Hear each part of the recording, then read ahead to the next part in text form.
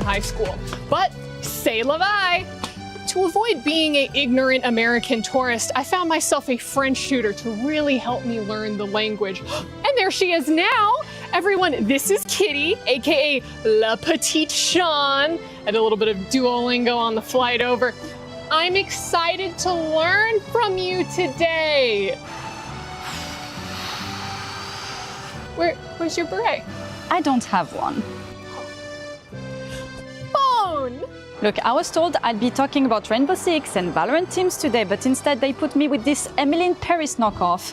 I think I can make it work, but she called me her little dog? Okay, so we are at a flower shop. We call that in French des fleurs. Des fleurs. Okay, you know what? It's okay. We will try with another word, huh? Okay, perfect. Okay, perfect. Fougère. Forgery. I can't wait to visit all of these cute restaurants all around Paris, or brasiers, as the French call them, right? Yeah, that's the words. Okay, so if I wanted to order a baguette, what would I say? You would say, voulez-vous Voulez-vous coucher avec moi? avec moi? Voulez-vous coucher avec moi? Perfect. I'm gonna go try it out.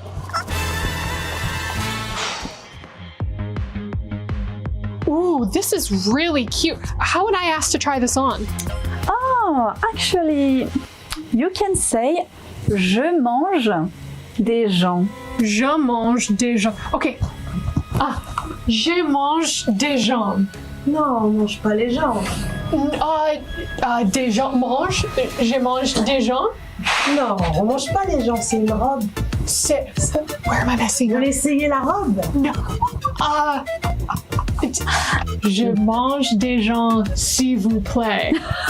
Non, on mange pas les gens chez moi. Kitty has been the best teacher so far. I feel like I'm picking up the language really quickly. I mean, whenever I speak with real French people, they seem so surprised by how good my accent is. I'm doing très bon. Oh là là, et puis ça y est, je suis américaine. On a compris que t'es américaine. On a compris. Kitty, I did it! He even gave it to me for free. Oh wow, that's amazing. Come with me, yeah. What did I get? Do we get jam? Okay, so as I get it, the French don't really like the American tourists, right? Not really. So what can I say to have them truly embrace me as a local? Just tell them.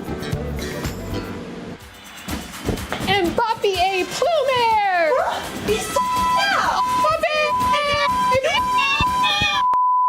Kitty, it worked! They've accepted me as one of their own! I'm off to see Paris, and it's all thanks to you! Bon débat. Welcome to Gdynia City, an activation right in the heart of the Esports World Cup. And let's be honest, you can't miss it. It is so bright, it looks incredible. This activation, we have VR, we have consoles, and we have simulators that you can take part in. It's so much fun. If you're going to the Esports World Cup in Paris, make sure you come down here. And my friend Luti is over here, my stunning co-host. How are you feeling? I'm into golf now because football is over for me. Oh dear, let's not talk about it anymore. Let's see how accurate you can be in this golf simulator. If there's one thing that I know, it is being a dad, gaming, and golf. And so this is my third one. Let's see your accuracy on this one. 82.3%. Luti, let's see if I can beat you. I hope for you. Okay, Barney, basically now it's your turn. And in life, you are doing two things. Hosting and playing golf. So hopefully you're gonna do better than me. I mean, you're not wrong. If I don't beat you, I'll be really upset. I'll probably have to quit golf forever. So we're just gonna have to wait and see. Here we go. It is your time. It is my time. Okay, that looks a little bit better than me, I have to say. Yeah, the sword goes back in the sheath at 90%. Barney Banks absolutely bringing this one home. It's okay. You can focus more on golf. I'll focus more on football for now. But for now, Lauren and Lace, it's your time. I hate football. Et on dansait au bout de la nuit, tu prendrais ma main, on serait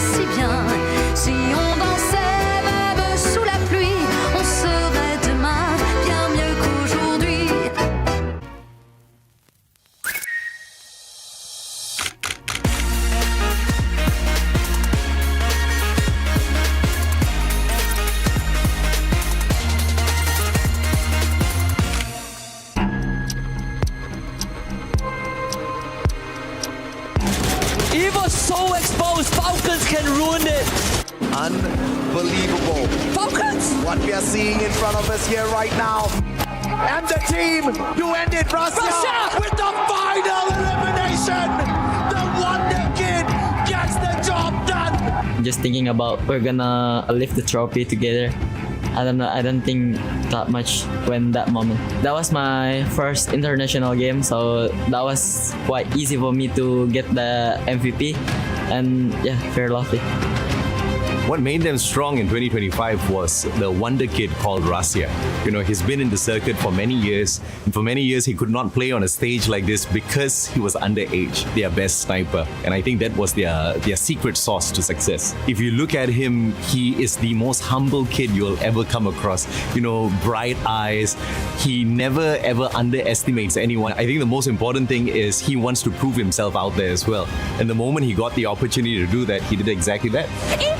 Esports, this is the time to shine! Sergeant, Apoya! No, I think I feel so confident. We're training so hard in Indonesia, so we're very confident to lift the trophy again. 21 elimination from the champions of Clash Quad and still on the roll, and Evo's being taken down. Ya, setelah di EWC kemarin kita sudah tidak mendapatkan piala-piala lagi, kita tidak bisa ngejuarain turnamen-turnamen berikutnya mungkin karena kita udah lupa siapa kita sebenarnya.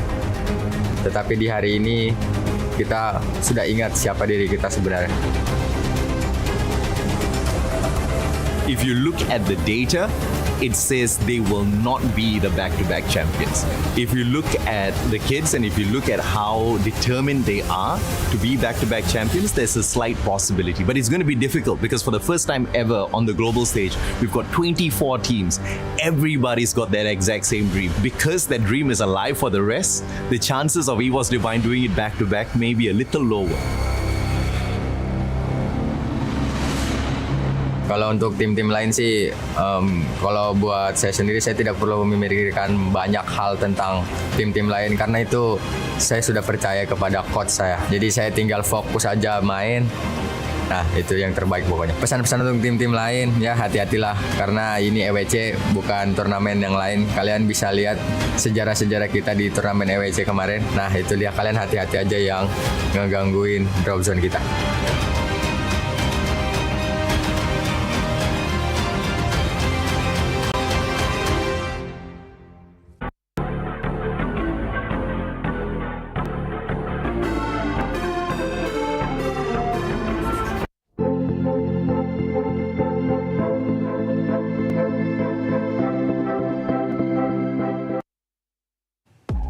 Can you believe that Buriram United managed to get 3 booyahs yesterday? It's actually insane. I still can't believe it. That was pretty awesome. Yeah. I tell you what though, 2 champs, back-to-back champs, global finals, and now EWC 26, potential for an absolutely glorious run. Yeah. Yeah. EVOS Esports, defending EWC champs, managing to get 1 booyah as well. I mean, Lace, this is just, it's turning out to be an insane competition. I tell you what, the way that I see it, right? Team Apex Gaming have to come out of the gate swinging on day 2 of groups because they just need to do something, otherwise they're going to go out. Yeah. Yeah, you know what? I think AGAL are the most consistent team here, and to be honest with you as well, Gun Dynasty impressed everyone on day 1, didn't they? Is that a croissant? Nice. Welcome to day 2 of Free Fire at the Esports World Cup.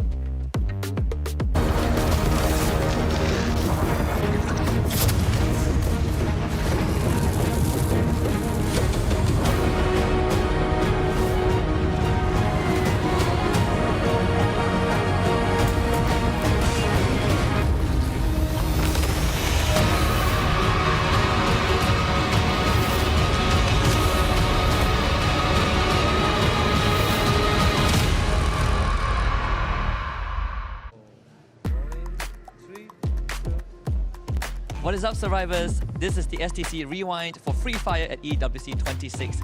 As the teams get geared up for day 2 of the group stage, here's a bit of a recap of what happened on day 1. Now here's the thing, when we started off with Group A, the most difficult group out there, they went all in and he was divine. There were little doubts, but they were able to acquire their top position on the chart. But the main problem stands about the difference that is there in Group A.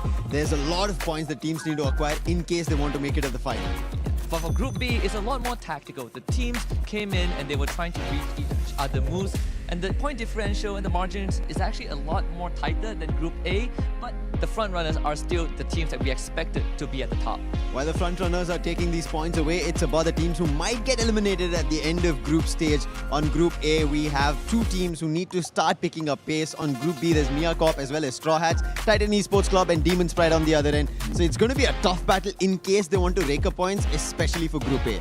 There are some teams that started off slow but came in swinging in the later stages of the game, with Aurora Gaming and also Team Falcons from Group A. But even for Group B, Team Secret, the recent spring winners of SCA 2025, also came out hot, but they are clear favourites for both groups. Buriram United Esports with 3 Booyahs in Group A and MIBR Laws for Group B. So the whole competition so far, to kind of rewind it back, it's between SCA versus Brazil.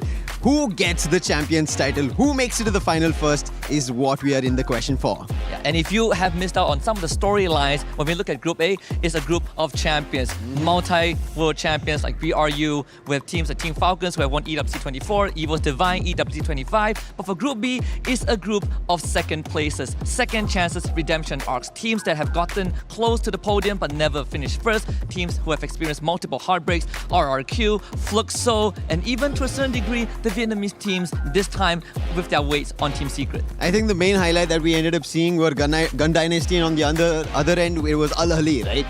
One in Gun Dynasty picked up really big time, but Al Ahly, can they do something different? That is what we have to stay tuned for here at Day 2. Free Fire continues to heat up in terms of competitiveness, so today is only going to get more and more interesting. It's week 2 of the club championship race here at EWC 2026, and yesterday saw icons taking the stage in League of Legends. To kick things off, Faker's T1 started off strong with a win against GAM Esports, while teams like G2, AGAL, Genji, and Sentinels saw themselves all advance to their group's upper bracket finals. Unfortunately, though, for fans of Furia and Team Secret, your teams went out at the hands of D+ and Carmine Corp. Over in MLBB Women's Invitational, today the group stage begins. But the big news coming out of there is the fact that Falcons were able to survive the wild card stage when they were able to take out Huns in the deciding match. They'll now be joining the likes of Vitality, Liquid, Aurora, Spirit, and Onyx, looking to make a splash in the competition.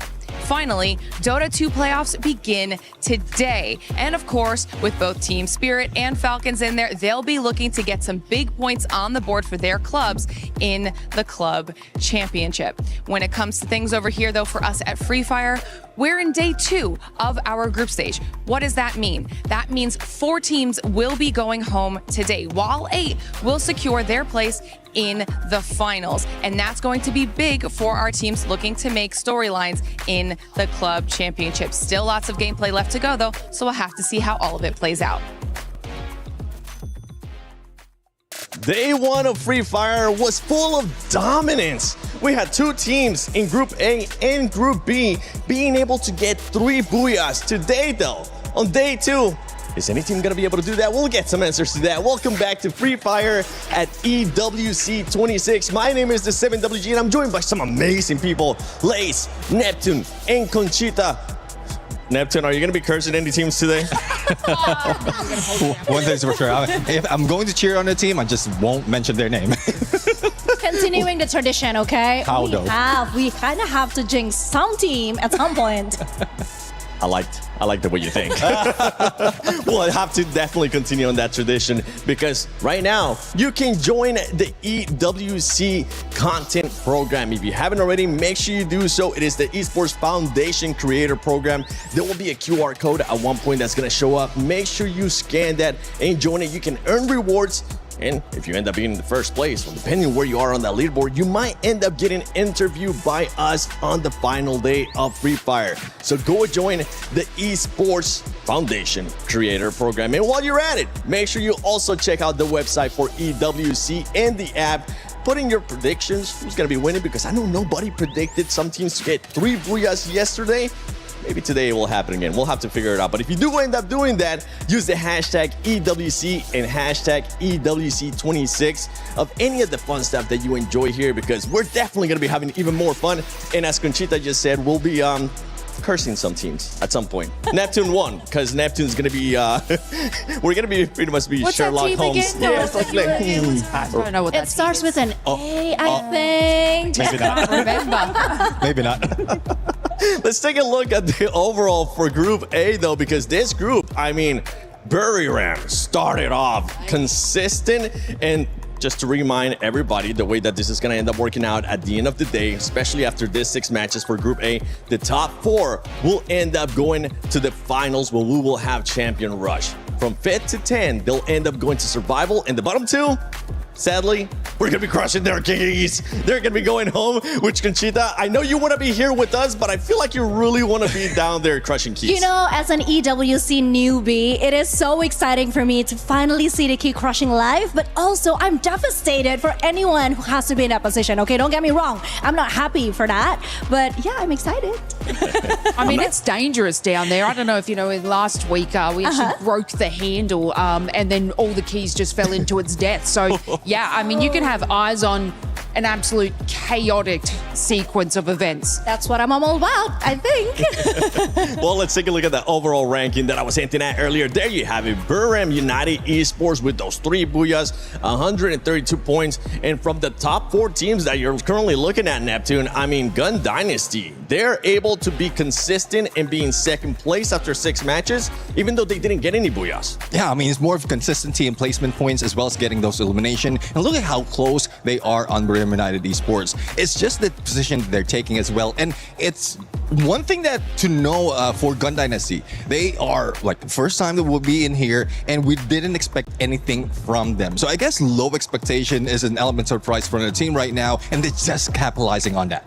And some of the other squads that are very close to getting that threshold right. We have Loud in there in 5th place. We got Team Falcons as well. Lace, I know you want to talk about them. We're going to be talking about them even more later on, but they do have a gap to make up if they want to make it within this top 4. Yeah, you know, they got a lot of pressure and a lot of weight on their shoulders winning that club championship, 2 years in a row. So it's going to be, you know, just something that, I mean, you got to get that more mentality in and try and obviously overtake some of these heavy hitting teams, but making that lead, you just want to try and get into that top 4. Yeah, well, hey, you know what? Since we're talking about Falcons, let's continue talking about Falcons, because this squad definitely needs to make sure they fully improve, right? Yeah, I mean, we saw it yesterday. They have a tough group consisting of like Evos, AGA, Gun Dynasty, and of course Buriram United. Falcons finished yesterday, obviously, with the 89 points, 22 placement points, and 67 eliminations, but not a single booyah. We want to be seeing those today, Falcons. We will be seeing a lot of pressure on Fire, as he's like the only player remaining from the EWC Club Championship winning roster. So when we're talking about a pressure cooker, On Fire needs to bring it for the rest of the team. And, you know, they will need to lock in with consistency with both placement and elims if they want to be a part of that top 4 conversation, because I think they ended, about 26 points behind the top 4 cutoff. They're about 31 points ahead of Aurora. Sorry, Neptune. So they do have a significant gap to be able to get to that top 4 so they don't go to the survival stage. To be fair, though, I mean, first day was more about reading the game, adapting to each other's strategy. For some team, yes, they set the tone, they came out with a bang, but for some others, it's more like testing the waters, you know, seeing how everybody else is doing. And yeah, maybe today everything might get slightly better. They dipped the toe in. They need to jump in the water now. Let's do it. It's kind of chilly. We're going to take our time. Yeah, I mean, it's warm waters of Paris, okay? Yeah. They're just dipping the toes, getting comfortable with things. You didn't mention about reading the game. Some of it are writing the game because they are consistent enough. Like elimination-wise, it's really difficult for the teams to get that, especially with how tough the teams are right now. It's more position as well as rotation that they're working on to be able to make sure that they can get in the final circle. And not a lot of teams will be able to pull it off. They just need to be tactical, silent, and deadly at the same time. Oh, I like that. One team, I mean, that was able to do that yesterday especially. It was one that you were actually hyping up, and you're kind of going on a trend here, and I like what you're doing, Conchita. And it was none other than RQ because that squad, you were saying they were going to start slow, right? They ended up picking it up. Yep. So it's kind of tying in with what you're saying. Hopefully, Team Falcons will be able to do that. But I think we need to focus right now on the second page. Aurora Gaming, we're just going to bypass you real quickly because I'm going to be looking at those bottom teams. Honestly, those bottom teams need to do something because, as I mentioned, the last two teams of this group will get their keys crushed. Yeah, Titan Esports Club and Demons Pride, 38 points and 30 points. That's quite brutal. I mean, Titan Esports just managed to secure 25 elimination points, whereas Demons Pride, 14 elimination points. Like I said yesterday, I stand on what I believe there is a total gap, an obvious gap that is happening between some of the teams that are included in the Group A. And I still think that it is the harder group compared to the other one. But I don't know, what do you think, Neptune? Well, I think there's a lot of things that can be done right here by these teams. It's not just consistency; it's playing it safe right now. Though from what we're seeing, elimination they're trying to catch up, but it's placement that they position-wise that they need to do right now. Going back to the basics, just finding the final circle. That's one thing that everyone is underestimating, and they need to go back to that. Yeah, I mean, we saw it with just Paradox Gaming there. Like, I was watching sort of their playstyle throughout it, and they're getting placement. But the elims, it was like 22 and they've got 41 points. So they are managing to make it to the final circle. But as we saw in like a fair few maps, so is everybody else, because it is just them trying to solidify a spot within zone to then pick up more of those elimination points. But I feel like if they can kind of more take the elims at the start, then go and focus on their rotation, because they were just going straight to zone, which isn't sort of working out for them, being, you know what, bottom three. Yeah, So they're on the cusp. And you don't want to stay down there, because as it gets later into the matches, I mean, the pressure is going to start to build up too. We might end up seeing teams parking the bus in a way kind of like England was able to do yesterday, and we saw what happened. They didn't end up qualifying. So you don't want to do that, and you don't want to wait until the end, because the pressure will be there, and you're going to have teams just doing crazy things. One team that might end up doing just that is none other than Gun Dynasty. Let's see what they had to say. Hello everyone, I'm Yunsul and welcome to day 2. Right here, I'm next to Vega from Gun Dynasty, and here's our Zippo, our translator today. So I heard this is the first time Spanish joined the EWC 26 in Free Fire, right? And I wonder, how do you guys feel, and have you guys prepared everything to get into the top 4 today? ¿Han escuchado que esta es la primera vez que un equipo de habla hispana está en una final de Free Fire en EWC? ¿Cómo te sientes al respecto y cómo te has estado preparando para el día de hoy? Pues nos sentimos con confianza, siento que nos va a ir muy bien hoy, mejor que incluso ayer, y que todo esto se trata de preparación y de cómo están saliendo las cosas. We are really confident, we have worked really hard to get there, and I think this is all about how much you've prepared and that good things are going to happen to you. Wow, awesome. Sending a lot of lucks for you guys today. And also, one more question I wanted to ask. Do you guys feel pressure when you step into this battlefield? Because there are so many strong teams in our Group A today. And how will you guys manage all of it? ¿Sientes algún tipo de presión cuando entras en la arena? Porque hay un montón de equipos muy fuertes. En el caso sea, ¿cómo haces para lidiar con esa presión? No, como equipo y como jugador individualmente no sentimos ninguna presión. Sentimos que estamos jugando como si estuviésemos en casa, como si estuviésemos en un día cualquiera, y que esto se trata solamente de confianza en uno mismo. As a player and as a team, we don't feel any pressure at all. We feel like we're playing like at home, like it is any other day. So I think this is all about how much you believe in yourself. Oh my god, this is so great, because you know, when you play on a stage, it's really different from playing at home, right? But hearing his answer, it makes me feel so good about him. So thank you so much for your interview, and also thank you to our Zippo as well, and good luck to you today, Gun Dynasty. Thank you for your listening, and now let's explore more in EWC 26. Well, Gun Dynasty, we're expecting that same attitude today. Not being nervous, not feeling any pressure, because one team that didn't feel the pressure yesterday was none other than our reigning champions, Evos. And they started off hot. They were able to get a booyah on the second match. But I know today, for the PS5 story of the day, Evos, we want to see what they're going to be able to do. Yeah, of course, because if we go back to what happened on day 1, the highest score EVOS had was in game 2, I think. They got 12 placement points and then 17 elimination points, and that was the best of EVOS, the best game that they showcased showcased the whole day. And I think the teamwork between Russia and the other supports are working so much better towards the end. And this actually the thing that separates EFOS from RRQ, if I can say that. They do have the mentality to stay calm, to bounce back from the mistakes that they have, whereas RRQ usually takes a bit more time. It takes them a bit more time to be comfortable, to be okay with the mistakes that they did. And EFOS, that is definitely the reigning champion mentality that they have right there. It was a slow start, but then again, after a few bad calls, they finally started to climb up the ladder and continuously, consistently get the points that they needed.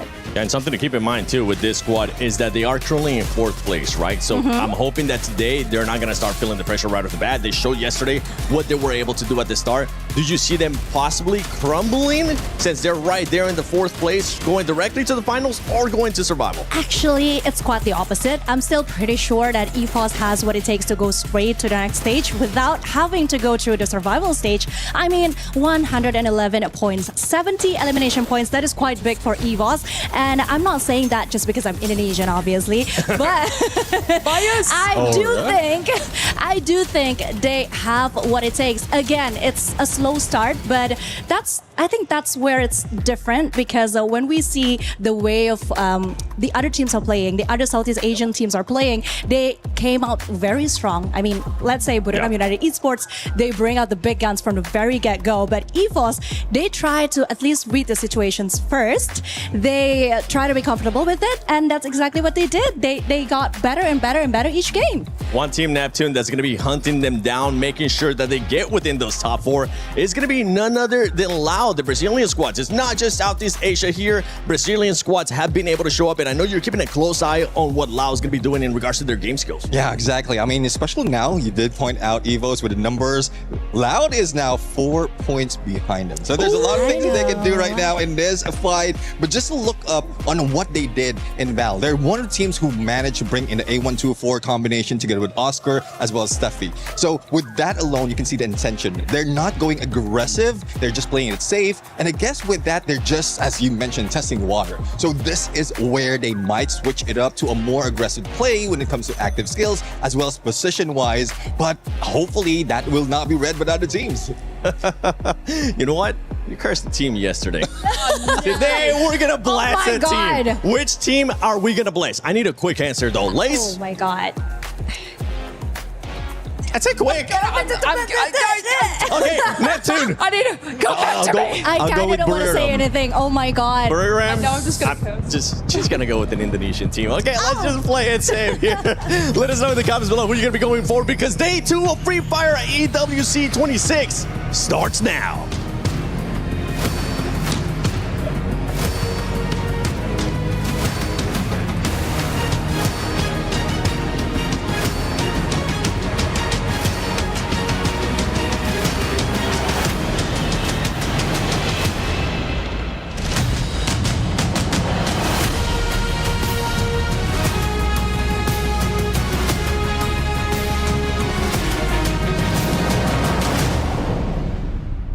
Ladies and gentlemen, welcome to our second day of Free Fire at AWC here in Paris. The stage is set and our teams have their sights on the grand finals, but the only obstacle in their way, just 11 of the best teams in the world. After only 6 games today, we will have the name of our top 4 teams who will qualify directly to Saturday. But remember, Luti, this is the Esports World Cup, so our eliminated teams, their keys must be crushed. And so the battle at the bottom today, it's going to get spicy. So without any further delay, let's introduce your first 12 teams to the main stage to kick us off, starting with Aurora Gaming.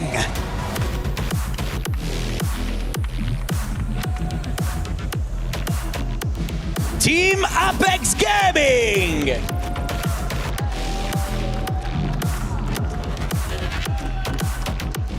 Your reigning club champions, Team Falcons.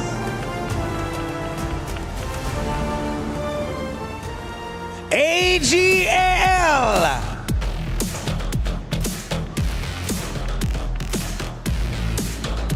Buriram United Esports.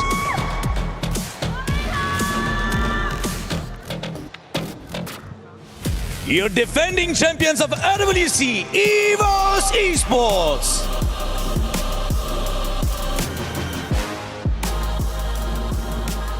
Demons Pride.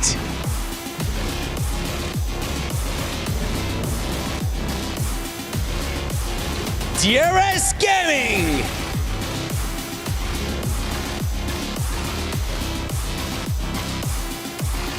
Paradox Gaming.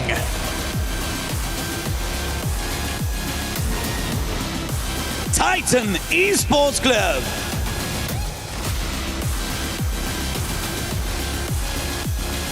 Loud Snickers.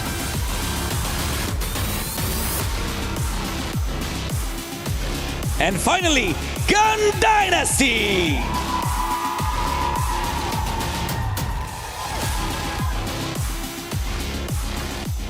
Don't forget, if you want to survive, your only goal is to avoid these bottom two spots.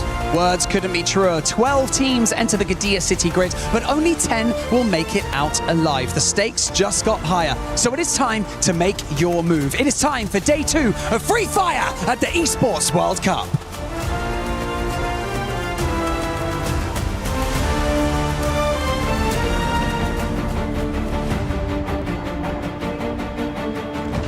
Four of the most dominant teams in the world will step onto the Gadia City grid for the first time today. Teams who swept through their regions and left their opponents in the dust. But now they stand at the base of a mountain faced with an almost impossible climb. Well, let me take this opportunity to remind you that this is your chance to instill the fear of combat into your opponents. Don't hold back, don't hesitate, and trust in your teammates. Damage comes through, and Loud, all they have to do is just rush forward, and they're completely surrounded from every single angle. And Loud, once again, a booyah! MIB are lost, they turn it around, and Bobs is the last one standing. It's going to be very difficult, but also Bobs struggling unholy along with the help of MIB are lost, and it's going to be MIB are lost getting the very first booyah of Group B.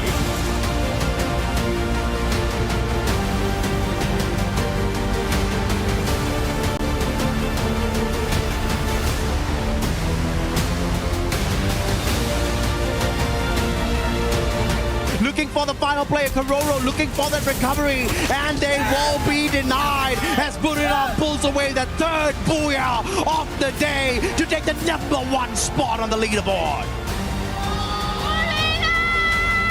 And Lion are losing players one after another, and as that happens, even Dix gets eliminated, and Games King was the last man standing.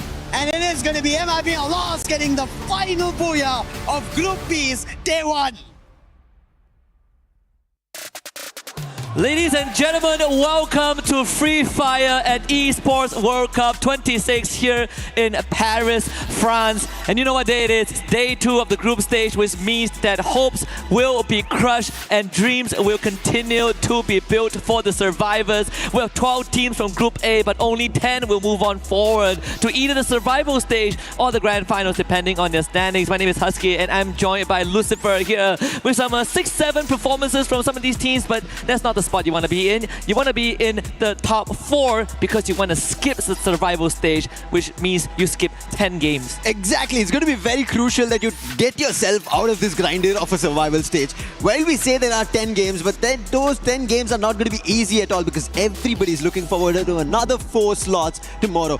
Hopefully they don't go there, they make it out here itself. And especially we've been talking about Group A, which has teams being the toughest ones, the ones who've been the champions. And if they walk away into the finals itself, the other teams will have a very big trouble moving into the survival stage. Yeah, and that's ironically something that a lot of these squads are hoping to happen, right? Maybe. They are hoping that the heavy hitters, the front runners, make it directly to the grand finals. So it makes the odds for tomorrow better. And usually you don't want to hope for your opponents to win, but in this case, for some of our hopefuls up here, some of our first timers, they want that to be a possibility. They want to increase their chances. And speaking about chances, Gun Dynasty, they're looking good, they're feeling confident, they believe that the hard work will pay off, and I personally believe in that as well. Yesterday's performance was great. Now we need to see them push it through the finishing line. Yeah, we had this conversation earlier as well, right? Southeast Asia versus Brazil. I think that's where the entire competition right now seems here at Esports World Cup 2026. But Gun Dynasty for Latin America, they're coming out of the mix, out of the blue, and nobody's able to read them. And especially for a player to tell that we're not at all feeling pressure. This is the usual stuff for us day in, day out. That is unbelievable in such a high intense, high octane stage. Yeah, I can't believe, I think it's like the mental fortitude and just the prep that they had, right? First time stepping onto such a big stage and having such confidence. And why wouldn't you be confident sitting in second place, just behind Buriram United Esports, who are at the top, of course, with 3 Booyahs and 80 elimination points. But if we take away that 3 Booyah, Gun Dynasty isn't that far behind, right? They are only 3 eliminations behind Buriram United Esports, followed by HJL, and then our defending champions on 25, which is Evos, Lao Snickers as well, with 2 Booyahs under the bag. Team Falcons catching up in the later stages of Group A. The top 6 look incredibly strong, but then we see the separation between 6 and 7. Yeah, big difference around the 6 and 7. 58 points is where Aurora right now start off, and that's almost around a 30-pointer difference. This is not going to be an easy jump up, and that is the reason we've been talking about, like, yes, at the end of the day, we're going to be going to the Crusher to take away dreams. It could happen for some of them. They have to jump up, and in terms of those dreams, has to be the South Asian teams. That is Titan Esports Club and Demon's Pride. They've not at all had a great start. At least for Titan Esports Club, they have eliminations working for them. It's the placement points that they'll start working towards. Maybe there's a move up. They might manage a chance towards the survival stage. I think that is a hit they have to look forward to. Yeah, you got to get into the flow state for the next 6 rounds. And we actually, even during some of the team intros, we saw the South Asian teams, right? You can feel the nervousness, right? There is some tension in the air, and hopefully it breaks when they hop into the lobby.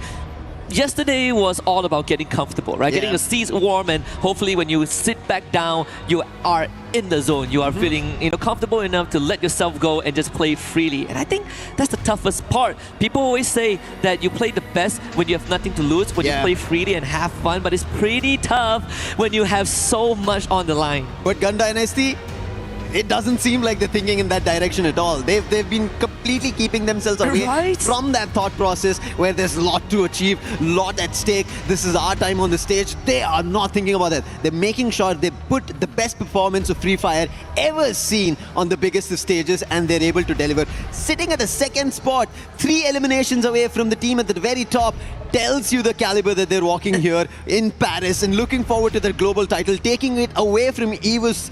Evos, yes, got their booyah, but is it going to be enough for them? And I'm going to take it a step further, Lucifer. There are 3 points difference in terms of elimination compared to BRU, right? Yeah. So the main difference is the placement. Because if BRU have 1 less booyah, Gun Dynasty would already be at the top. And actually it is closer than it is. And if you put that into perspective, it's a very scary thought. You said that, for a team that is on this stage, they play freely with as if there's no pressure at all.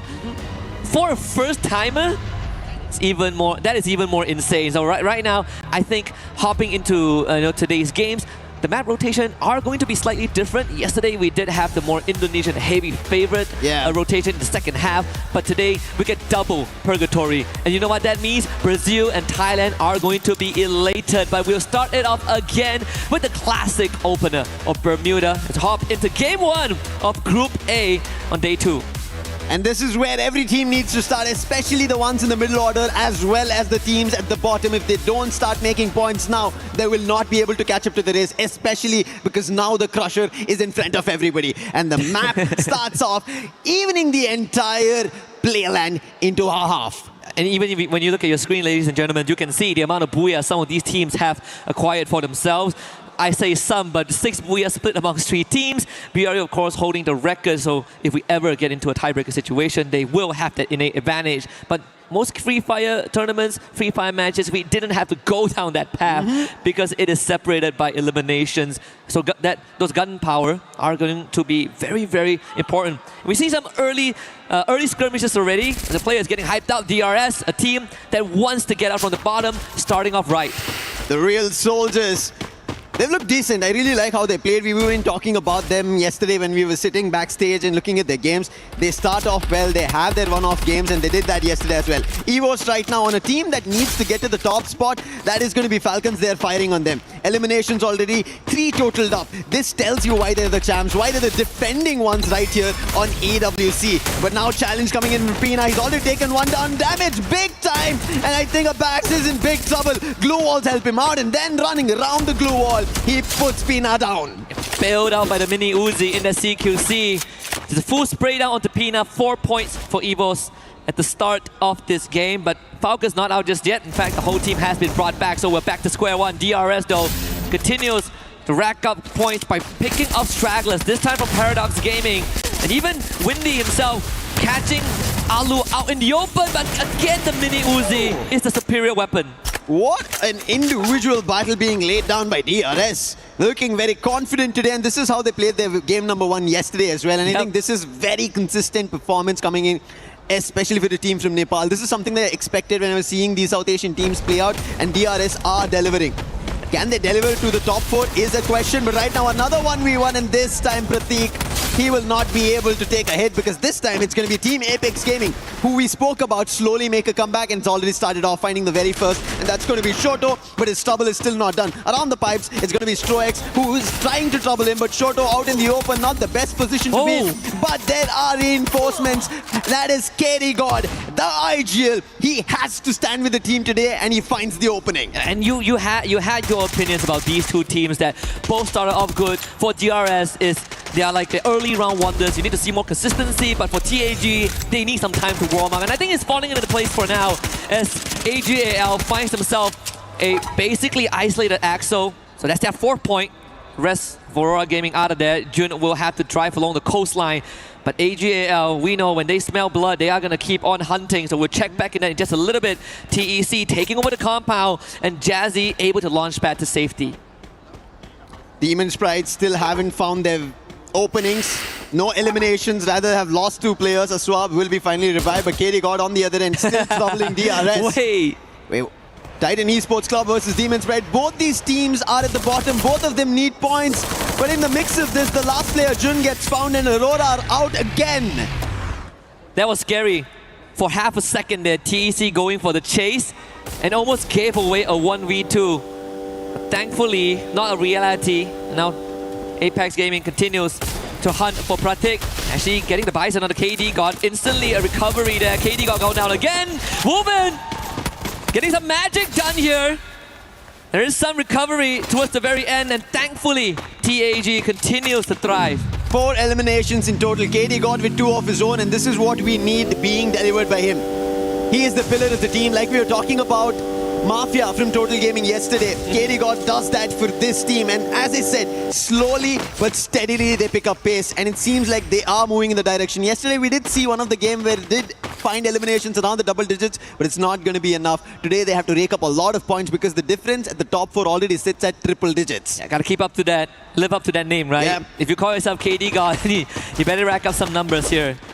Even for Titan Esports Club, they are now currently in 11th place. Last we checked in on them and the overall standing, they're 4 points already. That is, in all honesty, in a lobby that already started slower than what we saw yesterday is a good thing, right? My personal prediction is that teams like BRU, they are going to slow down a little bit. They are already in such a comfortable spot. They're not going to be hunting for much. And this is actually a very good opening for teams at the bottom or the middle of the pack to start racking up some points. Hands down, that's right. This should be an opportunity that the teams in the middle order should pick up points, and that's what Paradox is trying to do. Already found an opening on Team Apex Gaming. Will confirm the elimination, KD God, but quickly being hit upon. That's Shoto putting down Sneaky for his sneaky approach on his captain. And Paradox still having members around. It's going to be Windy now. Enrique out in the open. Shoto wins out on that exchange. And Enrique now fully alone. Snipe not in sight at all, as Paradox Gaming pretty much separated on the map. And this is great for Apex Gaming. That's 7 points under the belt. looks really good. They're playing together and it's working out. 7 eliminations, as you said. On the other end, Paradox, depending on their 4 eliminations that they got, they were also confident. But this is how the exchange goes. When the middle order teams finally find their fights, they're not completely sure about the top teams versus their own teams that they're fighting around the points for. When we go down the food chain, it is going to eventually come down to the placement points, right? Like the longer it takes for teams to get removed from the lobby, the harder it is to back those placement points. And finally, we see the heavy hitter spring into action. Rasha completely ran over by Jonah there.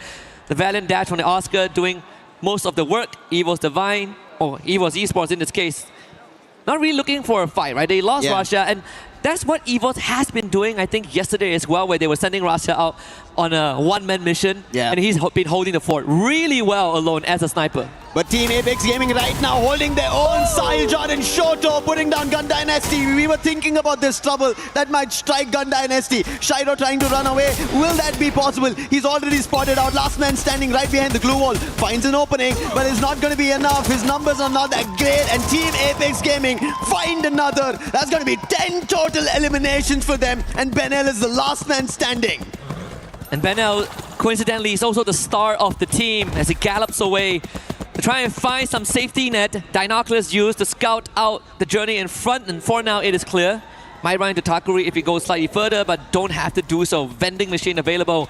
GD not out just yet. And this was something, a concern that you brought up before the show started, right? That Gun Dynasty, they had a great start. They were really confident, but there is a chance that they drop out of top 4 today. And this might just slowly manifest itself. We check back with them in just a little bit when Mandara getting absolutely fried in that hut with Limit watching from the side as well. The rest of Falcons about to surround their prey. Mandara with the Trogon, only good on a 1. But no confirmation there as Falcons take him out. Losing players. Demon Sprite, they need eliminations, they need points. We spoke about this. Titan Esports Club at least picked up, but Falcons on the other end, they know what they want. They want to get to the top 4. They are right now missing on the top of the charts, and that's the reason they're running right now. And they've already spotted top 16 because he's been laying down glue walls. Guerrero troubled a little in the meantime, but I don't think top 16 will have an opportunity. On the other end, Team Apex Gaming. Wow. They again re-challenge Paradox and put the entire team out. And talk about a strong start as we check in the STC replay here. Demon's Pride, unfortunately, is caught in the cross, caught in rotation by Team Falcon. And of course, with the Skylar in hand, in the hands of Limit, it was easy pickings. Falcons raking up 10 eliminations, entering the double-digit club. 10 teams remain. We did lose Aurora very early on, like what we seen yesterday. Paradox being the recent casualty. DRS still in the lobby, but with only 1 survivor left. Rimnam Village completely taken over by the Falcons as they make their nest here. We can expect a bit of a rotation afterwards because the circle did move to the eastern side of the map. Eastern and completely southern, and that is the reason we end up seeing teams here. But Falcon now have another trouble in front of them. The ones who they are sharing the overall rankings with, that's going to be Loud in front of them. Takuri, the last one who is in the deep waters, will also be found and fished out. And with that, DRS are out. But right now, with the bolt maker being called, the fight breaks out between Falcons as well as Loud. Loud Snickers, they want this fight. They want to get back and make sure they stabilize their position. As we said, SCA versus Brazil, they want to make it Brazil, but it's not happening. It's a quick exchange with BZP. He manages to confirm on Pina. That's a very crucial opening to taking out the CQC player. He also spotted the rotation of Guaksha, so Limit is not going to let it out of sight. Nyx actually fights Limit, the backstab. Perfectly done, and BCP back up on his feet. Loud Snickers outdoing Falcons. Keroro on the run with the launch pad. BZP not able to find the track. And Falcons escape with their tails between their legs, but not fully clipped yet. Pina was brought back, but Loud Snickers now take control. What a fight that was to hold it off and BZP to put Limit over there. If he did not find, because Limit was already helping his teammates out with the sniper, and that is the reason taking out bits and pieces of Falcons worked out for Loud. First take down the CQC player and then go for the one in the long range made wonders. AGL on the other end, sneakily, they have been pulling up eliminations for themselves, 7 eliminations, and I think in the top 4 so far that we've seen teams, AGL are the ones who are very consistent, safe and sound, and not troubled by any team so far. Same as BRU, right? Yeah. Both of these teams have been chilling a bit. we say that they have been taking it slow, but then when you look at the eliminations, AGL actually has 7 eliminations off screens, and most of it is just picking off stragglers and catching teams in rotation. But most of these teams, they were able to get those revives in, and this is why we still have 9 full squads, almost 9 full squads less for Demon's Pride. BRU now making their rotation just past Pochinok. A good chance that they run into GD again, who has been giving them some problems yesterday. Gun Dynasty, yesterday has been a problem for their own. Hopefully they soon recover. But right now, Demon's Pride, they spot a problem in front of them. That's going to be Loud. A quick run with a boost in the vehicle they took, and they take the compound right next to Demon's Pride. 3 players, Jazzy, Aswab and Madara, they have to figure an approach because Loud have been looking louder than ever here on day 2 for the top 4 spots. Absolutely. And it seems like Demon's Pride are thinking about standing their ground, but there could be intervention from Evos, who are right behind them, just silently watching this go down. We see the UAVs being sent out. And I think Loud Snickers are doing the good move. This is a very classic pincer, right? You surround the compound and suddenly whoever is in those buildings becomes the one that is trapped. DP are starting to feel that pressure. Yeah, today, I think Gun Dynasty, while they did not feel any of it yesterday, it is about qualifications. It's about keys at stake. It's about making it to the final. And right now, even Titan Esports Club on top of the silo start putting players down, doing the damage, and Evo's helping out over there. Unfortunate, one of the eliminations was stolen away, but they still have the eyes on the Falcons. The verticality has changed. Falcons are on the ground, whereas Titan Esports Club are on the roof right now. Yesterday we got very generous circles, but I think today things are going to only get worse. Look at the final circle. I mean, the circle's right out in the open, right? It's Yeah. like if you are not good, if you are not comfortable with these CQCs out in the open, if you are slow in that decision making, that is going to be the difference maker. And I think it's a very good time to put our teams to the test. Who can survive a circle as brutal as this? Yeah, an open circle, and if you're able to stand your own, especially in game 1 of day 2, that gives you a lot of confidence moving further. And that's what Team Apex Gaming have done. They've started off great, but right now they have a challenge. All gamers global want to find an opening. Plethora of throwables being all tuned towards Team Apex Gaming. Flash freeze, nades, but now counter activity coming in from Team Apex Gaming, trying to push down AGAL. Shoto in the forefront using the dash, wants to find an opening, but AGAL are not giving space. And they took care of the UAV as well. Medic gun to heal Shoto back up. The tip of the spear for TAG lies in his hands. Barrow's getting flanked out. Sahujan almost getting the takedown. That could have made a world of difference here, but it does put AGL in a dangerous spot. Right forward is Cypher that manages to break this fight wide open. TAG down 1, second one on the ground. KD gone now. We'll have to dig deep and find something, but AGL will be the one that prevails. That was brilliant caliber and holding position played out by AGAL. They held that ground even though they were at a disadvantage. At the edge of that peak, they were still holding it off against Team Apex Gaming. Would have had an opportunity, but I think that being a little spread out became a disadvantage for them. But right now, spreading themselves around, we saw already this rotation coming in from Loud, the smartest one. They're ahead of Demon's Pride, and now they have vision. And Evos are also being troubled by Loud, and now even Demon's Pride Trap already getting closer. He's already found an opening on a swap. Jazzy, he's also down. Trouble now for Demon's Pride. Last man standing, and the net from Trap. The M79 strikes death for Demon's Pride. And off-screen, Team Falcons also dispatched by BRU, and now they turn their attention over to AGAL. Nameless did get popped earlier on, but there should be a recovery. Titan Esports still has Blade around. And is he sharp enough to cut through the ranks of the Goliaths in front of him? Out in the open, this is going to be tough. No utilities, 2 glue walls, and only 5 medkits. As BRU will also have to make a break for it. Once more doorway out of this. They exit straight into the line aside of Loud Snickers and potentially Evos. This is what should not happen on your day 2 where you're looking forward to qualification. All the top 4 teams are still surviving. Buriram, AGAL, Evos and Loud. It's only Titan Esports Club all the way at the bottom who has the last player standing, and he doesn't have any position in the zone. So a lot of points which could have been acquired for teams for qualification are being missed out. Blade will be spotted, quickly taken down by Cypher, and we come down to the last 4 teams, and all of them are in the top 4. Wasana takes the nade to the face, but getting top back up by the therapy. The support system always solid there. Get high, getting sniped by Cypher. But BRU focus on Loud Snickers, and that's a fatal mistake. As Loud Snickers and AJL work hand in hand for the elimination, and now they turn on each other. AJL, they are inside the circle. Yosha gets taken down. Cypher wants to put BCP down in the truck. He's not been able to do, but finally that strike coming in from Dew, and Evo's Divine helping out as well. Nyx becomes the last man standing as Evos go out.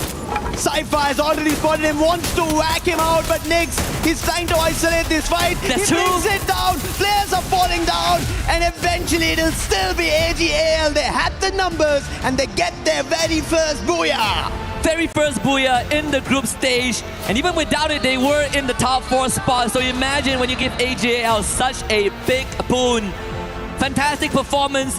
We saw the hold earlier on where they came back from a disadvantage, and it was all because of one minor detail: Barros surviving in the backline. If you don't break the backbone of AGAL, they will break you instead, and that is exactly what was achieved. Them and Lau unintentionally working together to get rid of BRU, but then AGAL found a perfect engage onto Loud. Yeah, I think there was an opportunity where Loud, if they had a chance to recover themselves after the fight, being at the edge of the zone, it could have been their booyah as well. They've already pulled so many yesterday. It could have been an added or third today. Yep. But AGL's position, we spoke about it, even in a position where they had to climb up the hill against Team Apex Gaming.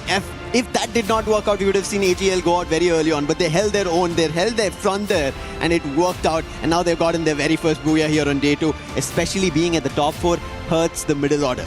Yeah, but there are definitely flowers that need to be given to some of the teams that are in desperate need of points, right? I mean, TEC, TAG, well, they came out strong. DRS as well, right? Oh, yeah. There's some great stuff happening, but let's listen in to what AGAL were talking about leading up to that booyah.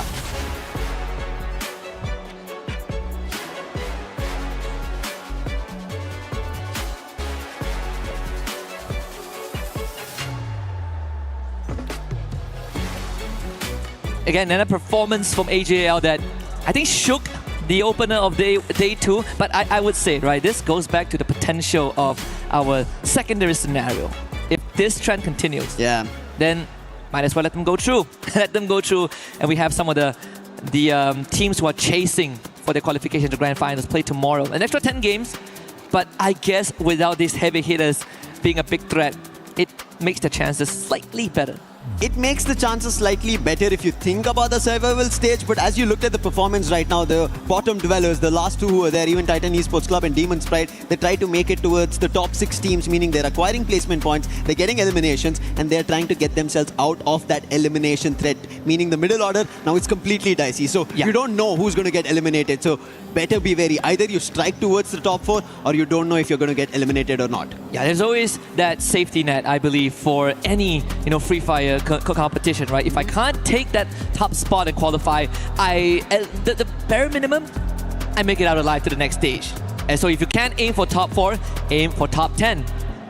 But I'm not sure if it's going to be as easy as it sounds or as easy as we make it sound. Because look at Gun Dynasty, they were barely able to get 2 points in this game. That tells you day 1 and day 2 can be completely drastically different. It cannot replicate the same performance, and that's what even AGL, to get their very first booyah, allowed to go out like that, tells you that teams are slowly, strategically planning their championship. They want their trophy, their key put on the shield. Yeah. More impressively is how this group was a group of teams that basically they enter the boxing ring and they just start swinging, right? They're just filling their arms, they're trying to get some haymakers in, and then maybe after 6th round of just mindless brawling, they decided, okay, that kind of hurt a little bit. We got to slow down. And the teams that actually made it work are the front runners. AJL, very patient. BRU, very patient. Loud Snickers, very patient. And patience paid off. Yep. Completely. The top 4 teams surviving till the very last, and also being the last 4 surviving teams, that patience, that holding game off, actually playing as survivors and knowing that they don't have a lot at stake to go out. Whereas Gun Dynasty, something that we were talking about, if they miss their performance today and if Falcons rise up the ranks, they might get pushed down. We already spoke, yes, they have high number of eliminations, but that's not going to cascade and help them out to directly qualify if they don't put up a decent performance today. I would say that they do have a safety net with the points they have, and let's see how much longer they can lay in that bed of roses. We're going to let them lie down and rest for a little bit, as we will be right back with more Free Fire action. Play is in our DNA. Whenever we let it out, it becomes our superpower. Now imagine an entire city being built to supercharge it. Kadir City, powered by play. What an intense opener. AGAL secured the first booyah of the day. We are now back on stage with me, Conchita Caroline, and of course, we have Yunsul here. That was exciting, right? Yes. What a game, what a match. I mean, what even is that last circle, Yunsul? That was crazy. That was really intense. Imagine we have 5 teams, very strong teams compete with each other. And lastly, only one survived, which is AGAL. And so incredible. I have been watching them since yesterday until today. And finally, they got their booyah. I was waiting for that for the whole day. Yes, and what's amazing is that AG actually scored the highest elimination points the other day in one game, and that was the 5th game. They got 19 points. I'm pretty sure they were able to be doing that again today, hopefully. But seeing what we just saw in the first game, I think things are looking quite promising, right? Yes, from what I can see from yesterday, they have been playing very stable. Even though there is no booyah, but still, as you said, the elimination points was on point, on peak. They were doing so best, and today, finally, after game 1, they got 1 booyah. But still, the first ranking here is Buriram United Esports, which is 149 points for the first ranking. Well, this is our stage hit for the after game 1. Thank you, Conchita, and thank you for your listening. Let's head back to our casters. Thank you very much to our lovely angels, Yunsu and Conchita. We got a lot more in store here at the Free Fire at EWC 2026. Again, Paris can only get more and more lovely with these actions as we quickly drop into map number 2. And this time we're going to change it up a little bit. We did mention earlier on that the map rotation will be slightly different today. And AGL have started off strong with a booyah. So let's see if they can keep that train going. It is Solara that we drop down to. And another opportunity for the teams at the middle order as well as at the bottom. And you can already see a quick swap because of how Titan Esports Club played. And we mentioned this. They need placement points. They instantly got it. And now up. And now they are in a great spot. Yeah, we complete each other's sentences. But I will say that whatever we sort of like set up yesterday is slowly coming true, right? We talked about Demon Sprite needing to come up and again, taking a fight with Paradox early on. It's Aswap that gets wiped out first. Enrique, we see here, he has great survival instinct from game 1, but top 16 is going to hunt him down. Aswap instantly brought back. TEC now joins the fight. That is a team that we've been watching out for at the start of day 2. Najat in the fray of things. Rahat also coming in and Blaze slicing through the ranks of Demon Sprite. Oh no, Aswap in the mid-air has been spotted by Gun Dynasty and he will be taken down. Demon Sprite are losing players once again. Paradox get eliminated in the mix of this. And Paradox, who just got pushed to the bottom 2, will also suffer another loss right at the start of our Game 8, Match 8. Talk about kicking them while they are down and they are out. Paradox, a very unfortunate early exit, completely swarmed by multiple teams in the earlier stage. Whether it's desperation or a change of pace for some of the bottom dwellers, it has been working out in favor of teams like Apex Gaming, and Demon Sprite, Titan, DRS. I mean, even for GD, able to pick off a couple of stragglers on their own. But it does come at a cost of teams who are just half a second slower to respond. DRS want to be the quickest one to respond right now. They did spot AGAL, but they take the fight to Titan Esports Club and Najad is taken down. And it is the wisest calls I feel right now coming in from DRS, and they're making a run for it. Rahat and Blade, they just have the stairs that they are being protected by, but DRS, they are on a charge. They want to go for a hit. Hadu was backing off, uses the chrono and is now safe and sound, but at least this gives away the position of where the players from Titan Esports Club are. But it's only these two. The other players are in the other direction, revived and are healthy. Pratik is actually getting pressured as well. Forced to take the zip line away. Takuri actually getting tagged in the meantime, was brought down. But this was sort of like the demise of Paradox Gaming. A very quick and painless one. At least they take the bottom spot. Aurora still in this game, which is a blessing in disguise if you are a Malaysian team supporter here. But Blade just absolutely popped Rasha. Great shot from afar. Rahat called in for reinforcement. Aurora this time stand their ground and will not be taken out by AGAL in the earlier stages. Jun up the stairs. Cypher barricades himself safely. And Axel with the follow-up. Cypher is out. He'll be confirmed. It's up to Barros and Dew, who's in his flight mode right now, dropping in air. If he gets spotted out, trouble will strike. And Aurora, they need a game like this. They need a recovery game, and it might happen on Solara, where everybody's forced for a fight. Barros tried to hold his own, but he'll not be able to. At least the revive happened. Therefore, there is still chance for AGL, and they don't have to be worried about. However, Aurora, they needed these crucial 4 eliminations. The good news for Aurora is that they are not close to the bottom 2. But the bad news is that they technically only have 5 games to play, because game 1 they didn't really get anything done. So the catch-up game, and there's a lot more urgency for them compared to the rest of the teams. And one of the teams that is in no rush at all is EVOS. And so far playing on Solara, it's one of the maps that they are slightly more comfortable in. Loud Snickers playing a bit of Stroax, completely found out in the open. And Loud Snickers with the first point. Loud are playing, I think, a brilliant game so far.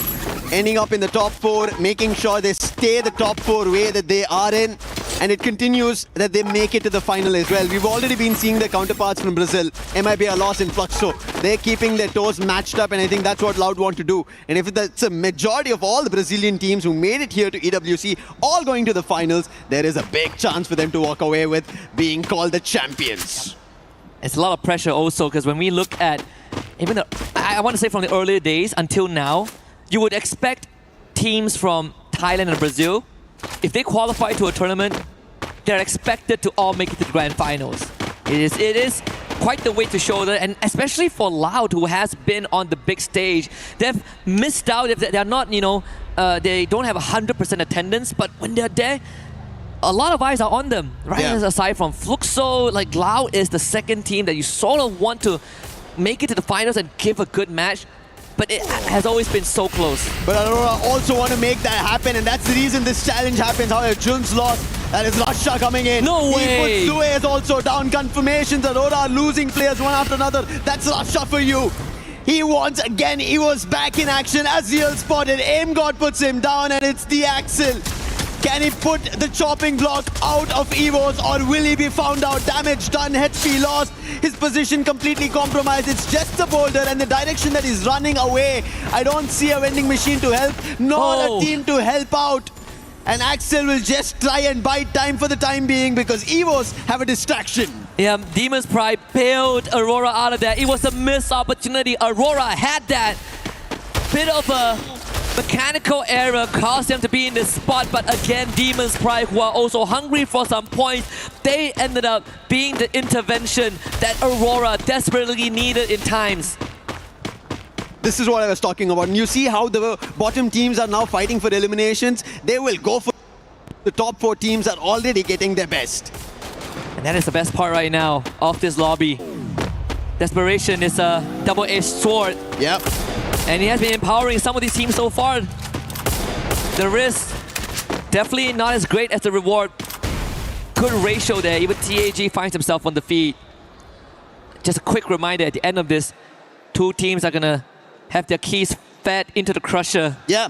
Always a sad sight, because man, such great accessories. But that's the nature, the brutality of a competition. Let's see what this circle brings us, because game 1 was brutal. In game 2, a little bit more tame, but plenty of open areas.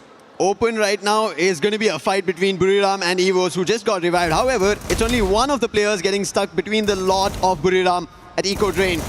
And I think he'll be found very soon, but team finding players are tagged. That's Team Apex Gaming. More eliminations coming their way. They're climbing up the ranks, making sure if they have an opportunity, but they need a lot more. They need points closer to 30 in total. Maybe a Booyah also needed if they want a run going towards the top 4. And the bailout earlier on, the unintentional one, gave Aurora time to bring the whole squad back, right? We look at the separation between Falcons and Aurora. It is 49 points. Made worse by the fact that Aurora didn't really get to play the first game, so it is a tall task to expect Aurora to catch up and find a tie, but it's good enough to remain in the top 10 and make it to survival stage tomorrow. As DRS looking for a rotation, Loud doing the exact same thing, but they might be beelining straight into Demon's Pride. Demon's Pride, they just got eliminations from EVOs. They have a compound that they're holding. Looks to be a better game. Loud have just found their one here.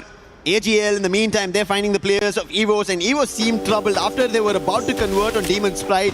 Wherever they try to head out, they've been spotted, taken down, and eliminated. Abax being chased by AGL, and he will be put to rest as well. And that is EVOs losing their players. One last survivor is Aim God. Only gets coins now, but where is the vending machine? On one end, there's Buriram. On the other end, AGL. And right in front now, Demon's Pride as well as Loud going in for a fight. And it's going to be Loud putting a drop down. And the entire squad within a whiff gets eliminated.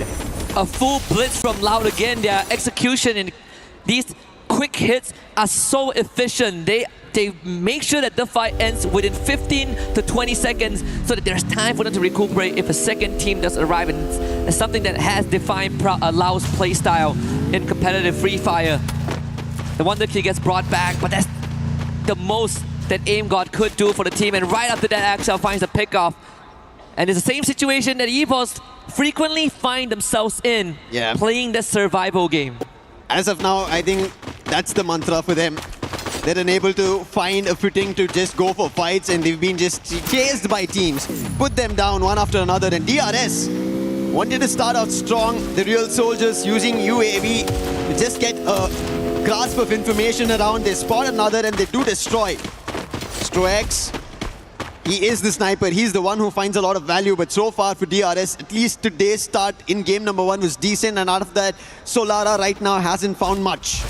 And it's a team that is also a first-timer on the EWC stage as well. Finally getting what people say they deserve over their counterpart back in the region.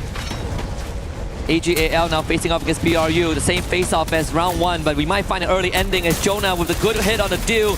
Saifa still pushing forward with support from his teammate Wasana though will win that fight, and this time BRU, they will show AGAL that once is enough. Barros is poking it out of there, but has to go into the blue with no coins at all. You could see how clever that fight was. They used the Steffi, no throwables that could have been dropped by the side of AGAL, went in for a 4-forward fight, guns all out, and Buriram had the better of it, and AGAL could do nothing of it. It's just very strategic play coming through, and this is what makes champions. And you mentioned Buriram, they want their cabinet with an EWC trophy, and this could be one of their opportunities. Yep, it's the final piece of the puzzle, and how poetic it is that the final piece of the puzzle is fitting the key into the plaque. It's going to be a lot of stories being completed. I think, again, for BRU, the whole world is waiting with bated breath for that to happen. Alu ends up stepping on a landmine. That should be the end of DRS as Guasha finds Pratik. Point number 7, number 8 for the Brazilians. DRS, they will just have to try and put up a fight, but unfortunately, not enough firepower in this case. Trap mentioned it's time for Brazil. It's time for Loud to get this trophy, and he is doing it for the team. Playing together, the last man makes a run, but how far can he run? Loud have another challenge. That's going to be Aurora this time. Back and forth. The compound was cleared by Loud. They took Demon's Pride out. DRS came for a challenge. They were pushed out, and now Aurora. Is the story going to be any different? Loud are going to just get eliminations after eliminations, and highest so far here on Solara, they're sitting at 9 in total. The property value of that compound is only going to keep on increasing with so much of visitations. KD God, with the help of Shoto, was able to take out Barros, and that spells the end for AGAL in game 2. 8 teams remain. Falcons still healthy. Sharu getting chased down. It's Gun Dynasty not really having the best of time, and Pina finds the 3rd point for his team. One last survivor from Gun Dynasty. That's the only one right now. But on the other end, Aurora. This real estate, as you already mentioned, it is just Loud's. They've written it down, they've cemented it, and it's going to go down ages, at least here on Solara. And they're at the dead center of the circle, so nobody's going to push them out. Maybe the circle itself decides to make a very hard shift, and then Loud would have to change the position. And even then, wow, they don't have to. But the circle, consistent with what we've requested, at least for today, give Lau a bit of a compound, but most of the safe zone is out in the open. Dinoculus is scanned now, so someone knows that Loud is in that compound with 12 eliminations to boot. BRU should show up on the radar any time now. I believe the Dinoculus, it's a good chance it came from EVOS or even TAG, who are now making their appearance. Can Loud hold back the third wave of challenges? Team Apex Gaming, they need these points more than Loud. The challenge has to be very critical on the hit. DRS were in the same compound, but Loud were able to turn it around. And yes, a little active in terms of their approach, going a little ham against Loud while there were landmines all across. And even right now, a Gatling gun being placed, the minute turret could be trouble. Riptide Rhythm on the other end coming in from Falcons to break the defenses of Buriram. Spotted out in the open was Jonah. He backs off with his teammates, making sure this fight instantly doesn't replicate to eliminations on either end.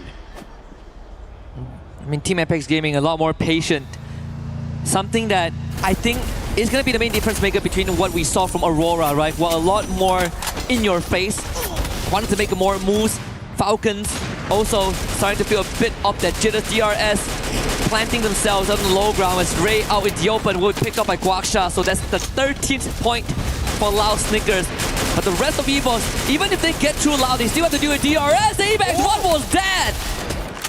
That was a big surprise. Nobody expected him to be behind enemy lines. And Rasha being the distraction. And he's still firing. Abax gets another player from DRS, but they instantly put glue walls and stall that at least for the time being. Abax, can he find more? Rasha on the other end. These two players on two different directions trying to corner a team, and Rasha spots Falcons. Damage being done, finds the knock. Can he find a confirmation? No, again, glue walls being blocked on any approach coming in from EVOS. And Rasha himself, 6 out of the 7 eliminations this game for his team. Him and Apex completely separated, and Trap will take care of his teammate. The Wonder Kid left to his own devices, and now the circle closes in. Even La will have to start evicting the compound. Riptide Rhythm goes absolutely wide there from TAG. So Falcons not really threatened, and they have such a good spot perched up on this boulder. It looked like it was going to be Loud earlier, but right as now, as you mentioned, yes, it is Falcons. They have the best position to hold every team off. The circle's about to close in the next 10 seconds, and also it's shifting. Teams better be ready for this. Wolverine gets taken down by Moshi. A very small, slight angle where he found Wolverine down, but I think it should be an instant recovery, not much to be worried about. But Team Apex Gaming, they have to put them down right here at the hut. But Buriram now decide to go challenge and get closer. Falcons trying to hit shots, but none of them connect, and Buriram make it safely. And the result between BRU and TAG comes down to how much can Falcons change the course of this battle. The glue wall from BRU will give them some space to work with. Wasana being given one more glue wall as he ran out of resources, but BRU decides that they can't bomb rush this. In fact, it's TAG that responds onto Falcons. Rasha gets freed up, and now he books it for the building where Loud and DRS are perched at. Launchpad being used as well. BRU now arrives on top of the roof. The reposition enabled by the chaos. BRU now in prime spot. However, Loud are taking away those eliminations, stealing it away. Damage being done by Buriram, but Loud, they are getting it all. It looks unstoppable. Rasha is in a very compromised position. So is Keroro from Falcons. How drastically this fight changed from Falcons winning it to almost now losing it, and now Team Apex Gaming, they're making a rush out in the open. Keroro has nothing to say, and Shoto finds it. And right now we have the best 5 teams looking forward to points. Falcons are out of the race, and Team Apex Gaming now move to that prime position.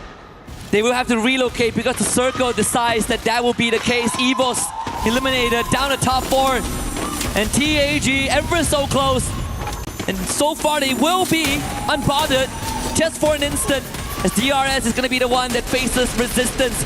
Lau, attention put onto Captain Jonah. BRU under pressure. Wasana responds from long range. They need to keep Jonah alive, and Jonah is the anchor that cannot break, but Lau is putting on immense pressure by just rushing in. Aluk is taken now off screen by Trap, and BRU able to retreat to a safe space. TAG now needs to catch up. Just like how out in the open Buriram made their rotation, even Loud managed to, with a plethora of glue walls, lay down the land and they walk across. They're closer than ever. Team Apex Gaming in the meantime, just because Loud decided to rotate out earlier, now they have an opportunity.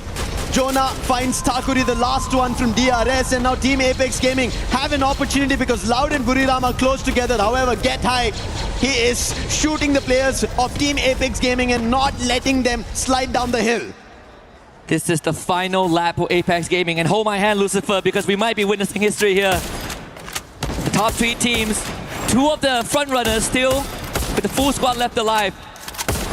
But Team Apex Gaming have the high ground. They have couple of moments, couple of instances where the blue zone will make the difference, and TAG, they are in such a prime position to get this pickoff. Loud, they decided to make a rotation earlier than Buriram, but Buriram had the position and Loud are trapped because the zone's closing in. Glue wall's not working out. Kenny God finds the opening. Can they do it here? TAG, the faster they get rid of Loud, the better they are for him, and Loud, you know that the Brazilians, they don't back down and they are ready to take that fight. The cluster would have been nice if it connected, but now Loud are out of vision, and BRU into the fray. Team Apex Gaming, they have an advantage. Loud have a safe spot. BRU are out in the open. Riptide Rhythm. It's breaking their defenses one after another. Shoto has had a great start in this game. 5 eliminations already, and a KD got hit again. Wasana is down. Make it Get High. Fulvin finds one more. Team Apex Gaming are also assisted by Loud. Loud are taking away the eliminations, and Team Apex Gaming will not be happy about this. This is looking good. TAG have a chance. Jonah being pressured by Loud. A distraction, they're eliminated. TAG in a spot to make history here against Loud. PZP in the front. Shoto with the first one. Can they find a conversion? Loud down low in hell. Guaksha is down. PZP to follow. Team Apex Gaming makes history and gets their first ever booyah on the world stage. This is a very big booyah for Team Apex Gaming. We spoke about their comeback. They start slow, but they make it happen. And especially to do it at Esports World Cup 2026 Paris, the biggest of stages. And Team Apex Gaming for India make a big booyah. Yesterday we talked about this. Dreams come true one step at a time. And I'm glad we held hands for this moment. What an achievement it is for the region. They needed some time to warm up, but once those seats are warm, TAG entered the flow state. And with impeccable execution in the final circle, they took advantage of all these openings given to them. Openings that are very minor, that cannot be missed. But they were on the ball, Lucifer. We spoke about this, right? Prime position, real estate, all of it. One after another, every team wanted it. Loud started it off, Buriram went for it, and then finally Team Apex Gaming found the very best spot. Falcons, this is why we were talking about it. They were the ones who should have been a booyah here, but they messed up in their movement, and it was Team Apex Gaming took that same position away from Falcons, took the last player down, and they get this booyah, and thankfully, they managed to do it in such a manner where they were ahead of the zone, up the hill, and this time they get it. Incredible stuff here. You can really hear the passion radiate. The crowd, they were feeling it. They knew that once we got into the top 6, TAG is a prime candidate for that booyah. And this is what the Esports World Cup is all about, man. Unpredictability, the volatility, but this final sequence, TAG, I could rewatch this all day. All day, all long. Brilliantly played out. Yes, they tried to pick an opening, but it did not work out as brilliant as they wanted. Holding it off, KD, God, Sayajat, Shoto, the big man. What a play coming in from their end. And yes, as I said, this is a very big thing for them and the whole of India to look at. They are going to be incredibly proud, but we're going to let these teams again prep for the upcoming games. And for now, we're going to hand it over to Carol on the stage as she has something for us. Hello everyone, I'm Carol Bombshell and we are back on stage and I'm happy to have this company here by my side, Nameless from AGL team. Thanks so much for your time. And yesterday we noticed that you guys got so close so many times to get a booyah, but unfortunately you didn't. But today, happily you guys managed. How did it feel to get your first booyah in the competition? ก็เมื่อวานนะครับแบบว่าหลายครั้งเหลือเกินที่เราเกือบจะได้บูย่าเนี่ยแต่ว่าไม่ได้สักทีนะฮะแต่ว่าวันนี้เนี่ยเราได้ปลดล็อกที่ได้บูย่าแรกแล้วเนี่ยฮะรู้สึกยังไงบ้างครับครับก็รู้สึกปลดล็อกครับแล้วก็ รู้สึกว่าทีมพวกผมพร้อมแล้วครับที่จะเป็นแชมป์ Yeah, I feel like we have already unlocked something, and I think we are ready to become the champion of this tournament. I like your confidence. That's definitely the way to talk. Okay, so after finishing last year in the 5th place and in the 30 in the global finals, you are getting closer to win an international tournament. And to, of course, together with your whole team, does it feel like this is the moment to get over the line?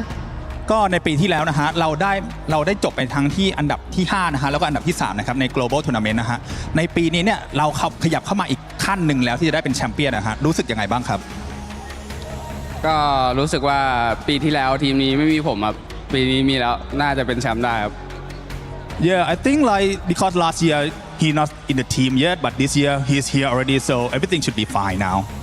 Okay. Are you sure? All right, I trust you. Okay, so there is really some tough teams in the way, of course. Buriram, Fluxo, maybe Arlos, all look very strong. Who do you think is the biggest competitor right now? ก็ตอนนี้นะครับมีหลายทีมเลยที่บอกว่าเป็นตัวเต็งนะครับไม่ว่าจะเป็น MIBR นะฮะแล้วก็อีกหลายๆทีมครับคิดว่าตอนนี้ทีมไหนเป็นตัวที่เป็นคู่แข่งที่น่าจับตามองมากที่สุดครับน่าจะเป็นฟุกโซแล้วก็เราครับ Yeah, I think it's gonna be Fluxo and Laos, which is like the most competitive team. Only Brazilian teams? Okay, I like your answer. Thanks so much for the interview. Good luck in the next matches and the rest of the day. And that's it. You heard from Nameless from AGL team. And I'm back with you guys at the studio.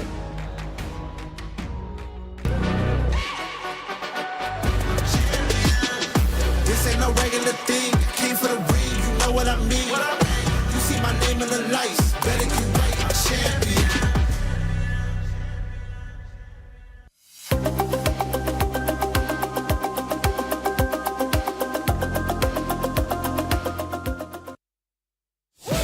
At this year's Esports World Cup, we're bringing you all the games you love, all the coverage you crave.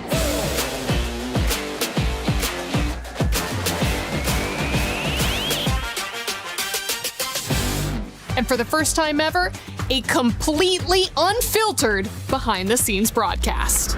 And he absolutely destroys him. I don't think he ever saw that coming. That was incredible.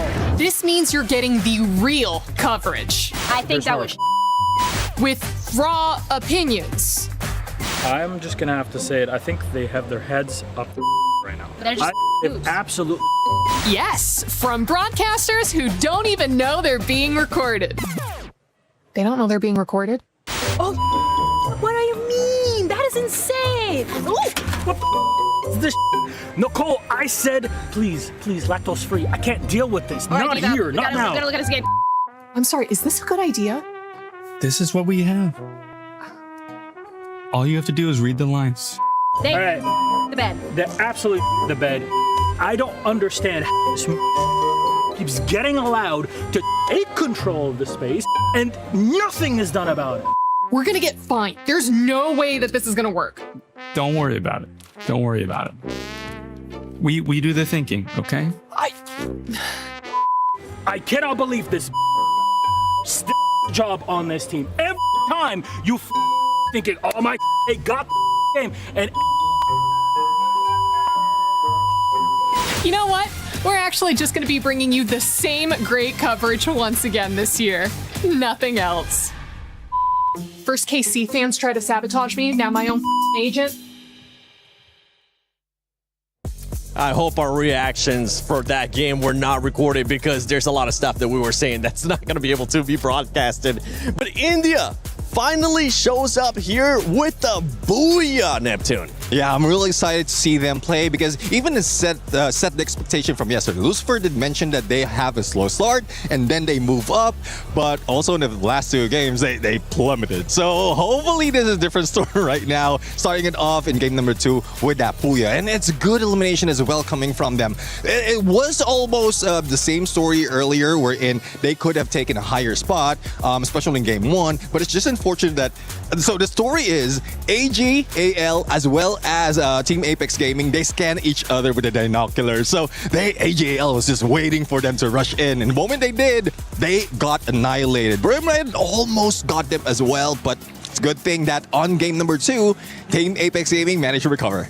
Yeah, but always, I have to appreciate how Loud is also doing so well in the first and second game. I mean, that last circle was amazing. Yes, they were in a bit of a compromising situation. They got lower ground, but they managed to make it work. And I mean, getting that points, 19 elimination points, and then previously 14 elimination points. This is the consistency that we need. And of course, we expected from a Brazilian team.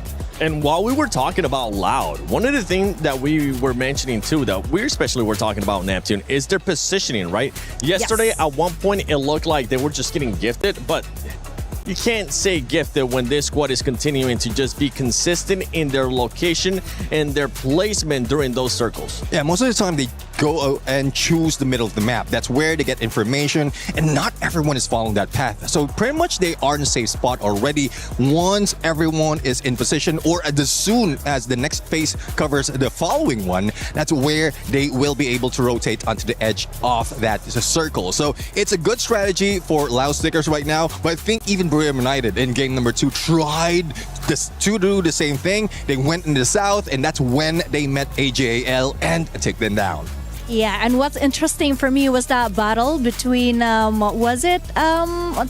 against Buriram. Buriram was trying to do something at the very last minute, but unfortunately, they were the one who got wiped out instead. And that was actually kind of shocking to me because Buriram United Esports, we all knew day one, they were amazing. They were super aggressive. They set the tone, but something went wrong today. I haven't seen the same Buriram that I saw the other day. Yeah. I mean, I was expecting this. Most of the time, like, we have a three-way battle, especially of this. We're expecting a ring around the Rosie, but I guess they didn't find Rosie at that point, and they met against each other, and Tag was just on that high ground, took down Brim United together with Loud, and great elevation, though, has been done. Though it is Tag who initiated it, we were expecting that Loud might be able to go in quick, but Team Apex Gaming was just Apex Predator on that final 4v4. They were literally all over the place, up and down. The movement was very dynamic, very amazing, very impressed. And for Buriram, I kind of want to go back to that one because this squad, maybe they set too much of an expectation yesterday, would you say, Conchita? Because they did end up getting 3 booyahs yesterday. I don't think any of us expects them to do that again today. Yeah, well, again, it's not just yesterday, but it's Buriram United Esports, because we all know that they are capable of doing so, and they do come here with a lot of, preparation and vengeance and redemption. So it's not just that we set up a high expectation. We know they can exceed even the expectation that we give them. That is why today I'm actually not feeling it yet for Buriram United Esports. I don't know what it is, but yeah, I think they could do so much better. I'll have to find out though, because so far the signature is to show them what they have, but be a threat on the board. And Buriram United, like yesterday was just a booyah. Now it's just the numbers, elimination. So 17 elimination in the first game, 18 elimination in the second game, despite of not getting that booyah, total points rather. The 10 elimination at second game. Despite of not getting booyah, they're still in that number 1. But again, some teams are creeping in slowly, and they're making way on what Brim United managed to pull off, studying their opponents and then bringing them down. Yeah, especially with what we've been talking in regards to the gaps. If you're just tuning in, if this is for some reason the first time you're watching Free Fire at EWC 26, let me just remind you what's going to happen after these matches are done for Group A. The top 4 will be moving on to the grand finals. And let's take a look at those top 4, because right now EVOS is that cutoff point. You can see 139 points. They do have a healthy gap there to Gun Dynasty, Team Falcons as well. This is one team that I think we were expecting to step it up in the second half, especially coming up soon. Maybe that will be the turnaround for that squad, because they do need to make up points. Yes, but I don't think 5 points is that healthy, actually, especially with the rest of the game that we have. I'm just not sure that this is quite safe yet for EFOS, so they still have to try somehow to be more consistent, at least in getting those points. You know what I'm saying? Yeah, I do agree. I mean, look at that century mark in terms of elimination for Brim United as well. And a lot of teams are trying to do the same thing. They're trying to follow the path that BRU has been playing, but it is difficult right now. Most of them are just playing it with placement point, positioning wise, but BRU just understand what they need to do right now. They are countering. They're going against the flow. Yeah, but it's also getting ridiculously dangerous for Paradox Gaming. I mean, let's take a look at that. 48 points. They fell behind Titan Esports Club in just 2 games today. I mean, there's one thing about Paradox Gaming. Hopefully, they let go of the aggressive reign because I think that's where they're failing. Back in the regionals, they're the most aggressive team out of Africa. Now, that's going against them. Like, your aggression, especially with teams who have all eyes on you, then you will be the target in most instances. So, they just tone it down a little bit, play with placement, and then towards the end, if you get that booyah or close it, then that's where you'll have that confidence to get all those eliminations. It's so close too, and those teams towards the bottom, I mean, we just saw what TAG was able to do before this performance. Yes, they have had some good performances, but they were still there within distance of those teams towards the bottom. The last 2 will end up getting their keys crushed here at Free Fire at EWC 26. Now, can they possibly get a booyah? That's what we're gonna be looking at, especially those teams towards the bottom, because they got absolutely nothing to lose. They know what's at stake, Conchita. Either they get a booyah or they go home. But one thing that I do realize today is something has shifted between all of the teams that are playing in the A group. Yesterday, it was all about aggressiveness. It was all about showing up, showing strength. But today, they are playing it a little bit more strategically. They are trying to be more consistent in terms of collecting elimination points instead of just, showing up with a bang. You gotta get those elimination points. Yeah. You wanna get that booyah. That's just what we're after. I mean, yesterday we even had a competition in regards to those booyahs, and we've been seeing the comments that you guys have been posting on social media. You guys actually heard us use that hashtag EWC, and if I'm not mistaken, we might be featuring some of your guys' stuff right now. I mean, trick to see which teams are gonna be biased towards.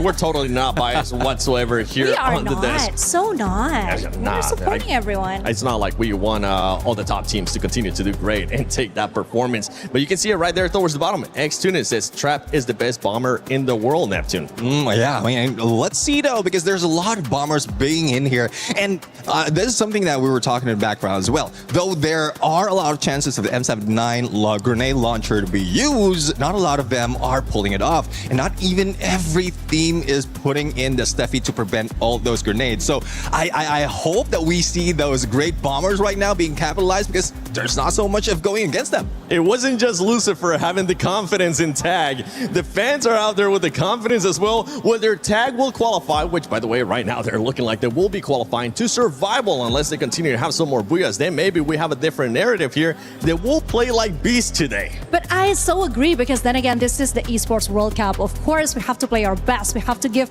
the best mentality, the best performance. That is what we expect and nothing less. So yeah, that's exactly what we want from each and every single one of the team that is competing today. I love this prediction there towards the bottom. AGAL, Loud, or Evos. They didn't want to pick one. They're like, you know what? Let's throw 3 of the best teams out there from Group A and see which one actually ends up winning the championship. And I don't blame him, because right now there's so many teams being able to step up. We're looking at Demon's Pride on the screen. I know Pakistani fans were expecting a lot more out of this squad that is the champions from Pakistan. Can they possibly do it? That is the big question mark. What are we going to be looking for them to do different? I know we've been talking about the playing styles that we've been seeing out of their squads, maybe playing a little bit too passive, maybe being a little bit too aggressive. Neptune, what are you looking for Demon's Pride to do? Well, we know that for Demon's Pride in their region, they can be aggressive. They can be tactical as well. But again, there's a lot of teams who has read that already, who has been years ahead of them. So Demon's Pride just needs to stay in the edge right now. Use all the utilities abilities that they have, especially those binocular skills, if they want to get a safe spot into the next phase or each phase of the circle, use those R-funds, use those binocular scans, so that at least you'll have a clear view of whether you're heading into danger or just in a safe spot. But that's only not only that, there's also those launch pad that is available depending on the map or which map we're playing in. If I'm not mistaken, the next map would be in Kalahari. So this is where those hook guns will be important. Their entry and exit would be much quicker compared to just walking around or running around. Now, one of the teams that Demon Sprite is currently hunting down is none other than Titan Esports Club. Yep. Conchita, what do they course. need to do to make sure they don't get hunted down and end up on those bottom two? Of course. I mean, the trend that we've been seeing, not just from today, but the match day yesterday, is that you don't actually have to secure a booyah. You can just consistently earn the placement points, that elimination points. So I think that should be the objective that Titan Esports Club is focusing right now, instead of trying to, get into a fight, a huge fight with any other team. Just try to make it more safe, more strategic, because I think if we're comparing skills and individuals, they do have what it takes to endure the game, Neptune. Yeah, exactly. I mean, Titan Esports Club, I think they need Blade to be as sharp as ever. It needs to be... Wait. Just gonna take a second. Can we please go back to that player? Because he was just relaxing. He was in the mood. If I'm not mistaken, that was AJAL. And they were saying that now, after the performances that they saw, they're looking to be the champions. They're feeling that confidence. And boy, are they. Sorry, Neptune. We had to point that out. Now you can go back to it. It's just chilling like a villain right there. But anyways, going back to the point, I mean, Blade needs to be as sharp as ever. Get all those eliminations in, get that information on those rush. But again, it's not those careless rush. They need to be strategic. Kalahari is one of those wherein they can capitalize on their snipers to find their position first. But again, it's one thing it's a good thing that we are now on day 2, because they can review what happened in day number 1, especially in this map of Kalahari. And well, despite of not having that much of a gameplay in specific maps, at least they have a general idea of where the other teams are dropping or rotating. Let's take a look at the overall once again, just to make sure everybody's aware of what's happening right now. Gun Dynasty, I feel like today we really haven't seen the Gun Dynasty that we saw yesterday. True, because not only they haven't secured a booyah, but the points that they keep on getting the other day, that is something that we haven't seen today. I think that is exactly the problem with the way that the other teams are playing. They're no more showing aggressiveness. They are playing it more smartly, and I think that kind of messed with Gun Dynasty's plan and strategy. Yeah. So it's time for them to adapt now, because actually they were one of the team that were very disruptive the other day. Now they are the ones who has to follow the rules, quote unquote. Yeah, exactly. I think the day number 1, they have that element of surprise. Yeah. Gun Dynasty just brought in the big gun dynasty. Ooh! Anyways, see what you did there? Yeah. Well, this is uncle in me. But anyways, going back. So they have that element of surprise. They were not caught off guard from yesterday. They have a lot of potential of elimination. But now, give these teams a day's rest, a day's chance of studying your opponent, and this is what you happen. Like, look at Gun Dynasty. They only got 4 or 2 points out of game number 1, and then only 6 points on game number 2. It's not looking good for them, but it's a good thing that they managed to stack it up from yesterday. And right now, with the team being in 5th place, they are about 15 points away from Evos. Evos did start off good in regards to some of the placements, but we haven't really seen the booyah out of Evos at any point. Remember, these are the defending champions of EWC, especially for Free Fire. Can the pressure end up getting to Evos? I think there's a possibility that, yes, the pressure is on. They are feeling it right now, because just the other day I had a conversation with some of the casters, and they do tell me that I think it's going to be very difficult for EVOS this time, just looking at how they're doing at the regional, how this year has been for them. But deep inside, I do believe that they know exactly what they're getting themselves into. I mean, we can actually see the maturity coming from some of the players, especially Russia. We saw how he did that one-man show thing, right, at the previous game. Yeah. He handled that really well. We didn't see him as a teenager. We saw him as this veteran that is just know exactly what to do and can handle any situation. So hopefully, if we're talking about pressure as the reigning champion, they should have had that nailed down.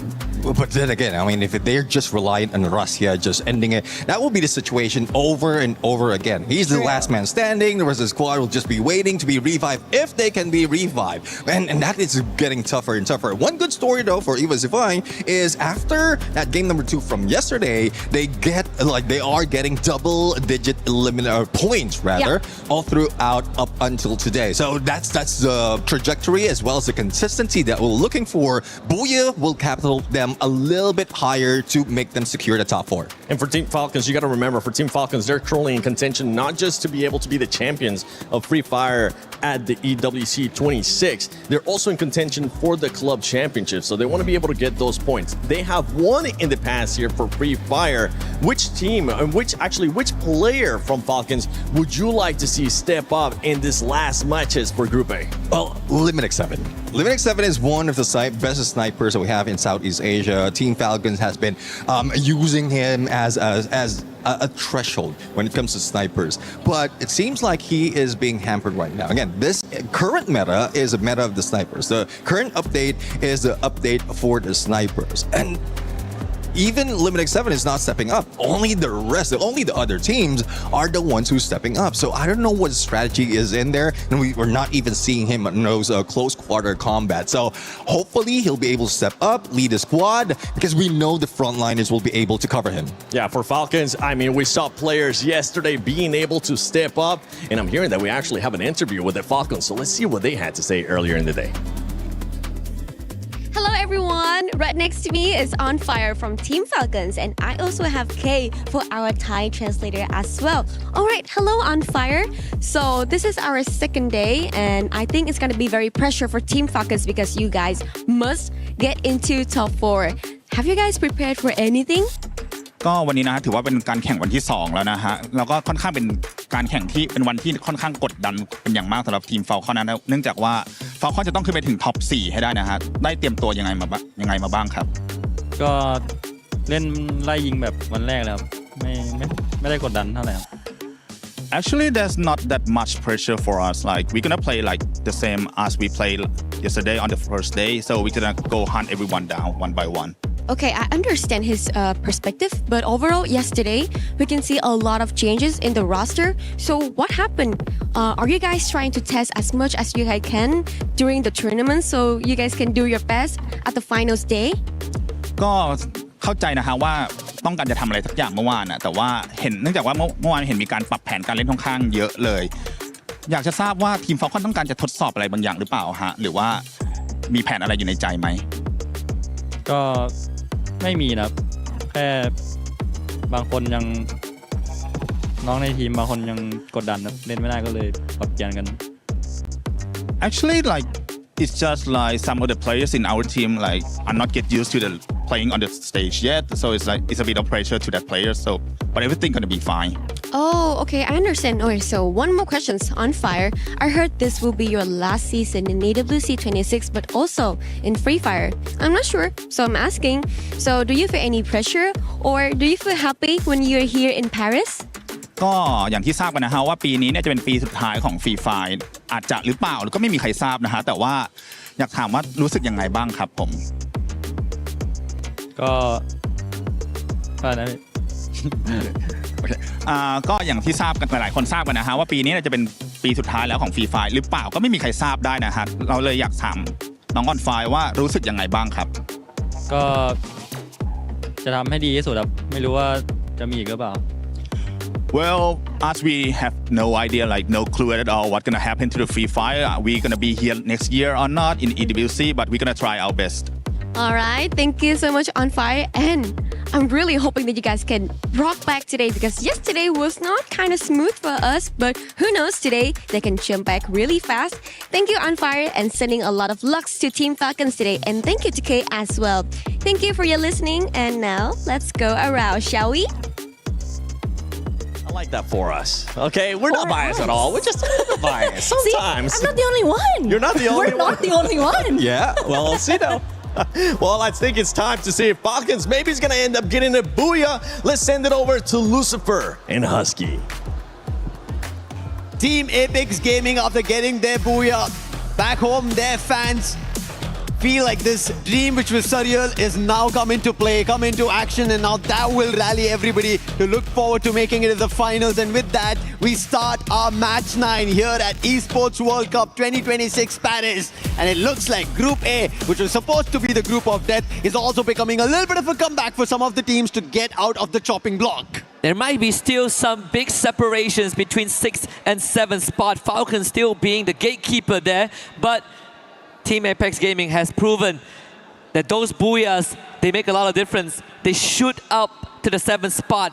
But when we look at some individual stats, the Wonder Kid Rasha still tops the chart with the most eliminations at 36, Trap and Sci-Fi sharing 33 apiece, which means that these key players are always going to be the biggest difference makers, like what we've seen in the first 2 games. But now we head into Kalahari, and I'm looking at one team to take it back home, and I hope that that is going to be EVOS.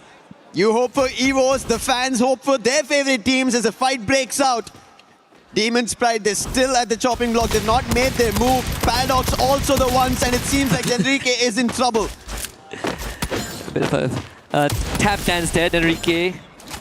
Still heading up to safety. Paradox. Are there any resistance? Jazzy has already chased down Enrique. So first blood achieved by Demon's Pride. Paradox with the instant revive. Madara with the chase down too. That's sneaky gone. 2 for Demon's Pride, but finally some clapback.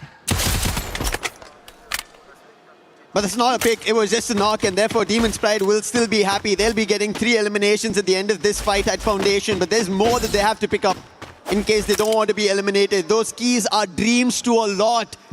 And coming out from Pakistan, just one dream is theirs: to stay alive, go to the survival stage, and it's not going to be easy because now in front of them there's Loud. And Trap is the 2nd best in the highest eliminations just after Russia. So it's going to be even more tougher. However, his teammates are not close by. I mean, as we get closer to the halfway point of Group A, things are starting to feel a lot more surreal by the second. Especially like you said, the dreams, right? These dreams come at the cost of someone else's. Yep. EVOS, despite having more of a tougher game too, we did hear what Conchita said. The survival instinct of the Wonder Kid kept them alive for longer than they should have. Just, humanly possible. Trap with the pickup on the Madara. And even for TAG that had a booyah in the last game. Woke something up in Aurora, who wants to follow in their footsteps. This KD god that gets chased down. Suez on the case. And a full wipeout here, TAG, from riches to rags. This is not the result they would have expected. After getting a booyah, instant wipeout, but Aurora also needs something to say for their fans. Out of Malaysia, it's not an easy run that they've had. They've not made it to many of these stages, and finally coming out, they want to make a wave, and they do it. Maybe Kalahari, even Neptune mentioned, the hook comes coming in, the game is going to be faster, the sniper's going to try and battle it out, and the CQC, it'll be undefendable. When we last checked in on the overall ranking, Gun Dynasty pushed out a top 4. Yeah. Currently sitting in 5th spot. First 2 games hasn't been kind, and it seems like it will only get worse as Benel hasn't really found anything. Same for Vegas. And in front of them is BRU, the worst possible entity to go up against in this case. AGAL dispatches of Paradox Gaming's members. Sneaky, he's also been spotted. It's going to be trouble. He's the last one. Is he close to the vending machine? He's making a run for it. I'm not sure how many coins he has. There you go. He has 1,100. So he should be able to bring back some of his teammates. But you can see AGAL, they're already a run. They do not want to let Sneaky survive. And Sneaky is just running across the compounds to figure out if he can dabble around, confuse the opponents. But it doesn't seem like it's happening. And very soon he will be found and Paradox will be put to an end. And that's already 3 teams removed from the lobby. And just at the timing of 4 minutes, Lau gets a full revive here, courtesy of Trap. Falcons actually running into Aurora as well, who earlier on got the wipeout. The previous Booyah team, which was Team Apex Gaming. And I mean, for Aurora, on a good day, the only thing that holds them back is that recklessness, right? That bloodlust sometimes causes them to kind of tunnel vision. EXO getting brought back, should be fine. In fact, It is a fair fight if Aurora gets into a 3v3 against Falcons. Corona does get tagged by Zuez. And On Fire called in as reinforcement with the Trogon in hand. Zuez will now have to take that fight on. Coming in close, but On Fire is the one that gets the chip damage in. Falcons with Gun Dynasty not having their day, this should be their opening an opportunity. Zuez could have been taken down, but On Fire quick on that glue wall. But finally, his teammate is there. Kiroro answers. And that's going to be another added on elimination. The second coming in for them. But on the other end, Damage leader Trap has been besting rushers, youngsters, and he's still been leading the front. But finally, Ray puts him down, not giving him enough chance right now, at least here on Kalahari. But we know the squad, they rally up quickly, they will get him back up. But on the other end, EVOS, after the first two unfortunate games that they've had, they would want to pick up points themselves as well because they're the defending champions. They are now close to being pushed down if Falcons make it to the top 4. Absolutely, and even for Aurora, this is going to be a tough game because they are getting picked up by multiple teams and having to invest resources in their revive. Demon's Pride still in the last spot as of yet, found their 4-point. I think in this case, right, we've seen Demon's Pride in the first 2 games itself. It's not like they kind of went out on a whimper, right? They came in, they get a couple of eliminations. But I think it's about time we talk about the placements for them because some of the first 2 lobbies, wipeouts didn't happen early on. It's not like Kalahari where we've already lost 3 teams, about to be potentially 4 as Lao are on the last legs. So that means that for Demon's Pride, sure you're getting eliminations, but if we don't get the injection of placement, you are going to be in that bottom 2 because they have been racking up some digits. I really like that you brought the point of placement points because it's going to now get crucial, especially if you're in the top 4. There is no in-between day before your grand finals if you already make it to the finals, and especially at that time your placement points count. You need to get closer to the champion rush condition, and if you don't, other teams will make it closer, and the Booyah seals the deal of that key and the shield finding a new home. Yeah, and it has happened across multiple regions. I mean, we look back at 2025 spring for SCA. It was Onyx that got that win when no one thought they would, right? We call it the Onyx incident. The same happened for the region of USA where Mia Corp, not the favorite to win. Yeah. They got here because they got that Booyah. And that's where consistency matters the most. It really hits home the cliche saying, it's not how you start, it's how you finish. Exactly. You can have 200 points in the grand finals, but if a team that hits champion rush at 90 points gets the Booyah, they are going to be the champion, and you will only come in second for your efforts. I'm pretty sure nobody would want to take #2 because we know how devastating it is, especially that the champion can walk away with 3 keys that they would want to add on to their trophy while being crushed. And that is something that esports brings the rawness out of every player, every team. And that's the best part of it. It creates a system of rivalry that they want to again go for an achievement and take them down the next time. But for now, as they're here in the moment, they have to get it going. Quick pause that we have before we resume. Kalahari has already seen 3 teams out of the play, but Buriram, they are on top of it this time. They've been quick to get 7 eliminations. They would want to do a lot more, because every other team, they've been taking it away in the first 2 games that we witnessed, and especially at today's halfway mark for Group A here at Match 9, and after this, just 3 more games. And if anybody wants to get back on the race, make sure they're safe and sound. They need to deny the points to the top 4 teams. Yeah, and I think in the worst case scenario, if a team really has no more chance, and this is probably when we get into match 5 and 6 for day 2, you can play spoilers. Yeah. You can ruin the chances. Kick someone out of top 4. Force them to play 10 more games tomorrow. There's already Gun Dynasty who have missed their mark today. They've not been able to perform in the first 2. They're already the 5th spot. Falcons, they should have been the best ones to take that 4th spot away, but that's not happened yet. And I think the worst case right now, I mean, the situation gets worse for Gun Dynasty, right? Yeah. The first 2 rounds, middle of the pack, just gently pushed out of top 4 by EVO. I say gently, but there was more, there's a double-digit difference. They just got wiped out. Yeah. And I think our panel did say, our host, Barney and Luti did mention that during the team walk-ins that the team that, finishes top of the group, they get the privilege of operating the Crusher. Oh! It's 2 keys, but still, Yeah, those are 2 dreams. You hold the dreams in the palm of your hands. That's a lot.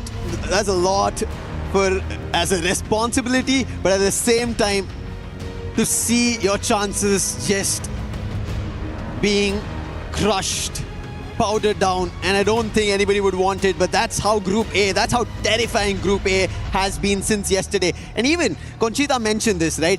Such a drastic change between Group A's performance on day 1 and day 2 of how teams have become tactical, strategic, thinking about their chances, thinking about the number of points they need, thinking about can they make it out and survive further. Yeah, and I do enjoy the effort of some of the teams, some of the unproven regions. We saw TAG, but we put Pakistan in the conversation, Demons Prior, Paradox from Africa, Titan Gaming as well, DRS, basically those at the bottom. Even Aurora, they're coming out a little bit more harder. They're coming out with more aggression and ensure double-edged sword, but they're getting the work done, right? This is some of the initiative that I think took them some time to get used to, but now when the tension breaks, you see Demons Pride coming out with a couple of eliminations and they need to patch that up with the placement points. I like that there is a little bit of a tension break also in this pause happening on stage. We ended up seeing the 6-7 and DRS. They have a total of 67 points. We were literally talking about this, right? Like, are we going to get an opportunity to be like, oh, this, BRU, they have 161 points, and then we moved down the list, and it was like, oh, DRS 6-7. Yeah, wish dreams do come true on this stage. Yeah, for us as well. Something that we wished for earlier, it happens. And it transcends generation. I think that is the best part. Right here. Of course, we are going to have it sorted out, and it's good that it's still in the first phase, right? I say in the first phase, we lost 3 teams. It's and Kalahari, and it's Kalahari. It's very brutal on Kalahari as the grapple guns come in. It's an open terrain. Everybody just has an eye on you, even if you run away. Because we could see, right, the run coming in from Paradox's Sneaky. He was trying to move away from AGL as much as possible. Unfortunate, no vending machine. He was trying to confuse them, and it still did not work out because AGL, there was nothing that Sneaky could hide on. Buildings clearly seen, windows all open, and whenever Sneaky jumped around, they could even spot him and eventually close the distance and put him down. So that's going to happen throughout the game of Kalahari for every team. I was making an observation, and I wonder if we call for Moshi, will he wake up? Sir, you still have a couple more games to go. So no nap time for you guys. As you can see, I mean, I think the wait is going to be the more nerve-wracking part for these teams, right? It's also a matter of like you get into the groove, things are going well, and then someone slams on the brake. I really like how the storyline itself for Group A has kind of shifted. When we started, we were kind of talking, I think this is going to be an easier decision made for us. Right. We're going to be casting. The top 4 teams are already sitting there. They should be easily qualifying. Gun Dynasty in that top 4. But all of a sudden, things have changed. Falcons might have a chance. Evos have not found the best of points. Yes, they're sitting at a total of 141, but that's not completely pretty. If Gun Dynasty end up finding a big game, Evos don't. Evos get put out after having only 1 Booyah, and they still are not their defending champions, will be pushed to the survival stage. So much changing in Group A, completely unexpected. I think it's a good time to also kind of expand on our earlier conversation about Gun Dynasty, right? Because we saw the interview. They don't feel the pressure. It feels like home. They are very confident and very warranted in the confidence off of day 1. But you also told me back in the green room that there's a good chance that GD falls out of top 4. And I want to expand on that. Now, the main reason, right? This is something that I've seen in circuit of Free Fire, that some of the teams have a lot of energy coming in, a lot of aggression, and it transcends into points. But day 2 is when they have to keep that consistency going on. But by that time, teams get exhausted. Their playbook falls short, and I think maybe a tad bit for Gun Dynasty, that's the main factor to affect. To add on to that, that's where I thought Ali, they should have a chance today later in our Group B matches, just because they had aggression on the stage. Yes, they were not happy with the result because they also almost had a Booyah, but that also helps them refine those mistakes that they did yesterday, maybe to qualify today. Yeah. And again, the detail on the plaque, nothing is given, everything is earned, written in the native language of EVOS. In this case, it's Bahasa Indo, and it applies to across the entirety of EWC, across the game titles, and it's in the native language of the team that wins it. It'd be great to see it maybe in Portuguese if a Brazilian team brings it back. There is a good chance that has been the story. And I think, the interesting part is always that we look at the Thailand as the best region. Yeah. And that's only because we see them more often. But we get onto that world circuit, suddenly Brazil is in the conversation and the playbook completely changes. We even see the bullseyes kind of shift, right? At first it was just BRU. If we take BRU down, we own the world. But now it's the entirety of Thailand. Indonesia starts to step up. And I dare say South Asia, India, Nepal, Pakistan have a dang good chance of making something happen. But I mean, even for Demon's Pride, smiles on their face, completely different from the walk-in where they... Oh yes. Where you can feel that nervousness. Now, I think they're just enjoying the moment, and maybe that's the best way to survive another day. I think that's something while we were back in the green room, we all were talking, right? Some of the teams need to have some fun. Even Neptune mentioned this. You have to take these games at least with a bit of fun. If you don't, if there's too much in terms of thought put into it, a lot being, I would say, relayed between each other, a lot of talking that you should be doing this should have gone better, and all of those thoughts will eventually make you a lot more nervous, anxiety running high. That will end up messing your performance. And I think it's time to have a little bit of fun, to bring back the game that you use in your own region, where you top your region. That has to be brought back. That element, you have to isolate yourself. Like, I think that's what Gun Dynasty were channeled into yesterday. If they channel back that today, they should be back in the top 4 and pushing competition out. Yeah, if we have seen TAG achieve that history for the region of India with that very first world stage booyah, I think Demon's Pride has a good chance, right? Yes. We were going through the narrative and you were telling me that, as much as we see hot shot on the world stage 2 years in a row, Demon's Pride, were technically the better team, but they just couldn't be the ones that qualify. Wow, now they made it here. Yes, they made it here. And if they are the rightful ones, they're the ones that deserve that spot. It's a long time coming. Took them 3 years. Here they are. But so far the team feels like it has been slightly reoccurring, right? With the region still at the bottom, and I'm looking at Demon's Pride to change that. One more region to change this fact is going to be Bangladesh. I want to see Titan Esports Club. They're the giants of the region. Even expected Straw Hats, but as of now, it's now worked out. But Loud, the last one, BZP gets picked out, and that's going to be an end for Loud Sneakers here on Kalahari. Yeah, even when we look at the replay here, Benel just had no way out, and that was the wipeout onto Gun Dynasty as well. That is a major setback. The captain of BRU turning it up when it's needed. And they have found DRX Pratik also removed. I believe that is maybe 4 teams out of the lobby already. Loud actually got picked off screen. Yeah. Last player, just as the game resumed, the player got picked off, did not have a chance to go in for a revive, and this is how brutal as we get to the halfway mark, at least halfway in terms of the 6 games they had, but they're already at match 9, 3 more games left, deciding the fate of whether they qualify directly into the finals or they'll be pushed to the survival stage or completely knocked out of the tournament itself. But still, Loud's captain, Trap, who was there with an interview on stage, still being the player at the 2nd spot with the most eliminations next to Russia at 33. That says a lot about Loud. And even the first time when we saw Trap playing on that big stage, we know that this guy is a very aggressive guy, very full of energy. Likes to go in aggressively like a madman. Sometimes doesn't pay off, but it's something that has given Loud that personality and value in times of need. Titan Gaming not doing that good. TEC, excuse me, not doing that good as well. One last survivor with the Morse deal, taking out Jazzy. AJL pushes forward, Demon's Pride. This is the ultimate test if they can make it any further, but with Aswap being taken down and Madara removed as well. He's only top 16 to make this a run and keep it alive. The revival does come true, only enough for 1, but 1 is better than none. Yeah.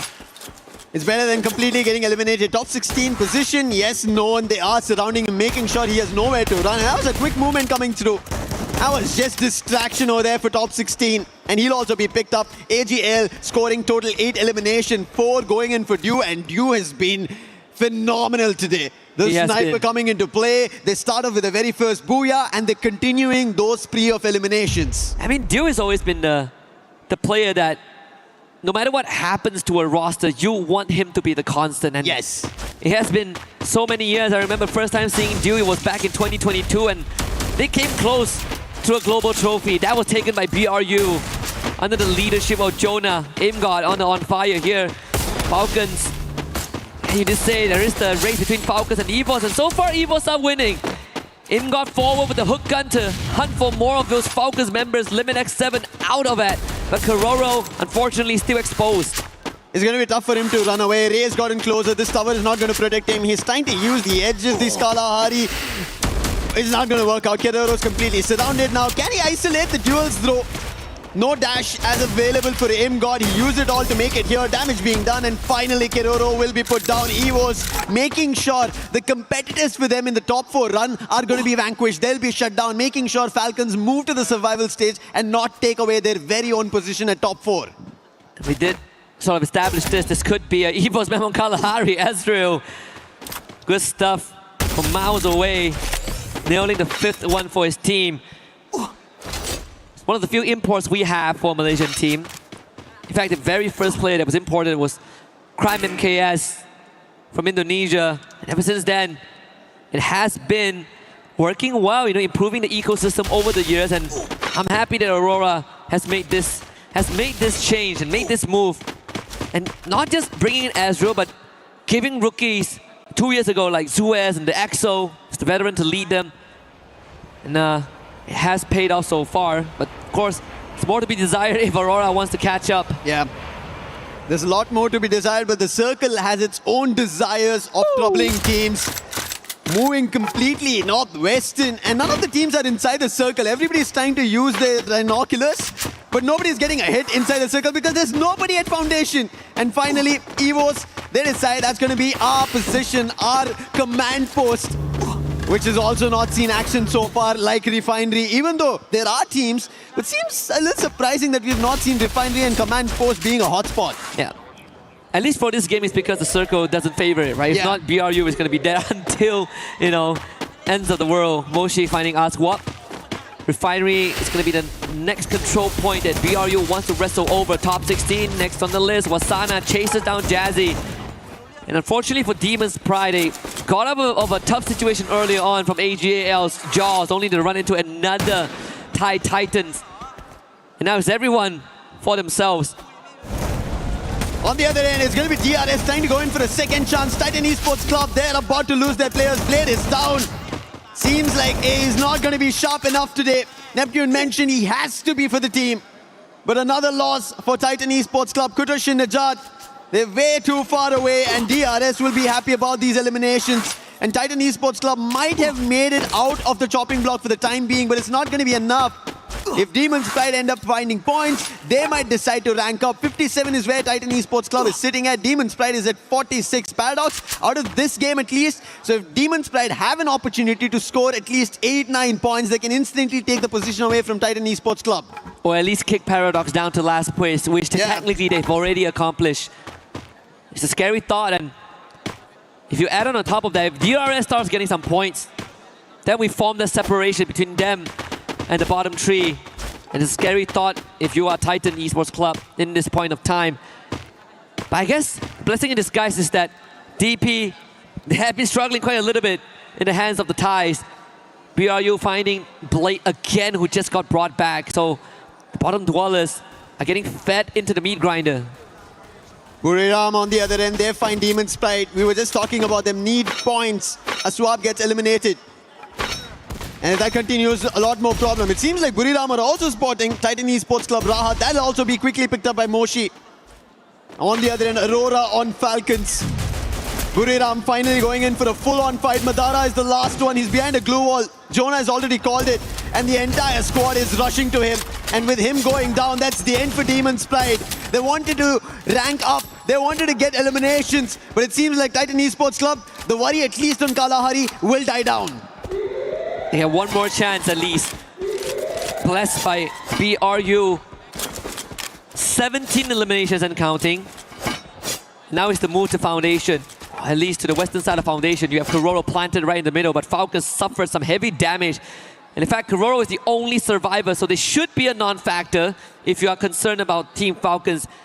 TEC split up, which we did see, and Aurora on the radar as well. This is quite the clear path to push through. They have stragglers like members from TEC and Falcons to get a couple of free points. They could start with Rahat if they want.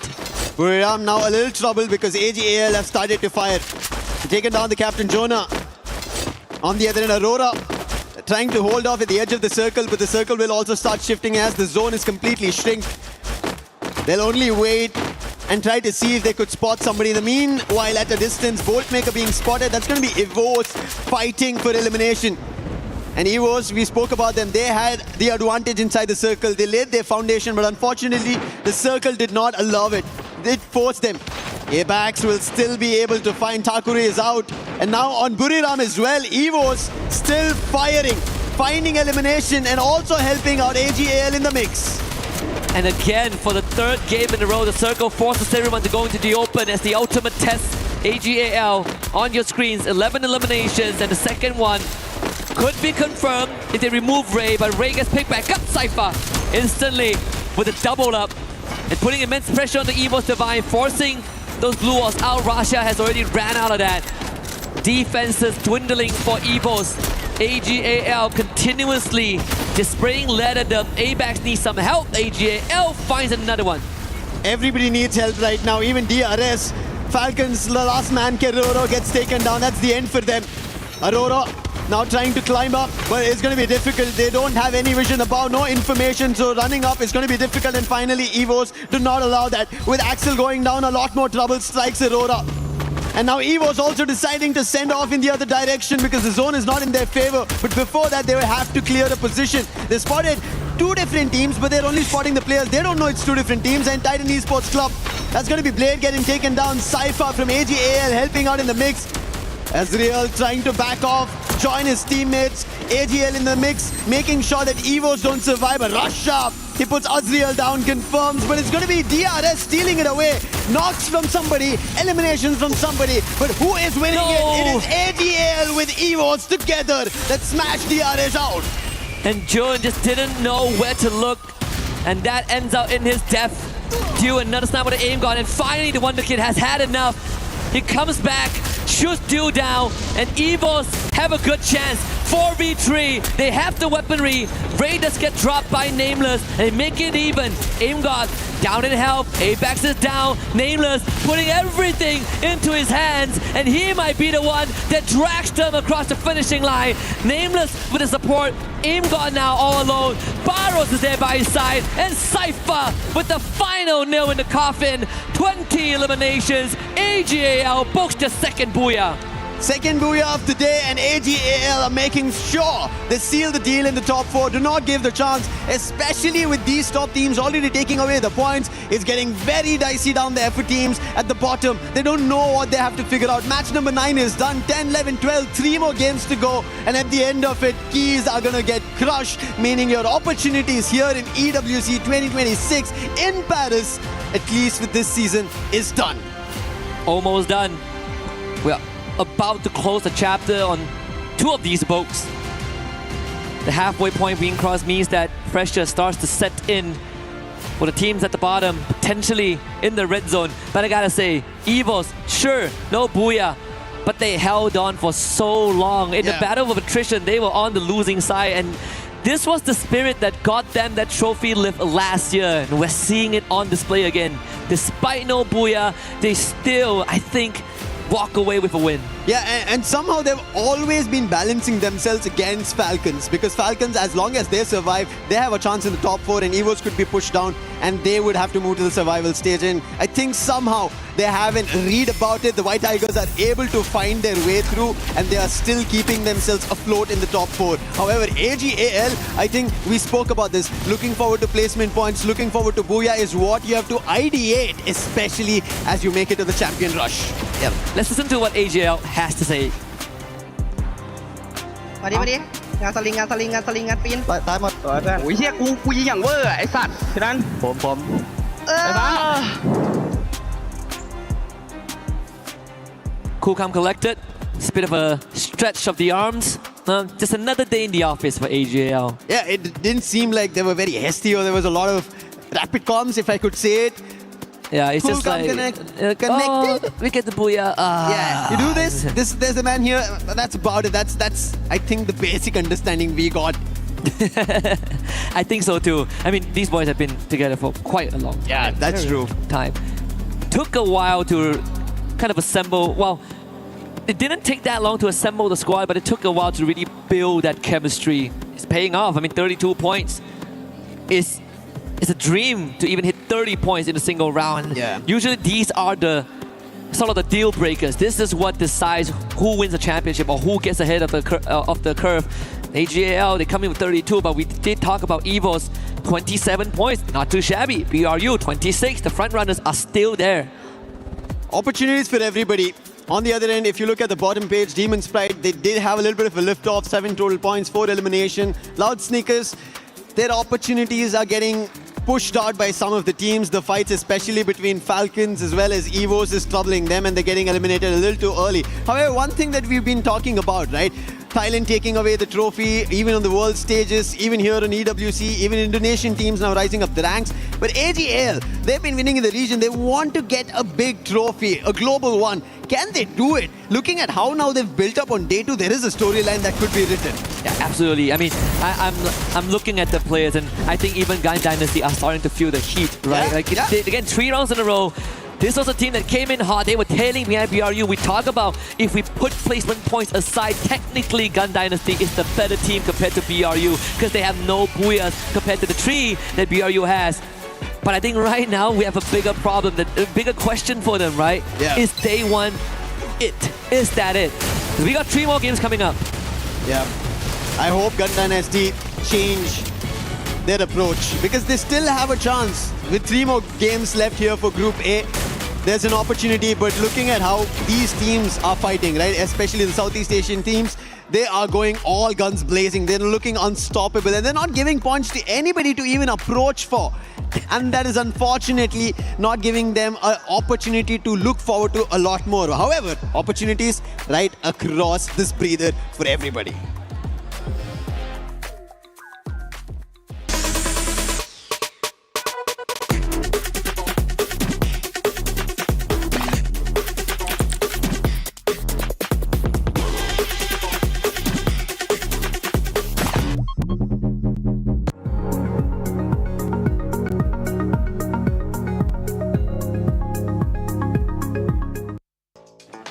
Barney and Ludi, we accept your challenge here in Kadia City at the Golf Predetermined Tournament. Lace and glitter.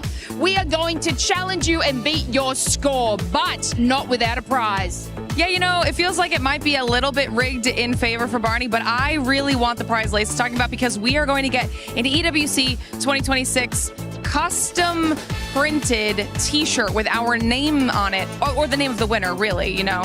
So that's what I'm aiming for. Yeah, and we want to win because we love competition. So let's fire away, Glitter. Come on, stand over here. Get the position down. We have to beat these boys. All right, looking great. Play golf. Ready? Okay, 9, 8, 7, 6. Don't be nervous. 5, 4, 3, 2. Got to beat the boys. All right, she's got some incredible form here, and all she needs to do is aim for the flag. Not too much power in the positioning here, but it looks like it's going directly there. A fair bit of power behind it. This looks like a good one. Okay, I'm actually pretty proud of that. I'm not mad about that. 90.5, that does put me above Barney. Lace, I know you can do the same. It does help to limber up a bit, you know? And the tips that I found is, you know, just ignore the audience, okay? Yep, not too much power, not too little power. Just the right amount. Yeah. Keep your eye on the ball. Envision it going towards the pin. You can do this, Lace. We gotta show the boys. Oh, it's looking good. No, it's okay. It's getting close. Rolling in. Oh, you did beat Ludi. You did beat Ludi, though, to be fair. Not too shabby, Lace. I mean, look, as long as we beat them, that's fine. But of course, we want to challenge our next people. We're looking at you, Seven and Neptune. Are you up for the challenge? we're definitely up for that challenge. Don't you worry, we'll be able to beat the scores that you guys were able to beat. But one team that's currently challenging everybody is none other than AG, because my gosh, this squad has now gotten 2 booyahs. They might be going for that third one, but the rotations that they were able to do were great. Yeah, exactly. I mean, they're focusing on the South Stay, making sure that it is clear out of the area, and even contending off those rotation if someone will be coming in. And one thing that they did, especially in the previous game, is in the 5th circle, the moment that it counts down to 5th circle closing in, they triggered that bolt maker, the lightning zone. So it's a threat to everyone and also damage them. So with all those damage, they can also spot out the opponent, and it gives them more of a leeway so that they will not be rushed in. So smart move coming from AJAL so that they can get that booyah. I love that we have one of the best analysts here for Free Fire, none other than Neptune, being able to break down all the rotations, the skills in the game. How about we break down that booyah curse? Because Tag ended up being affected by that one. Hopefully AG is not going to be affected by it here coming up. I guess there's a lot of things that they need to change right now, and just to get away from that booyah curse. Let's hope that that's going to be the case. Lucifer, Husky, do you think AL is going to be affected by the booyah curse or no? I don't think so. There is a chance that they want a title. We've been talking about their counterparts, right? They've been taking these titles, the global ones, the world stages, and AGAL have always been getting closer, have been getting the #2s, but finally is this the stage? Esports World Cup 2026, all gamers global, actually go global. I mean, I would say they are already global, but it's about cementing themselves on that stage. Funnily enough, the first and only world trophy, global trophy that they have was under the category of Clash Squad. Exactly. But we know the motherlode, the holy grail is Battle Royale. That's where the spirit of Free Fire is initially sold from the start of time. And I think for AGAL, very good chance. Cypher now second in terms of most eliminations. Still tailing behind the Wonder Kid, who is in first place, but slower taking Trap, who unfortunately was wiped out pretty early on. But we still cannot look past the fact that snipers are pretty important. Top 3 most damage are all in the sniper role. As we head to Purgatory, it seems like the flight path had its own course of mind, completely southern favored. However, still teams managed to make their way around the fields, but the fight already breaks out just because of how unfavorable the flight path was. Loud are trying to answer back to Falcons. It's been an exchange. Trap will be able to get back next. So 2 eliminations for Falcons. And on the other end, we did end up seeing fights that Falcon want to now stand tall on against Loud. And Loud, with those eliminations, they managed to grab on one. Can they find more? Gun Dynasty, they're against Demon's Pride. But as we see the feed as well, it seems like Team Apex Gaming are now, they're breaking their own curse. They found an opening against Aurora. Yeah, I want to see the earlier pep talk just now is going to bring some breeze on life in the GD. So far, that seemed to be the case. Demon's Pride standing tall. But there is response. Benel, yesterday he stepped up, and now he is stepping up finally after the halfway point. David with a great follow-up. Exactly what Gun Dynasty needs. And with Gun Dynasty back in a play like this, there's an opportunity that they stand a chance to get back to the top 4. A lot more competition getting spiced up just for that position to the final. Demon's Pride, they want to be a part of it, but they're getting hit upon, they're getting taken down, their exchanges are not working their way, they're unable to find much, but still, even though the last player is surviving, they've managed to get 3. But we spoke about this earlier, a replay where Falcons and Loud were exchanging blows one after another. And I can see, it seems like Loud did manage to get 1 elimination, however, Falcons had a better of it, get a total of 4. Yeah. We even saw Paradox Gaming having a pep talk as well during the intermission.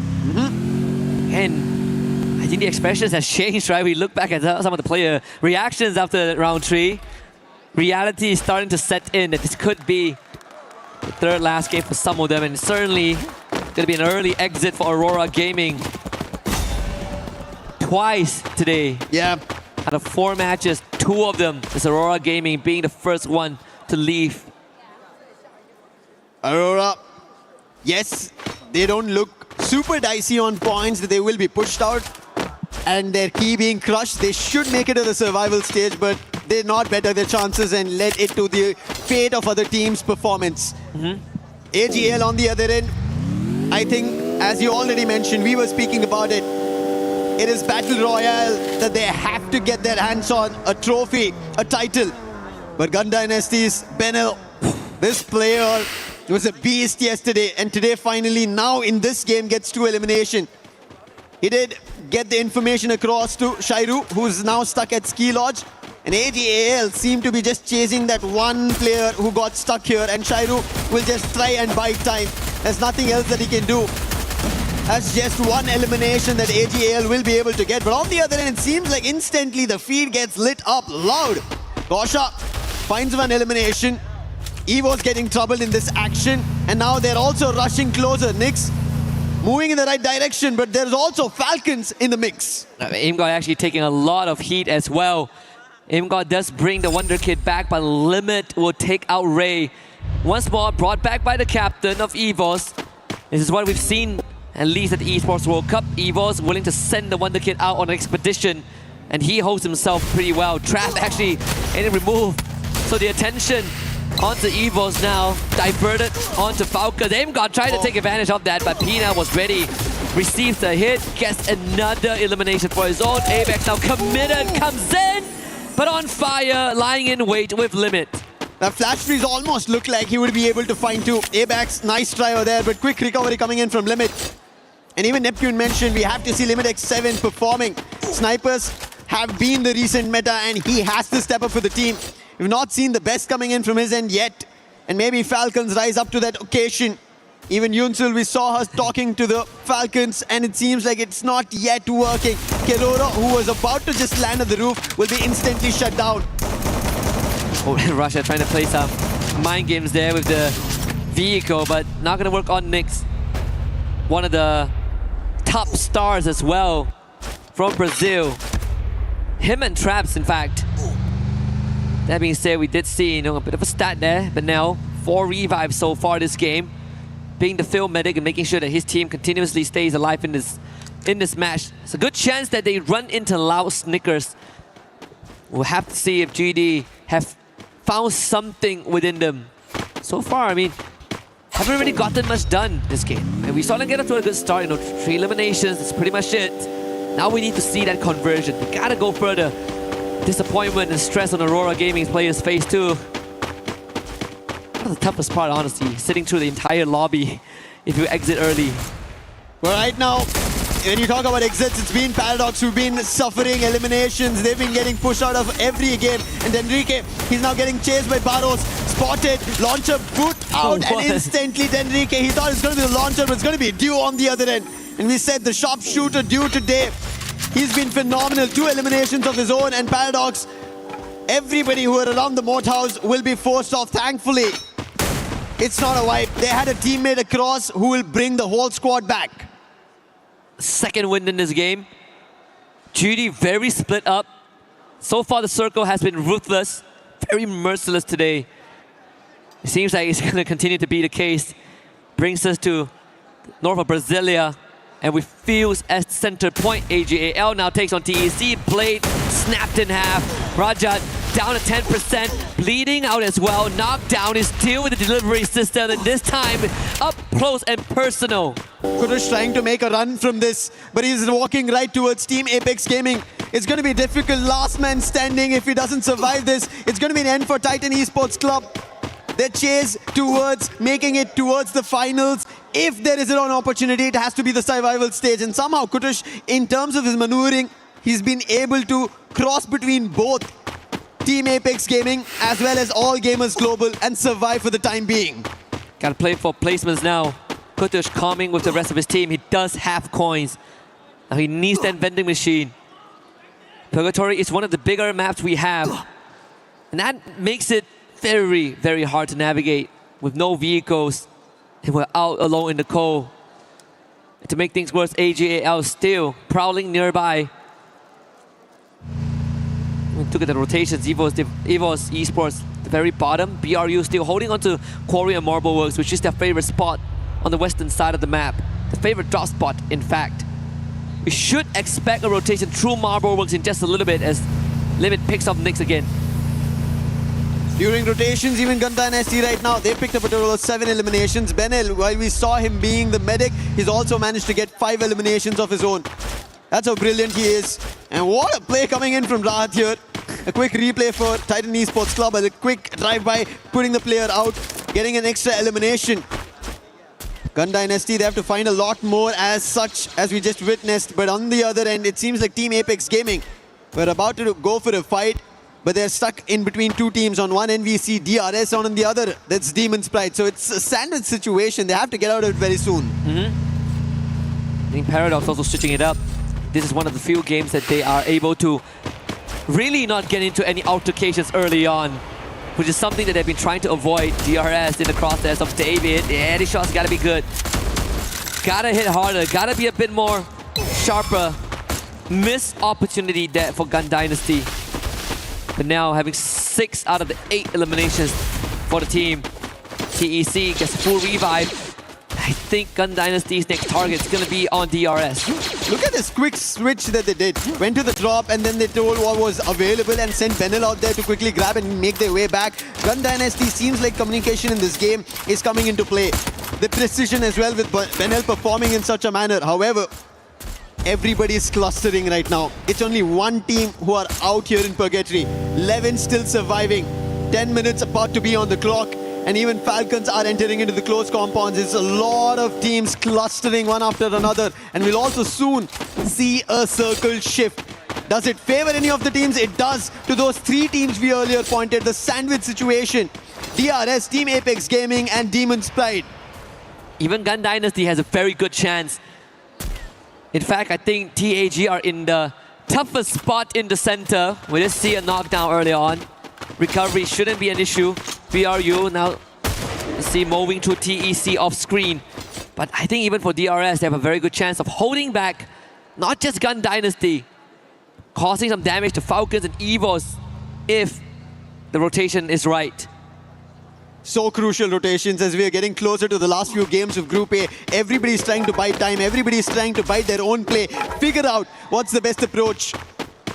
While we all were thinking at the start of the day, hey, top 4 teams, they will be safe and sound. They do not have to be worried about. They're slowly trying to get worried, except for Buriram as well as All Gamers Global.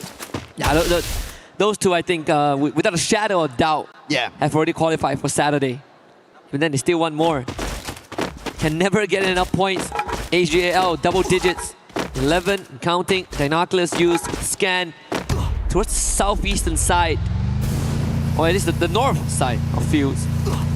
Should be able to rotate there. There's a small compound to work with, but better yet, high ground advantage that puts them within range of proximity of Paradox Gaming. And I think the second Dinoculus have confirmed that. There is Falcons there though. And Falcons are already busy in a fight. That's going to be against Paradox. Windy already down, Sneaky trying to fend off. It doesn't work. He'll also be taken down. One last player. He is closer to the vending machine and he'll quickly strike the revive button. And Drendrike will be brought back. Snipe. With that happening, Falcons have an idea of where he is, and Snipe will be sniped out by Limit X7. Nice shot. And that's going to be the 5th elimination for Limit. And this is what Falcons needed. Every sniper out there performing, Limit had to do it. One of the rising stars a couple years ago. And since then, we know that Limit is special. Look at that, 2 more. No confirmation just yet. No utility dump. More than enough to cause a lot of issues there. Pressure onto AGAL. Can they continue to deliver? Pina now getting pushed. Sci-Fi in the forefront. Let's have the Cassie helping out. Meanwhile, full team on the Gun Dynasty as Trap lands a quad nade. But the pressure now mounts onto Limit. As attentions shift, Limit knocked down. And AGAL breaks the spine and the anchor of Falcons, and that should be it. AGAL once more coming out on top of this exchange.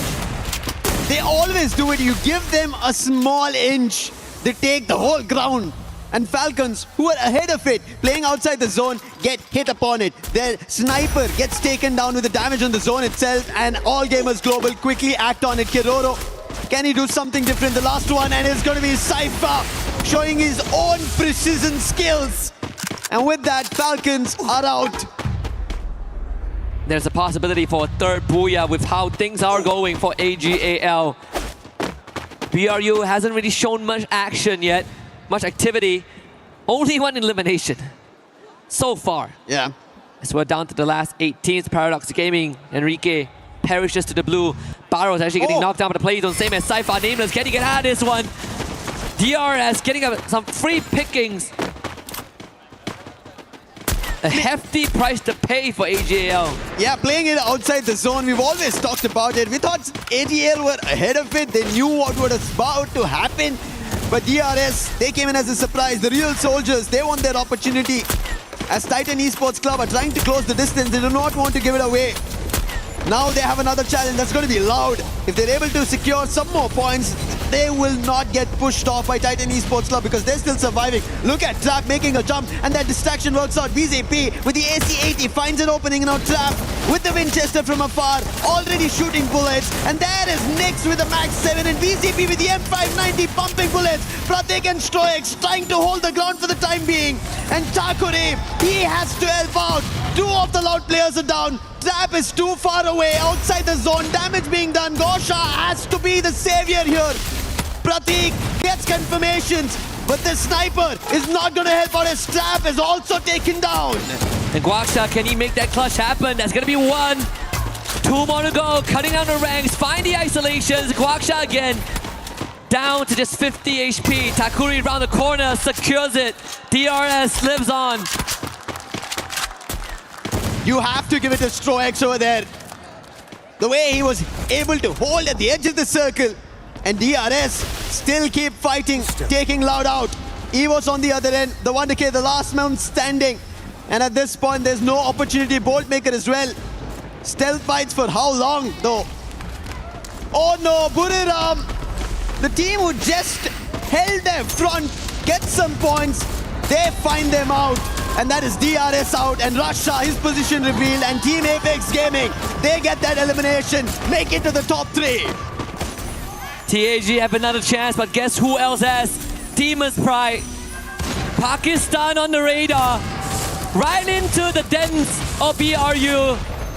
With some help from TAG, they might be able to get it done. And BRU now facing a 4v8 odds. Jonah good on the 1. Jassy knocks down. Wasana ready for the rush. Madara shot down as well.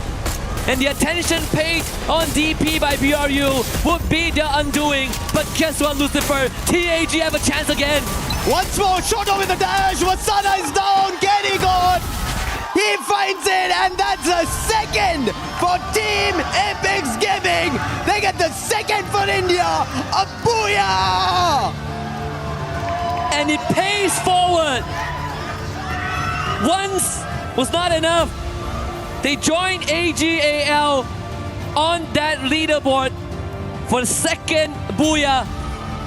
And I think at this point in time, Lucifer, guaranteed survival round. Guaranteed a second life. They needed this. This is what was in the making for TAG. Team Apex Gaming, the champs from India. They did lift the trophy in India, and now it's time they get closer towards an international stage trophy, and getting 2 booyahs in a single day is not an easy job at all. Years of wishing to have a slot, and in the first year, the debut on the biggest stage ever, they lock in 2. And it means just much more just for TAG, for the region itself. I think after today, but after we depart from Paris, they are going to be an inspiration for the rest of India. But final sequences again, TAG, opportunistic in their pursuit of glory, with a little bit of a help from DP, but overall TAG, impressive finisher. Take knock. 150. ये तो easy बुया था. Easy बुया यार. Easy था. Easy था. Just like we spoke about AGL, right? Cool, calm and composed. And that's what Team Apex Gaming do here. It didn't look like they were rattled by it. They clearly positioned themselves ahead of the game. And as you can see, they said, this was a booyah written for us. Yep. Easy booyah, in the words of the players. Yeah. I don't blame them. I mean, again, they were, it's either BRU get their 4th in the group stage, either that or Pakistan gets their 1st at the hands of Demon's Pride, or TAG getting a second, and we know which one is written in stone. I mean, if you are BRU, what are you worried about, right? You're doing great regardless. But with that being said, I'm sure that some of the players have something to say, and we have one prepared with Nyx.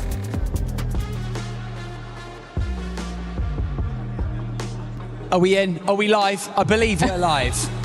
I'm not hearing anything, but I'm going to take it. How's it going, everyone? We're back on the main stage. We do, of course, have Nyx here joining us from Loud Snickers. My name's Barney Banks. I've got Carol Bombshell joining us here. We're going to ask some questions. Nyx, let's kick things off. Let's talk about strategy, okay? Because yesterday, it seemed like the gameplay was very slightly different. Today, you seem like you're getting a bit more aggressive. Eliminations are coming in. Was that the plan, or is that just the way that the games have gone today? Falando um pouco sobre estratégias, a gente viu que ontem vocês começaram muito agressivos, muitas eliminações. E esse era o plano desde o início? Vocês queriam começar nesse estilo mais agressivo? Não, a gente foi mais um improviso, mais oportunidades que a gente via na hora. O nosso estilo de jogo é mais centralizado e acaba que os times que estão ao nosso redor, no trap de lança, pá, assim, pô, fica mais fácil também, né? Well, that was not the plan at the beginning. Yeah, we had to improvise. We took opportunities, so we see the teams during rotation, so we just took opportunities. Yes, we used the right guns, and our coach and our team captain just gave us the call, and then we did it, the aggressive game style. Okay, Nyx, so would you consider your group, the group of death, that's we like to call, consider that including the reign champions, Evils, even Team Falcons, Buriram, does having all these strongest teams in the same group make it the toughest team in the tournament so far?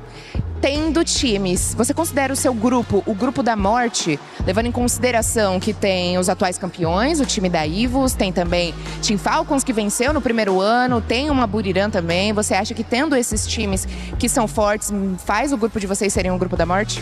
Eu acredito que sim, porque se não fosse por isso, não seria campeões mundiais, né? São times que são muito bons em endgame e acaba que no endgame esses times que são muito bons dá uma dificuldade assim. Eu acho que o nosso grupo é o da morte, mas a gente também somos bons, né? À toa que estamos aí distante do top 5, se eu não me engano. Yeah, definitely we consider these teams the group of that.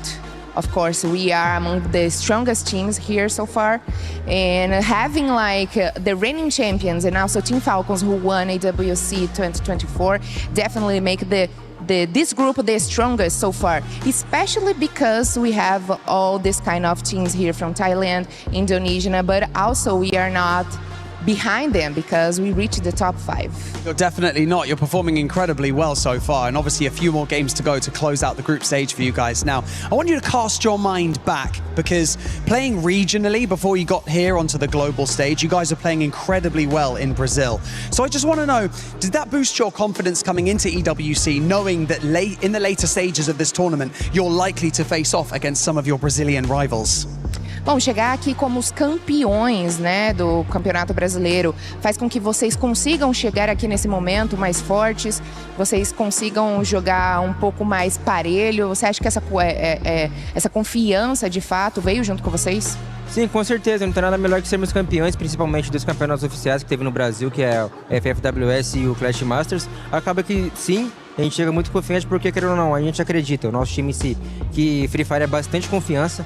Tanto é que no dia de hoje a gente teve algumas quedas muito boas justamente por causa da confiança. Vinha time, nós chegava e matava, oportunidade matava. Isso, querendo ou não, leva o astral do time dentro das partidas e acaba que sim.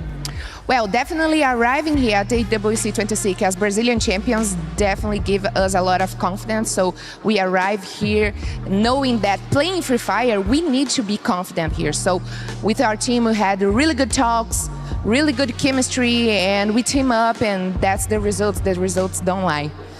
Perfect. Nyx, for us to finish our interview, one more question. Your country mates performed well in Group B last night.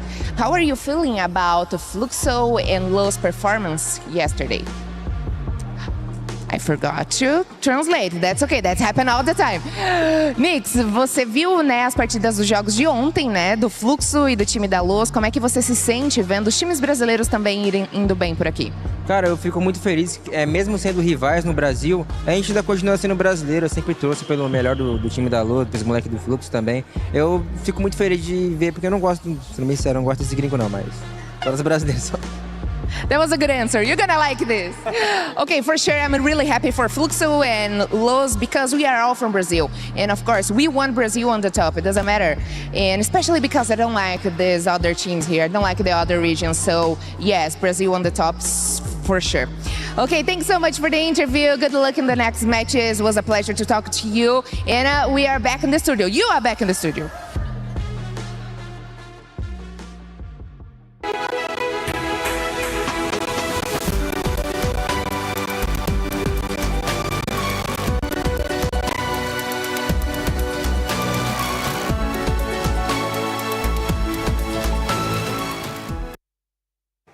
Bonjour, it's Yunsu, and right here I'm at our co-streamer place. Once again, we're meeting our famous character, Backgao, and of course, our super fan from Team Secret, Cyrus. Xin chào tất cả mọi người, thì hôm nay cũng là ngày thi đấu thứ hai của Free Fire EWC 26 rồi. Thì không biết là mình nói về ngày hôm qua một chút đi. WEG cũng như là Team Secret đã có cho mình một cái ngày thi đấu khá là ổn khi mà có được một booyah và cũng như là một cái số điểm tương đối để có thể tiếp tục trong ngày thi đấu hôm nay. Thì Backgao có suy nghĩ gì về ngày thi đấu hôm qua của Team Secret ạ? Chào tất cả mọi người, thì nếu mà nói về ngày thi đấu của Secret WG ngày hôm qua thì bản thân mình thấy là chưa ổn vô lắm các bạn. Hôm nay sẽ là ngày thi đấu quyết định của Secret WG. Các bạn biết là một ngày thi đấu, sau 2 ngày thi đấu thì chúng ta chỉ lấy 2 đội thôi, 4 đội thôi. Và hôm nay buộc Secret WG phải thi đấu hết sức có thể để ghi tên mình vào trận chung kết. Không biết là Cyrus thì cảm thấy như thế nào ta? Thì em nghĩ hôm nay WG phải bắn hết mình để lọt top 4 vào chung kết. Tại vì thà vào top 4 ngày hôm nay chứ ngày mai thì em thấy là khá là căng đấy. Căng hơn hôm nay rất là nhiều. So as we can see from yesterday, WEG from Backgao said he doesn't feel that good, that well about Team Secret since they are doing just only a decent ranking in our group stage A, of course, but overall, he said that in today, we have to try our best, especially get into the top 4 as soon as possible. If not, getting into the group tomorrow would be a criminal to them. You know, it's going to be very difficult, very hard for them to compete. And of course, for our old teammates, here's Cyrus, our old teammates of Team Secret, also having the same discuss with Backgao that they have to try their best in order to get into top 4. Today is a very important day for everyone, both in Group A and Group B. We all must get into the top 4 if they don't want to be left behind. Of course, if you're not getting into top 4, you're still having chances. But if you're at ranking 11 and 12, boom, you are out, not being available into the game anymore. So, as we can see in the chats, ở đây thì em thấy là mọi người có vẻ như là tương tác rất là nhiều. Thì không biết là phần lớn, bác con nghĩ như thế nào là mọi người sẽ thường nhắc đến chủ đề gì ở trong cái phần chat của comment mình ạ? Ở trong cái phần chat comment của mình khi mình coi stream thì tất cả mọi người đều tập trung về Secret WG cả, và ủng hộ cho một đại diện duy nhất của Free Fire Việt Nam. Tất cả mọi người đều muốn rằng một kết quả thật là tốt trong cái buổi thi đấu quyết định ngày hôm nay của Secret WG. Vâng ạ, và nghe kết quả có vẻ rất là khả quan và cũng như là tinh thần của người dân Việt Nam mình rất là đoàn kết với nhau. Thì em cũng không biết là em muốn hỏi là thường những cái buổi livestream mà nó mang tính chất quan trọng như thế này thì Backgao sẽ ngồi xem cùng với bao nhiêu người ở trên livestream của mình vậy ạ? Thật ra là vào những cái buổi livestream quan trọng như thế này thì xưa giờ mình chỉ xem một mình thôi, nhưng hôm nay thì có cậu em Cyrus của mình đi theo thì tất nhiên là có cậu ấy. So normally in the chats, especially in those important occasions like this, everyone in Vietnam, because we are having only one representative from Vietnam, especially for the Free Fire World Series Vietnam. Here is Team Secret, or as known as WAG. They are trying their best to support for their favorite team. Overall, as you can see, normally Backgao will only sit and watch the live stream alone. But today, of course, he has a very special company, whom is Cyrus. And overall, I can see normal his number is very impressive because For your information, Backao is one of the most famous Free Fire streamer in Vietnam. Normally, as I can see, he will have around like 10k or 20k viewers at the same time watching the live stream with him and support the best for Team Secret or any Vietnam representer in the game and everyone in the game as well. So it's a very pleasure for everyone to be here with me so we can enjoy this very amazing atmosphere right here at EWC 26. Cảm ơn Backao rất là nhiều. Vậy thì không biết là anh có lời nào cuối cùng muốn gửi đến cho tất cả các bạn khán giả tại Việt Nam cũng như là Team Secret của mình tại sân khấu không ạ? Mình mong rằng tất cả các bạn đang coi livestream ở trên toàn các kênh sóng của Revive Việt Nam sẽ cổ vũ hết mình cho Series WG và đồng hành cùng họ hành trình này nha. So, here's one last thing I want to send to the viewers. Please continue to support for Team Secret and of course to all of the rest team at EWC 26 Free Fire at this time. Thank you so much for your cooperation in this interview and we will catch you guys later. Seven, the camera's on. Seven, wake up, Seven! Sorry about that. I was having deja vu. I was dreaming that AG and Tag won again. They did! They actually ended up doing it again. It actually happened! It's not your dream! Especially Tag getting off that booyah curse that we saw earlier from them. I mean, this squad has finally been able to step up considering that some of those top teams have been slowing down. And I'm looking at Falcons and Gun Dynasty. Well, it's really getting tough right now for Gun Dynasty because it seems like the 3 games, it's something, there's a lot more that they can do right now, but I think they might be able to catch up on the second half, but we'll have to find out though if they'll be able to pull it off. Yeah, I mean, Gun Dynasty in Groups Day 1, they actually have a 12.8 elimination average and 4.75 for placements. And guess what they've dropped down to for these matches? 1 for elimination and 3 for placement. Ooh. That is quite a significant sort of jump from yesterday's performance for Gun Dynasty. And then who is trailing on their tails? Team Falcons. And I mean, I did sort of touch on this at the earlier stages. They needed to have a little bit more of eliminations under their belt to be able to push themselves up into that top 4. And with their track record right now, I mean, they're doing it. Although they sort of fell out in 8th place in that last match, they did have about 14 eliminations as well. So this is like the consistency and the massive advance that Falcons needed to be able to keep themselves out of that survival stage. Yeah, I do agree. I mean, hopefully they keep up that consistency because there was one time when Team Falcons was hunted by Aurora Gaming. And it is tough.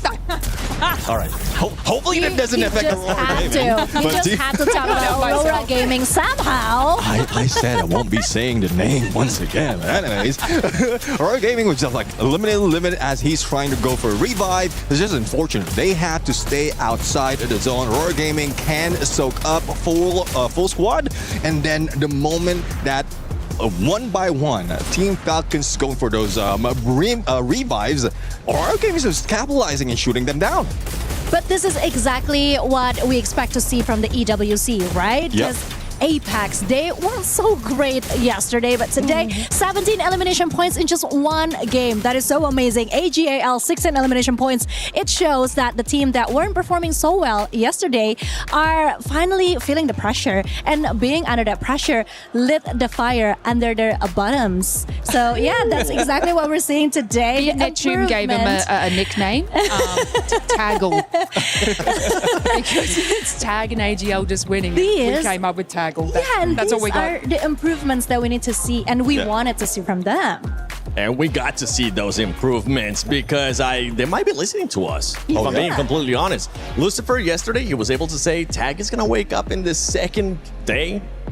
Lucifer, I see what you were doing. I'm wondering if you maybe went and told me, okay, you really need to make sure you wake up in the second day. I'm putting my credibility on this. But another squad that has been able to maybe listen to some of the stuff that we've been talking about has been none other than AG. Yeah, exactly. I mean, from earlier, we were talking about how well they are holding the south side of each circle, how they go rotation is just keeping them safe. And in the previous round, we saw them in the north. So the same strategy that they were able to pull off. And one thing is, like, even if you make that adjustment, it's not easy. But good thing that they have good snipers, good information getters, as well as those frontliners who keep those paths safe for them. So the rotation, either way, south or north, east or west, it doesn't matter for AGAL. Well, let's take a look at the overall ranking because we will have only 2 matches left of Group A. Buriram, congratulations, you have passed the 200-point mark.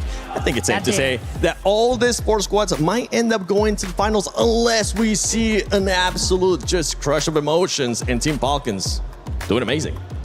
Yeah, of course. I mean, seeing how AGAL right now has collected 199 points, we all know that AGAL is one of the strongest when it comes to Southeast Asia, but when it comes to the EWC, this is actually quite a surprise. I mean, Loud, EFOS, you guys better get focused, okay? Because what the hell is happening right now? I mean, even Team Falcons is trying to pick themselves up, even though it's not, maybe it's not working as much as they wanted it to be.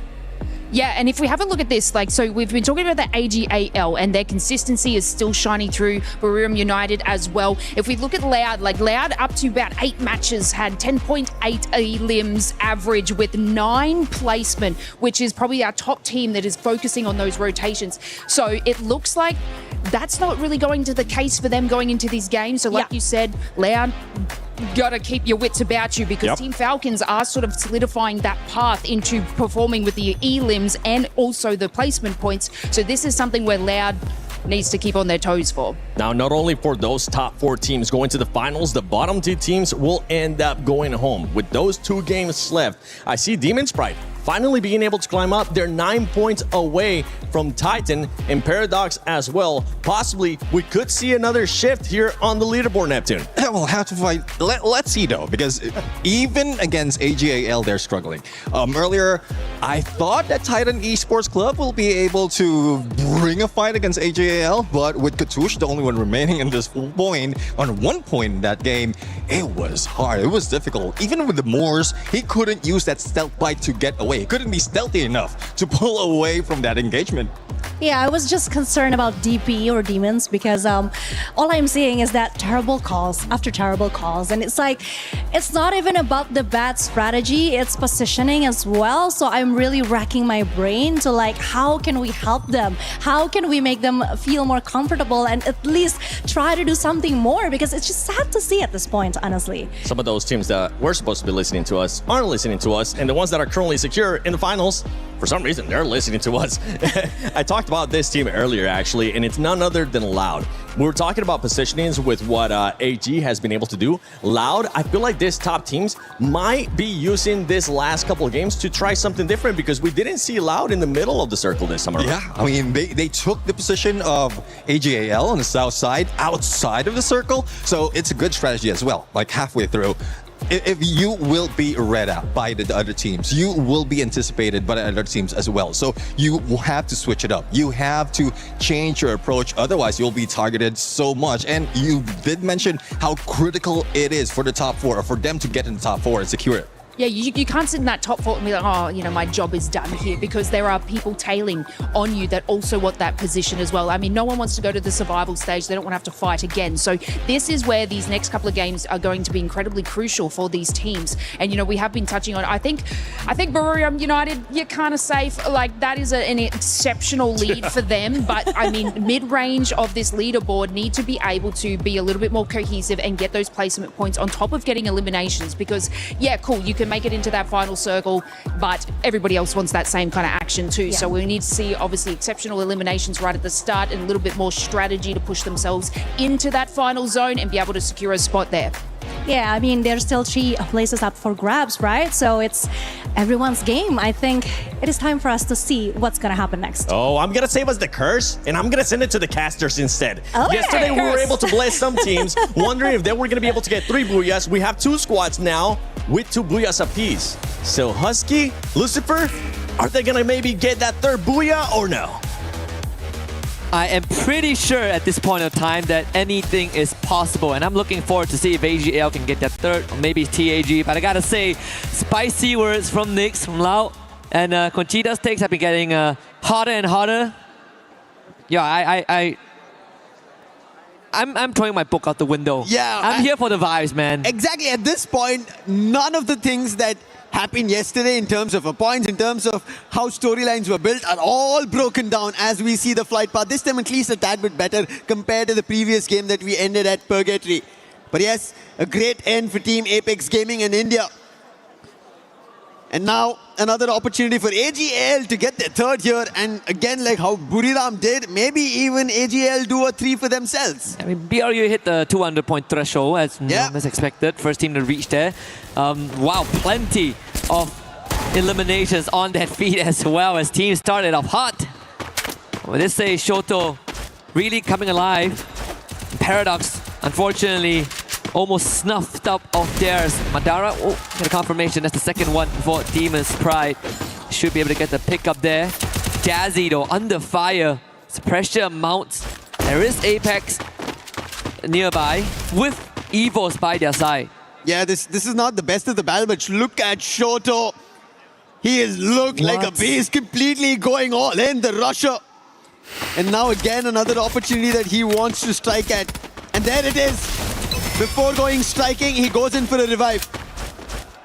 Abax quickly challenged by Demon's Pride. And Shoto going in for another revive. A couple of losses that they had. And Shoto gets all their players one after another back on their feet. Going and getting in. One last player left from Team Apex Gaming. And Shoto right now doing the magic to get the Apex back. And after an extended breather, suddenly this match 11 of Group A turned into the Wild West. They are still going. Top 16 needs assistance. Apex getting gunned down, but Russia that covers the flank. Madara ends up losing out.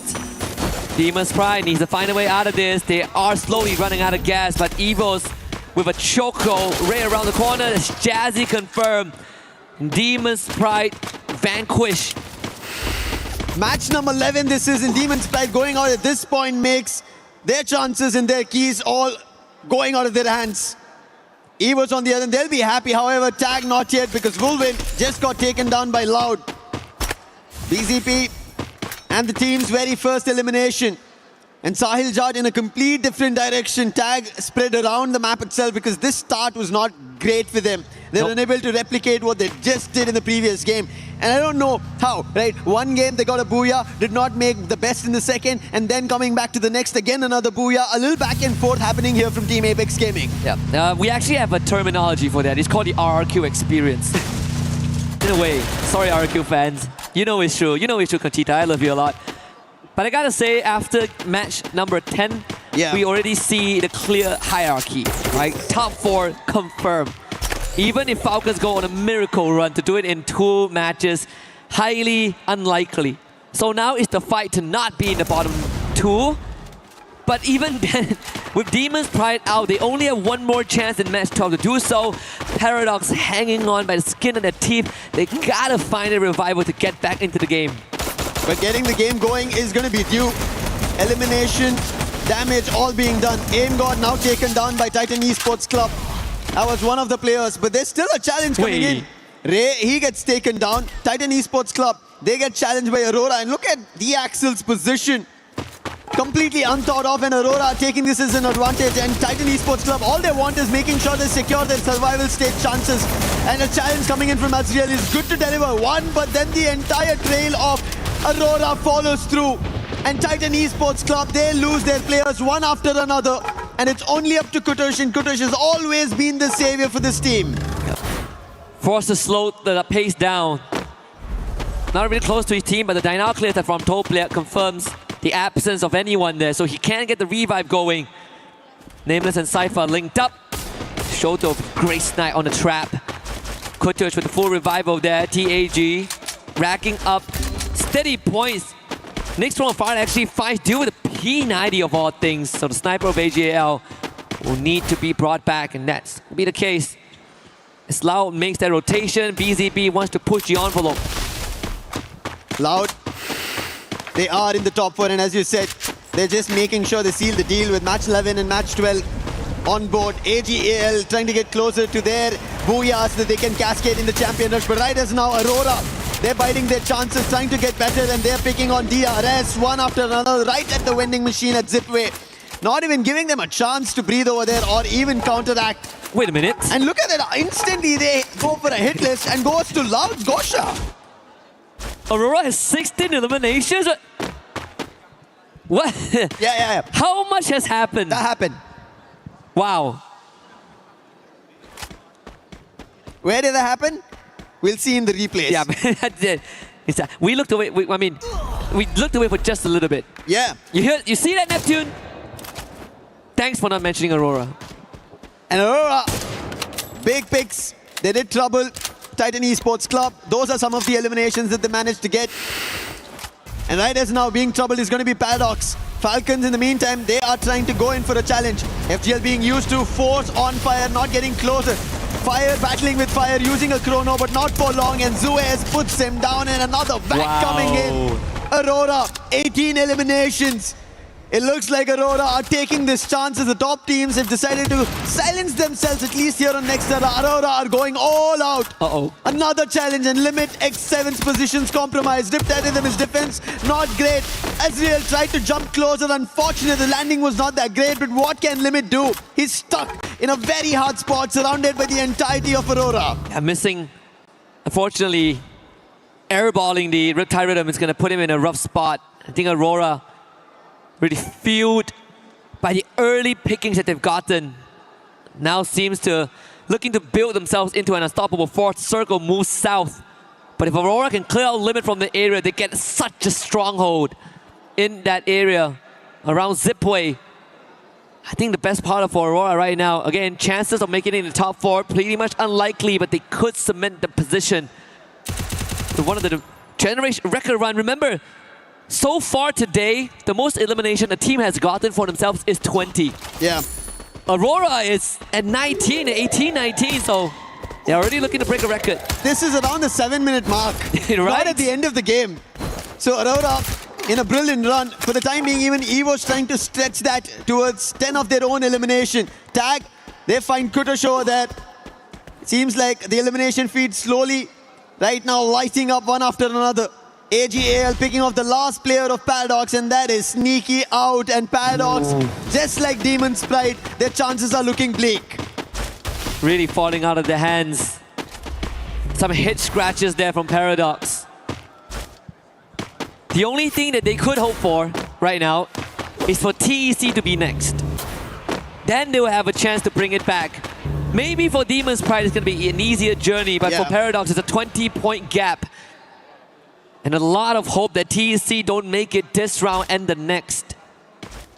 It's going to be a difficult one to kind of look forward to teams fall and their own uprising, and especially with only one game to go after this. But on the other end, Loud, they have a challenge. That's going to be DRS. They thought they were ahead of the game, but BCP, he was quickly surprised by DRS. But the challenge not yet done. Gosha was there out along with Aurora. 20 eliminations on the clock.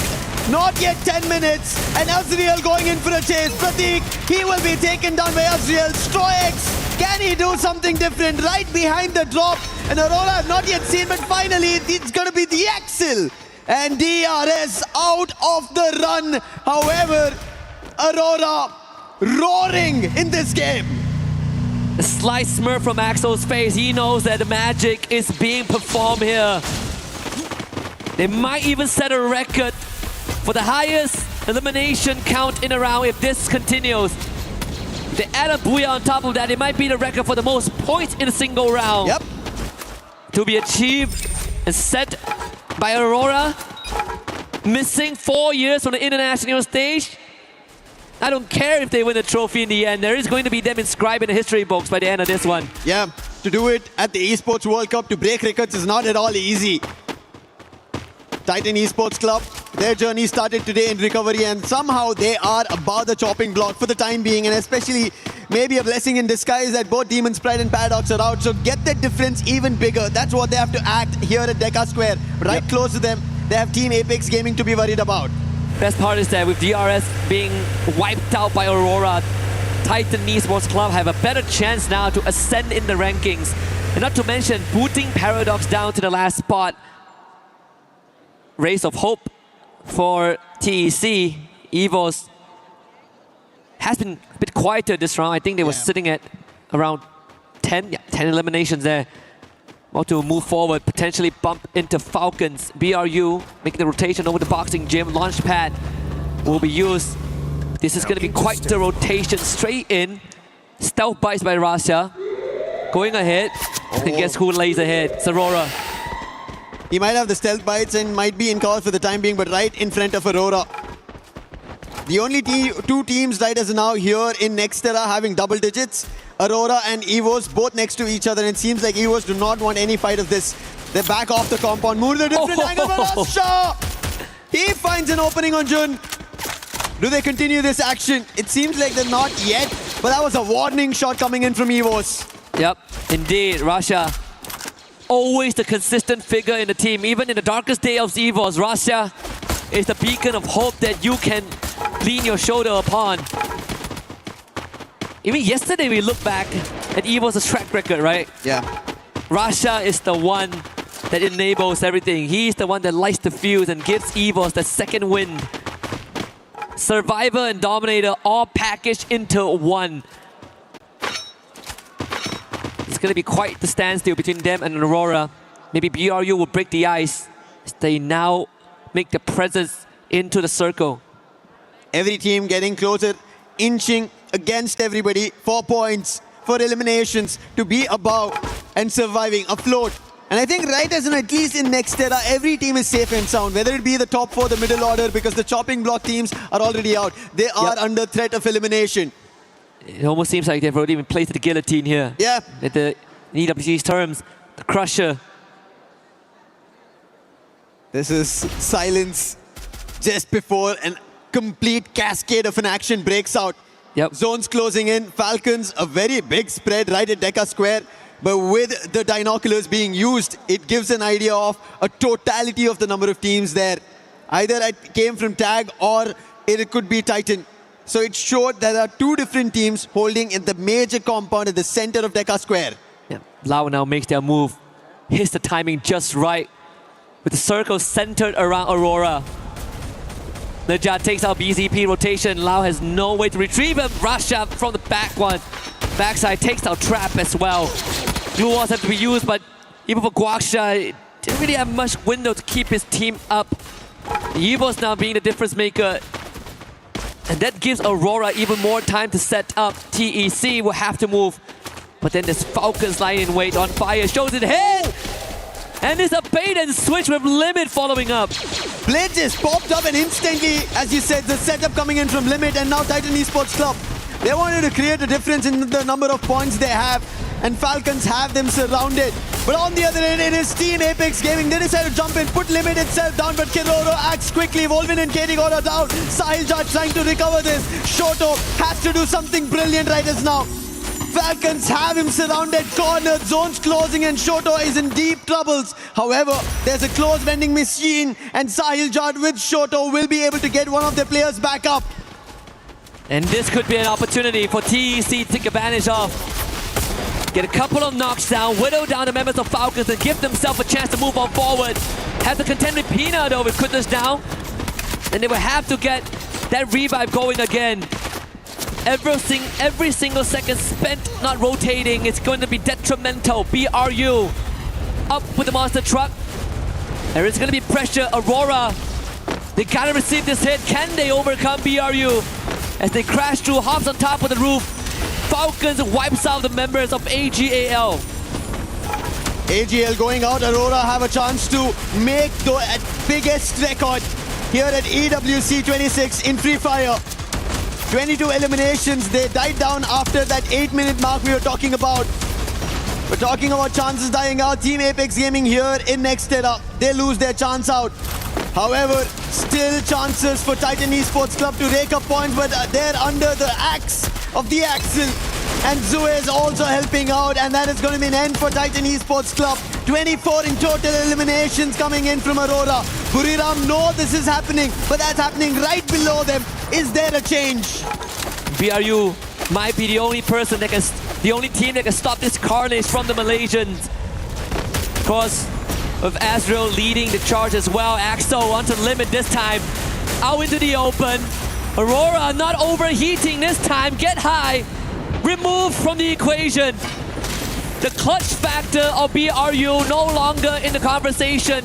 And Aurora, new surge of confidence newfound hope now takes on BRU, and they are on top of the roof. A fight between Loud as well as Evos. But Evos, they have the numbers. Loud don't have it. Riptide Rhythm coming in, trying to fend it off, but it goes towards Aurora. The Axel's down, but they are quickly recovering. That's the best part, as you said, they are not overheating. Jun, he stepped out, quickly spotted multiple players and backed out. On the other end, Limit taking an advantage on Buriram out in the open.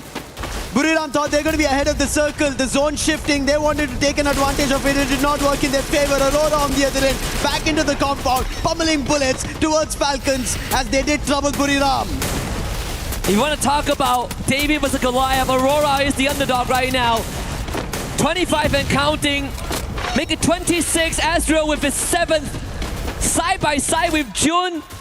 They make it to the high ground, and now Evos is going to be the next on that hit list. They eliminate BRU with the help of Falcons, down to just 4.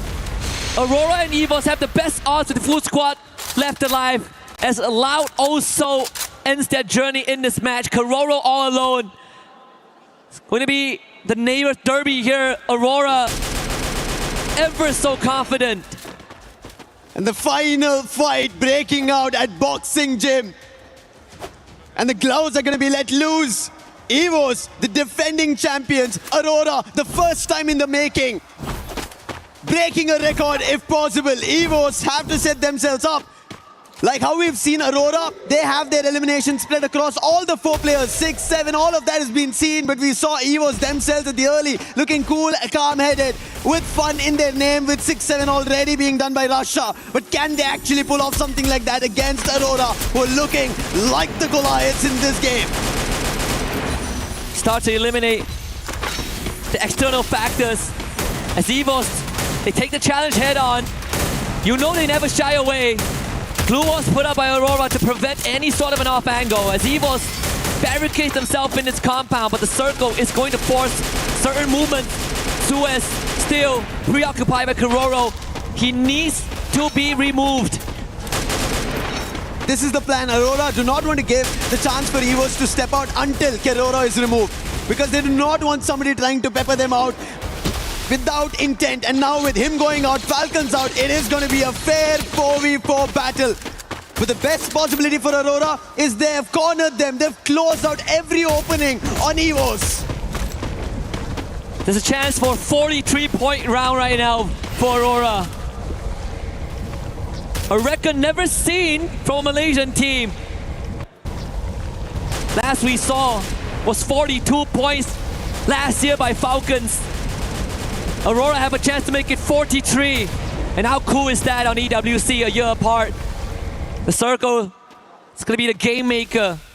Axel on the roof, but we eventually have to descend.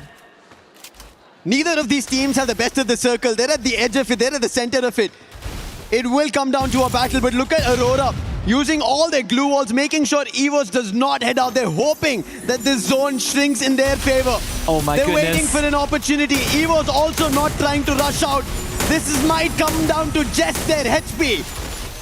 Is it really going to be a heating battle? Ezreal not able to sneak in. It's going to be so close. Axel is going to be their lifeline. Rasha finding a knock. Here it comes. Evos on the hunt. Ezreal with the knockdown here. But the lifeline is on top of the roof. Is Aurora. All hopes on the Axel. Can he outlast the odds? Aim God knocked down by the blue zone. Axel continuing to patch himself up. It's him and Apex. Who is going to outlast the system? Axel falls at the very end. And Evos is the one that comes out on top. The Tigers, they hold off the zone, helping them out. Aurora, they should have kept their aggression going on and they could have got a record. But what a booyah coming in from Evos, holding it off. We saw the fight could have broken out very early on. Russia instantly shut down Aurora, saying do not take that fight against us.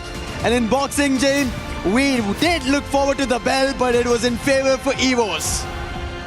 And regardless of that, Aurora have something to be proud of. Still a record being set. Almost close to 40 points. A scoreline that any team would dream of. Yeah. Again, we said highly unlikely that top 4 standings will change, but this has at least kept Aurora in the game. And even for EVOS, they know what the plan of Aurora was. They were prepped to play that healing game. What an impressive round, honestly, from the Malaysian team. I think it is something that, we saw back in the SCA, back in spring. The good games of Aurora are the games that they are willing to make these moves and take on the fight, and god damn, they did it well. Yeah, I wish for this fight to break out in their favor. They should have gone for it a little ahead. I agree. But yeah, there was even electrotherapy being used by EVOS. That also helped out ABAX over there. And that's what we talk about, these minute things, you having the skills ready for those final battles. It helped out EVOS over there. Aurora otherwise maybe could have had their own big one. Let's hear them.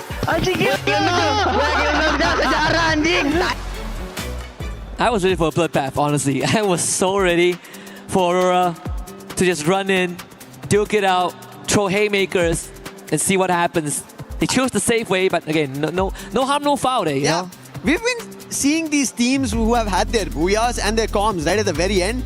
It has not been hectic at all. And in this bed we saw comms, they're like, hey, we understand what Aurora are trying to do. Let's do the same thing. It worked out for EVOS. Yeah, I mean, you didn't even see EVOS trying to force their way out from the boxing gym. Right? They're like, I guess we chill. And then we try to... We 6-7. We 6-7, right? And so we got 6-7. Game 6 is coming up. But of course, before we get to that, we got to see what's going on in the rest of VWC.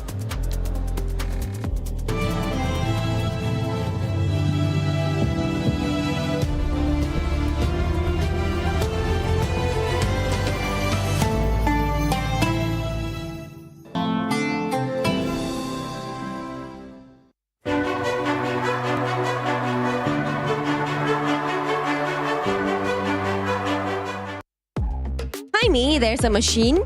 I don't really understand how to play or how to use it, so I'm gonna ask this man right here. Hello. So can you explain how can we use or play this? Because I really want to give a try. Yes. So it's easy. I will push the start button and you will have 5 seconds to prepare and it will start falling down. You will have to catch them all. So there are 10 in totals. And once you catch one, you can drop it on the floor. Wow, this game is gonna be very hard. It's about flexible testing. Okay. Let's see if I can do it or not.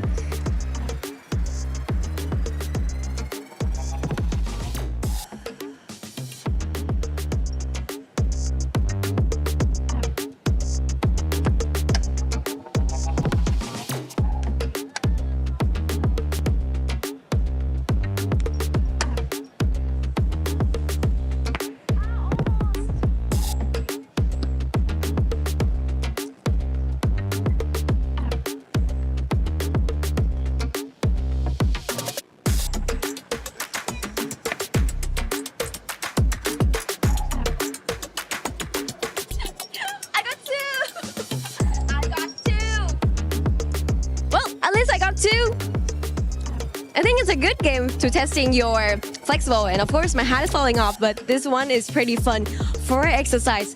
Let's move to the next one.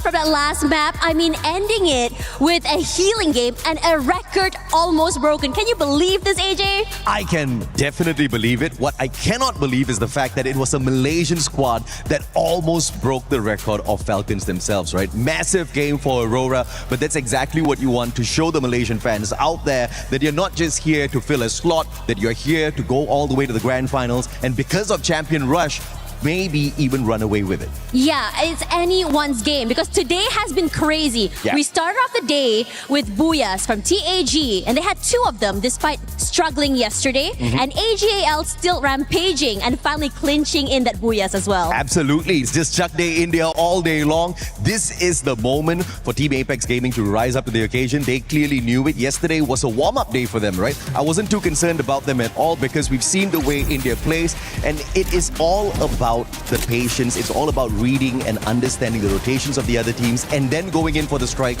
when you truly need to do so. And today is the day. Perhaps they might not get the early access into the grand finals. But what they will most definitely do is not get relegated today. Down at the bottom, Paradox as well as Demon Sprite, they are the ones who are in a little trouble. Yeah, it's looking really scary for them as well, especially as you know it is elimination day after all. You do not want to get dropped today. You either want to be at the very top all the way to finals, or you want to at least survive for survival stage. Absolutely, and obviously you want to get in there a tad bit earlier, but there is no harm whatsoever in playing that survival stage, right? You've got an extra 10 games to go through that also gives you a little bit of extra warm-up before you play the grand finals. But obviously the Super Titans want to get in there early, and Southeast Asia, as expected, finding dominance there. Now, the surprising thing is Loud, even without a dominant run today, are still in the top 4.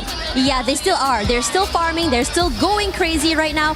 And I am very excited to see what will be happening. So, after this, we've got the final game. It's the final showdown. It is the final opportunity for the two teams down at the bottom. The ones they are chasing, though, is from Bangladesh, TEC. Now, they've done good enough so far to stay clear of that bottom spots, those two bottom spots, but they're a little bit too close to being uncomfortable in the competition. This is that round. I'm expecting them to make a breakout run. yeah, it's really scary to think about it. But again, anything can happen. We've seen records almost broken as well. And I think that after this, before we go, I mean, again, it's the final game before we go into the second series of the day, right? So in your opinion, what do you want to see on the final map? I want to see the underdogs rise up to the occasion, even though Demon's Pride, as well as, you know, the ones who are closest to them, are not going to find a way to maybe get the booyah at the end of the day. They still need to try. They still need to throw out a lot of points as much as possible. So if possible, get to that final circle before finding your eliminations. I also agree. I want to see the battle of the underdogs, but who else better to tell us what will be happening in the last match? Other casters, we have Lucifer and also Husky. You are damn right, Tash and AJ. Last match of Group A. And we are about to see some dreams get crushed in this brutal reality of an international competition. Paradox Gaming down at the bottom, followed by Demon's Pride in 11th place. But there is still hope. Even a slight glimmer is what might make the difference for these two teams. We saw TEC, they ran away with the previous map thanks to a bit of intervention. Paradox Gaming have a mountain to climb to even make it to 10th spot. But for Demon's Pride, for the pride of Pakistan, that journey might be slightly extended if they just get a good round. It needs to be the greatest of rounds for both Paradox and Demon's Pride, as this is the last game for Group A, match number 12. And it starts now with Paradox already taking a dive towards Moat House, but they have trouble. That's going to be DRS, not the great journey as they dive out very first. Sneaky, however, has taken a dive in the other direction, but very close is even Demon's Pride. Both the ones almost at the bottom, out of the race, are very close. This is unfortunate. Yep, very poetic as well that the last map is Purgatory. And can they survive Purgatory? Pratik making hope look a bit glim there. L2K doing the same. Enrique needs to be picked back up, but L2K needs to be able to hold the fort so far. Paradox down in numbers. DRS with 2 already. This is not looking great. Windy, he wants to do something, has a vector on hand, but can he do something brilliant? Skill ready, but he doesn't even get to use a single bullet. And he gets taken down by Pratik, the P90 putting him down, but Sneaky, thankfully there was a revive so he can go for this battle, but for how long can he do this? Paradox need to recover. They need to understand the stakes right now, that if they get eliminated so early, the result for sure is elimination. Not only that, you're also feeding points into the DRS machine. And that means, at least for this situation, it won't change much. But with Demon's Pride arriving, you gotta make something out of it. Aswa finding L2K, that makes it even worse for Paradox. Windy will bring him back. Finally, Sneaky getting the job done. Getting the first for Paradox. A step in the right direction. Strowax will want to find revenge. But Sneaky is doing his absolute best to stay alive. But Strowax pulls out the sight and ends Sneaky's streak. Madara now is gonna queue up and see if he can make something happen. Demon's Pride, they also need points. If it was Paradox and they were battling against them, that would have been extra points. But DRS, they're safe and sound. So battling with DRS could be trouble. And they've looked better so far in the entire journey of the 12 games that we've seen. Hope Demon's Pride are prepared for it. One thing for sure in the intention of moving towards moat houses, the fight is isolated. Whatever happens, you may be able to recover it. But can it work out? It doesn't. Both top 16 and Madara, they get taken out. And that does not look good at all. At least for Demon's Pride and Paradox, they're still in it. Still a chance. TAG, on the other hand, not doing that well. Madara gets brought back. Gun Dynasty, watching that top 4 slip away. Now, we'll have to see if they can at least end on a high note. Doing like what Aurora did in the previous round. Almost 40 bomb. Shairu getting spotted out by Jun. That's half his health bar gone. Aurora, just before this, they had only Jun surviving, but thankfully got the whole team back up. So his life at this point, losing it out is okay. But on the other hand, as you did mention, going out with a bang is something that Gun Dynasty should expect and should replicate, because their top 4 chances are now gone. Unfortunate for them. The great run that they had on day 1 cannot do or say much here on day 2, because the Southeast Asia and Brazil, they went all out. And again, going in for a battle is going to be EVOS and AGAL. Not yet found an opening. Bullets being exchanged on either end. Dew now gets closer with his sniper. Can he find the opening? Yes, he does. It's going to be Ray getting taken down. Confirmation not yet there. Aim God running right across. Ray's confirmation will follow to Dew. And now Cypher following with ABAX going down. AGAL looking better, but finally taking a hit on Dew. Now it gives a chance for EVOS to get back into the game. Aim God's gonna get surrounded as he revisits that area. The double back for AGAL paid off big time as they picked off the majority of EVOS and forcing them into that revive game. Deal doesn't even go down. None is lost on the side of AGAL as the feed continues to light up with some of the bottom teams. Stroax finding his 4th on the sneaky. Jazzy picked up by Get High. Things continue to develop in a negative way for Demon's Pride and Paradox. TAG needs to find a way to get woven back into action as Azrael also destroyed by Pina. Falcons at Central, a UAV to scan. They do not find anything. On the other end, Aurora, we spoke about this. After almost a record-breaking performance, this last game of Purgatory is now working in their favor. Last time it was Jun, this time it's the Axel. On the other end, DRS is still hitting on Paradox, getting extra eliminations from them. Quick on the revive, thankfully had enough coins to get the whole squad back up. What is this again? Demon's Pride and Paradox one against each other. And Windy quick on the revive. Madara had the same intention as well. But at the end of it, it's going to be Madara who gets that elimination. And that's going to be a second. But DRS is still close by. If Demon's Pride as well as Paradox keep going at it like this, their chances of making it up will not work out, because TEC, they've already picked up 5 eliminations of this game. With top 16 going down. Again, a reset, a hard reset onto Demon's Pride. Madara would just have to make that rotation. Blade making good on his opportunity. Takes down Wasana in the meantime. Players of Paradox on your screens. Again, it's going to be tough. Sneaky losing out again. And like you said, Lucifer, this cycle of point churning, if it's not into the pockets of Paradox and Demon's Pride, yeah, there's no chance. Not sure what the thought was. Maybe they both wanted to go for a drop clash and DRS ended up becoming the surprise. And DRS are getting those extra points at the time being. TEC in the meantime, they are getting their own eliminations. They're already, we saw just before this, at 80 points. So a chase towards them is going to be very difficult for both Demon's Pride and Paradox, and especially they're losing players one after another. Finally, somebody has taken the most eliminations away from Trap, and it's going to be Sci-Fi, and that's what I'm pretty sure every fan of AGAL will be happy to see. Yeah. Russia's still in first place. Yeah. At least tied up with Sci-Fi.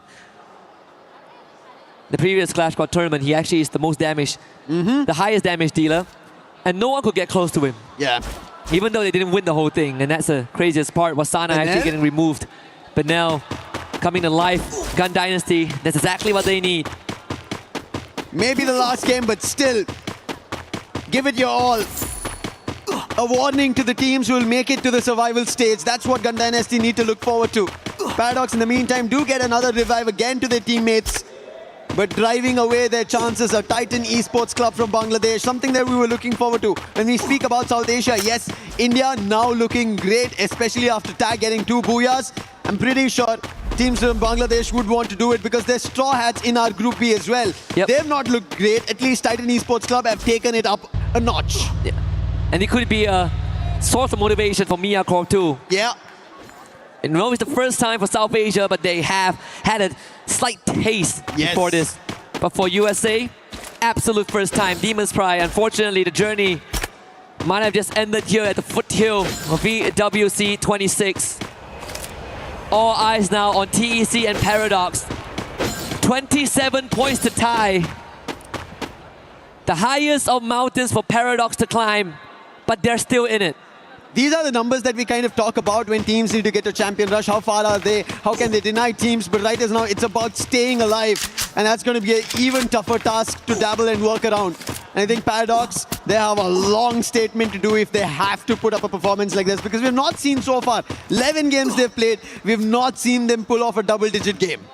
Yeah, it would be a lot more reassuring if TEC didn't also have 8 eliminations under the belt. Yeah. The break even. And that is going to only make things harder as more teams get removed. Strox taken out by BZP. It's a good time to kind of lay it out on the table as well. This last round, a lot of what's happening is inconsequential if it doesn't directly affect Paradox. Paradox, every time they take a step, they are either surrounded by DRS or being challenged by somebody else. This time at least, they've fended off DRS. It's only going to be Pratik and they instantly surround him. Nice. Quick on the take is going to be Sneaky. Happy on that elimination is also going to be Paradox. But they're not out of elimination. Loud is getting closer at that ski lodge's end. Forge is above. Can they forge their very own key that stays alive? At this point, it looks tougher than ever. And remember, with their elimination, they tie up with TEC again. Yeah. 27 points, the count starts here. Enough bodies to go through, but with the right placement points. Not the best challenge right they have. DRS, they somehow were able to fend off. You can see Takuri did get the whole squad back, but look at Loud. This is how they challenge, going directly in. And Trap puts the player from Paradox down. Now Windy, he spots them from afar, thankfully. None of the players from Paradox were close by, and Loud did just get one and try to back off, but now Nyx has spotted them. That will instantly tell Loud to go for the next fight. Yeah, forget about a hit and run. How about hit you straight? Again, Paradox sent on the run again. You look at the radar, Paradox actually have a good spot to not only get the revive, but reset again. But for Loud, they've already cemented their 4th spot. Really doesn't matter how this round turns out. Falcons, impossible to make it to grand finals. We'll have to play for survival. Gun Dynasty continues to make a statement on the feed as well, taking out Pratik. Spinel is the one that breathes life into the team. BRU as well, finding a recovery. It's Gun Dynasty under the lightning zone, challenged by AJL and deal best Spinel. 2 shots looking for the second on David, but Cypher was close by. As David goes down, even Vega gets taken. This is AGL looking forward to their run at that champion rush. And now Loud has a challenge right in front of them.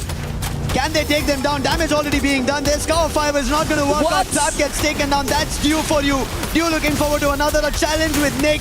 Trap getting confirmed. Cypher puts BZP down. Now Nick gets closer to Due. In that CQC, it's going to be Nick delivering for Loud.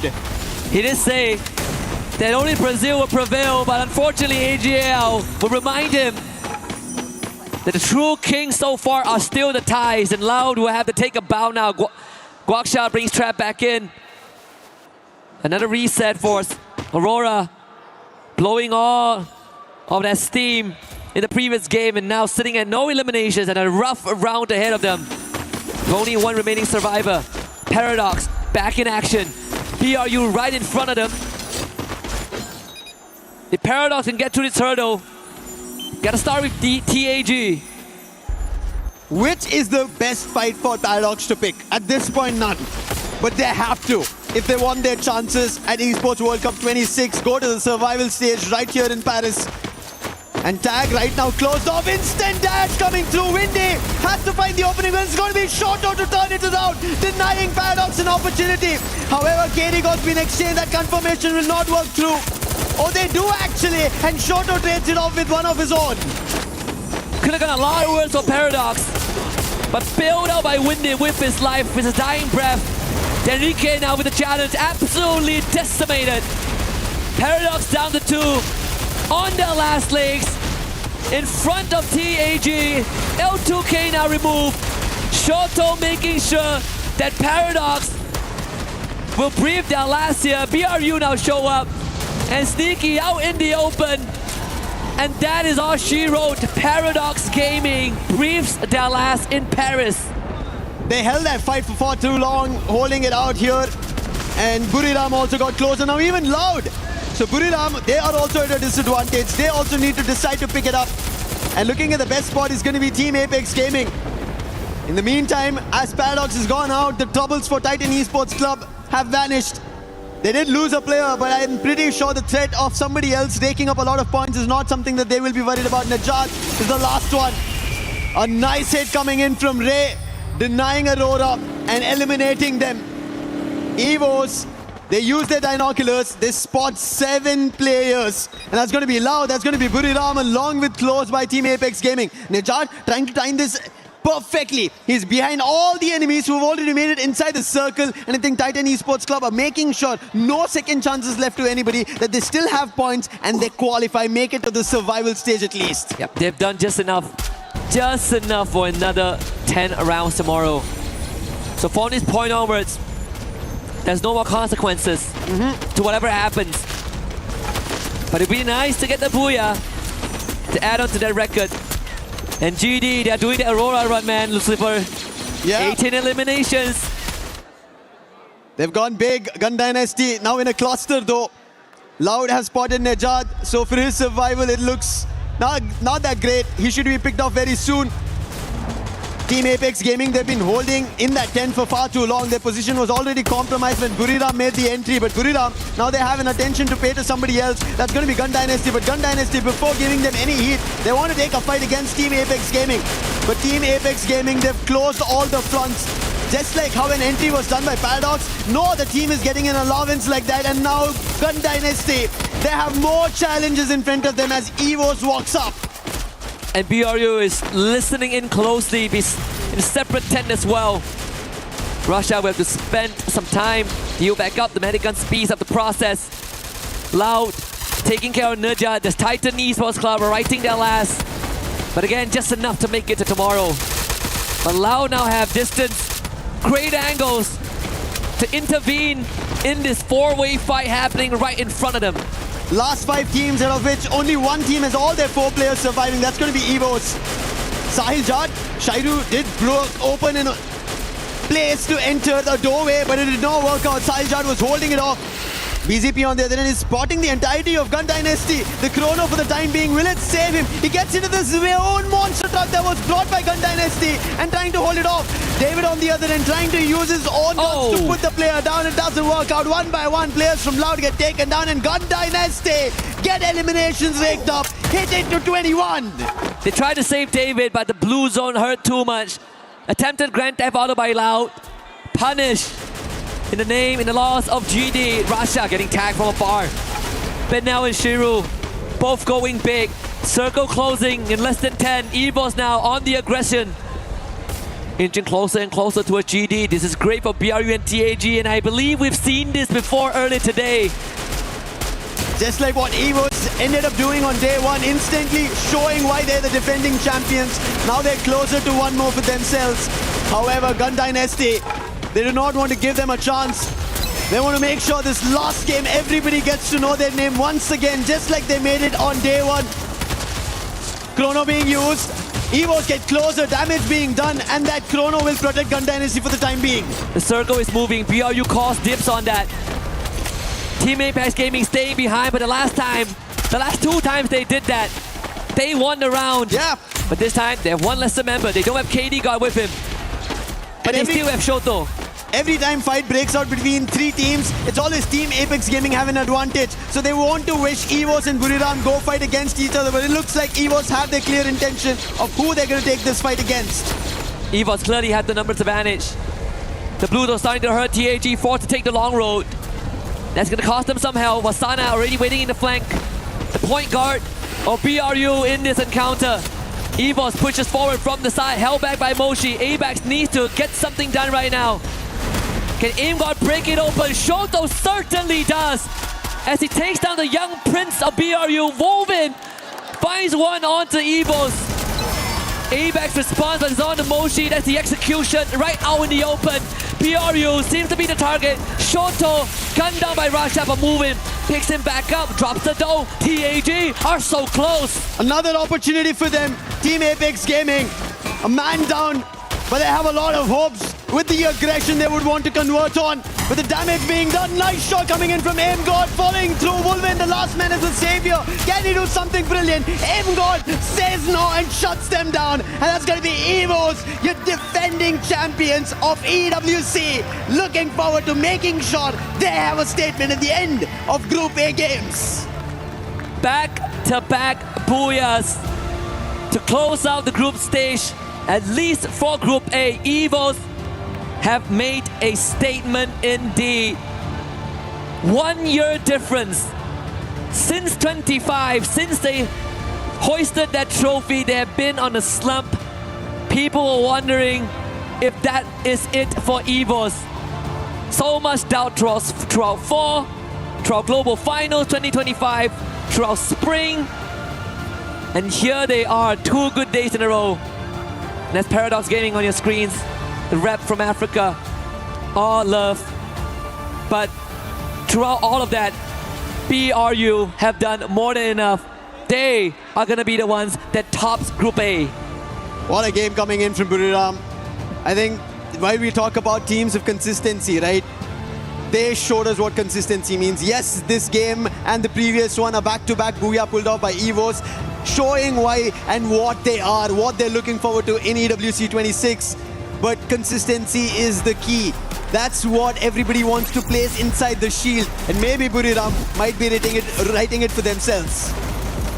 Let's listen in on what EVOS is talking about with that win in the final round.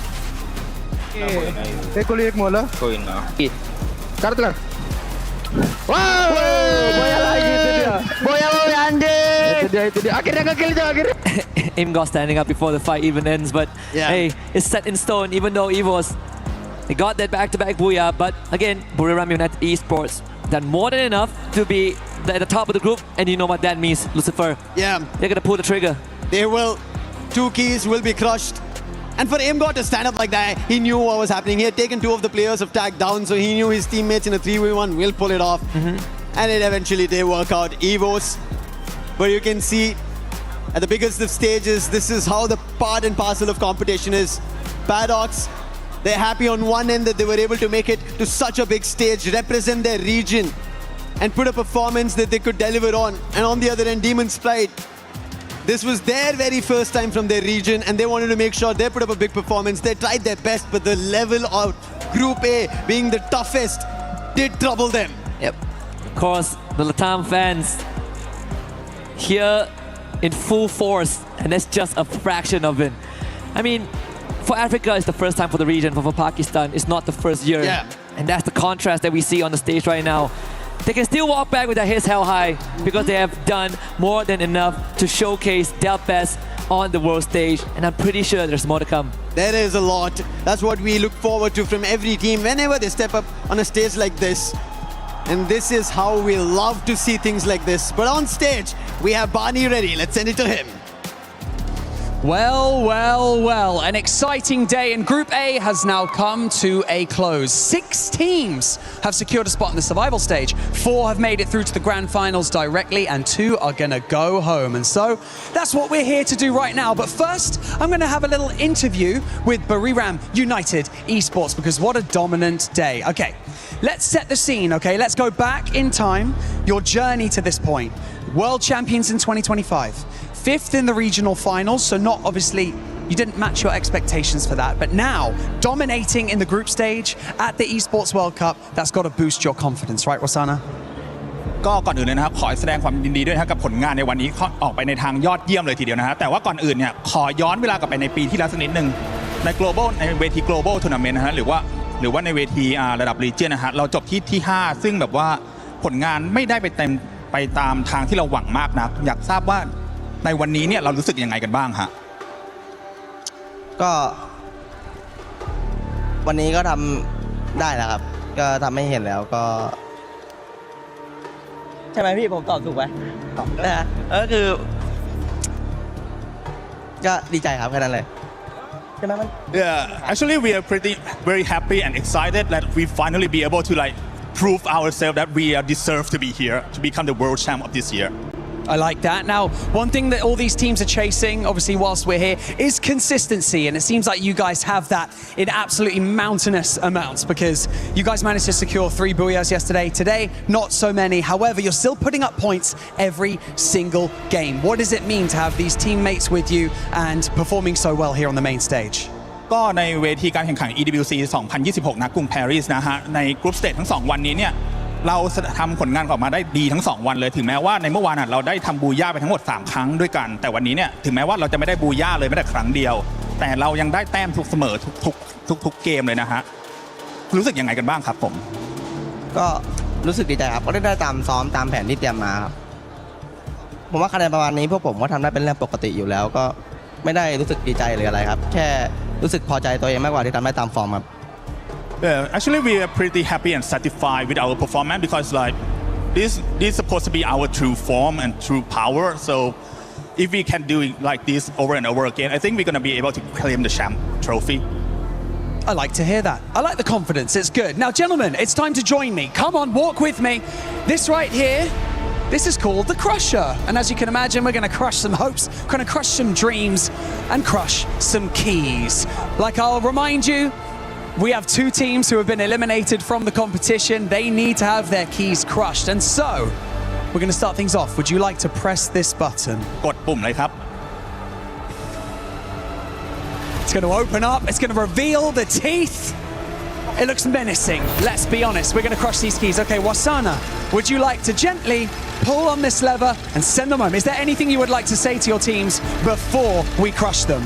ก่อนที่เราจะดึงคันโยกลงมานะเพื่อส่งดึกคีย์ทั้ง2อันลงไปเนี่ยมีอะไรอยากจะฝากบอกทุกทีมเลยไหมฮะกับแล้วก็2ไม่เป็นไรครับเก่งแล้วแต่ผมเก่งกว่าครับโทษที Yeah GG nice try but we are better than you guys sorry Oh, that's what I like to hear. Okay, pull that lever in 3, 2, 1.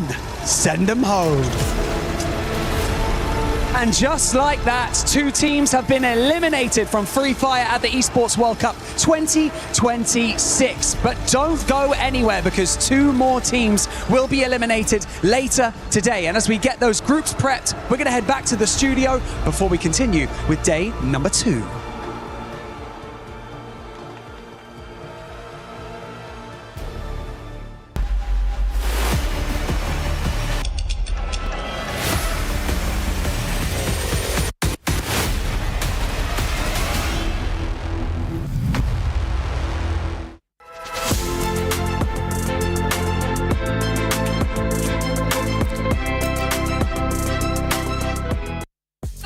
Now, something that really hits close to home, and one of the things that we cherish the most here at the Esports World Cup, is support for our players on the main stage. And one of the most incredible things is, of course, when families, fathers, sons, brothers, mothers are here to cheer for their children and for their siblings on the main stage. It truly is amazing.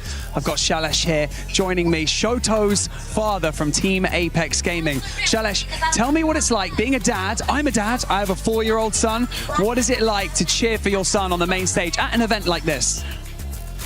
It's great to cheer for your son, especially if he's the 18-year-old son and who is doing something which I don't understand.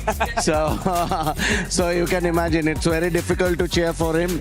But once he won the Indian Championships, before that I was a tough opponent of his. I used to refuse and deny him whatever he asked for. But after he won that, I knew he was passionate about this game. So you can imagine I've got 4 other family members with me. I have spent so much money to come here to support him. So that says it all. Now I am one of his biggest fans. I love that. We managed to convert you to being a fan of esports. That's brilliant. Madhvi, what is it like being here as a mum? I think that one of the most important things is to teach your children to chase their dreams, right? And now Shoto is chasing his. How does that feel? It's a proud moment for me as a mother. He's playing very well, enjoying. He's playing incredibly well, especially today. After yesterday, okay? Yesterday was a struggle, an uphill battle. Today they're playing so well. Yeah, tell me how it feels. Yeah, I think 2 games is quite the progress, I would say, because I think yesterday it was kind of a struggle for almost every single player in their team. But finally they have proved themselves and made a great comeback, which I'm sure a lot of people, even in our home country, India, are proud of. I love it. Shoto's family is going to be happy because Tag is going to survival stage. As we saw, the first keys being crushed here for Free Fire at EWC 26. None other than Demon Pride and PDX. But we'll talk about that later because we're going to be talking about the teams that are in the top 4 and will be going to the finals. One of them, Buriram. Very consistent 2 days. Yeah, consistent as heck, but it seemed like they did run out a little bit of speed from day number 1. I felt day number 1 was explosive for them, and it felt like today they're maybe in power saving mode, but after all, they're still up there in the lead. Do they really need to rush a little bit more? Yeah, absolutely. I think Loud was on power saving mode as well. They didn't really need to do much. They were just being very consistent, very average games, and they still remained up in the top. But what's interesting is Gun Dynasty kind of slowing things down today, intentionally or unintentionally. Unfortunately for them, Loud has taken away their spot in the top 4 already. They get to move on into the grand finals. But more importantly, it was the storyline of who's at the bottom. And Titan Esports Club, TEC, many doubters out there. Of course, tons of supporters as well. They have managed to save themselves from relegation. Just barely. It feels like just barely, because at the beginning of the day, I mean, throughout the day too, that squad was just there in contention, doing enough to what it took to keep them away from those bottom 2. But the way you were talking about Gun Dynasty, that's a team that slowed down in a big way. Yeah. Lace, boy, did they slow down in another squad that was kind of able to bring it back up as we see the top 4 teams that will be moving on to the grand finals. What's Falcons? Yeah, I mean, Team Falcons, you know, I sort of said that this is something that they need to showcase a little bit more grunt into it, and boy, did they do that. So from up to about 10 matches, they were about 9.4 average kills and to 4.4 placement, which is actually beating, you know, teams like Gun Dynasty, who, you know, just brought it back in these last couple of matches. So seeing that sort of, like, I guess, competition between these 2 teams, Falcons, Gun Dynasty, is obviously what makes these storylines so fantastic.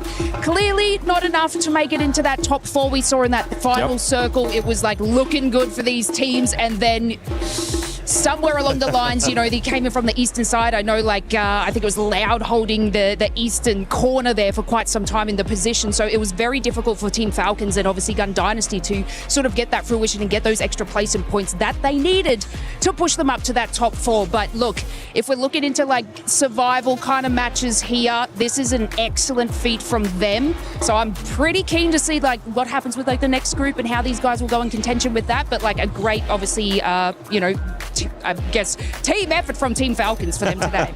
Indeed. They need to find a way to get those booyahs, because as you saw there in the top 4, it was just squads that were able to get booyahs. Apex Gaming, I mean, we saw what one of the players' families was saying there, happy with their performance. A little bit too late from what we saw in the first day, but a great bounce back for this squad going into survival and taking some momentum with them. Yeah, it's crazy seeing this team, if you think about it. Yesterday, fairly quiet. Now coming in today, I think coming in really hot. And I think it's really good as well, because day 1 is more of like icebreaker day. Everyone's just trying to get a feel of each other as well, as right? Yeah. But another team I really want to talk about as well is Aurora. Yeah. Because coming into this, don't say that around Neptune. True. They were a team. I felt like yesterday they were struggling. They were knocked out a bit too early so many times. We saw the vision, but not the execution. And whatever it is that happened yesterday or today, in fact, they almost broke a record today. Yeah, absolutely. But I want to bring the conversation back to Team Apex Gaming, right? Because I think this is a whole big win for India as a region who are making it back into the global scene after a long, long time. I mean, many people would have expected these Indian teams to be rusty, and that's exactly what they were in day one, at least for Team Apex Gaming. But today they have shown us that they can play some good fights, they can rip away some good booyahs, but is it going to be enough for them to qualify into the grand finals? Because if you're looking at the teams that are stacked here, that are going to probably make it into the elimination rounds, it's not going to be easy. I mean, in this group in itself, I've got 3 or 4 favorites, but there are only 4 spots left for survival rounds. And you mentioned it too. I mean, first time being able to be in this kind of stage. It's been a while.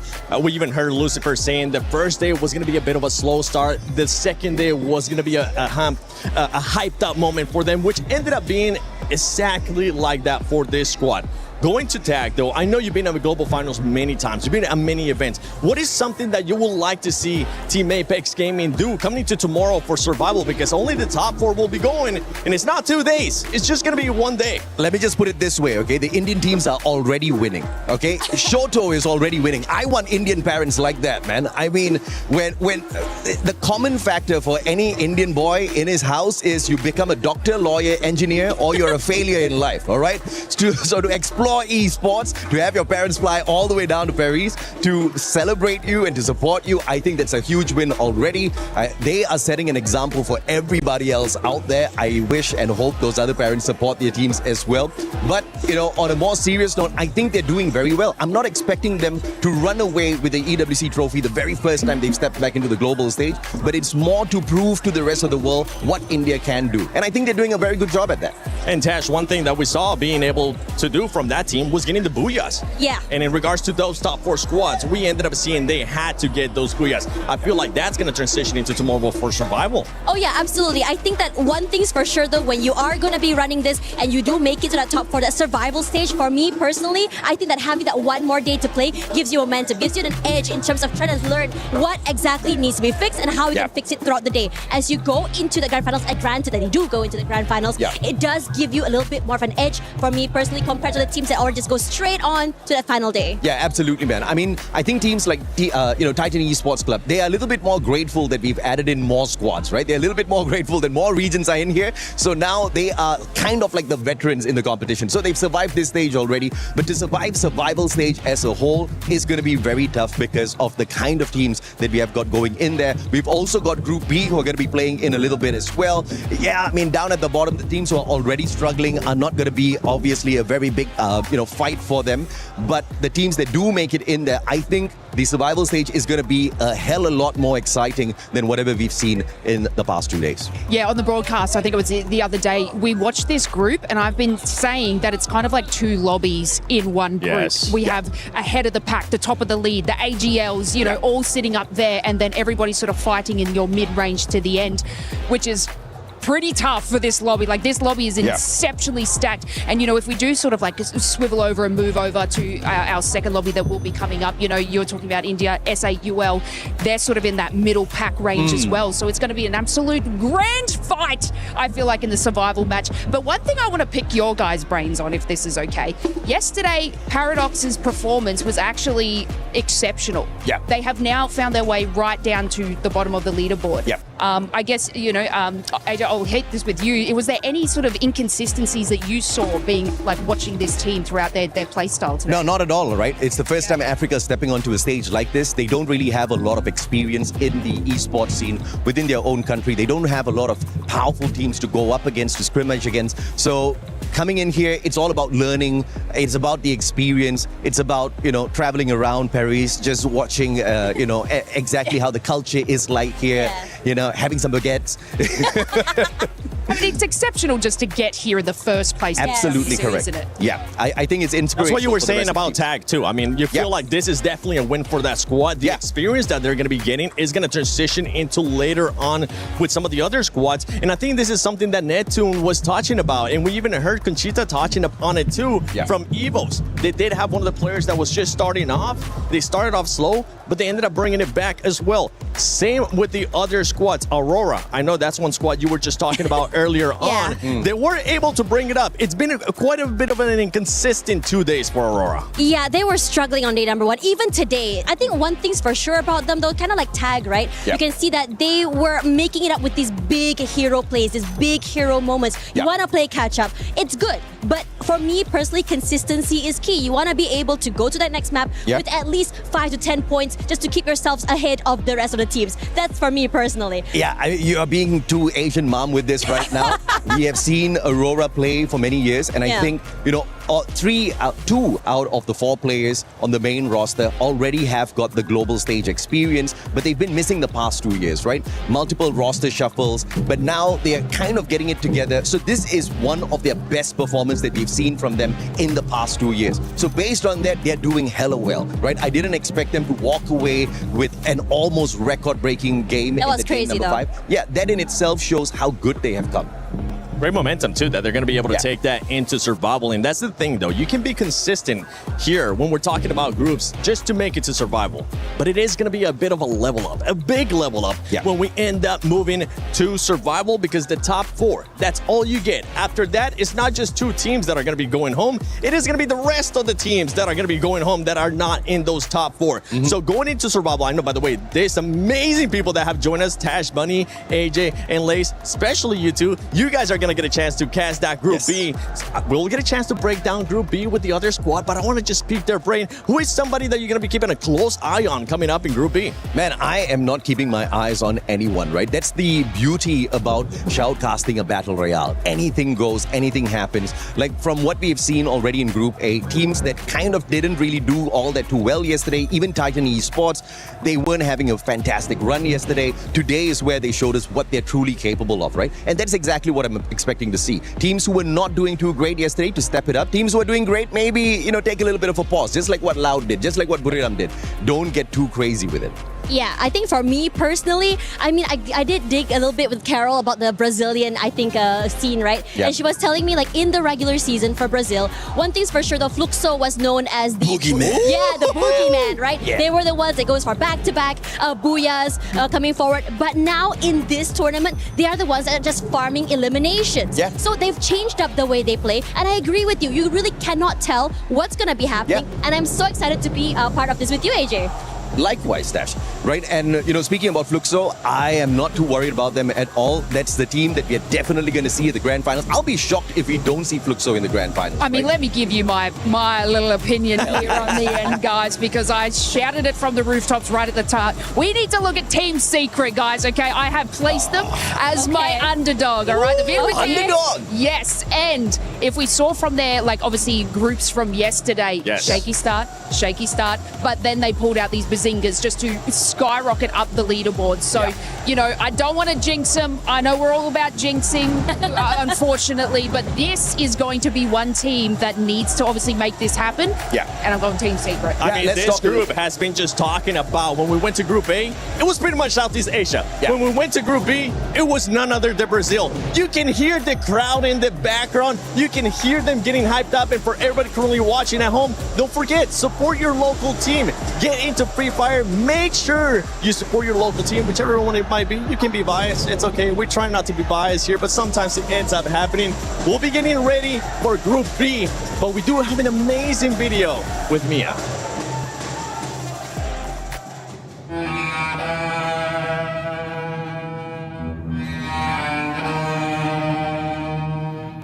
Yo estaba en el trabajo y ya cuando estaba bajando camino hacia la casa ocurrió los temblores. Ya cuando nos frenamos y esperamos que pasara los movimientos para poder pasar, porque yo iba a pasar por un túnel. Entonces cuando pasó logré bajar a casa y estaba buscando a mi mamá. Ya cuando la encontré se encontraba llorando, y cuando pasamos al apartamento le encontramos los bloques, estaban partidos. Tenían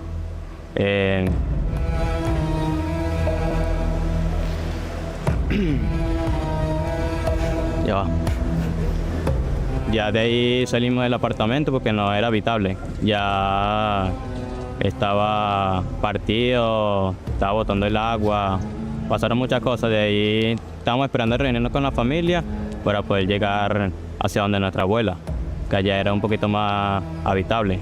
Ya nosotros nos fuimos a una plaza donde era más abierto y estuvimos ahí en el carro de nuestro tío esperando que las cosas estuvieran bien, porque había muchas réplicas. En un momento nosotros estábamos en la plaza y yo estaba logrando contactarme con el equipo, pero no podía porque no había señal, no había luz, como durante 2 días. Entonces nosotros esperamos los 2 días, nos acostamos en la camioneta, en el carro, y ya cuando llegó la luz pude contactarme con el equipo.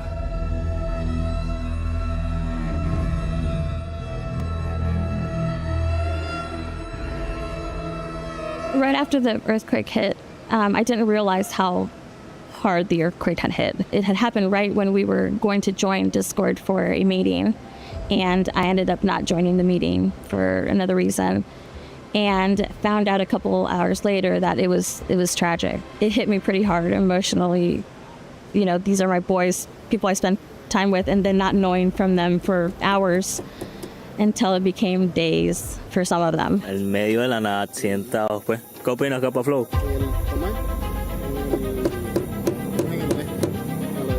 Feo porque nosotros teníamos pensado ir desde el aeropuerto de Caracas, que me tía. Ya teníamos todo planeado, todo bien, pero hubieron rumores que las carreteras se habían dañado por el terremoto y así. Entonces varias gente nos dio opciones, ejemplo, que nos podíamos ir por Medellín, y así fue lo que hicimos, pero fuimos por Medellín. After we knew that we were going to attend EWC, I already had a relationship with the mothers. So they knew my name. They always heard me on Discord when I spoke to them. And one of the things that I told them and I promised them was that I was going to take that trip with them from Venezuela directly here, and that they would never be away from me, that they were going to be with me the whole time. And the minute I found out that I wasn't going to be able to travel with them from Venezuela, it just broke my heart. And I try to make it as transparent, as much communication. I tried to inform the mothers. Up to now, we have a WhatsApp group that they're constantly receiving pictures. They're constantly getting updates from me, and they know that I've been trying my best to keep them updated. Lo más difícil del viaje fue separarme de mi familia. El proceso de tomar la decisión fue hablarlo con mi familia, porque no estábamos seguros si ellos me querían dejar ir, porque como había muchas réplicas y estamos en familia, no nos queríamos separar. Entonces hablamos de eso en familia y mi mamá tomó la decisión de dejarme ir porque era una oportunidad grande. Duramos como 5 horas para llegar a Barquisimeto, después 14 horas para llegar a Cúcuta y como 14 más para llegar a Medellín. The day after it happened, I knew there was something that we could do, and the Free Fire community as well.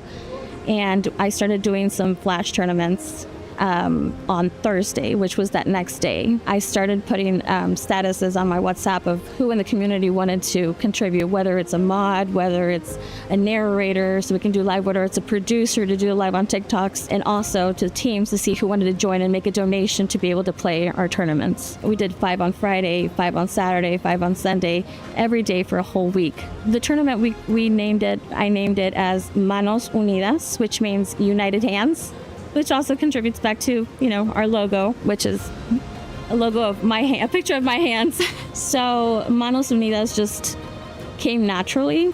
United Hands as a community, we come together to try to help our Venezuelan friends. And we had a lot of turnover. I mean, we had a lot of people wanting to join it and contributing more than, the normal. When we come back to our homes, this coming week, we're going to have bigger tournaments that are going to last for about a week. That's going to be our goal now, to continue raising funds. For them, this is a dream come true. Coming from the whole tragic of the earthquake, it's just makes them stronger, makes them believe more that this is meant for them, and they're going to do a great job. I trust a lot in our team, and I know that they're going to try their best to take something back to their country.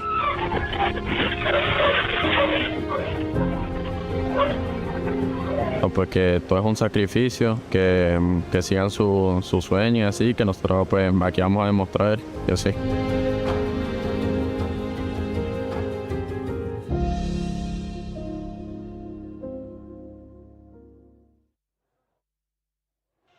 A team that has been able to overcome adversity with tragedies that happen.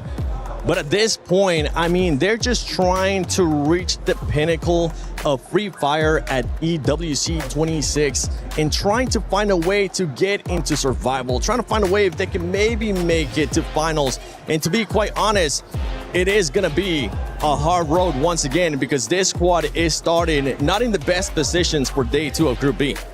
Yeah, it is definitely a hard climb for Mia Corp, but hearing what they have to go through, it is such a miracle for them to be here with us today. And of course, for them, it is also a milestone and something that they can forever be proud of. So yeah, this is just one of those stories that gets you thinking of how grateful and how easy you have it in life compared to others. Yeah, I mean, one thing is I personally saw their qualifiers into EWC. I was shoutcasting their games, and this is a team that really surprised everyone. We really didn't expect them to get in that champion rush condition, and I'm like the story that they have.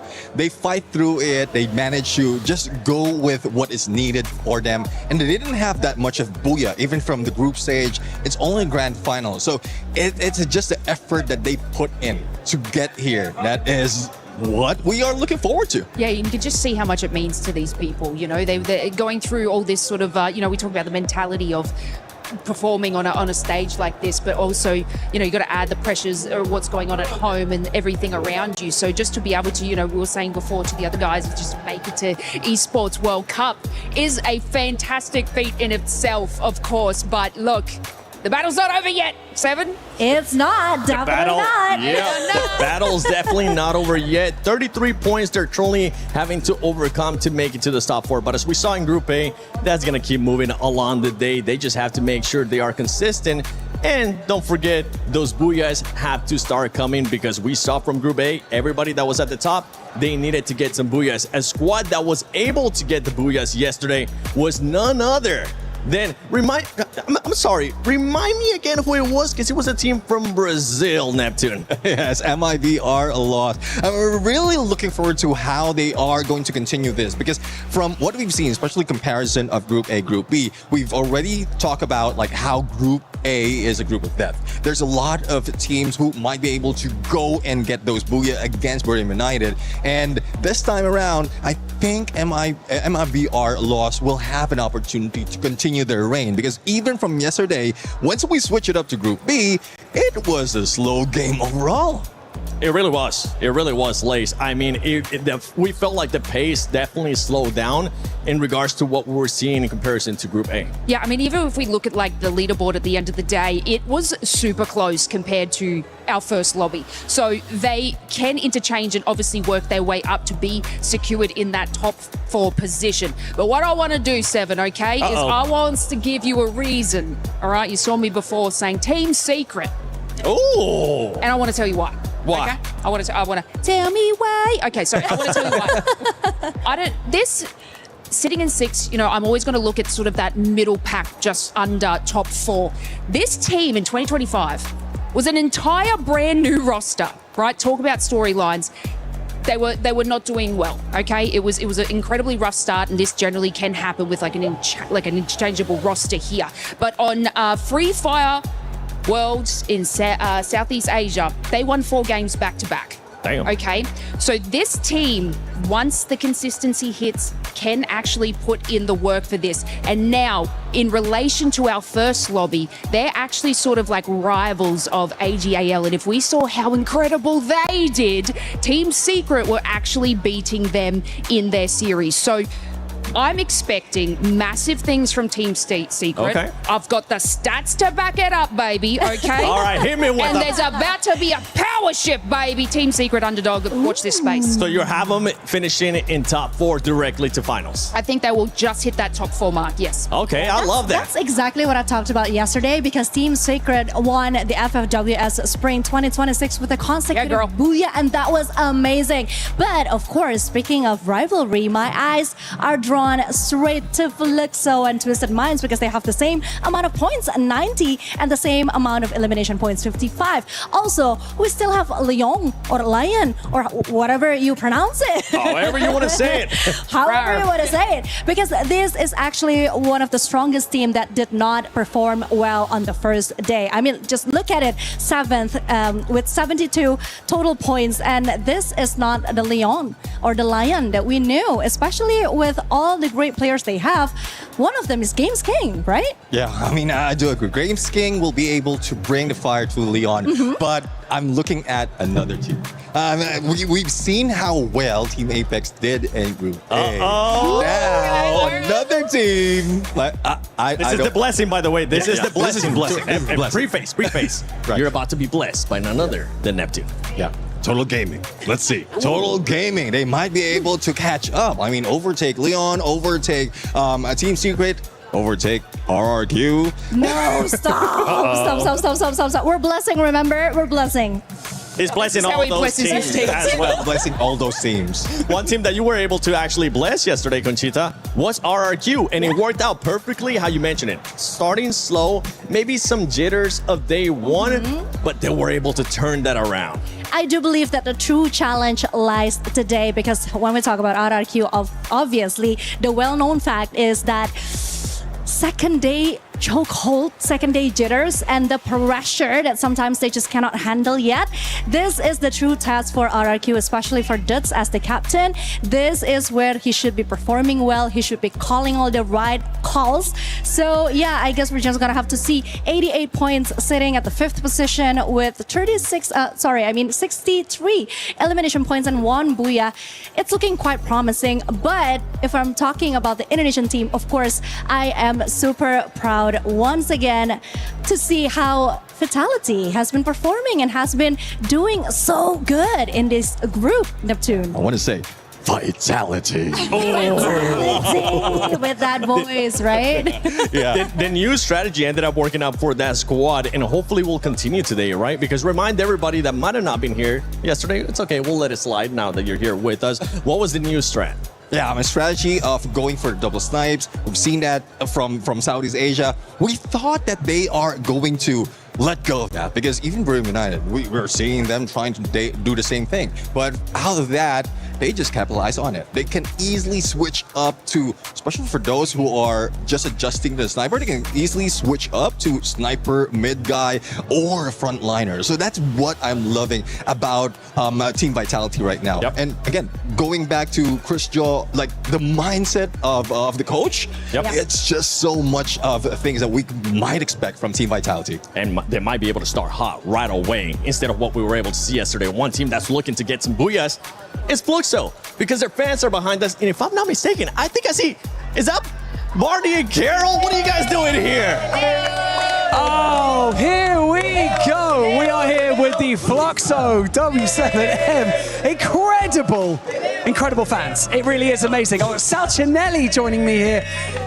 Tell us about traveling here with these guys and, you know, what this team means to you in this competition. My family, I can explain how important group is for me. It's really amazing to be here because it's my first time traveling abroad and with the organization, it's like living a dream and it's so perfect. I love it. We can't hear you, unfortunately, so I'm going to pass this. I'm going to use this. Talk to me again about this being the first time that you've traveled outside of the country and what it's like to travel with all of these guys to support your favorite team. Yeah, it's abroad, and I truly love. It's like we are really family. I love Fluxo. Fluxo is my family, and make me start doing live stream just because of the organization. So all that I am is because Fluxo. Saltinella exists because of the Fluxo. So it's awesome to be here, and I know that everyone has the same feeling. I love that. I'm going to take this mic back off you because we've got to learn some of these chants because they're absolutely incredible. Go on, let's go, Carol. Definitely. Amoroso. Okay, so yesterday we talked a lot about your travel here. It's probably the first time of most people here getting out of Brazil. And you guys share with me incredible stories. But I want to know if you guys have prepared any kind of song for this moment here. Cara, preparamos algo muito da hora para PwC para aproveitar bastante esse evento. Trouxemos várias bandeiras, inclusive uma música nova. Então, eu quero impressionar vocês. Okay, so basically they have prepared a special song for this moment. They create a special song for AWC, and even they bought a huge flag. So they are gonna show us the flag and teach us the new song. Come on, guys, I'm with you. Let's go. Ei, Spotify, puxa aí, tô aqui na AWC, que é a música da AWC, puxa aí.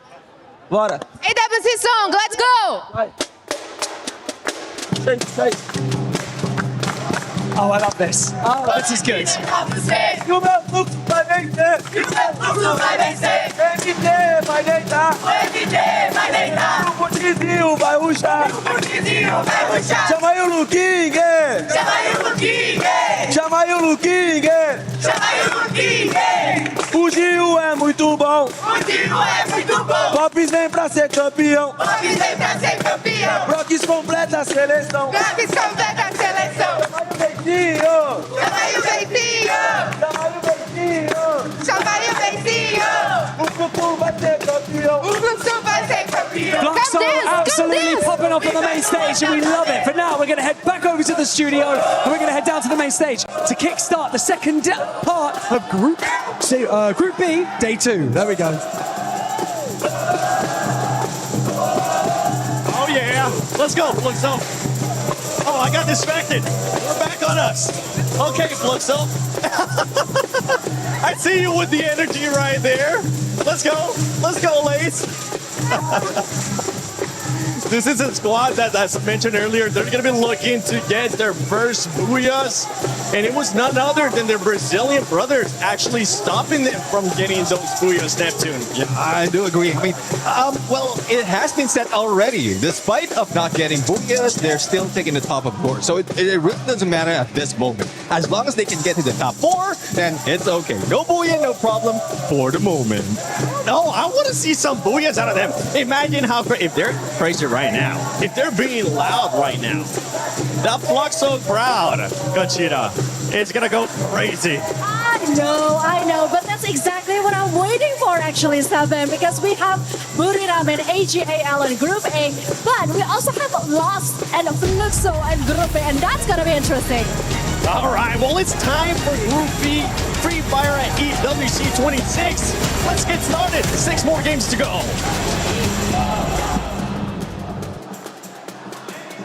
Half of our players now know their fate, while the other half is ready now on this Iria City Ride. That is right. 2 teams have now been eliminated from the competition, so the tension just got a little bit thicker because the consequences just became real. Indeed, Bonnie, there is no room for error anymore. With only 6 games left, it's crucial to hit the ground running Day 2s now. Look, expect insane plays, expect heartbreaks, but above all, expect absolute chaos. And so, with that being said, it's time to introduce your next 12 teams to the main stage to fight for survival, starting with the Mia Corp.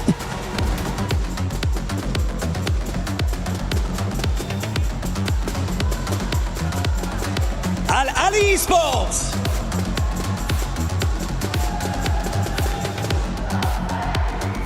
Team RRQ.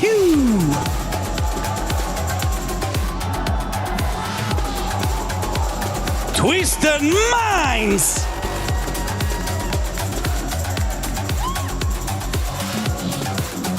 Team Secret.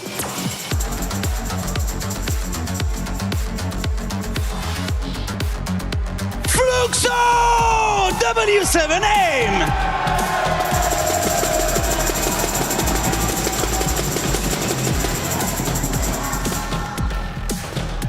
Total Gaming Esports IQ.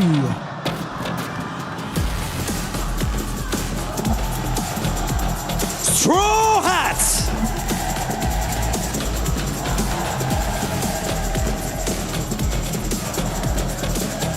Lion.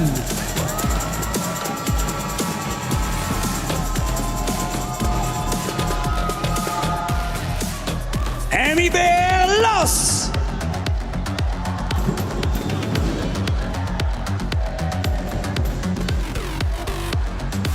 S8UL Esports.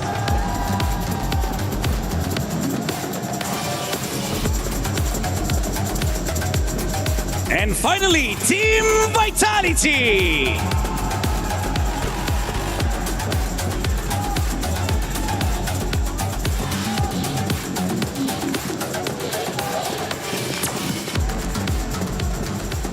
Here we are, our Group B is ready. Anything can still happen, and no one is really safe. We've got $1 million on the line, the survival stage around the corner, and our grand finals reserved for just the most elite teams. And so with that being said, it's time to close out the group stage of Free Fire at the Esports World Cup.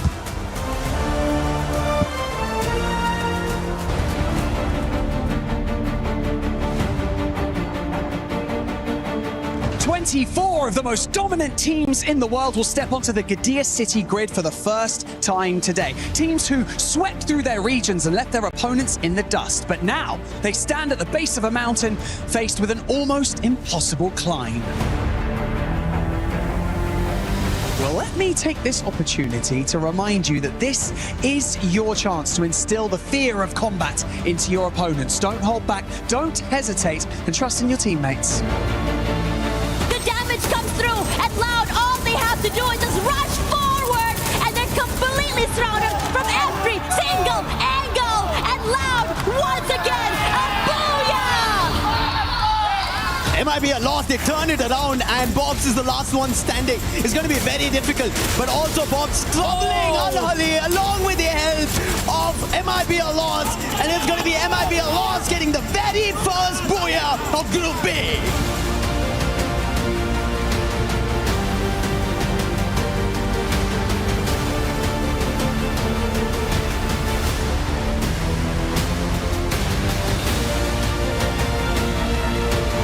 Looking for the final player, Kororo looking for that recovery, and they will be denied as Buriram pulls away the third booyah of the day to take the #1 spot on the leaderboard. And Lion are losing players one after another, and as that happens, even Dix gets eliminated, and Games King was the last man standing. And it is going to be MIB lost getting the final booyah of Group B's Day 1.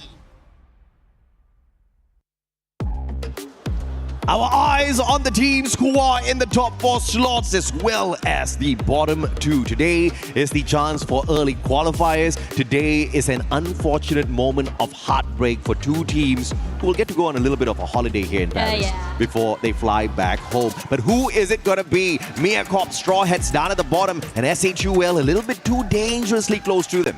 Yeah, because today is anyone's game. Oh, yeah. Game 1, or at least Group A, was a story where any team could still make it big and survive. And I'm wondering if Group B will tell us the same story. Yesterday, loss went huge. 3 booyahs, ending the day strong. And I'm pretty sure that every other team in this group as well want to replicate that. Yeah, absolutely. And obviously, it is a situation where MIBR lost, wanted to control the situation, but also wanted to find out exactly what they can do in a lobby like this. They've already proven themselves yesterday. I'm expecting them to have a little bit of a slower day today. I'm expecting the teams who are down in the mid part of the battle instead to really show us exactly what they've got. Obviously, it's the fight to squeeze themselves into the top 4. Even if MIBR kind of sleeps on us, giving us average games back to back, I don't think they're going to be at risk of getting kicked out of the top 4.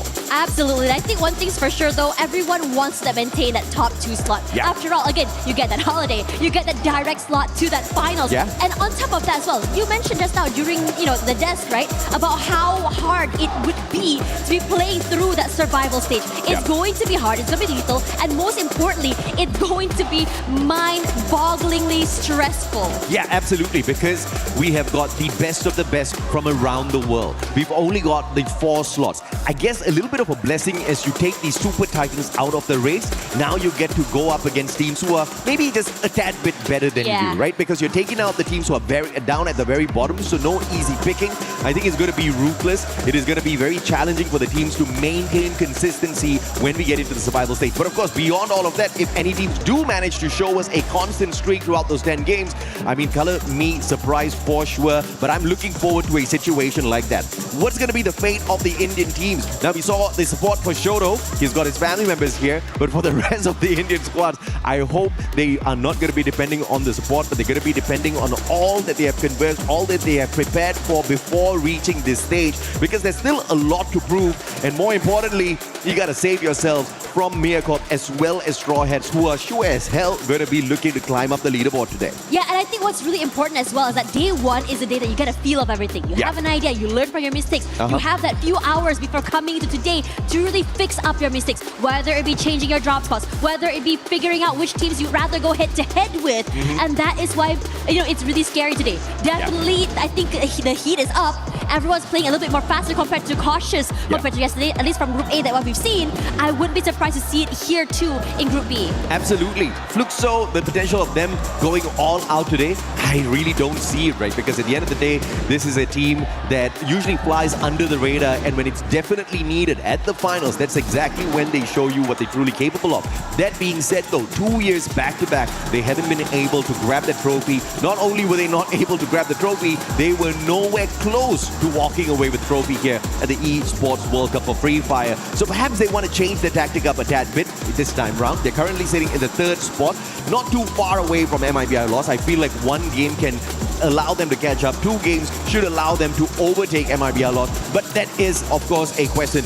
Is MIBR going to allow such a thing to happen today as well? Yeah, because yesterday they were on a streak. They were taking advantage of the fact that everyone is going to be cautious. It was very high-risk play, but it worked out very well in their favor. And now today, after hearing about what's happening in Brazil, right? Them in the regular season, how they were the boogeymen, how they were always back-to-back-to-backing when it comes to those booyahs. Can they bring that happening here today? Because definitely they had changed their strats from yesterday till today, but that is why things get really interesting, because definitely all eyes are on this top 2. I'm sure no way in hell do they want to go into survival stage when they have the capability of making it into the top 2. Yeah, and shout out to Chris Joe as well. Vitality has been whooping some butt out there on the battlefield. Who would have expected Vitality to do even better than their Brick Brothers RRQ, who yesterday did manage to walk away with 1 booyah to their name, but not in the top 4 just yet.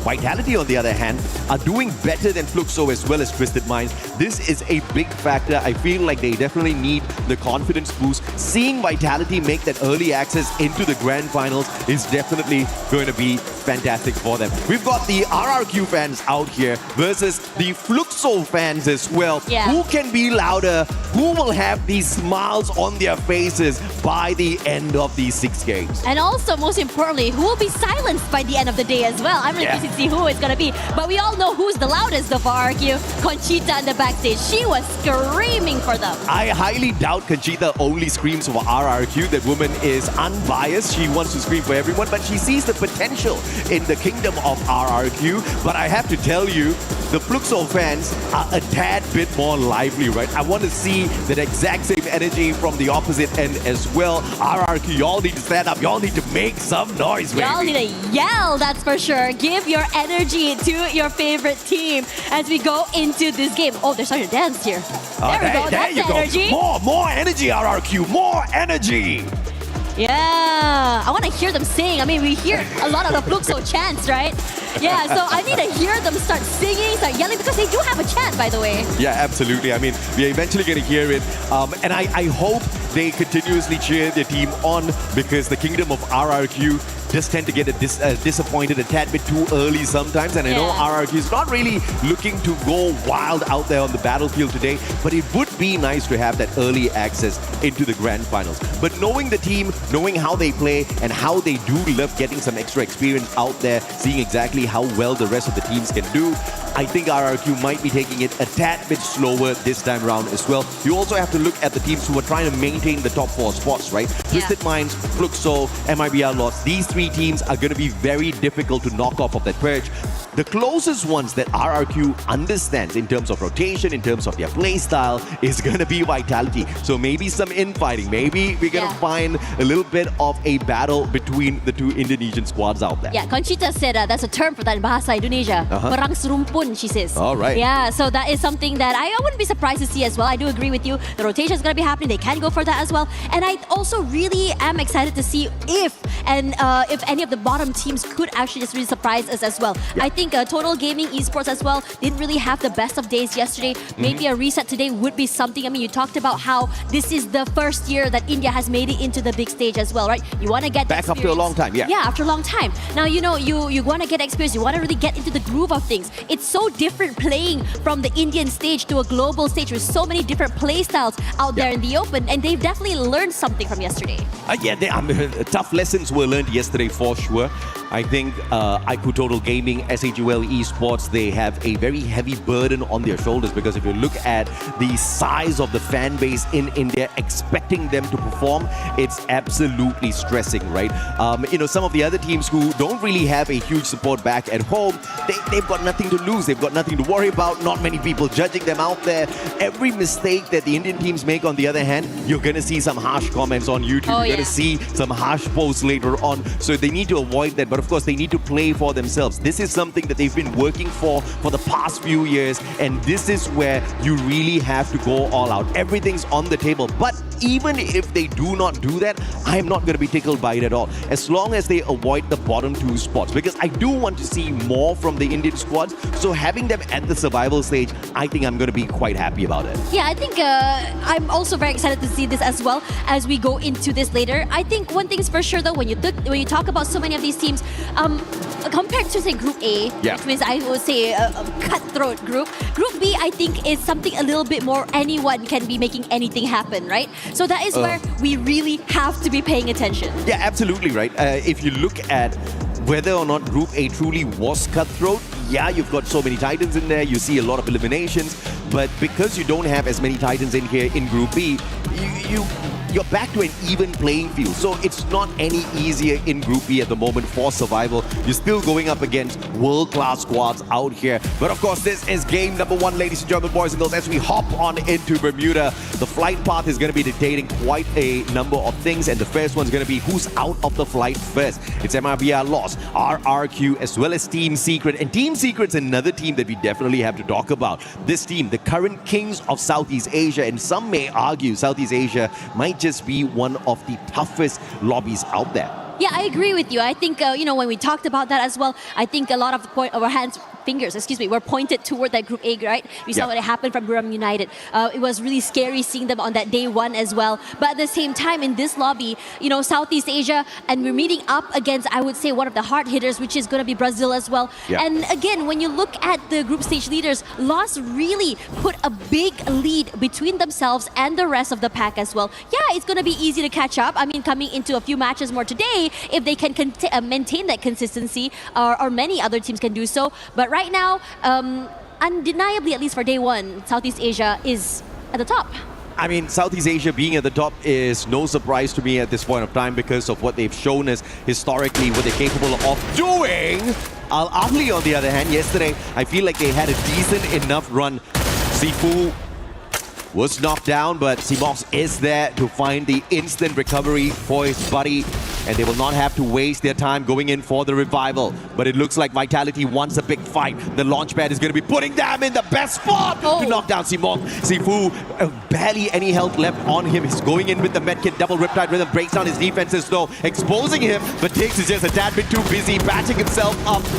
On the opposite side, Vitality versus RRQ. This is an infighting. What was that? Serumpun you said earlier? Perang Serumpun. That's exactly what we're having out here between the two brothers. Yeah, and now Dude's on the very top side here, putting in the damage from above, and Joel will be the... No, it's not, because Diggs is there to make sure his teammate remains alive. Rans also falls, and Abai falls to reposition, finding a different way to bring his team back into the game. Oh, looks like this little battle between RRQ and Vitality might have to take a pause here as Straw Hats drops by to say hello. This is the survival battle for Straw Hats. Can they overwhelm RRQ, who are already hurt, already injured? They just need to take 2 players out of the equation, but that is easier said than done. Vitality's not abandoning the compound just yet. Straw Hats picking each other right back up, and they're sticking together. They do have a chance in here if they can continue with this level of aggression.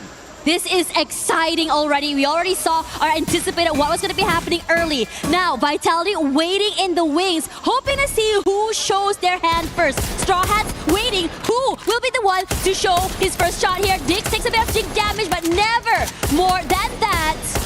And for the rest of the team, Vitality, at least for Diggs, he's gonna be completely crunched from multiple angles here. What are you gonna do when this collapse happens? Yeah, information comes on through, and Straw Hats flood in, getting their 5th elimination. This is what you gotta do if you're the Straw Hats. Kaizoku Oni, Orewa Naru, that's what they want to say as they rise up to the top. But unfortunately, only one can be the king of pirates for the squad, so they'll have to figure it out between themselves exactly who's gonna be that Joy Boy, Joel, as well as C-Bank. Team Vitality taking quite a beating very early on in the game. They've got the coins to bring back their buddies though. But only one revival here. Joel still needs to hit those coin machines that are in the compound. Leon, on the other hand, in a little bit of a pickle here if SHUL gets this vantage point and takes Della out of the equation, who's trying to put a little bit of distance between himself and SHUL. That one shot finding the connection. Della still alive and kicking out there on the battlefield. Troll shut down by Joker. The flank around the right with the BSK allows Leon to take control of this compound. Yeah, crazy stuff coming from him as well. And it was almost like he was really undetected throughout the entire moment this was happening. SAUL not going to be reacting off this though. They're just going to be chilling and waiting and biding for time as time goes. And I'm really curious to see what's happening on this side, because Huang has been already knocked out by Nyx here, by Mia. And this is another team that is really trying their best to keep themselves still in the game. Leon, yesterday, they had no placement points off of Bermuda and 5 eliminations. So they have to be really careful to not make that same mistake here. Once again, Straw Hats continues to pop off. This time, SHUL loses yet another player to the Straw Hats. 6 eliminations strong. They're looking for more. Buddy will find his back to that Mag 7, and Shocked will shock the world as he overwhelms them. Straw Hats rising up to the occasion here. And SHUL having their souls reaped away. It is incredible to see this coming from Straw Hats. Definitely motivated to move around the area. More proactive, in fact, compared to yesterday. Really eager to take these fights around the area. There were 2-3 teams already they've gone head-to-head against. Straw Hats yesterday in Bermuda picked a total of 4 points. Now, just through the eliminations, they've got an 8 already. So they're double better than whatever they were yesterday. And we're just kicking this matchup off. And that's the kind of hunger that you see in the squad. How much more can they deliver on this battlefield? They need to keep their confidence at an all-time high, and clearly this first game helping them do exactly that. But if you are Straw Hats, you definitely want to calm down a tad bit and focus on those circles, focus on your rotations a tad bit more as well. You don't really want to be playing your luck with too many of these early engagements. Yeah, now toward Bima Sakti, we are going to be looking at a team. Oh no, looking here over on this side. Well, Jack already sniped to his death so quickly. Joker is on a rampage, doing so much damage with just the snipers. Yeah, Joker's just annihilating with the VSK. Beautiful stuff out of the guy. Once again, 5 eliminations out of the 7 that the squad has so far. We already said this is the meta of the snipers, and Joker clearly understands that, wanting to take maximum advantage of that. Della catching up with the rest of his buddies as now Straw Hats once again ends up in a very early battle. I am not liking this, but can they overwhelm Leon, who's just not the best at Bermuda in this lobby? Yeah, they just have to just move away here as well. So Shocked is going to try and find a vantage point forward. Della and also the rest of his team quickly finding time here. Who will get a double kill there somewhere? And even bringing his teammate back into the game, but Joker's not done quite yet. One more, and Game's King down. But the shots from Joker is absolutely annoying, but thankfully Leon does not have more numbers here alive to pressure Straw Hats. They back away, they call a truce for the time being, and Straw Hats will be able to pull Nil back into the game as well. Look at this phenomenal performance from Straw Hats. 10 eliminations already. Crazy. This is their best run so far. Yesterday, they got nowhere close to 10 eliminations in any one of their games. Yeah, it's such a change in tune as RQ will be the one in trouble next. Pain from above as TG pressured them. Bullets upon bullets. A bit of a reprieve as they did manage to get the resets. And the collapse hasn't happened quite yet. Abe moves forward. Mal knocked down. And Abe is the last one alive. Has to survive this to bring his team back into the game. During an interview, Dutch said that yesterday was supposedly their warm-up day. But they're still facing so many problems by so many different teams in these rotations. Abe just trying to make some magic work out of this monster truck's gonna find that gravity is not gonna be on his side. So unfortunately for him, he cannot drive away. But even if he did try, Shanky would just snuff him out in an instant. You've got Aztec there as well with an AC-80, so it's just not gonna be possible for Abe to save himself at the moment. He's just gotta hope and pray that by some luck, IQ Total Gaming just walks away from this bridge, giving him a little bit of a leeway to escape this sticky situation. RRQ left with their final player, and potentially after that Vitality, what's the rumpun? Perang serumput. Perang Yeah, serumput. Perang serumput.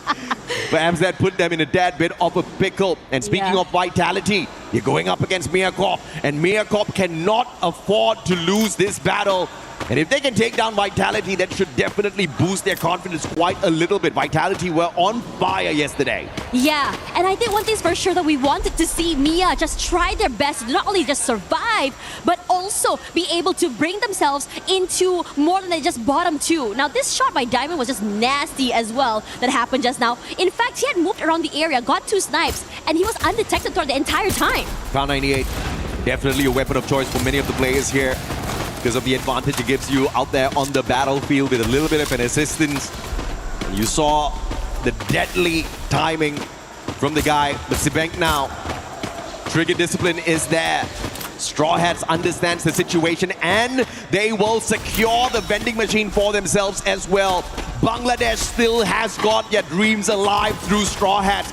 Yesterday was a disappointing run. Not a single match they managed to walk away with more than 5 points. Today, on the other hand, in this first game in itself, Straw Hats sitting on 10 eliminations. In fact, they are on fire with the eliminations. They're the best ones in this lobby so far. If they can keep this up at least for 3 games, they sure as hell will be able to escape doom from the bottom 2 spots. You know, I think we didn't really see too much from Lost, but finally they did show their hand just now. They got a pick up onto Abe, trying to bring his teammate back into the game. Yeah. They did manage to come back online though, so that's really, really important for RRQ. Regardless of that, still surviving alone without Abe. Now it goes back to his team. I think it was Dudes that he brought back. So he has to be able to find a way to not only bring his team back into the game, but also survive. There we go. I think Mal is already back into the game as well. So this is massive. Yeah, very good play here from Dudes. Managing to bring his buddies right back in, triple revive. And they pick a great spot at the observatory with the tanks of the R1's binocular scan, spotting no players there. They'll have to tank a little bit of damage from the circle, but they do have a double team booster on their side. Dirt's in a little bit of trouble there. MIBR Lost spotting him out, trying to shoot him out of the air, but they're going to be unsuccessful with that attempt. MIBR Lost is a tad bit slower today in terms of raking in those eliminations, but they really are not pressured to find more numbers out there. They're definitely going to secure the top 4 as long as they can find the final circle game after game. You know what? I like this. Everyone has a little bit of, an area where they're holding on to. No one's really trying to really commit to this fight, but it will change very, very soon, especially since a majority of teams are trying to get into the circle. Twisted Mind's not here yet. Leon is coming in very, very soon, and Leon has been really active this game as well. I think 9 elims so far. Ico Total Gaming using the bridge to boost them up. That high vantage point gets them yet another elimination.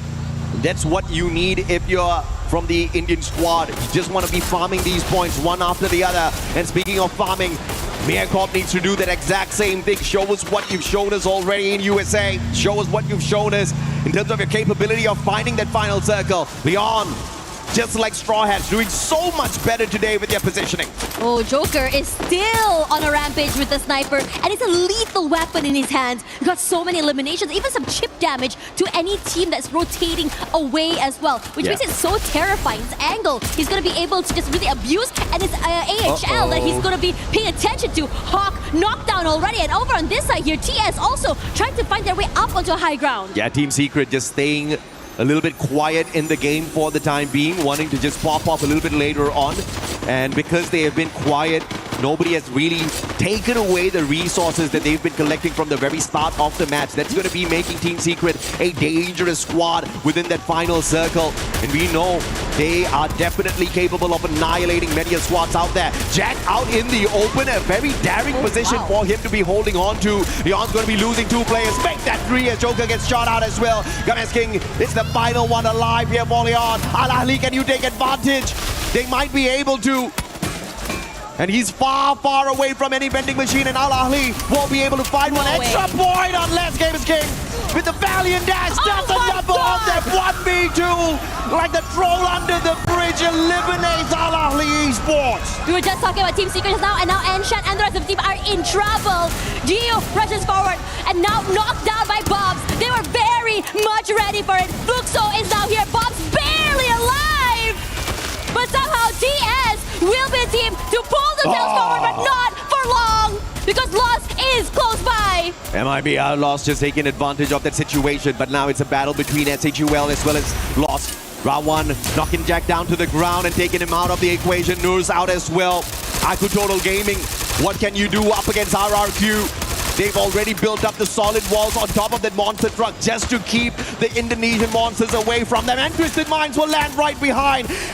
And this is that Riptide rhythm out of nowhere, courtesy of Vitality, courtesy of Straw Hats with some shots as well. And it looks like Twisted Minds is not going to be as lucky as they take the fight straight up to RRQ. But X-Posy lighting up the battlefield, kicking RRQ out of the lobby. It is insane seeing how Twisted Minds just rush forward, destroy RRQ, who were sandwiched between these two teams. Now TG gonna way forward here, gonna take this fight head on against Twisted Minds. The rest of the team forced forward here. TG barely alive, surviving for that time being. But now with so many teams pressuring them, Aztec takes a lot of damage already. But they're doing their best, just really lock themselves in behind all those glue walls. Yeah, Ico Total Gaming has lost a ton of glue walls already in the battle. They need to take Twisted Minds out of the equation, loot them up so that they can continue to play this all the way down to the very end. But MIB are lost, closing in the distance, tossing out those nades as well. And the God Nade gets a double for them. Rigby with the double, and he goes in for the annihilation. And just like that, Ico Total Gaming out of the equation. Twisted Minds up against MIB Outlaws. What can Southeast Asia do against the racing Brazilians? Well, Diamond's already knocked down already and forced to move away. They have to go for this reset. Teammate brought back into the game, but the timing from Lost is too much to deal with. They're fast and they're furious. Knocked down already, but still have to worry about the rest of the team below, because General knocked down, Diamond still alive. Rigby should have no problem bringing General back into the game. Yeah, recovery is there. A cheeky nade here from Diamond. Can he get one? Ra1? It's all up to Rigby, and Rigby, an absolute solid player for MIB Outlaws in this lobby. 8 eliminations for him alone, and he was definitely cracking it as the Grenadier of the squad. But now trying to get off of that bridge is going to be a tad bit tough for Lost. SHUL Esports out as well, but placement points wise, they do manage to work away with something decent here. MIB Outlaws out. As mentioned, the pressure from the circle just a tad bit too much, but Leon hanging on for their dear lives. A huge improvement from yesterday at Bermuda. Yeah, Vitality still healthy right now, knows where Games King is, and and despite his best efforts, will be knocked down as well. A valiant effort by Leon, despite Gamesking being alone. That 1v2 win plus the multi-frags that he got before going out is insane. This is what I talked about. This is what I said on the stage. Today, what we expect is the teams at the very bottom to make it into that final circle. Eliminations or not, I don't care. But this is what we want to see. Straw Hats and Miyakom showing us that they've got the fight in them. They take each other on. And Bangladesh shuts down Miyakom, booking an appointment with Vitality. Vitality wants to go for more. Who knocked out already? Nil as well. The jump shots are good. Koja on a rampage, and they are chasing for the final member of Straw Hats. Team Wipeout, and a booyah for Vitality to start off their day. Vitality. At one point, they used to be known as the Falcon Hunters, and they were just purely disruptors of the lobby. No one expected them to dominate. We just expected that element of disruption out of them. But now, you can't expect them to walk away from lobbies consistently. Yesterday, they showed us that consistency. But I want to take the attention away from Vitality and their booyah. They already got a lot of praises from the casters yesterday. Today, the ones that deserve the praises is Miyakom as well as Straw Hats.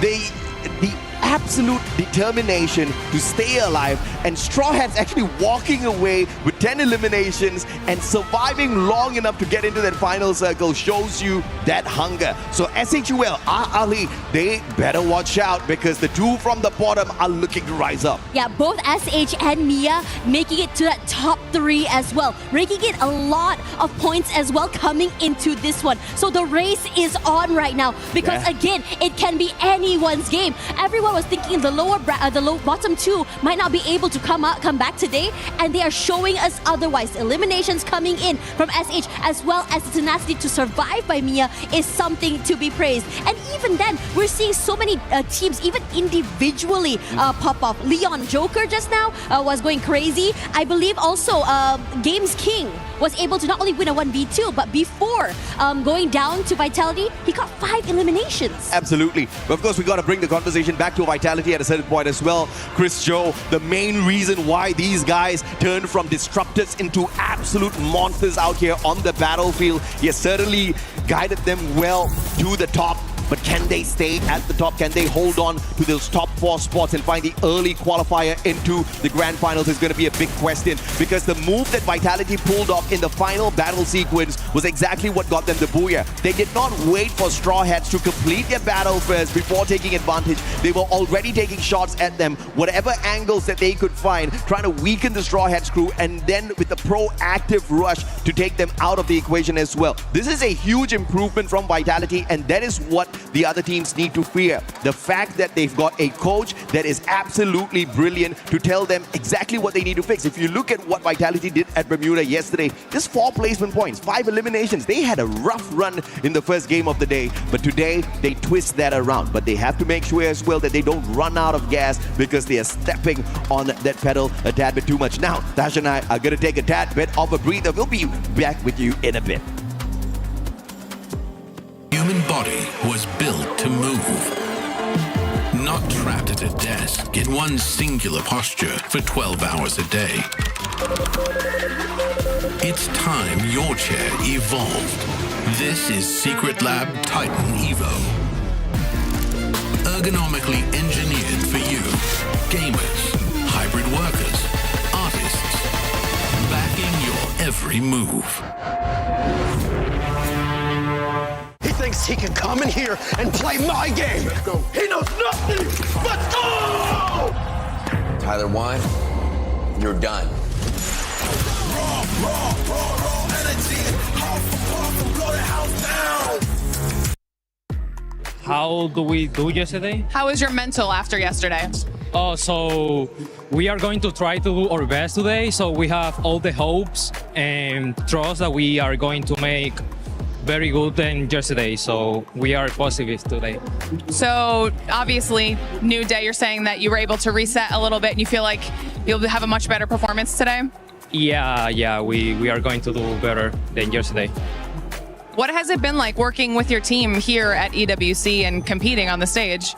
I mean, we are going to be like try a lot of bad things together, and be here today is like a good feeling that we are all together and can be here competing with a lot of teams. Well, I know that there's definitely a lot of people pulling for you guys as well. So obviously this is a quick chat, but thank you for taking the time to talk and best of luck today. Thank you.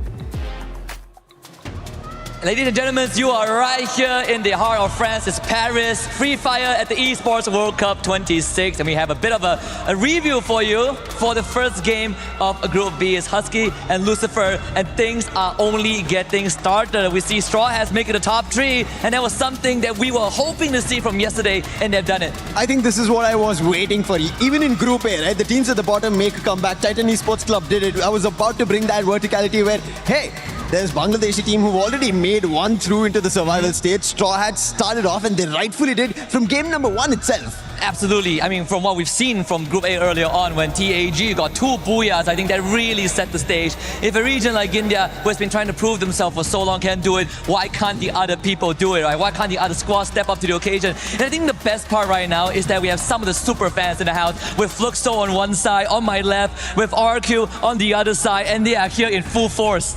I think this is what we needed, especially Group B. We were with the vibe yesterday casting on the desk, but right now here, I can even feel it better. And I know this is going to be added on pressure for the players itself, especially a couple of early losses. RRQ, again, a similar stretch of what happened yesterday is being replicated today as well. I hope it changes for them. Yeah, and when we look at the standings, you can kind of see the separation, right? The first thing that comes to mind, MRBL loss, still the front runners, still the head of the pack. It really feels like no one can overtake them. Even in games that they don't get the booyah, they are still the predator, the apex predator. But I think you have to add it on to Team Vitality. They're picking up the pace. They understand, yes, MIB a loss of taking it away, but Team Vitality bringing it out, matching up with pace, toe-to-toe is what they're looking forward to, because they also be at the top 4, they make it to the final. Yeah, and I think at the end of the day, Team Vitality, RQ, the Indonesians, they have plenty of fans here, even though we saw RQ super fans in droves, but I can assure you, Team Vitality is also on the support list, right? Because again, we talk about second places, heartbreaks, the super fans of the teams that have known heartbreak the most are actually here, and through the highs and lows, they have been with them. I think in this game, there's one more team that we have to talk about. It's going to be Twisted Minds. Yes, sir. Yesterday, later in the games, they started to make a comeback, but right now, they did put up a good performance. Unfortunate that MIBL loss ended up taking a head-on fight right at the bridge. If it did change out, I think maybe Twisted Minds also had an opportunity for a booyah. Yeah, I want to try something, right? Since we have the super fans here. RQ fans, you see me? Yes, RQ fans. Kita cuba ya. Kita chant RQ, okay? Viva! Viva! Viva! Yeah, that's the spirit. You got the Fluxo people on your side. Fluxo, do I even need to start, or is it going to be your drums? Can we hear it for Fluxo? That's the spirit of Free Fire. We love it so much. And this will only continue to electrify the arena as long as the games are going. We know that there's a lot of expectations. That we're going to see Fluxo, we're going to see RQ, either in the survival stage or in the grand finals. And this rivalry has extended beyond boundaries. Well, that's it from us on the stage. I'm pretty sure the casters are ready to bring us more Free Fire action.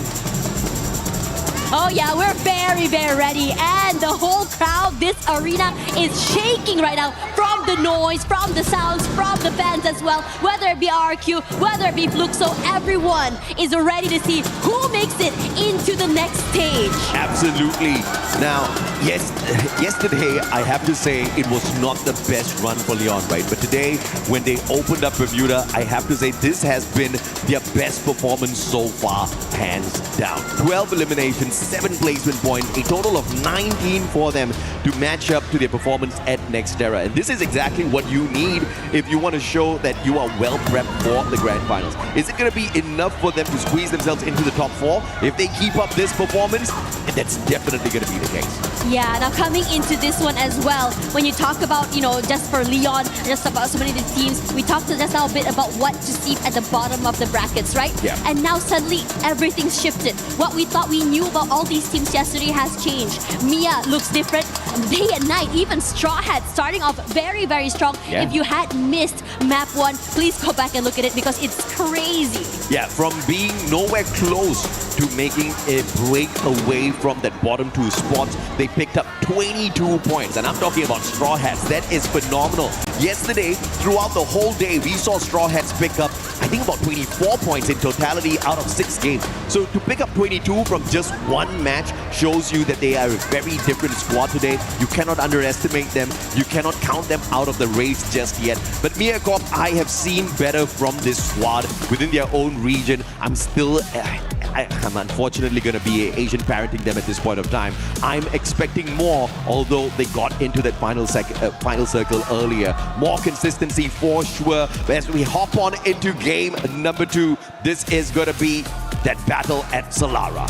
Yeah, Solara was very, very interesting yesterday as well. It was, I think one thing's for sure though, we saw a lot of not only just moments where people were like moving away and running away, but we are seeing on top of the rail fights, chases as well around the map, and it's going to be very exciting. Now, we saw a bit of a glimpse of what we could see from SH as well as Mia. I am wondering to see whether or not this momentum will continue into this map. Yeah, absolutely. Straw Hats down at the aquarium, but they have to be really careful. They've got a split drop, which means they do have a little bit of an insurance policy. But beside them, the other team that has got a split drop is the one and only Fluxo, who got taken out of the lobby a tad bit too early. I know they weren't too happy with their performance in Bermuda, which means they are the bleeding predators at this point of time. And a bleeding predator is a very dangerous predator. MiaCorp, on the other hand, Beyblades already sustaining a shot to his chest. But they do manage to quickly reposition off of those slide rails, looking to find a little bit of extra loot here at Riders Club. MIBR lost up against Twisted Minds though in a very early encounter earlier, and Rigby taken out early, but of course the team's not really going to suffer bringing him back. That's just one. But IQ Total Gaming could just be taken down here by a good performing Leon. Games King down on the ground. Della for the instant pickup, and they want to put on that pressure. Shanky backing away, all alone now. Games King with the Mag 7 will take him out instantly. And this is trouble time. IQ Total Gaming left with one final survivor, but Mafia buying an insurance policy back for the squad. That one revival is going to keep them in for a little while more. I think it's super exciting to see this happening because we were talking about how Lion just now was having such a great game. They were very aggressive. Hold that thought, shocked. Instant kill, headshot. Eliminating Abai so quickly. But now he is in trouble since all eyes are on him. Yeah, Rand's looking for a little bit of revenge shot, but great defense there with a double glue wall. Medkit's going to come in handy at this point of time. We'll catch up with Straw Hats later as we spot out the players on the side of Vitality doing battle with Twisted Minds. 2 eliminations in hand already for Twisted Minds, and they're looking to take this out of the equation. The Indonesian player, Valiant Dash, breaks down his defenses, and the Bass with a sliver of health cannot sustain as Joel from behind the glue wall hits him with the M82B. Yeah, he's keeping his teammate alive as well, all eyes, and he's definitely noted jump as well. A lot of damage onto him, but cannot keep him alive and deny that point because Diamond is close by as well. He's going to try for more. Diamond's going to go in for the rush here. Gets tagged up by Joel. He's got the car 98, so Diamond can't mess around. M82B will find the access behind the glue wall as well. Diamond in a lot of trouble here. Joel with the advantage, and Koja with the flag. The BSK puts the guy down. And Twisted Minds will understand that they're not messing around with a small squad here. Vitality, do you go for the wipe? But there's Shanky interfering in the battle, and that forces the reposition out of Vitality. Yeah, they do not want to deal with this too early as well, but great work coming from them. They have so many high grounds and angles to be able to trade off one another. But meanwhile, for AHL, all eyes on the Fluxo side. They want to take this fight, but Fluxo, and you know how they play, they don't want to take this fight too early, putting a bit of space between each other. Let's see what will Al-Alhi do here up against one of the biggest monsters you can come across. The one and only Fluxo. Not powerful just because they've got a huge fan base behind them. They've got a huge fan base behind them because of what they can do out here in a lobby like this. Sifu tagged up, Butch is in, walking in, Valiant Dash breaks down the defenses, but could not go in for that instant shot. Sifu looking for that recovery and gets his own glue wall broken down here, but the backup from GU and the Cord will give him the advantage, and Butch is in, follows up with the M590 shot. Al-Ali now in a lot of trouble. As Remind quickly tries to back away, Car 98 in hand, but there's nowhere to run. Fluxo's on the hunt. Yeah, and you know that while they are chasing, they are almost like a boa constrictor who does not want to let go of the prey. Shots to remind, but he's managing to stay alive for the time being. But Bob's heavy on that pursuit. The Bobs should be able to find this elimination here, Remind. Outside, Bobs with the Woodpecker. Not finding the shots on connection, and Remind actually manages to scurry away. The vehicle on fire though. Remind, what an escape from Fluxo. Looks like the breeding predators were not very efficient in that battle. Aztec's going to be backstabbed here by X-Drop. And what a play, still Straw Hats on another level, keeping the dream alive for Bangladesh once again.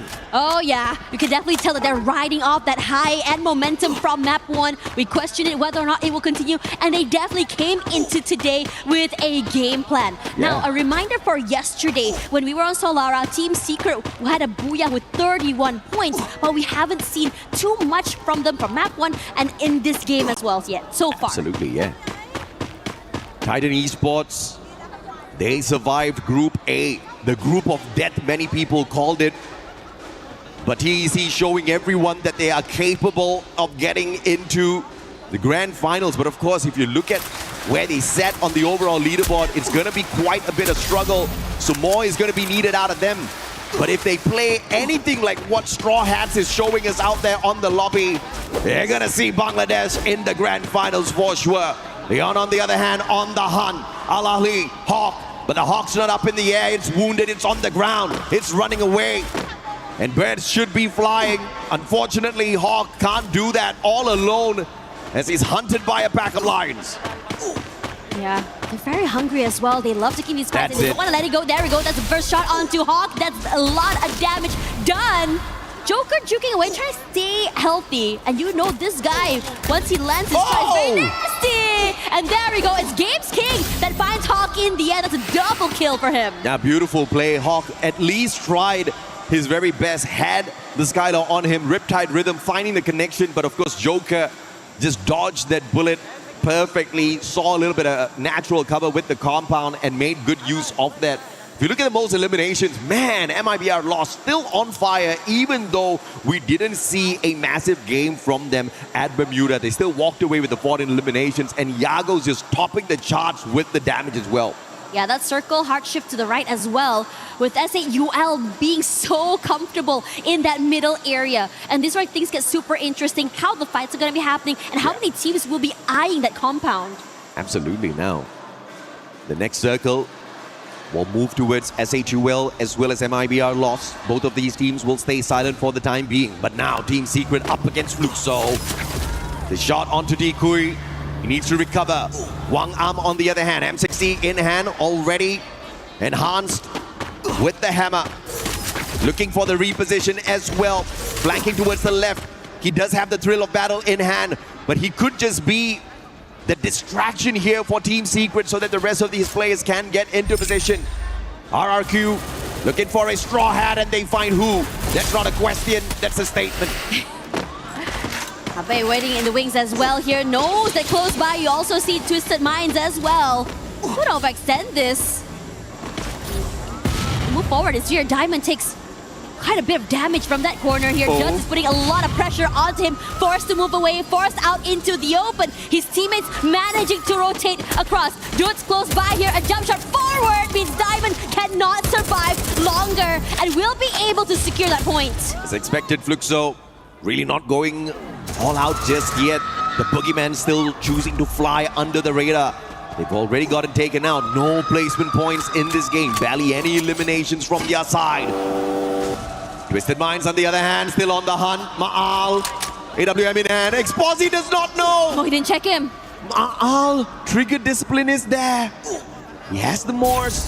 Both of them outside the circle. Exposi runs, still does not check his corners. Still does not see him. How in the world?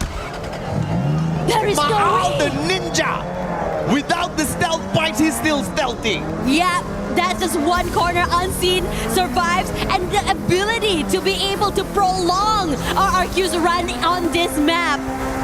When they said keep your head down, I never knew it would work like that. No, For real though, it worked out so well in their favor. And now we're going to be looking here at Vitality that's already repositioned themselves quite in the middle of the map as well. And these early rotators would have a bit of an advantage in terms of positioning. Ex-Posy needs to check his eyes, bro.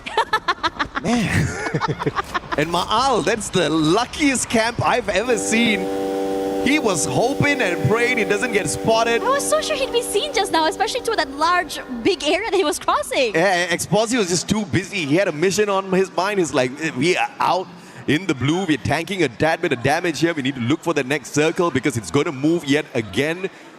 And Ma'al just lucked out big time, and RRQ gets to have a little bit of fun there at Funfair, catching up with each other. But Abe, Twisted Minds just tied to RRQ fatally. IQ Total Gaming, on the other hand, unfortunately for them, they've been taken out of the equation a tad bit too early. It's definitely going to be a long journey for them to squeeze themselves into the top 4. But as long as they can keep themselves away from the bottom 2, I think India can rest easy. Oh yeah.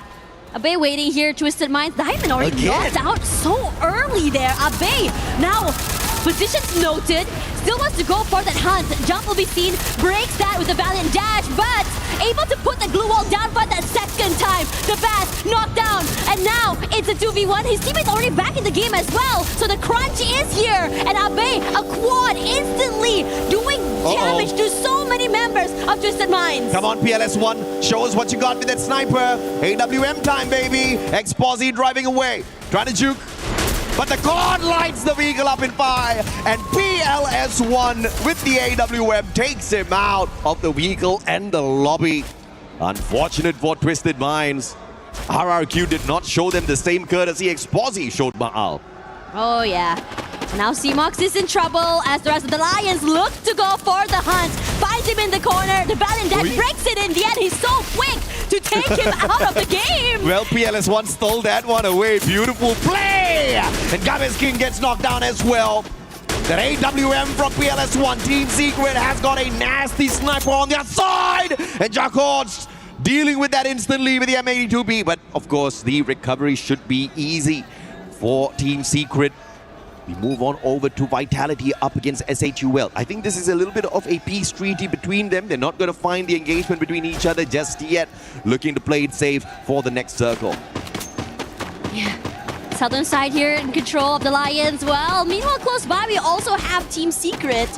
I think they definitely had their eyes onto the members of RRQ here. Yeah. And meanwhile, for the Straw Hats, well, surviving this long and still at the very top of the lobby, it is terrifying seeing this team activated on the second day. Absolutely. Can we see yet another Bangladeshi squad survive the group stage? Unbelievable survival play from TEC. Titan Esports just showing everyone that the dream can be kept alive. And Straw Hats again, early game, 10 eliminations already. Yesterday, man, they were just down in the dumps. But today, Straw Hats just showing us they're awakening their conquerors hockey. This is knocking everyone out without even bumping into them. You just, well, have to find your way around the Straw Hats. Because if you let them run away with this, I think they're going to be dominating the lobby eventually. Team Secret, 7 eliminations in hand.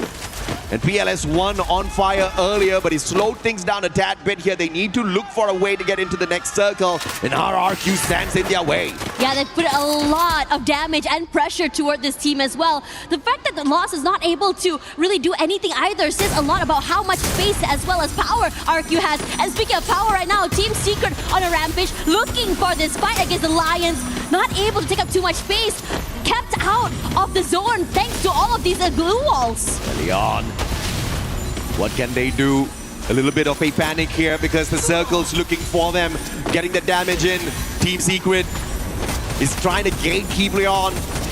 RRQ, Straw Hats on the way, Bangladesh looking to sneak away the points as the third party. Y'all better wrap up your act right now, Straw Hat says, because we will not have a choice. Whoa, RRQ! God, nade from the master Grenadier dudes himself. Beautifully done, and they had so many close calls in the beginning of the game, and they're looking to keep so many of these teams out here. Team Secret in trouble. The Lions taking in so much pressure from RRQ as well. Della knocked down and trying to be able to be brought back into the game, not able to do so.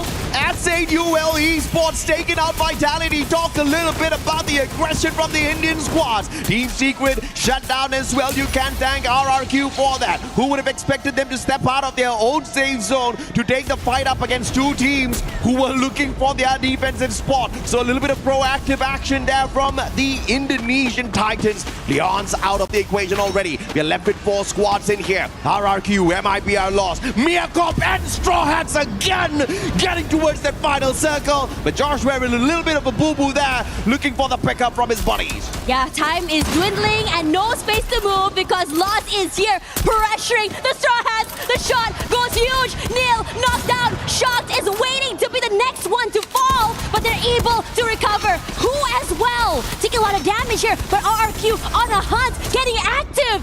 Might be a loss. RRQ taking the fight straight up to them, which gives the big opportunity for the two underdogs down at the bottom to run away with the booyah. Straw Hats and Miakop, they just need to stay silent for the time being. RRQ takes the fight to them. Round 1, Yago taken down. Ma'al with a super snipe. Dudsnow traded out. Shock taking advantage. This is Straw Hats hopping on in, trying to stab RRQ in the back.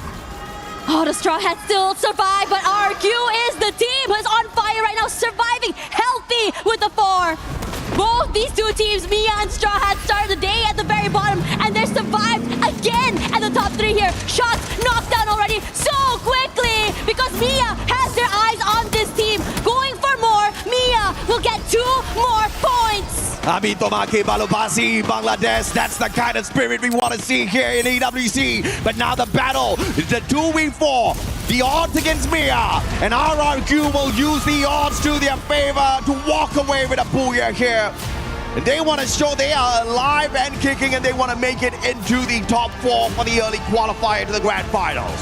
Oh man, RRQ had so many close calls with one player left alive, whether it be Abe, whether it be Duds, and somehow still being able to bring the whole squad back into the game, recover, and get that booyah is insane work. Yeah, after a bad run at Bermuda on this game 1 for day 2, RRQ shows that they definitely can step it up. And Solara, not necessarily their best map out there, but they have shown that they have got that veteran experience, and a little bit of the circle, a little bit of the action on the battlefield favored them in multiple of those situations. Ma'al could have gotten taken out a tad bit too early, and the recovery could have been delayed a little further for the side of RRQ. But thank goodness Exposi did not check his corner in that particular sequence. Gave us a few entertaining moments. But RRQ making it back, like you said, almost annihilated on that recovery, still met back with Twisted Minds, took them out of the equation, got to that final circle, and if they were not proactive, they would have gotten taken out a tad bit earlier already. But Dudes with the master grenade onto the Team Secret players, because Team Secret was in the best spot to shut down RRQ. It was honestly crazy being able to see that, and I'm curious to see what exactly the comms were in that fight in particular, because it must have been huge knowing where the nade happened and they just go all the way till the end. Kalau kiri satu, kalau kiri satu. Ayo. Kena, kalau kiri. Kita yang belakangnya. Sama-sama lo. Nice. Man, Dudes is just a monster with those grenades. The accuracy, the timing, he cooks it up so well like a chef, and when he serves it, the dish is absolutely deadly. Yeah, honestly, there was just so many hero plays coming in for RQ, and it's also a testament to not only their teamwork, but also their individual prowess from every single one of these players. And it's always really, really fun to be able to see these things happen as well, because for RQ, they always come so close toward the very end. And I think, you know, after the interview, they said that this year is the year that they think that they had learned so much from the previous years, and this year is the year that they want to be able to get that trophy. Straw Hats showing the will of D is alive. You cannot take them out of the equation. You cannot count them out just yet. On the first page, they sit right here. Yesterday, just about 24 points from 6 games. Today, back-to-back, they've scored more than 20 points, or at least the 20 points in the second game. Earlier, it was 22. 44 in just 2 matches. Straw Hats is just showing us a very different version of themselves. I hope they can keep this up.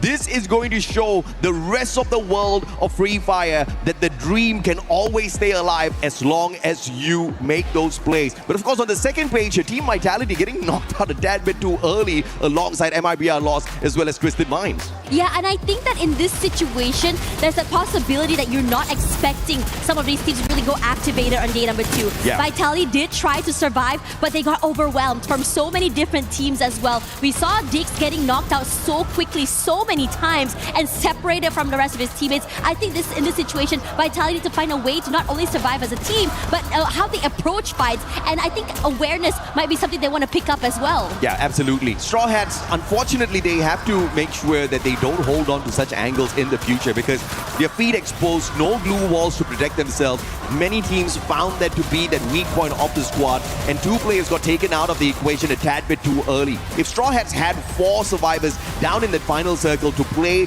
for the Booyah, on the other hand, I think that would have been a much better chance for them. But of course, these small little mistakes is exactly what they need to fix. But of course, we've got an interview on the stage. Let's catch up with you guys in a bit. All right.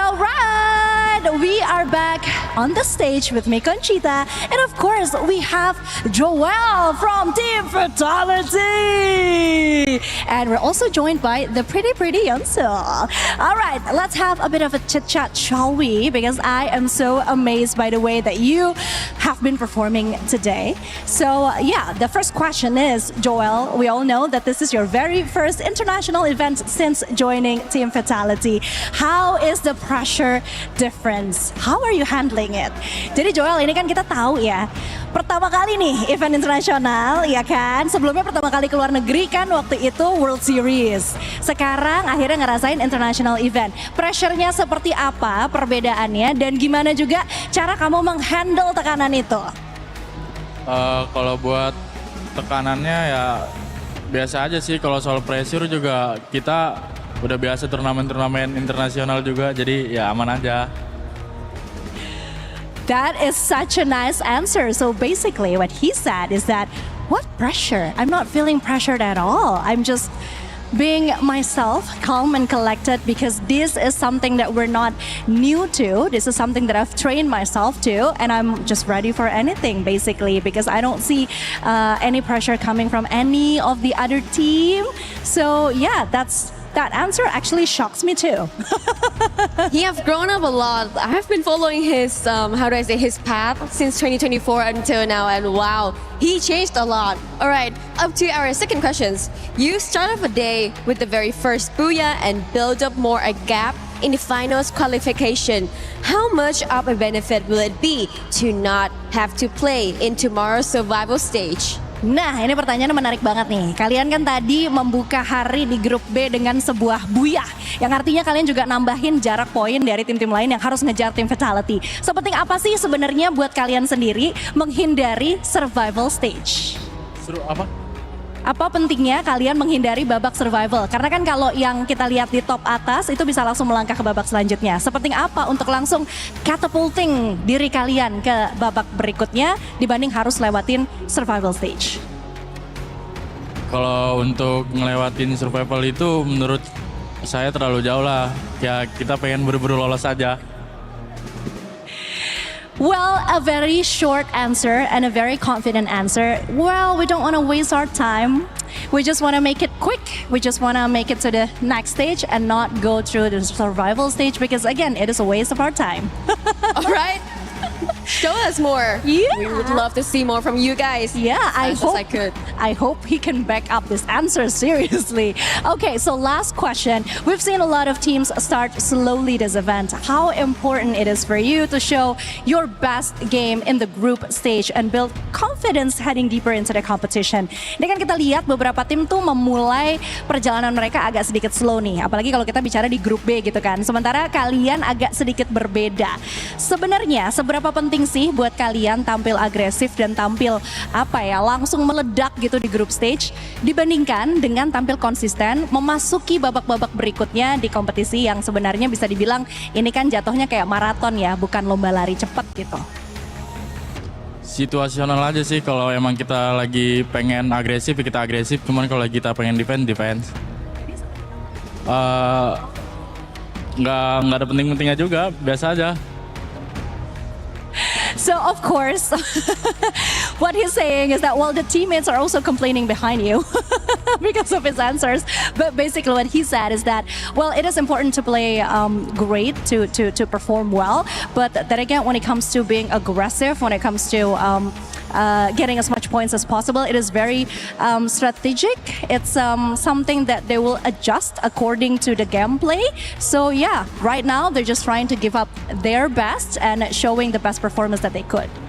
Awesome. At least we can see all of the Indonesian teams are on fire right now. They're keeping the track, getting more booyahs on today at Group B. Well, thank you, Conchita, for the translating. And of course, congratulate you as well for the first game, getting the booyah, Joel. And also, I hope that everyone will keep this fire and spirit and play the best in the next game. Thank you for your listening and stay tuned, get hydrated, and wait more from us.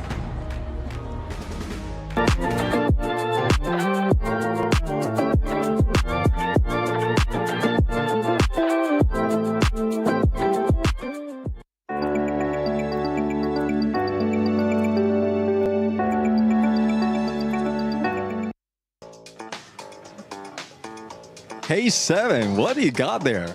I got me a golf club. We're here at Quirilla City and we accept your challenge. Glitter and Lace, you guys ended up getting very close there to first place, if not first place, but I think we got what it takes to beat it. So why don't we get started? Yeah, I mean, you start off. I'm going to start this. And let's see what you got. Gonna lie, I'm a little bit nervous here.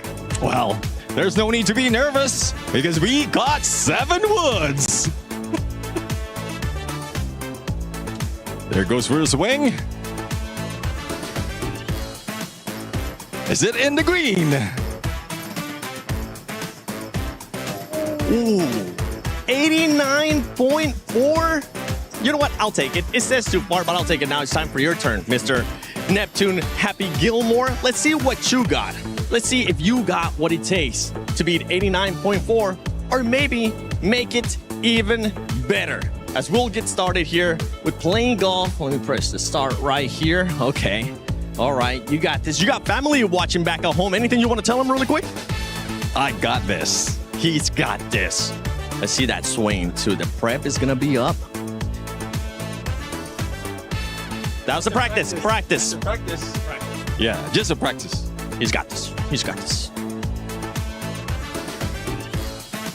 Oh my goodness. Oh my. No. Don't break that just yet. Oh, 82.1. You know what? If you are in Paris, if you are at EWC 26, you can actually come check this out at Quirilla City. But for this one right now, I mean, I think it's actually time we challenge somebody. Yeah, let's go. Let's do this. So you know what? Husky, Lucifer, let's see if you got what it takes to beat our score. Hello everyone, it's Carol Bombshell again. I'm happy to be back here on stage close to Fluxo's crowd, Fluxo's fan. And I'm also happy to be here with the 2 influencers for Fluxo. I got Raja and Ale Mazy here with me. They have been done such a great job with the Fluxo's crowd. And I want to know, Raja, what's the feeling to be back here at the AWC with your team now? I'm really happy to be here today. I love AWC. It's just the best tournament ever, and it's really good to see my team playing, and they are doing really well, and we're about to win this tomorrow. Oh wow, such a great confidence. I like that, girl. Okay, Ale Mazy. It's special to have you here for the first time watching your team, and I want to know, do you think they will qualify direct to the Grand Finals? É muito especial ter você aqui juntinho com a gente, torcendo pro seu time. Quero saber se você acha que eles vão se classificar diretamente pra final. Com certeza, vai dar tudo certo, se Deus quiser. Hoje a gente vai sair com essa classificação. E é isso, gente, vai dar certo sim. Segue o fluxo que os meninos estão preparados. E a torcida aqui tá preparada demais para essa festa. Of course, they will make it to the Grand Finals today, okay? So we are very happy to be here. We are very glad to support our team. And we're gonna see each one of you cheering for Fluxo in the Grand Finals. And follow the flow! Thank you! We book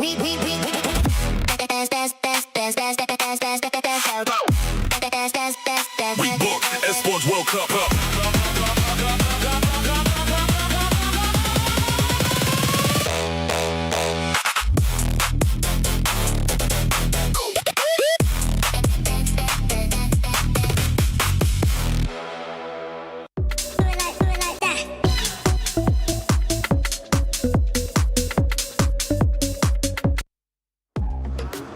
Neptune's swing was a little bit off, but don't worry about it because hopefully Fluxo will be able to come back. But actually, Fluxo hasn't been performing that well. Sorry, Carol, don't worry. We'll get a chance to talk about that. By the way, Carol, Bombshell, Neptune, and Lace with us. But to recap the first two games of Group B, Vitality. Yeah, I mean, definitely. Vitality has been great from yesterday. Now they are dominating. And it's not only them. I mean, even RQ did manage to get that booyah. So there's just a lot of hopes right now that's coming from the team. And the climb for the top four is just getting easier and easier. Even for the interview coming from Joel, I think like he's just too confident that they will be getting there quite soon. Well, let's talk about that actually, because that confidence, it's good to see, Lace, but sometimes we've been seeing maybe too much confidence come back and bite you in the you-know-what.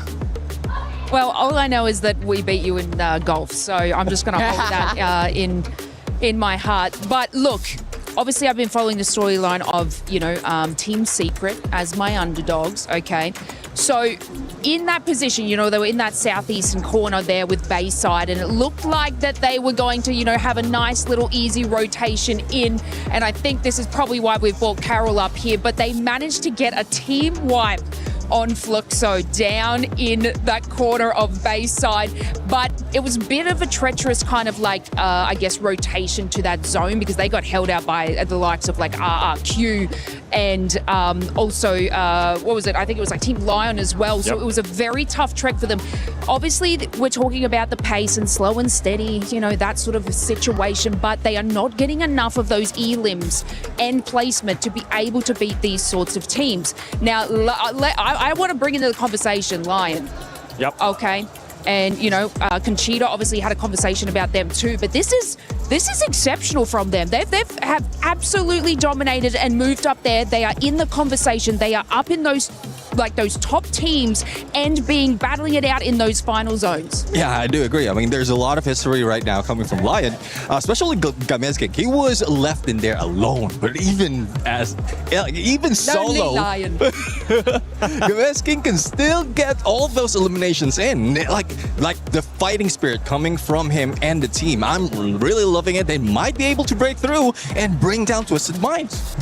We're going to look at number 6 because Fluxo, this is a squad that everybody expects them to go directly to the grand finals, but right now that's not the case. They're 17 points away from top 4, Carol. I don't understand why you guys invite me such in this moment that Fluxo is not doing so well. What's the point? They still did fantastic yesterday and are definitely in contention. So one bad game doesn't mean anything. Yeah, I know. I mean, they started really good yesterday. They had such a good confidence, but at this point, they should not go in like that because last year reminds me of last year when they were not doing so well and then they lost completely their confidence. So if they keep doing the same performance, probably their worst nightmare will come for them. All right. Hopefully that worst nightmare is not going to happen. Now, you have a lot of experience with Free Fire in Brazil, and I know you know a lot of these players. They do have a superstar when it comes to Fluxo, right? MT7, the MVP out of that region as well. Do you think this is going to affect him in any way, shape, or form? Because they do need to do you feel like they need to make it in the top 4 instead of going to survival?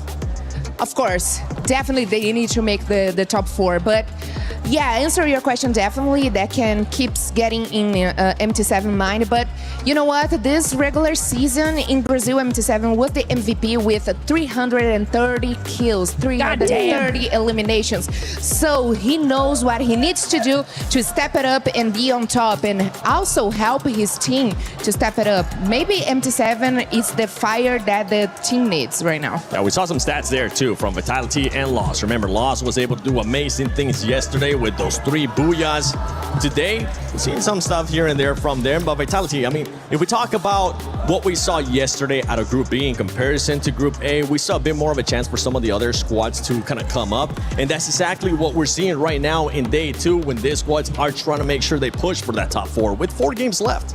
Yeah, I mean, what I'm seeing right now is a comparison as well as a cut-off line for getting in top 4. It's much lower right now in Group B because of how close it is against everyone else. So that's one thing that they can take advantage of because it's easier enough for them to climb up like 1-2 spots, especially for those teams who are very, very close to the top 4. But there's still a lot in contention right now. After 2 games, we still have 4 matches. But as Carol did mention, like if you lose confidence, then even with it being easy, you might still lose it. Yeah, I mean, if you take a look at that, like the cutoff, isn't like so coherent, like you said just before, but basically Team Secret is probably that line there at 90 points at the moment. Then we move over to Fluxo, which is 92. So this is an incredibly close leaderboard for these mid-range teams to sort of intercept there. So like you're saying, there's still a chance. Carol, don't you worry, girl. Like they have every opportunity in these next couple of matches to bring it home for them, but it is incredibly close. So let's hope that, we can get the Fluxo spirit here a little bit higher and they can, definitely rile them up and get them some more eliminations. You know what, girl? I really hope Fluxo makes to the grand finals, but right now we already got Loud, so we already have Brazil in the grand finals, and that's good. And talk a little bit more about Los. Los, it's good to see them. I mean, of course, yesterday they were the best team for Group B, but it's good to see them still keeping their regularity here. So I think maybe this is one of their secrets. They are really good to keep their game regular. I know the fans want Fluxo to step it up and just start getting those booyahs because they have yet to win one. Let's see if that's going to happen with the 4 games left of Group B. AJ, Tash, take it away. Thank you very much, Seven. At this point of time, I just want Team Secret to get a booyah just so that Lace can smile a little bit more. Yes, I agree. Lace, this one's for you, maybe. Hopefully, we are praying for it as we go into our next map. The girl almost gave up. She's like, okay, I just want Fluxo to win. I mean, you guys are doing bad too. Do you believe in jinxes? I do. I believe in blessings. You believe in blessings? Yeah. Okay, bet. So depends Lace, on who's the one dishing it out. So if it's Lace...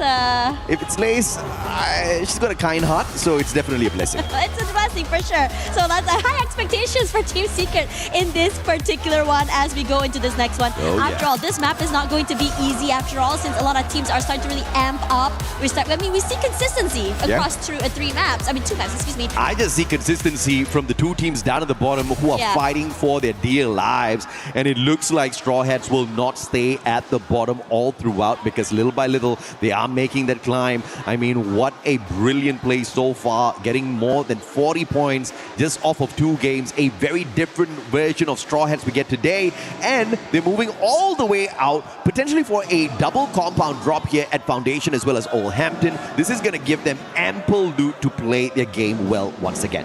I am very excited to see how aggressive some of these teams are going to go. I think during the break, we also talked a little bit about Mia, right? About how today it's more how they've been able to be consistently on that top 3, being able to survive a little bit more longer compared to yesterday. And wow, trouble's already brewing. IQ Total Gaming can do Mia, Corp, as well as Straw Hats a big favor here. If they take out Al-Ali, it's gonna be trouble a brewing. But IQ Total Gaming might just be in trouble as well. So by hook or by crook, they need to win this out. Perhaps the winner of this battle will stay alive in the competition. Looking at how Mia Corp and Straw Hats have woken up once again. Beautiful time turner off of Shanky. And the charge buster in his hands actually pops off. Zimok's taken down. Shanky gets the win. 3 eliminations already. And Al-Ali, I think this is the end for them. Lions on the way in. And the Joker will not be messing around. Shock knocked down. MIBR Lost will find the Straw Hats on another part of the map.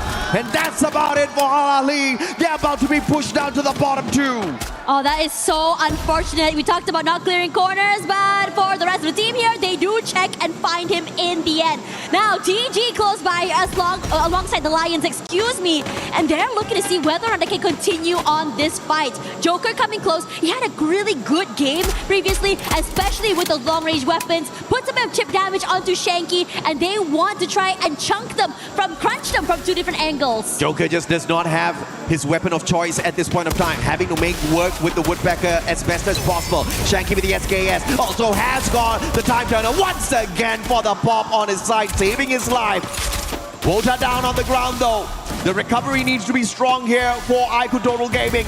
Games King looking for circle around with the SKS in hand, looks at Mafia. With the M82B, Mafia is going to be deadly, even though Leon does have those glue walls on their side. Games King will get shut down by Mafia up close and personal. 4 eliminations in hand, and India's looking hot. Yeah, TG looking really good, and I'd love to say that they are very active and want to take this fight head on. Aztec takes a lot of damage here. Backstab. Rushing forward. Oh, the backup! What a play by Mafia! Keeping his body in. And Lions, you may be the predators out there in the savannah, but not in this lobby, says Haiku Total Gaming. Crazy work coming from them as well. This proactivity and aggression is just something else. That isolated 1v1 somehow working so well in their favor. Jew up on top. Looking deadly. SKS and Noor manages to pull off a quick finger, beautiful on the revive, brings Troll back in before getting knocked down to the ground. Man had barely any HP on him, and he was timing that perfectly, and he executed that revival perfect. And SHUL will be able to thank him a tad bit more later on by reviving him. Obviously, the boys are going to be taking him out of the equation in a tad bit here. Miakorp, Kappa. It's the ice grenade to weaken him a tad bit here. 2v1, but Kappa will stand no chance. And Miakorp out early this time round. Oh, that's unfortunate for Mia, who are currently just running to just be able to stay alive in this game. Now moving over to Lace's favorite team here, TS at the bottom side, but Twisted Minds have a mind of their own to eliminate this team. And Shan keeping a bit of space between him and the rest of Twisted. Decides to play a little bit more further back instead. Being able to get support from his teammates is the priority here. Time for Lace to smile. This is Twisted Minds. They've got the high ground. Both teams calling out for the lightning zone, and it's Twisted Minds' lightning zone that was called out a tad bit later, which means Team Secret cannot get too cheeky out in the open just yet. That allows a perfect rotation from Diamond. The Bass M590, Wong Am, wrong gun. The sniper will get stabbed in the back. The Bass gets lucky with that ambush. Taking Wong Am out of the equation is just the first step. 9-7 now, up close and personal. The Bass once again with the M590 will conquer. The Mag 7's just not enough. Tikui, can you pull one back? PLS1 has the VSK, trying to turn the situation around. Jump taken down as well. And is this an interference from another squad? PLS1 trying his very best. Tikui down on the ground, explosive with the Car 98. Just trying his best to keep them contained. But it looks like Team Secret is about to win this out thanks to PLS1. Yeah, Hwang Am still very much healthy here, trying to find a way to find the final shot onto Exposy. Finally, in the end, cross and crunch from multiple angles, and Twisted Minds will be the one knocked out here somehow. Team Secret survived a little longer. Great recovery from this team. Kingdom of RRQ a tad bit sad. Some claps there for their squad. It got eliminated a tad bit too early. And like I told you, Dash, it was definitely a blessing from Lace. Team Secret working off of that Lace energy at this point of time. But I think you well, though. Troll, wrong place, wrong time. MT7 spots him out. And MT7 has got the gun of preference. The AWM, IQ Total Gaming, on the other hand. Early exit in here. Straw Hat still alive and kicking down at the bottom, looking to climb up. SHUL, what more do you have? Buddy shot from afar. Ju will punish with the Thompson Dude taken out of the equation. SHUL might not make it out of this compound if they don't do something different. The rush forward is here. Fluxo going a bit more aggressive. Bunny getting hunted. That's it. Rushing away from his life. Jack is barely alive. Repositions, but out in the open, there's no way for him to run. Fluxo already 8 elims. They already got a revive, which means the squad will stay alive and kick in and Troll with the stealth bites. It's the heck out of there. Catching up in Noor. And Fluxo will overtake this compound. Bayfront belongs to them for the time being, but they'll have to move in a little bit as the blue zone catches up with them. But if you look at Fluxo's performance so far, this has been the best within the day. In the 2 past games, they only walked away with 2 points in each of those lobbies. obviously not looking like the usual Fluxo. But like I anticipated, I just wasn't expecting them to go crazy here on day 2. I think they definitely want to play the survival game. You saw what Raja said yesterday. Our team will dominate tomorrow. Yeah, and definitely did. They're showing us the signs of life. Not only signs of life, they're starting to just go crazy. Now, speaking of that as well, in terms of positioning, we're looking at Lost very, very active, getting Refinery super, super early. And I think they're just trying to just move around, scout around, try and find some information about where everyone's going to be. TS, Lace's team also trying to move around the area. They're fairly healthy. They have 4 eliminations already. And in this situation, we're starting to see a slowdown from so many of these teams as they try to figure out not only where to position themselves in the circle, but also where to go next. Yeah, Leon needs to be careful a bit here. Thanks to the fact that Twisted Minds have been having a rough day out here today. They've been able to catch up and now overtake them on the leaderboard, but not through points just yet. They need one more point to equalize. But of course, if they can find the final circle for themselves, overtaking Twisted Minds will be a no-brainer, and I think that'll be a huge success for the organization. Can you imagine seeing Leon make it into the grand finals a tad bit earlier than expected? There we go. The reposition coming in from SAUL as well. Team Secret. Well, it looks like they're not going to be getting far enough. SHUL, though, no elimination so far there. Yeah, in this situation, again, the slowdown is here. Foundation very, very open for SAUL, just really hunker down, bide their time. Close by to Team Vitality, though, if they do decide they want to go take this fight, but have to be wary of Fluxo as well. We've seen how much damage they can do with those long-range weapons, and it's scary. The drums of liberation courtesy of Fluxo, but I think it's charging up Joy Boy on the side of the Straw Hats. Let's see exactly who it will be that unleashes their Gear 5 on the competition in a tad bit. 2 games back-to-back. Straw Hats have been phenomenal. But can they keep this streak up for themselves? Spending a tad bit of time outside the circle. 5 boosts activated off of those team boosters. Need a tad bit more coins before they can purchase the 6th one. Vitality keeping an eye on the rotation of Team Secret. It might be our loss making their way in, as well as Fluxo and squad sits pretty, waiting for the next contenders. This next circle is definitely going to be bringing a tad bit of chaos in here, because we are running out of space to play, and Fluxo will have to make that run out of their defensive space. I have to say, Made in Brazil lost really good with the reposition. They were hanging around Refinery and decided to move off that area. And now they're prime zone in the middle of the area. And they should go head-to-head up against Team Secret, I feel. I mean, Team Secret does have a bit of that high ground to play with. But in terms of firepower, I would say Lost still a bit better in terms of speed and positioning. RRQ out super early from this lobby. Did not expect that. The Booyaka still hunting down these teams. Regardless of the stage, regardless of the level of competition, you can improve.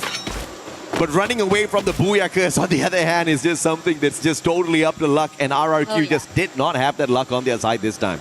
No, I was quite surprised as well to see them getting knocked out super early. But again, we are seeing the teams that had a great start to the day start to slow down a little bit now. Who took a little bit extra damage there from those long-range shots. Have to be careful in terms of these rotations. A bit later to the area means that you don't have a lot of space to work with. And most areas are being, I would say, held by players like MT7, like Carol says. Really scary seeing this guy being able to just really work with his weapon. Absolutely. The AWMY in hand. And MT7, one of the deadly snipers out there. But can he outperform Yago, who was on fire yesterday? Today they've slowed things down. And MT7, speaking of whom, will punish 2 players from the side of Straw Hats. Spots out Extra as well. Needs to break down those glue walls. 1 more needed. Riptide Rhythm sent out. Extra got out. MT7, the monster. And now looking for who as well. Can he get the ace on the whole squad of Straw Hats? He sure as hell is trying and has got the right gun to do it. Not gonna be easy because Who isn't really showing his hand either, and so it's been, I'm not gonna lie, MT7, the son of the gun he's doing, just keeping every single player around the area's head down. No one is daring show their heads in case that the bullet goes up into their dome. But if anything right now, Vitality have a chance to take this fight up against SAUL, keep them away from this area, and this hard shift should be able to guarantee that fight. Big advantage here for Fluxo. Not a lot of rotations needed. They can still hold on to that high ground advantage here for MT7. All he needs to do is just inch a little bit closer to the circle, but the risk that he will have is playing those glue walls a little too much too early. Team Secret just keeping close to the very edge of this hill, making sure they stay out of the crosshairs of MIBR Lost. And since they will not be spotted out for the time being, survivability is there. They can sneak under the squad of MIBR and play survival. Yago has not hit those wild shots today just yet. PLS1 spots him, dropping down to the lower ground, but they will still stay hidden. SHUL, the Indian squad slowly rotating around. Perhaps this is where Team Secret falls. And on that replay, you see how MT7 with his high ground advantage was just making perfect work. Just dwindling down the chances of Straw Hats finding the final circle 3 times in a row. Yeah, and who hasn't moved at all since then here as a UL, making a lot of noise as there well. You go. Trying to rush forward and take this fight, but Team Secret trying their best, inching their way forward, has to take this fight up against the Lions.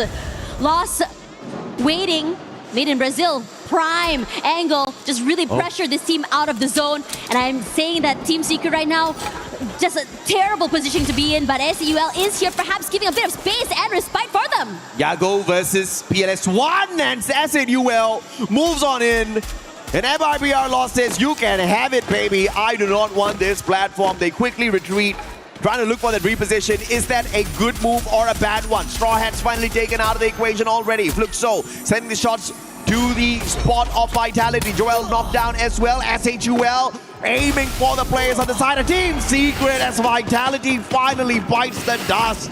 Unfortunate run for the squad. 2 games back to back. They have not been able to find that final circle after hitting that booyah on Bermuda. Versus maybe a real, not too sure about that, but a team that's being blessed right now, maybe Team Secret. We'll see how it goes because they are currently being pressured. They don't have a lot of space to work with, forced to rotate forward, and Joker keeps a close eye on both these players. Barely alive, jumps forward, somehow surviving in terms of rotating here, but have to deal with SAUL. You gotta hit it when the window messes with your aim. PLS1 now trying to get away. Can he? Yes, he can. Beautiful jump pad reposition by PLS1. And the sniper of the squad gets caught out by Della. AC80 perfection from Leon. Once again, waking up in the competition to stay in contention for the early access into the grand finals. This is perfect from them. But Fluxo still alive and kicking, and they are catching up. Look at the monstrous run. 14 eliminations strong for Fluxo. Tikui in trouble alone, somehow managed to get 2 players knocked down, but not able to secure those points. Bob somehow from far away also gone down to Tikui here, trying to find that final member left. A 2v1 in this corner, but the damage is too much to deal with. He heals up, and he's just waiting and biding for time. SAUL forced to reposition. He can break one and goes for more. Tikui, how are you doing this? Finally going down to Fluxo. Tikui, you monster! Capped that valiant dash for the final moment and backstabbed them as they would try to run away, but MT7 is the biggest winner of that equation. And Fluxo looking to dominate. 2 Brazilian squads here. And it looks like Leon's gonna be hopping on into play as well. What can they do? The LATAM squad up against 2 big Brazilian giants looking for the booyah. Jacon gets knocked down to the ground. Riptide Rhythm takes away his opportunity to be picked up. And MIBR Lost will shut down the opportunity for Leon to run away with this game. Fluxo on the other hand, alive and kicking up there with the high ground advantage. Joker versus MT7, this is gonna be a good fight. Yeah, trying to rush forward here. Joker has to be careful not to get eliminated. He is, after all, alone, but not able to find the angle. Nice Jumps forward. That's the kind of patience play. Supremacy with the reposition. Now Leon staying alive for LATAM, but pushes in with the M590. Might be able to take him out of the equation a tad bit too early here. He jumps away from that high ground advantage now. Tagged up by the circle. This is just not the best situation for him. Barricades himself in. MIBR Lost spots his glue walls and looks for the annihilation. Grenade tossed behind the glue walls, and General taken out. Round 1 as well, and Fluxo cleans up house. and makes that comeback with a solid booyah. The boogeyman is back, baby, and it's looking really good right now. Looks really clean. MT7 was the guy in the spotlight, keeping so many teams away, and every single team kept their head down when they heard the sounds of his shots. The very first booyah here for Fluxo in the group stage. SI anticipated the team flying under the radar, but if they make it into the top 4 whilst flying under the radar, you have to acknowledge they are a massive threat. I don't think Fluxo's trying. I think Fluxo's just chilling and they're still doing so well. Yeah, just really taking their time, and it just felt so effortless seeing them play that map. But for the rest of the teams though, everyone had a labored map. Everyone that was consistently on that top 3 earlier now knocked down super early. You know, as the Straw Hats weren't very comfortable. Mia wasn't very comfortable. RRQ got knocked out early as well. And it is impressive to see this shift from so many of these teams as we go into this third map already. Absolutely. And the teams that need to step it up, definitely your eyes are going to be on the teams who are looking for the early access into the grand finals. Twisted Minds, 3 games in a row, have gotten themselves twisted into a little bit of a confusion because they can't seem to find the big points. But one team that found big points, 33, the one and only Fluxo.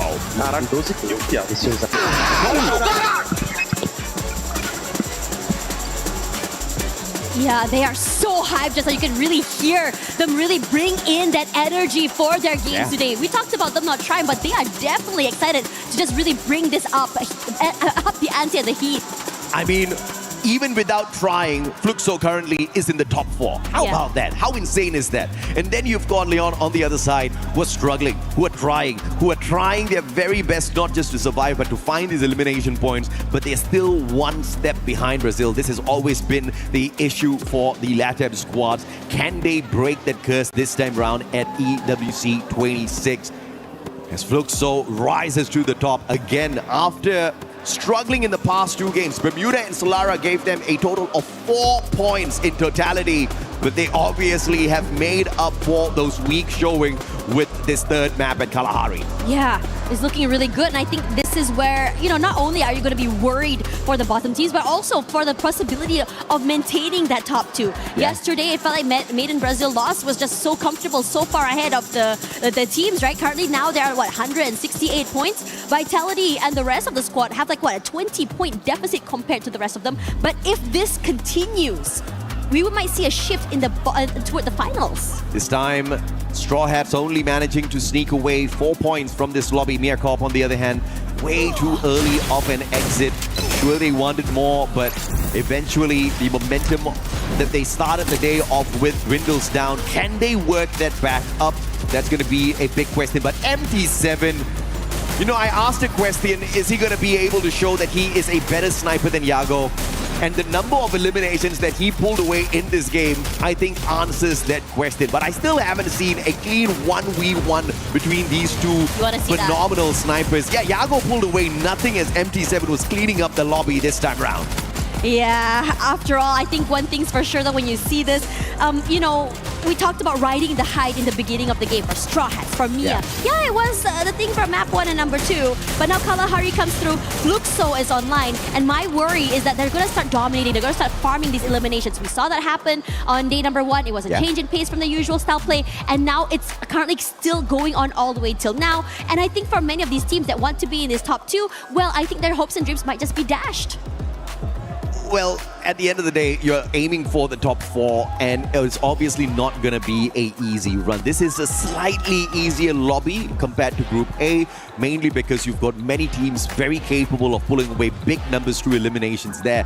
Here, on the other hand, it's all about who can play the game of survival. We've seen Leon already, 3 games in a row. You got to respect the kind of hustle that they have on their side. After yesterday, it was a decent run today. It's so much better, so much more consistent coming through from the team, right? And now they have to battle against the one and only Fluxo. Twisted Minds, unfortunately for them, after running 3 games in without many points, they've been kicked out of the top 4. Yeah, and I think that this shift is just I think something that everyone has been expecting as well. Yeah. We talked a little bit, I think I talked to Lucifer earlier as well about what to expect from today. And they did say that we can expect anything. And after all, we also are expecting a bit of an area for us. So after this, we'll be back soon for more games.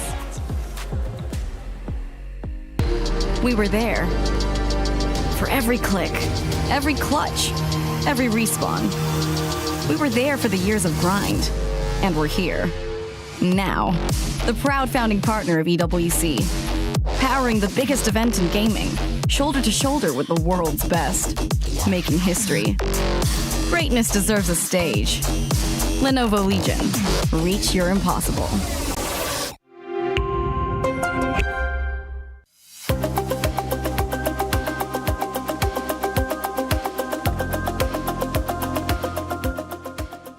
He can come in here and play my game.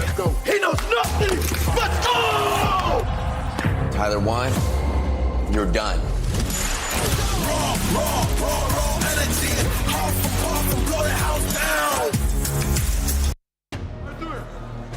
Games 3 ended, and this is our stage hit. I'm Yusul, and right next to me is Conchita. And of course, hey, let's talk about my team today. I am so proud of them. Did you guys see the Kui in that moment with his gun M9590? And then after that, even he's alone, but he still got his 2 eliminations. Of course, we're gonna talk about your team. I mean, Yoon, so let's not forget who gets the booyah. Hello, it's Fluxo's first ever booyah. I know it is a little bit unexpected to see them only getting the booyah on the second day. But then again, hey, it's Fluxo. They're in no rush, no desperation. They have that level of calm that finally show us what Fluxo really is made of. And MT7, I mean, that shot from high up, that was so amazing, and it shows the power that they truly have and why they are one of the strongest, biggest team from Brazil. I agree, MT7 is one of the best sniper that Brazil has ever born. And of course, let's talk about our games. Only 3 games left too, and the last top 4 will go straight to the final. Currently, we have Lost, Team Fatality, RRQ, and now Fluxo. Yes, Fluxo has successfully taken over the 4th spot from Leon from the booyah that they just secured. And what is even more amazing is the fact that they collected 21 elimination points in just 1 game. Now this is what I want to see, because this is what was missing yesterday. Going against Lost, I do feel like there is some brotherly rivalry going on between these two. But boy, oh boy, I am so proud to see Fluxo claiming the throne and claiming the booyah finally today. Well, finally today we can see Fluxo got the booyah, and I'm hoping for more because you can see the crowd. It's so crazy. I really love them. The energy here and the heat, it just keep making hot even though here is really cold, you know? And let's talk about our top 11 and top 12. What do you think about them?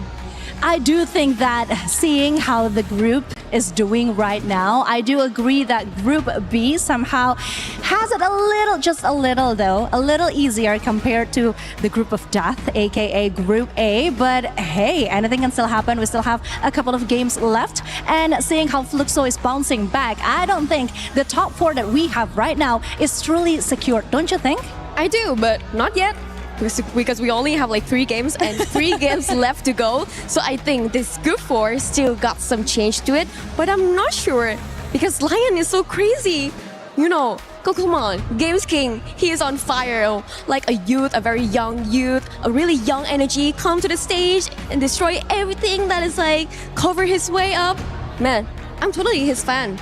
Yeah, actually we talked about this at the desk earlier because we do believe that Leon actually has some more power, something that they haven't really got the chance to show on this stage yet. And yes, speaking of Games King, we know how passionate he is and how great he is. But then again, I do remember one of his posts on social media. He was apologizing to the fans because he wasn't really giving his all, even though we know how hard it could be at the EWC, right? Yes. Again, it is the World Cup, so the tension, the pressure, it is obviously higher and it's so difficult for them. So yeah, I'm just waiting actually for Leon to making a comeback. I mean, if Fluxo can do it, I'm pretty sure that Leon can do it as as well? Well, we only have the left top 4 because in the Group A, we already have top 4 and this will be another top 4 and then 8 teams will go straight to the finals. Don't let yourself step into the survival mode tomorrow because they're only gonna pick 4 teams out of 12. Yeah, and honestly, it's just gonna be harder for the team because, hello, it's called survival stage for a reason. They're gonna have to survive and it is not an easy task. But I'm still quite happy because call me biased all you want. I am so glad that we have 2 Indonesian teams right now at the top 4. Can we talk about that for a second? We have Team Fatality. Sorry, I gotta say that one more time. Team Fatality, as Neptune would say, and RRQ. I mean, they are doing good. They are consistent, and yeah, I just can't wait to see the rest of the games today and who are advancing to the next stage. Well, I'm happy for you. Guess I have to wait for my team. So, Conchita? Yes, I think it is it from now. But let's go back to the caster and see what do they have to talk about. Take it away, casters.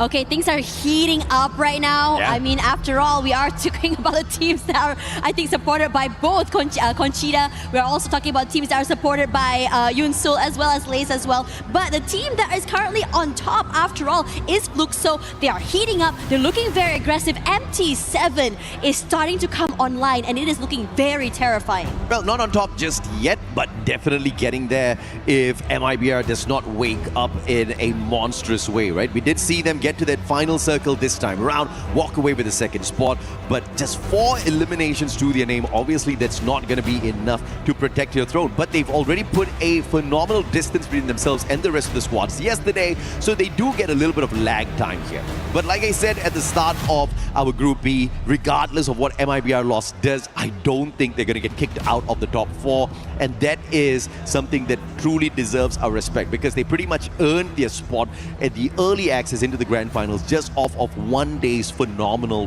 run with the 3 Booyahs to their name. But of course, I am expecting some other teams to wake up. Right. We have been talking about Straw Hats, we have been talking about Meerkorp, and I have to say the amount of hustle that we have seen Straw Hats do in that first and second game, I think they definitely deserve to survive. But it's not up to us. It's up to them, and it's up to the other teams who want to survive or not, right? Al Ahly, they knew that they were in a pressured situation. They needed to wake up in that third game, but Kalahari brought them absolutely nothing. And yet, the team of Straw Hats could not take advantage of that. They got kicked out a tad bit too early with barely any eliminations. Yeah, and I think in this situation, you could start to see what they were trying to go for. They want to try and go for eliminations. They want to move around the map and go for these fights. But somehow, sometimes, when you play in this situation, you have to be ready to be dealing with these high-risk situations. Yeah. And for them, that high-risk situation did not give them any rewards. But we still have another few maps to go, and it's still another 3 more chances for them to play catch-up. Between the bottom 3 teams right now, Meerkorp, Al Ahly Esports, Straw Hats, only 2 points, 4 points between another. And in this situation, only between them 3, 2 will have to go home. Yeah, absolutely. And obviously, it's savage to have your totem crushed out here within the group stage in itself, but that's exactly how lethal things are at the Esports World Cup. We are savage, baby. You gotta be good enough to step into not just our grand finals, but good enough to step into our survival stage. And the teams who do not step it up, they will be crushed. Not just their totems, but their dreams as well. At least they get a little bit of a longer holiday in Paris. Yeah, for sure.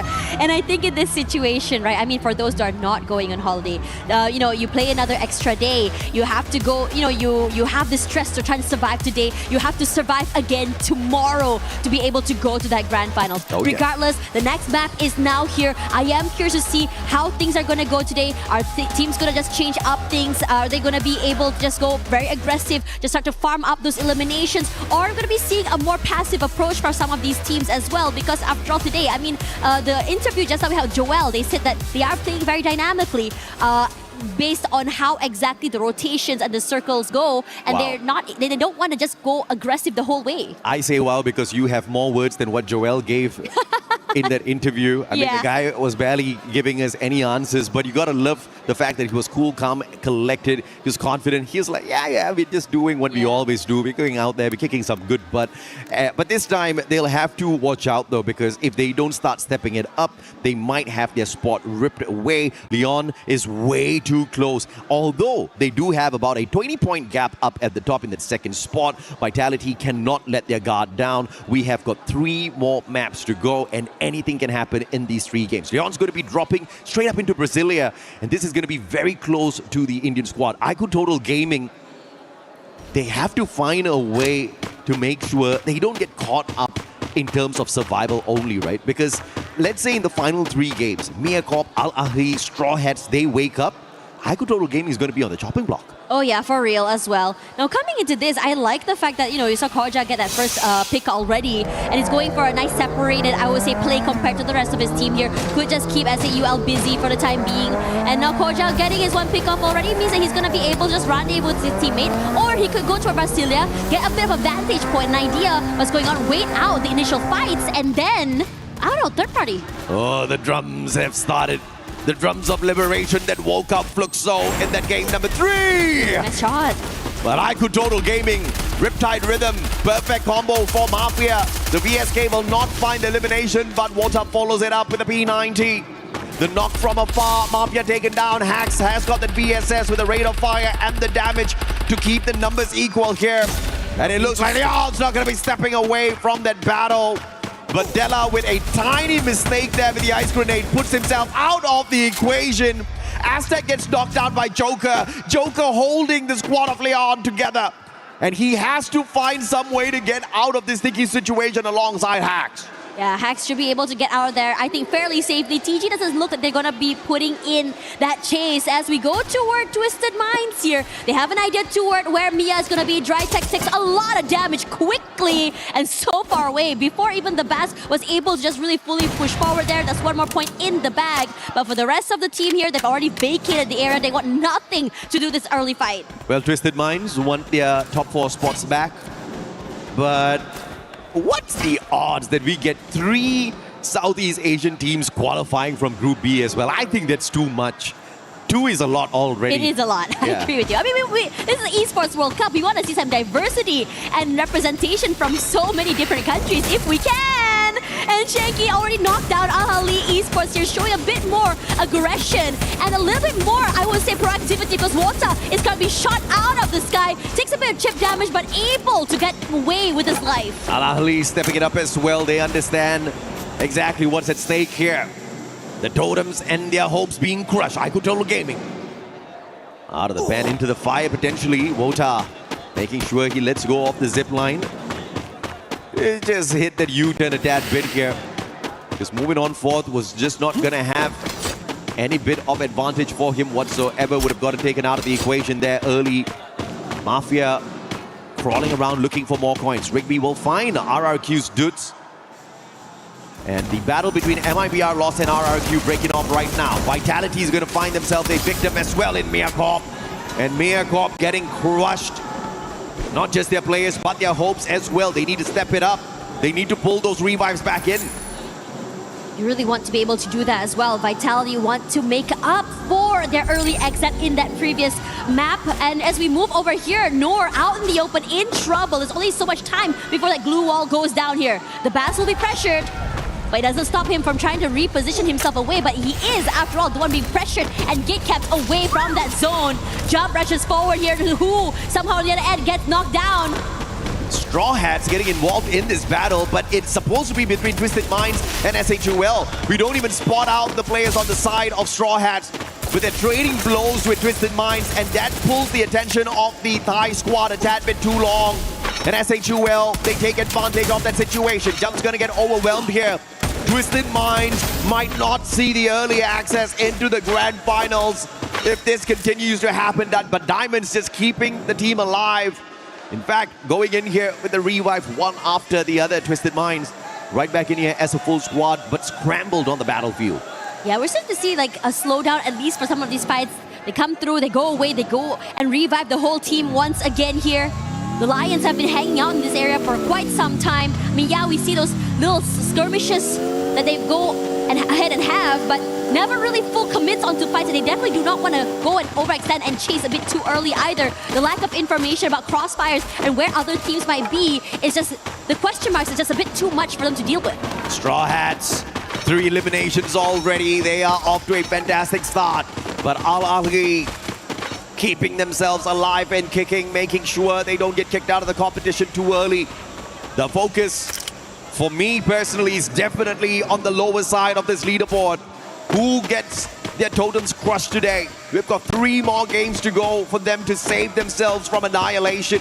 And Miyakot's just one of those 3 who are desperately trying to stay alive. Those revives have been solid for the time being. SHUL, on the other hand, 90 points on the leaderboard. But 3 games can really change the state of this Indian squad. IQ Total Gaming, a little bit of a civil war between the Indian teams. And SHUL will be allowed to survive a little bit longer by the looks of it. I am very excited to see how it's going on toward this southern side of the map there. RRQ and Made in Brazil Lost has been kind of hanging around there for quite some time, but never a full commit quite yet. Maybe easy pickoffs, but never really a situation where they want to go on a full 4v4. And we see some pressure coming in from Team Vitality as well. Team Secret taking the bridge, crossing over. 1 into play.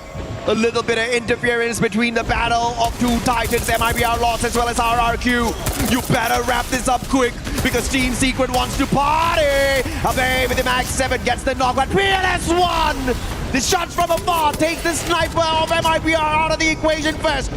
Yadaral as well as round 1-7. Desperately trying to look for survival. Ma'al, can he find the angle as General scurries towards the compound to find the vending machine? 700 coins in his pocket, he can afford 1 revive.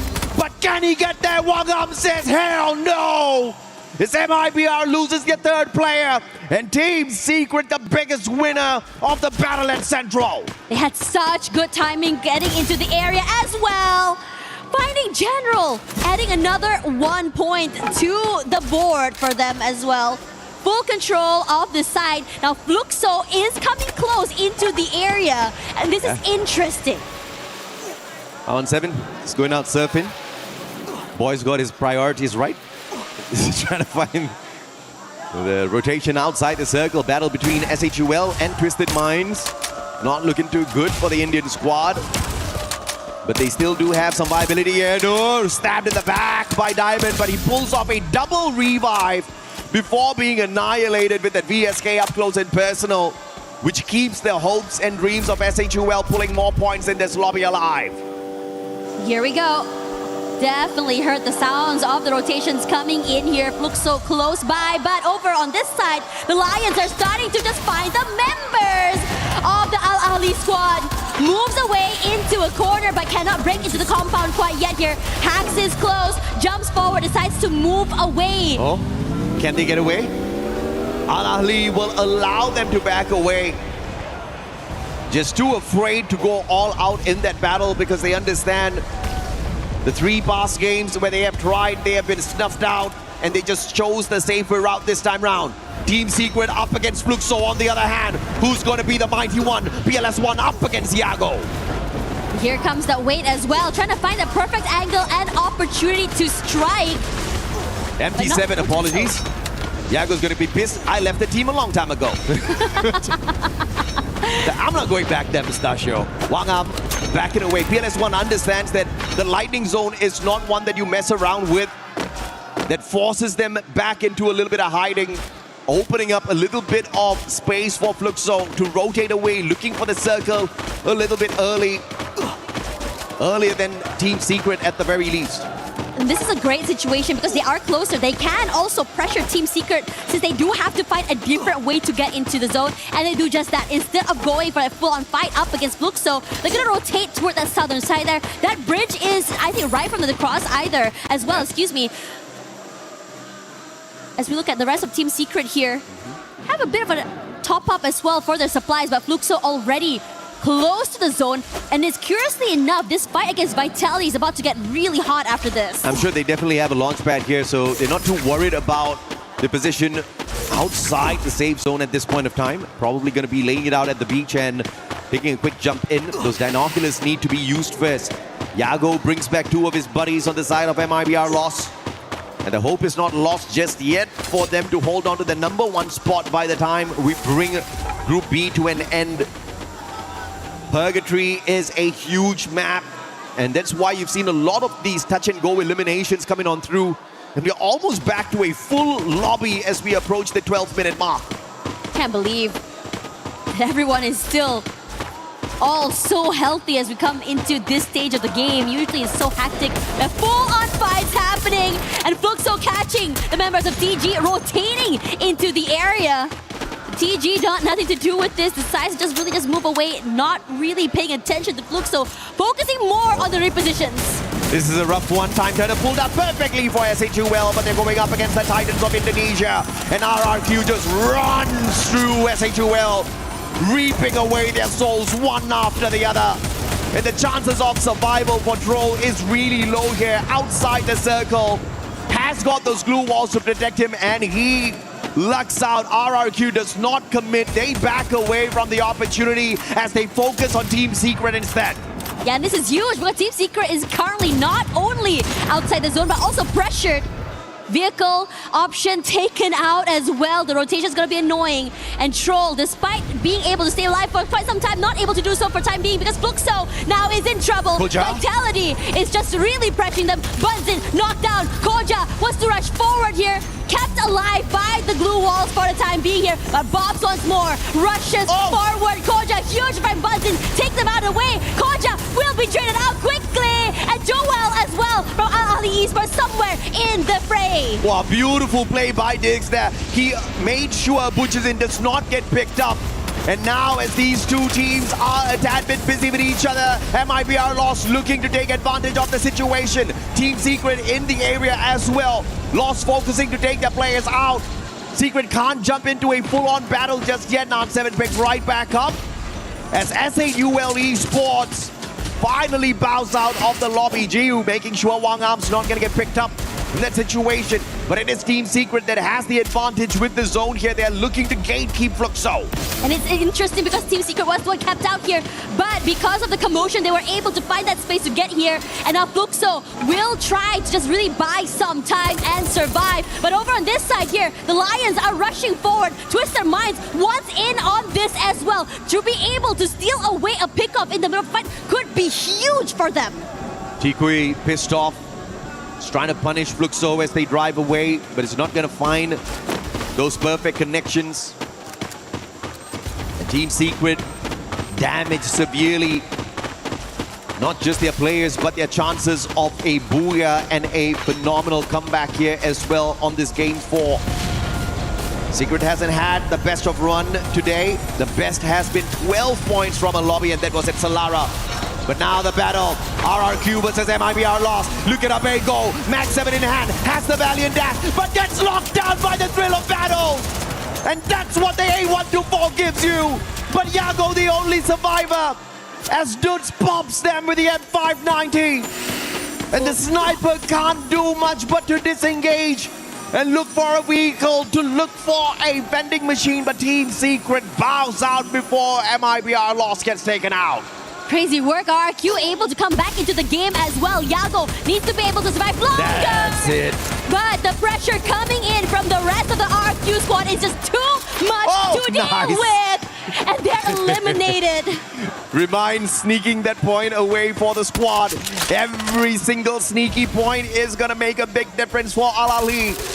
Not just to survive, but to make sure they keep their hopes alive within themselves. Who knocked down to the ground. MD7 sharp shot straight to the head. Riptide Rhythm's going to be breaking down the defenses, opening up the house here for Fluxo as well. But they refuse to step on in. Mia caught right behind the squad, so Straw Hats can't go anywhere. Stuck between a rock and a hard place. And Mia can take advantage, but it is the Straw Hats that turns things around. Bobs catches out a player from the side of Mia as well. And it is Mia Corp that gets annihilated instead of the Straw Hats. Clearly, you cannot cage a cornered animal because Straw Hat now decides to move forward here. frag stuff already knocked down here as Fluxo tries to find a way into the zone. They're gate capped. They don't have any space either, but they can buy their time. Hoping to see who exactly will be crossing paths here. Twisted Minds should be able to have backstep onto TG, but at the same time here, Fluxo goes head-to-head against Al Ahly Esports. Man, Al Ahly, Remind is going to be the playmaker here. Put up another grenade, baby. The M79 making magic work for Al Ahly. 3 Fluxo members taken down, make that 4. And reminding everyone that Al Ahly's no easy picking. As TJ rushes forward here, that's not a space to work with. But the ones to go down here is not going to be them, because Twisted Minds completely annihilate this team. Lions cannot survive, hunted by the Twisted Minds. A lot of space to work with, and now SH waiting in the wings, who almost knocked out but survives a little bit longer as Seconds just waiting and biting for time. But who falls? The efforts were from Twisted Minds, but the winners of that battle were the Straw Hats, who sneaked away those points from them. But that's all they're going to be able to eat off of the efforts of Twisted Minds as they personally take the Straw Hats out of the equation. But a valiant effort for the Bangladeshi squad to find the final circle. Al Ahly, on the other hand, with the survival gameplay, will no longer be able to pull away points as they get tortured in the hands of Twisted Minds, looking for their comeback match. And this is it. One more player to shut down, to walk away with a massive booyah for Thailand. Waiting in the wings here. There we go. And always it's going to be them. Incredible work coming in from Twisted Minds, just completely collapsing. Looking good. A lot of respect given as well to really cinch up that game. Damn, what a play. What a comeback. Twisted Minds in the past 2 games, they had an accumulated 10-pointer. 7 from Solara, 3 from Kalahari. But they definitely broke away from their unlucky streak here at Purgatory, making sure to farm on anyone they spotted out there. Straw Hats did eat off of their plate quite a little bit. And that does not result in a super monstrous round for Twisted Minds, but they didn't need it. They already had a ton of eliminations on their side, and it looks like the hopes of making the early qualifier for Twisted Minds might not be over just yet. But it is exciting. It is absolutely exciting because they flunked out in the first 3 games. The rest of the teams have managed to catch up. Fluxo has caught up, Leon has caught up, and they are all now so close to each other at the top of the leaderboard. But from down the bottom, Straw Hats as well as Al Ahly making a great run this time in this Purgatory map. Yeah, we're starting to see them really come online. Aggressive as heck as well. We saw a lot of movement coming in from both these teams. Yeah. And I have to say, Mia was just so interesting just now. They were in a situation that they should have won that fight, but somehow Straw Hats being able to turn around the game. Regardless, Fluxo currently waiting on the stage. Let's see what they have to say. Hello everyone, we are back on stage here and I'm happy to be here with my colleague, Barney. Thanks so much for joining us on this interview, MT7. And actually, I want to hear Fluxo's crowd! Such great support for you, MT7, definitely. That's super fans. Okay, so yesterday you guys had such a great, amazing debut here. Was so nice to watch you guys, even though you guys didn't get a booyah. But today you had a slow start. What went wrong those first couple of games? Ontem vocês conseguiram fazer uma estreia muito boa, mesmo que vocês não tenham conseguido um booyah. Porém, hoje vocês começaram um pouco mais devagar. O que aconteceu nos primeiros jogos que acabou dando algumas coisas erradas? Bom, a gente teve alguns erros coletivos nossos. Então, acho que foi por isso que a gente começou jogando mal. Depois a gente saiu para conversar. E conversamos legal, apontamos erros para consertar e acabamos consertando para a terceira queda e consegui meu booyah. Okay, so actually it was some mistakes that each one of us did, like the whole group, the whole team. After that, we team up again, we talked with the coach, and we decided to fix some little mistakes that we were doing, and that's why we got a booyah, because we could finally step it up. I mean, making those micro adjustments is exactly what you need to do, especially in a team of your caliber now, MT7. We've got to talk about Game 3. You absolutely popped off. There's a reason why your nickname is the Baby Goat. And not only that, but also you're like the MVP of your season in the Brazil region, okay?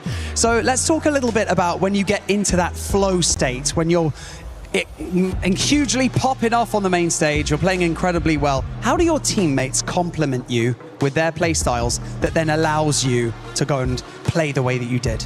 Obviamente que no jogo 3 a gente pôde ver muito mais do MT7, a gente viu que você conseguiu de fato ter uma performance muito melhor e é por isso também que você é conhecido no Brasil como Baby Gold, você foi o MVP da fase regular do Free Fire e a gente gostaria de saber como é que o time consegue também acompanhar você em todas as eliminações, como é que o time consegue ajudar o MT7 a sobressair no jogo.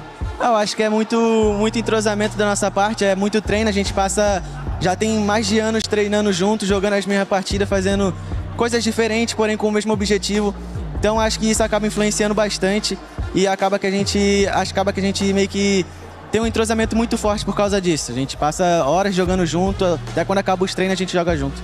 Okay, so one thing you guys should know about us is that we consider ourselves not only teammates, but as a family.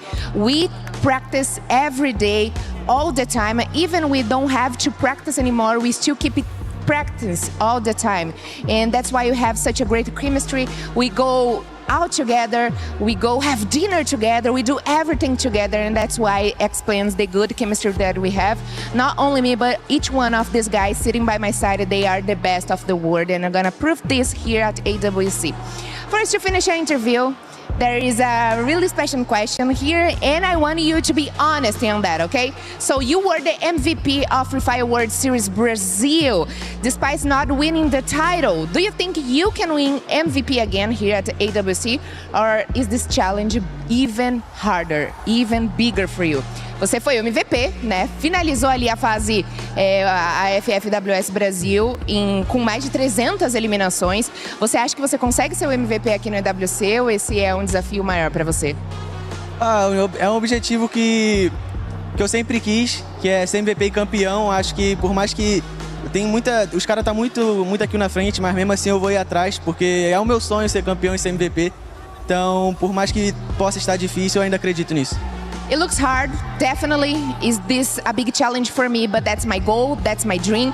I don't want only win this. Of course, this is the most important thing for me and my team. But also, I want to be the MVP. I want to be the winner of AWC 26 and wear the crown of the MVP of AWC 26. So that's my dream and that's my goal, and I'm going to do everything to reach that. That dream could definitely come true. MT7, thank you for joining us in this interview. We really appreciate it. 2 more games left to go until we close out the group stage, and they're going to pop off. We can, of course, imagine, and it's going to happen right here on the main stage. But for now, we're going to head back to the studio right after this.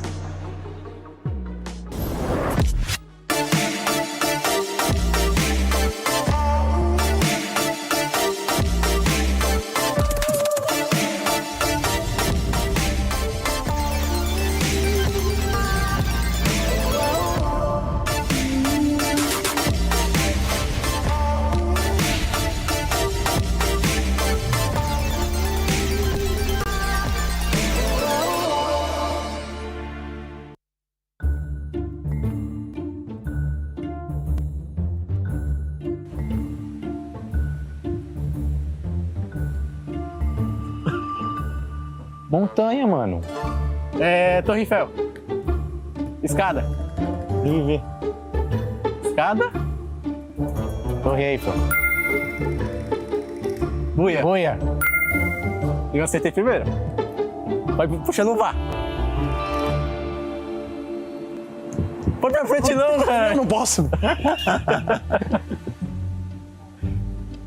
Procurando. Macaco. Que isso? Mas esse aqui tá muito difícil, essa. Hoje, cara. Quantas letras?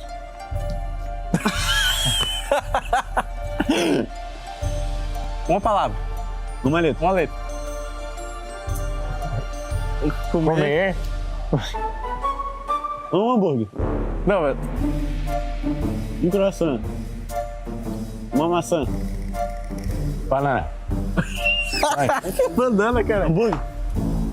Eu amo hambúrguer. Hambúrguer. Pão. Um pão. Como folha. Pão de queijo, pão de queijo. Um pão. É um pão. Você correu. Você corre. Correu. Pão. Você correu. Você correu o pão. Você correu. Ah, vai. Você correu. Você correu para pegar o pão. O pão. Correu. Isso aqui que é. Isso não. Ah, tá. O pão. Correu. Você correu o pão? Eu matei o pão. O pão. Tá. Correu. Ele roubou teu pão. O pão correu de você. Correu. O pão correu dele? Pão. De você? O pão. E você? E você foi atrás dele? Atrás dele. Do pão. Sim. Você. Pão. Correu atrás dele. Você correu atrás de mim com o pão. Correu atrás dele. Isso!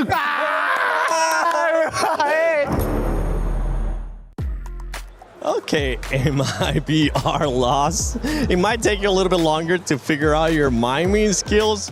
And today's taking a little bit longer to get a booyah too, because this squad has not been able to get one. If we actually rewind it, though, we're going to talk about the Brazilian squad that was able to get a booyah, and that's none other than Flux. So don't worry, we'll be able to break down a little bit more of the game that just happened. But I want to go back to Flux, though, because this is the one thing that they were missing out on, Lace. Yeah, I mean, if you had to look at that like final zone and that split hold that they had, I thought that it was going to be like a little bit of a difficult feat after how many eliminations they had under their belt going into that match as well. But of course, they needed this. This is the booyah that they needed, because on day one, they were sitting at like 9.2 average elims and 5.9 placement. And before that booyah, they were actually on 0-1. Yikes. Which is after match 3. That's not a great time, but that booyah brought them to about an 8.3 in elims and a 4 average in their positioning points. And I mean, if you just look at this fight that they had between, I think it was them and Team Secret, just Central, and they literally decimated them. I want to sort of bring like Team Secret into the conversation with Fluxo, and the reason being is that Team Secret are getting eliminations on the edge of zone, but they are not moving from that. You could see the fight that was happening between these two teams sort of in that southwest corner, and Fluxo made the decision to rotate early. They're like, okay, nothing's happening from this fight. We're not winning it. No exchanges are happening. They're like, we're going to rotate. And they did. And then you saw, if you like, Team Secret try to follow suit, but they were decimated at that end of zone. So these decisions from the likes of Team Flux, and we heard it from MT7 as well, saying that they saw that first match. They didn't want a bar of that anymore. So they made a decision to do that. And that's exactly what is showcased. Yeah, and for Fluxo, this is something that they needed. Not only the booyah, but we need to start seeing them being a little bit more consistent, because at one point, and I mean, when we end up seeing that overall, you'll see how tight everything is within this group. It's not decided just quite yet.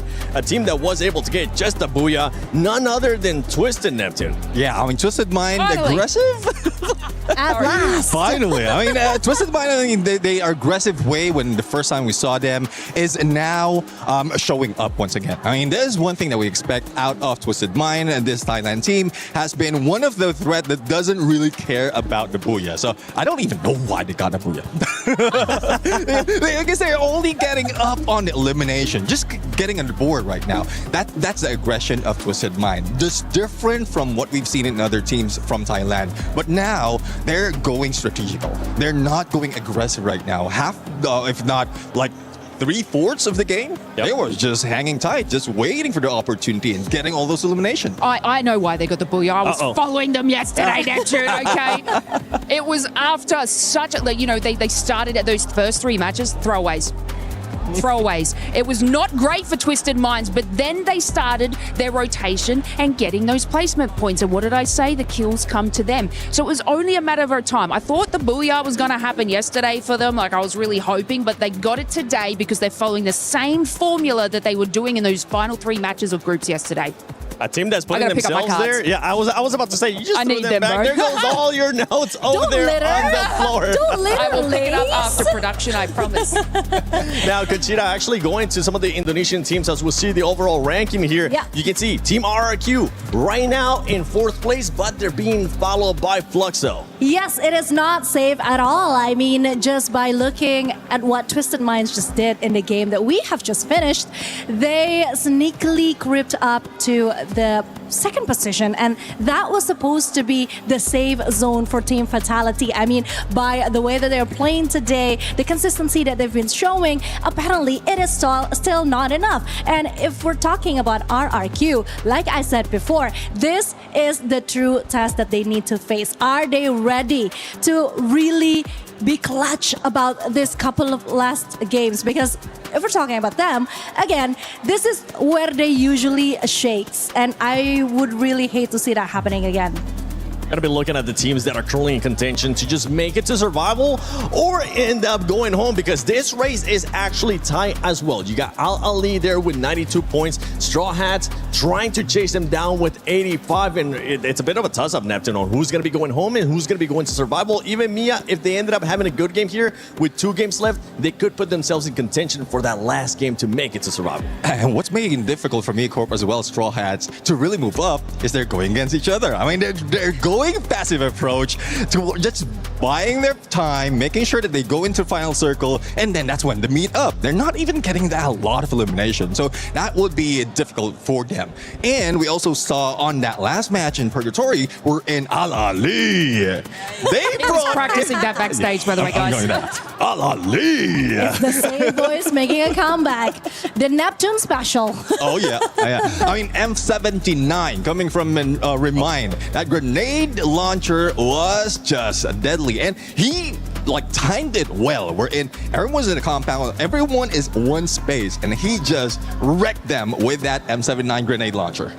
Yeah, we just wish that we could have seen this sooner. You know what I mean? Oh, yeah. Like, this is something that we need them to show from yesterday, day one. This type of hunger that they are finally wanting to fight for their place. I mean, the next game, Nextera, this should be interesting. It should be interesting. And looking at Nextera, looking at Purgatory too, I'm going to go with you, Neptune, for this one. Which team do you think will be stepping it up here in Game 5? Well, I have 2 teams that managed to get a booyah already. We have MIBR Loss as well as RRQ. But in terms of numbers, especially in terms of placement point, MIBR Loss has been consistent in this map. There's also Lion who might be able to catch up, because in terms of when it comes to elimination, it's quite even across the 3. It is very even across those 3. With Loss, I mean, if they do end up getting points, this squad is just going to keep propelling themselves even higher to 1st place, because nobody's going to be catching them unless we see something crazy. Well, did I just curse them? Hopefully that's not the case. But for some of the other squads, right, RRQ, we're talking about Vitali as well. They need to make sure they come in clutch, as you've been saying. This is the time for those Indonesian teams. I swear, we're not biased here, especially with Cheetah. We're not. Well, they need to be clutch. They need to be clutch, and this is something that Fatality has actually proven that they can be. But again, if we're talking about RRQ, this is where the true testament really comes, because I really do want them to exceed. I really want them to finally overcome whatever it is, whatever curse or whatever jinx that they have right now. But that is not what I've been seeing on the last couple of matches, because again, I feel like they are slightly declining, and that is not good. So this better be a wake-up call. I mean, the way Al Ahly came out of nowhere and really performed well on that last game, that should be something that could wake, RRQ from the deep slumber that they're in right now. Now, we'll see though. I mean, RQ, when it comes to the map, Nextera is their 2nd best. Only 2-point difference when it comes to Solara as well as Nextera. Their averages is also high in there. So I have confidence. I'm with you here, Conchita, about RQ getting this, but I just don't want any surprises come from the other teams. And the thing that happens when we end up going to the final 2 games is that we usually end up getting surprises. And I'm excited to see which team will be surprising us here in Game 5 and later on in Game 6, because this is Group B and these are the last matches. We'll be finding out who's going to be going to the Global Finals Survival and the last 2 going home. Casters, take it away. Thank you very much, Seven. And I think Al Ahly is definitely feeling the pressure, right? And although they did make a phenomenal comeback here at Purgatory with a total of 20 points, they are still going to be in trouble if they don't continue this kind of a point hunt, because the only thing still keeping them alive, keeping them away from the final 2 spots down at the bottom, is the fact that they performed decently yesterday. 61 points for both Miacorp as well as Straw Hats from the first 4 games played. They're both hustling big time today, and Al Ahly has only pulled away 31. So you can already see who's more hungry, who's more consistent. Yeah, we start to see the urgency come online as well for so many of these different teams. Again, we talk a lot about Al Ahly being at 92 right now, a bit uncomfortable, but at the same time, SAUL as well with 94, also in with the possibility of getting knocked out of contention if, say, both Straw Hats and Miacorp decide to get a little bit more active this game. Straw Hats has showed us the capability of them to go a bit aggressive, to farm up those eliminations, to move around the map and take these fights head on. And as for Mia, survivability has been key for them, surviving into these very, very deep runs. It honestly would be insane to see 3 teams from Southeast Asia make it out of Group B as well, right? We saw that phenomenal run from SEA in Group A, and to see it here in Group B as well will definitely be stunning. But obviously, Fluxo, Lion, these 2 teams have got a good chance to ruin the party here for one of the 3 Southeast Asian teams. And Twisted Minds, after that phenomenal victory that they just showed us in the previous matchup for their comeback game, they've jumped into that 2nd spot. And right behind them is Team Vitality as well as RRQ. Indonesia needs to step it up a tad bit as well. Yeah, and no one is even comfortable at all in this lobby because anything can happen, either be at the top or at the very bottom, as Dix takes a bit of damage from that bottom side of the terrain. But no full fights quite yet, as Diamond does keep his eyes onto Koja. They want to go for this fight. Nah, Diamond said, I will just put in the shots, but not really go for this full-on fight. See what they can pull away from this battle here. Vitality. Fair fight 2v2, but Diamond's gonna get caught out. As his partner was just a tad bit too far, the Bears catching up finally, and Exposy with the punisher of their M24. They lose 1, but they pull away 2. Math-wise, let's check it out for Team Twisted Minds. Very patient on that as well, allowing Diamond to go down and leave them into this false sense of security. Regardless, Vitality easily being able to bring the 2 back into the game. But the fights are happening all around the map. If you see that kill feed, a lot of things are going on right now, as Mia does go for 1, but trades out Water, brings back Mia, his teammate, back into the game. So Verity right now, Mia looking really good, starting off with 2 points, and should be a big step to just really climb that mountain. Ico Total Gaming's not at risk of being relegated here based on how they've performed so far. But they can't let their guard down. Anything can happen in Nextera and Purgatory. If they literally pull away nothing from these games, then perhaps that relegation might just be a possibility. Obviously, they don't want that for themselves. They just need to put up an average performance, and that should be good enough to get them into our survival stage. A lot of rotations coming in for so many of these teams here. Mia just now holding on the area, also being able to be chucked down there by the Twisted Minds player. But for now, for the rest of Twisted Minds here, very, very healthy and happy in Farmtopia. Meanwhile, for Team Secret here, want to take this fight against Mia. They weren't able to get a few eliminations earlier onto this team, but the rest of Mia hunkering down, taking their time as well, hoping they don't get discovered by the rest of the team. As Nyx puts in a bit more pressure to Anshan 7. None of the damage actually clipping onto him, allowing him to be repositioned for not so long. Hwang Am tries to do something and even trades out his teammate, looking really good. Which Biblix tries to come forward and try to do something to make it happen. Not happening. The crossfire from Team Secret looking solid. But PLS1 now knocked down. Twisted Minds might just drop by to say hello. Miacorp bumping into Straw Hats at the wrong time, wrong spot. Kappa all alone. Straw Hats looking for the hunt. The vending machine camped at by Shock. And Kappa's not going to be able to get there. Or a sliver of El Kappa allowed to bring in the revive, and Miacorp will survive a little longer. right in the nick of time as Nick's finally back into that game. Just need to survive. As for SAUL, TG had been hunting them for quite some time. Water waiting for his teammates to be able to just move in together with him, so that he's not able to give him this isolated 1v1s. Don't even need it. So quick with that Valiant dash. Beautiful stuff from Water. Feeling a bit thirsty now. Miacorp! Ay, ay, ay. Out way too early here. Not looking good for the team that qualified through the Free Fire World Series USA. Team Secret versus Twisted Minds this time round. Will the Vietnamese squad be able to wake up and shake down Twisted Minds after their phenomenal game earlier on? Valiant Dash missed by Baz, but it still fights Not7, who could not get away in time. And the backstab is perfect. Twisted Minds dismantling Team Secret. And PLS1 left all alone. No stealth bites this time round off of that Morse. It's got the Skylar, but the Skylar's not going to be useful for survival. But he is going to luck out. Twisted Minds not close enough to take him out of the equation just yet. IQ Total Gaming, on the other hand, bumping into MIBR loss. And this could just be a huge loss for the Indian squad if they don't manage to wiggle out of this water. Beautiful Valiant dash to stay alive for a little bit, but Ra17 with the Winchester clips him. Shanky's now going to be spotted out as well, and he's going to hold the fort as the distraction for IQ Total Gaming as Mafia scurries away to revive the rest of the team members. Yep. Should be so quick, so I think hard for him to be able to find that last final elimination. Perfectly done. Now, Made in Brazil already with 5 eliminations so quickly into the game. So to just see them get active on the map here as the Straw Hats now shocked, now knocked down by the Lions.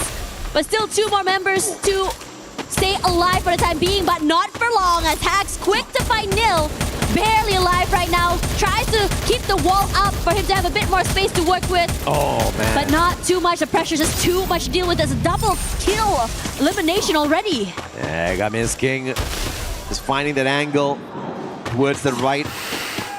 Taking out the player from the side of Straw Hats. And they are absolutely broke on their revival run here. So it's going to be a rough one for the Bangladeshi squad. They'll have to catch up with them in a little bit. The binoculars used here by the Lions as they are trying to snuff out the squad that they were just engaging with, the one and only Straw Hats. Binoculars finds nothing, but if they continue on this pathway, they are going to bump into them eventually, and the Straw Hats are scrambled on the battlefield at this point of time. And this is the quick revive, the Bass with the Valiant dash. Not really breaking down those glue walls to find the advantage, but Nan7 just got caught out. Wrong place, wrong time, could not get away. And Twisted Minds did a number on their Vitality, on the other hand, is going to get caught out here by Al Ali. Yeah, taking a lot of damage, but Ali also being able to take the Hawk back into the game. Numbers advantage because RRQ decides to join in on this fight. Ran steals away 1 member of Vitality here. Seabox as well taken, despite the valiant efforts of this team, and RRQ is the one that is reaping the benefits. Absolutely. Say full max 7! And Diggs just ran straight into that one. But how much can you walk away with Al Ali? With RRQ here as well. Survival is going to be close to impossible.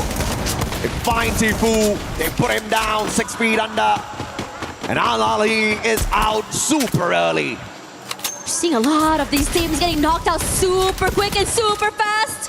And RRQ, this time around, timing is just so good, so aggressive as well. Not allowing any of these teams to recover from any of these fights. SAUL as well will be joining in on that lobby.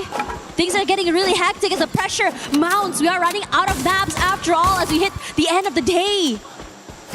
5 eliminations strong for RRQ, who wants to make sure they find the access into the grand finals as early as possible. Allowing the rest of the regions to fight against each other. Southeast Asia is looking to take a break tomorrow.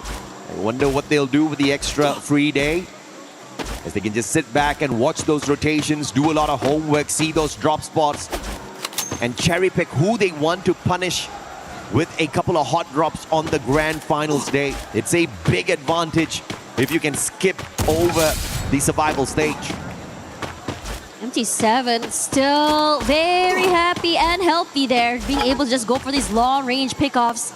As for the rest of the team here, Straw Hats, who able to just really survive for the time being, but this three-way crunch from 3 different angles, I'm not too sure how long he can survive this. Maybe hopefully steal away a pickoff, not happening. Quick to just take down the glue wall and just finally going down to General.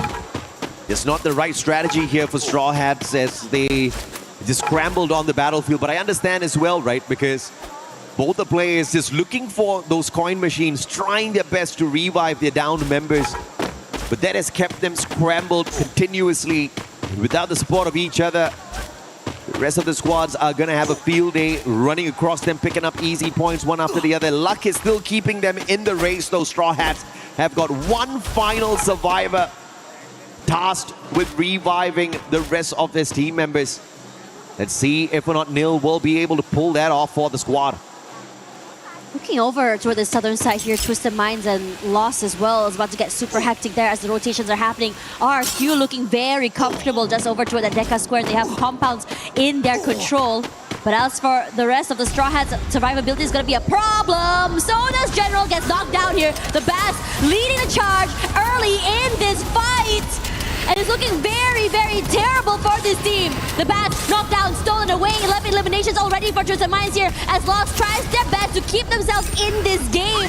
Barely alive, knocked down there. Rahone tries to find a different angle to work with. Not able to do so. Finally find one in the end. No, it's Diamond with the long range pickups to really just knock them out of this map. Absolutely dominant battle from the Thai squad. Twisted Minds, twisting MIBR Lost inside out on that fight, and Team Secret using the high ground vantage point to take down a player from the side of IQ Total Gaming. The pickup is instantaneous. No doubt at all, they definitely have a Tiba on their side, and they will drive out of the confines, and Team Secret will not be able to continuously punish the squad. Great rotation by the Indian squad to disengage. Fluxo looking to just really wrestle away this compound from RQ. But kept at bay for the time being thanks to these glue walls. He's had to find a different way into the area instead. What nothing to do with it, but Twisted Minds are here as well. Nil just got shot out of the equation here. The reason why Straw Hats are still alive and kicking in this lobby is because of him. A phenomenal triple revival. And Straw Hats stand a chance to overtake Al Ahly as well as SHUL in this game in itself if they can get to that final circle and pull away some solid eliminations. They've got 3 survivors to complete that run. IQ Total Gaming losing Mafia. Vitality spotting him out. The Lions saving themselves as Team Secret send that Riptide Rhythm their way. PLS1 deadly with that shot, but the active skill will not give them the elimination points as the Lions quickly reposition. Yeah, and Team Secret is running quickly out of space as well. Like it or not, you're gonna have to go down this terrain and take this fight. But it's had to be a bit more patient, hoping that the Lions just move away. After all, the circle is to the southern side here. A bit of space to work with for them, so the rotation should come through. But have to be careful because over on the other side of TG and Vitality just hogging on to the area. Whose binoculars was that? Either way, IQ Total Gaming and Vitality looking at each other out. Vitality spotting out Straw Hats as well. They don't care who they shoot at as long as they can pull away some extra points before getting into the thick of the action, thinning down the numbers of your opponents regardless of who they are. That's the game plan here for Team Vitality. RRQ versus Twisted Minds. Great rotation by the Thai squad. Those glue walls used perfectly. And Straw Hats being dismantled by Team Secret. One final survivor. The game where they could overtake Al Ahly as well as SAUL. Both those squads can thank Team Secret for giving them a huge advantage now. And it looks like it might be over, but extra! What a phenomenal play, but that would not continue. 2 knockdowns.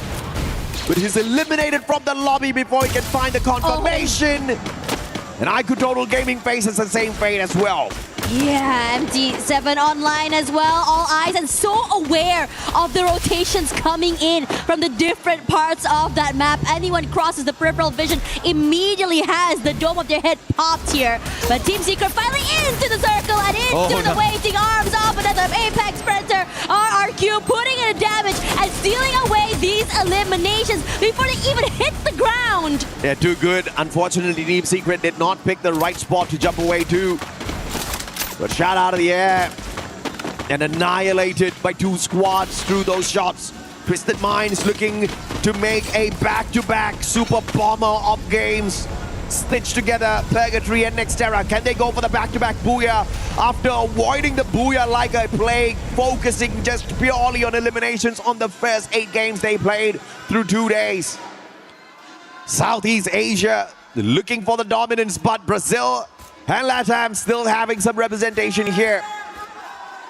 The Lions as well as Fluxo both have got great defensive spots. But the Lions are going to be pressured here with the movement of this circle. Waiting in the wings, buying some time. You can hear a lot of pressure coming through from both these teams with MT7 opening it up onto the Lions. Della knocked down as well as Twisted Minds decide to just chunk down all of the members of the Lions as well. They are pressured and they are crunched. Where can you go, Joker? As your HP slowly gets depleted, it's Jump that steals away the final point. Lions are now out of the game. Great time turner, but when you have got 3 squads shooting at your time turner at the same time, it's gonna melt that dome down. And RRQ now, like the birds of prey, staring down at everyone with this vantage point. And a smart play executed by Twisted Minds. They quickly run below them to take away the angles from RRQ.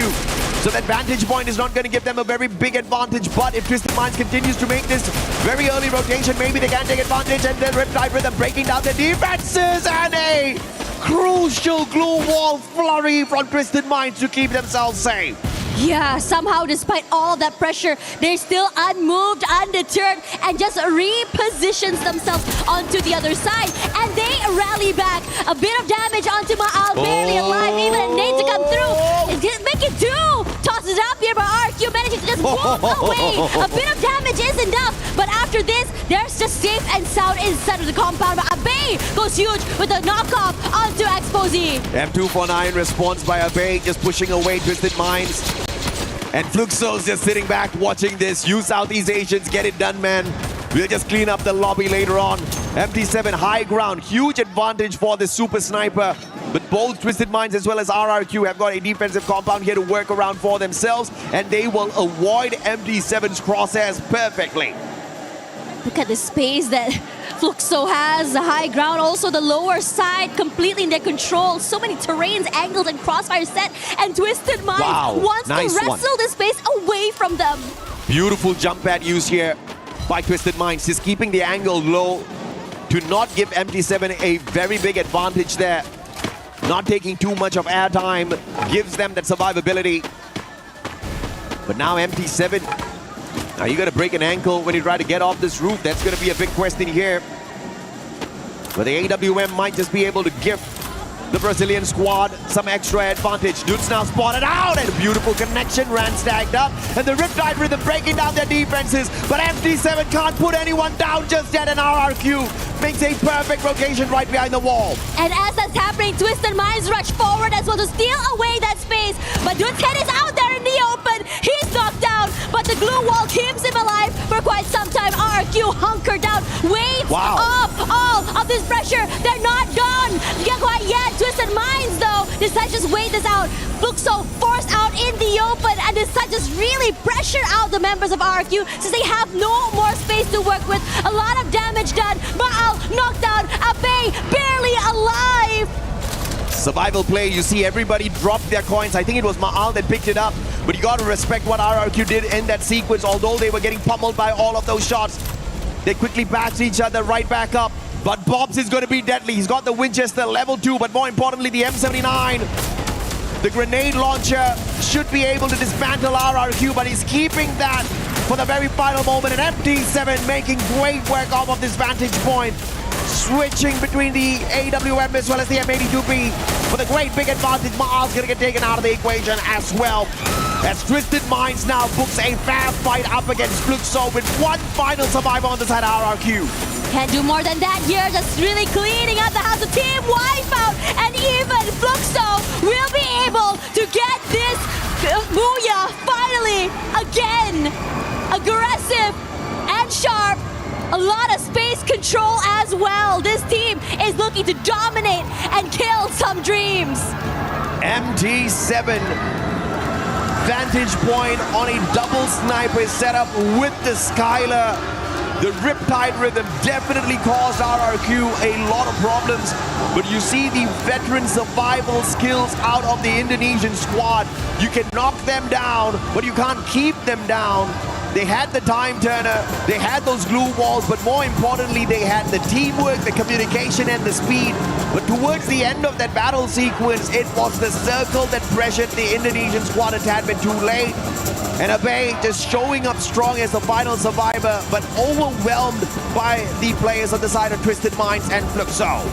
Honestly, incredible seeing so many of these teams just pull off what they're doing today.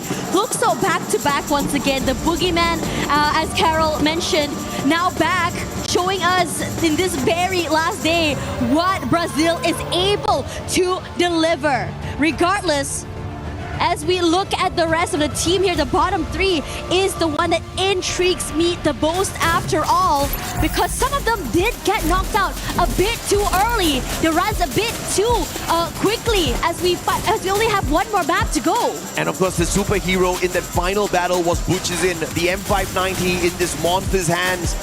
He was unstoppable. The mechanical supremacy of Butchizin up close and personal is going to be the threat for the other squads. Whether or not they get the early access into the grand finals, you can bet you're gonna see them there if they keep this up.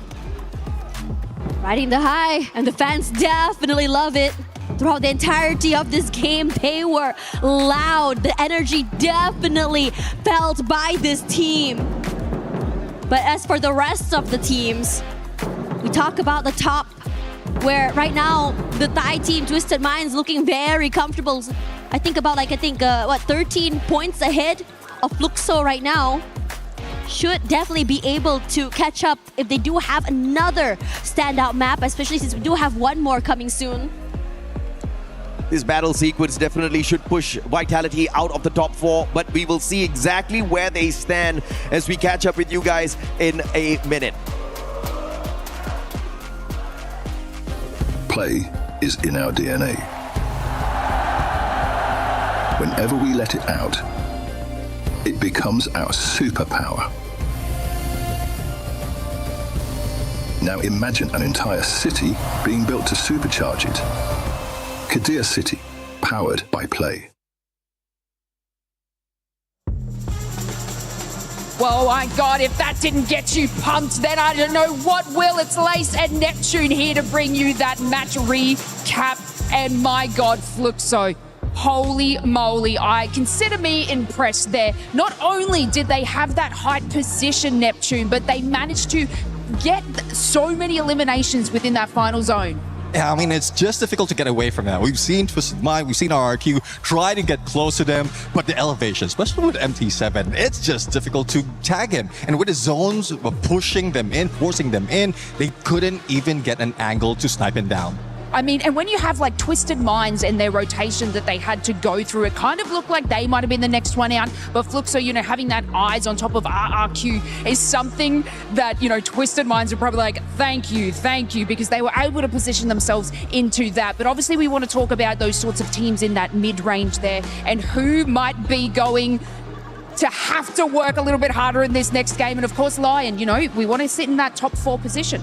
Yeah, I mean, it's getting tougher and tougher for Lion right now because earlier, before that game, like there's 3 teams above them. And now that they got eliminated a little bit early, those fights or those teams are still alive. They managed to get a few more points, but there's a little bit switcheroo in terms of the order. And we might be seeing something being forced down once we see the overall. I mean, this leaderboard is very close. And of course, you know, we talk about that last game in RRQ and how they were sort of sitting in a nice position early on in that stage. But obviously having Fluxo on that height in contention, it didn't really pan out for them to be able to push them way in. And the fact that, you know, they need to be making these proper calls and making these rotations early because they need it. Yeah, exactly. I mean, Fluxo right now, especially with how they got their booyah, the consistency they have, the elimination that they had as well, I think it will work for them and it will work for their favor.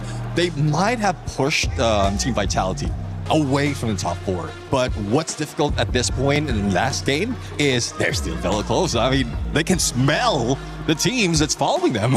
Yeah, and you know, we got to look at these sort of top 4 bubbles, but I do want to draw your attention maybe down to the bottom of the leaderboard with Straw Hats, because I mean, a couple of the teams that were going out, I think it was AHL, we're looking at the SAULs being knocked out early in those matches, may have paved the way for Straw Hats to sort of move up and get out of those bottom 2 eliminations, but was it enough, Neptune? I don't think it's enough. I mean, it's very, very close, especially with performance at Al Ali. They had managed to pull off the match before that. So that's already a huge run that Straw Hats need to do. And who did eliminate them? It's Team Fluxo. So it's getting tougher and tougher for those at the bottom too. It's just unfortunate as well that even MediaCorp couldn't get a point or a few more than points, and that's enough to catch up to Straw Hats. And it's just unfortunate that they keep beating up against each other. Wherein they should have been splitting away from the rest of the squad, trying to keep it safe, final circle. But if that's the same intention for everyone, then eventually you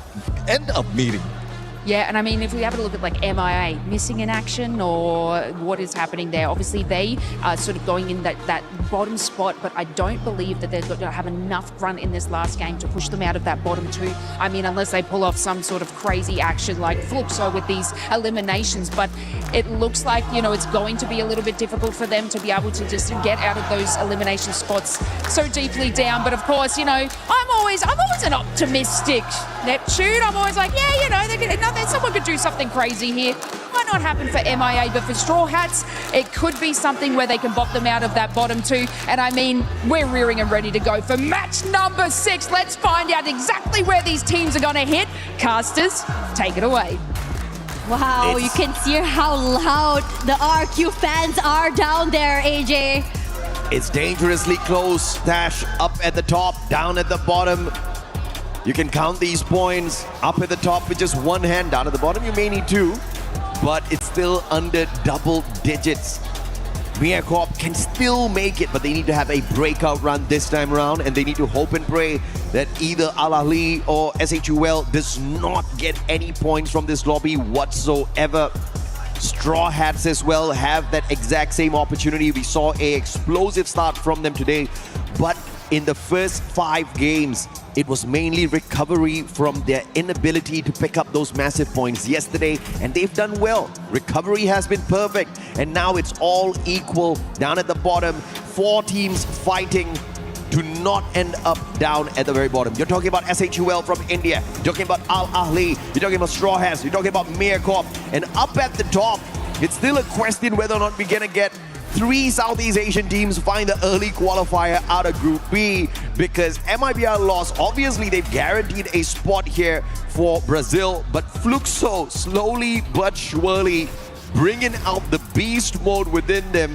98 eliminations so far in their group stage run, and I don't think they're done just yet. No, they are definitely a team that really wants to ride off that high as well.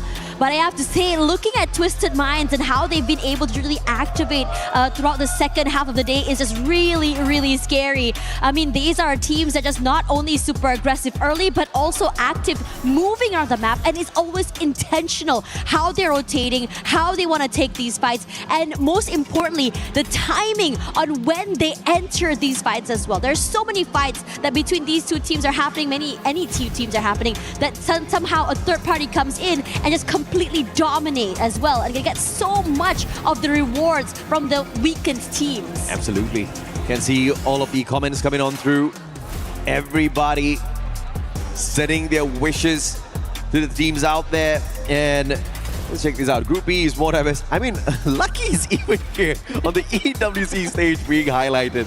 This guy is a super fan for sure in the world of Free Fire Esports. But of course, Mircorp, they showed us a lot out of FFWS USA, but here they just haven't shown us what we have been looking out for their side. They have always been very proficient at finding that final circle, but this time, somehow their rotations just keep getting cut off.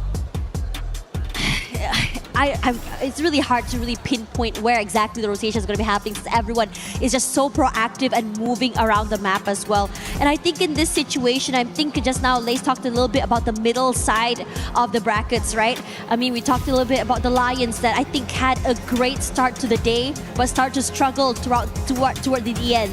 Vitality start off really, really hot, and they just weren't able to really secure some fights as well to really be able to secure, their positioning on the top side of that ladder.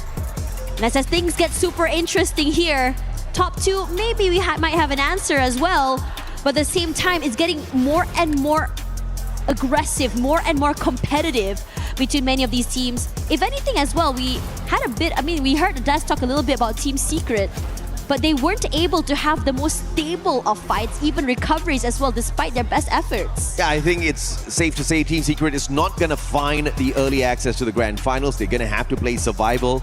And I just pity the rest of the teams because Team Secret is savage when you really push them to the edge, where they've got their backs to the wall. They don't have any other way out of it. They'll fight you for it, and they most probably will walk away with a victory as well, knowing them. Let's not forget, they became the kings of Southeast Asia recently with 4 magnificent back-to-back booyahs. Nobody saw that coming. Everybody was shocked. But for them, they were cool, calm, collected. They saw that all the way. They knew exactly what they could do. But for me, it's not about what's happening around the mid part of the bracket. It's all about who gets the early access into our Grand Finals and who survives the crushing blow. Down at the bottom 2 spots will get taken out of the equation. Is it going to be Mircorp, Straw Hats, or will Al Ahly as well as SHUL Esports get pushed down to the bottom? This one game, the final match of Group B, will tell us exactly what their fates are going to be like. Here comes the drop, and things are getting interesting. The crowd definitely has their breath baited right now to see who makes it all the way to the Grand Finals and who will be going home right now. We start to see an early drop coming in from Fluxo. And as for the rest of the teams here just dropping through, TG as well as Lions dropping side by side. These early fights are going to be super excited to see who makes it out alive. Man, this is not the kind of hot drop you want if you are IQ Total Gaming. But then again, how much of risk do they run here? Even if they do get eliminated early, I feel like they have started off the day fairly fine. They've done enough to stay in the competition to make sure relegation is not a danger. They'll have to see.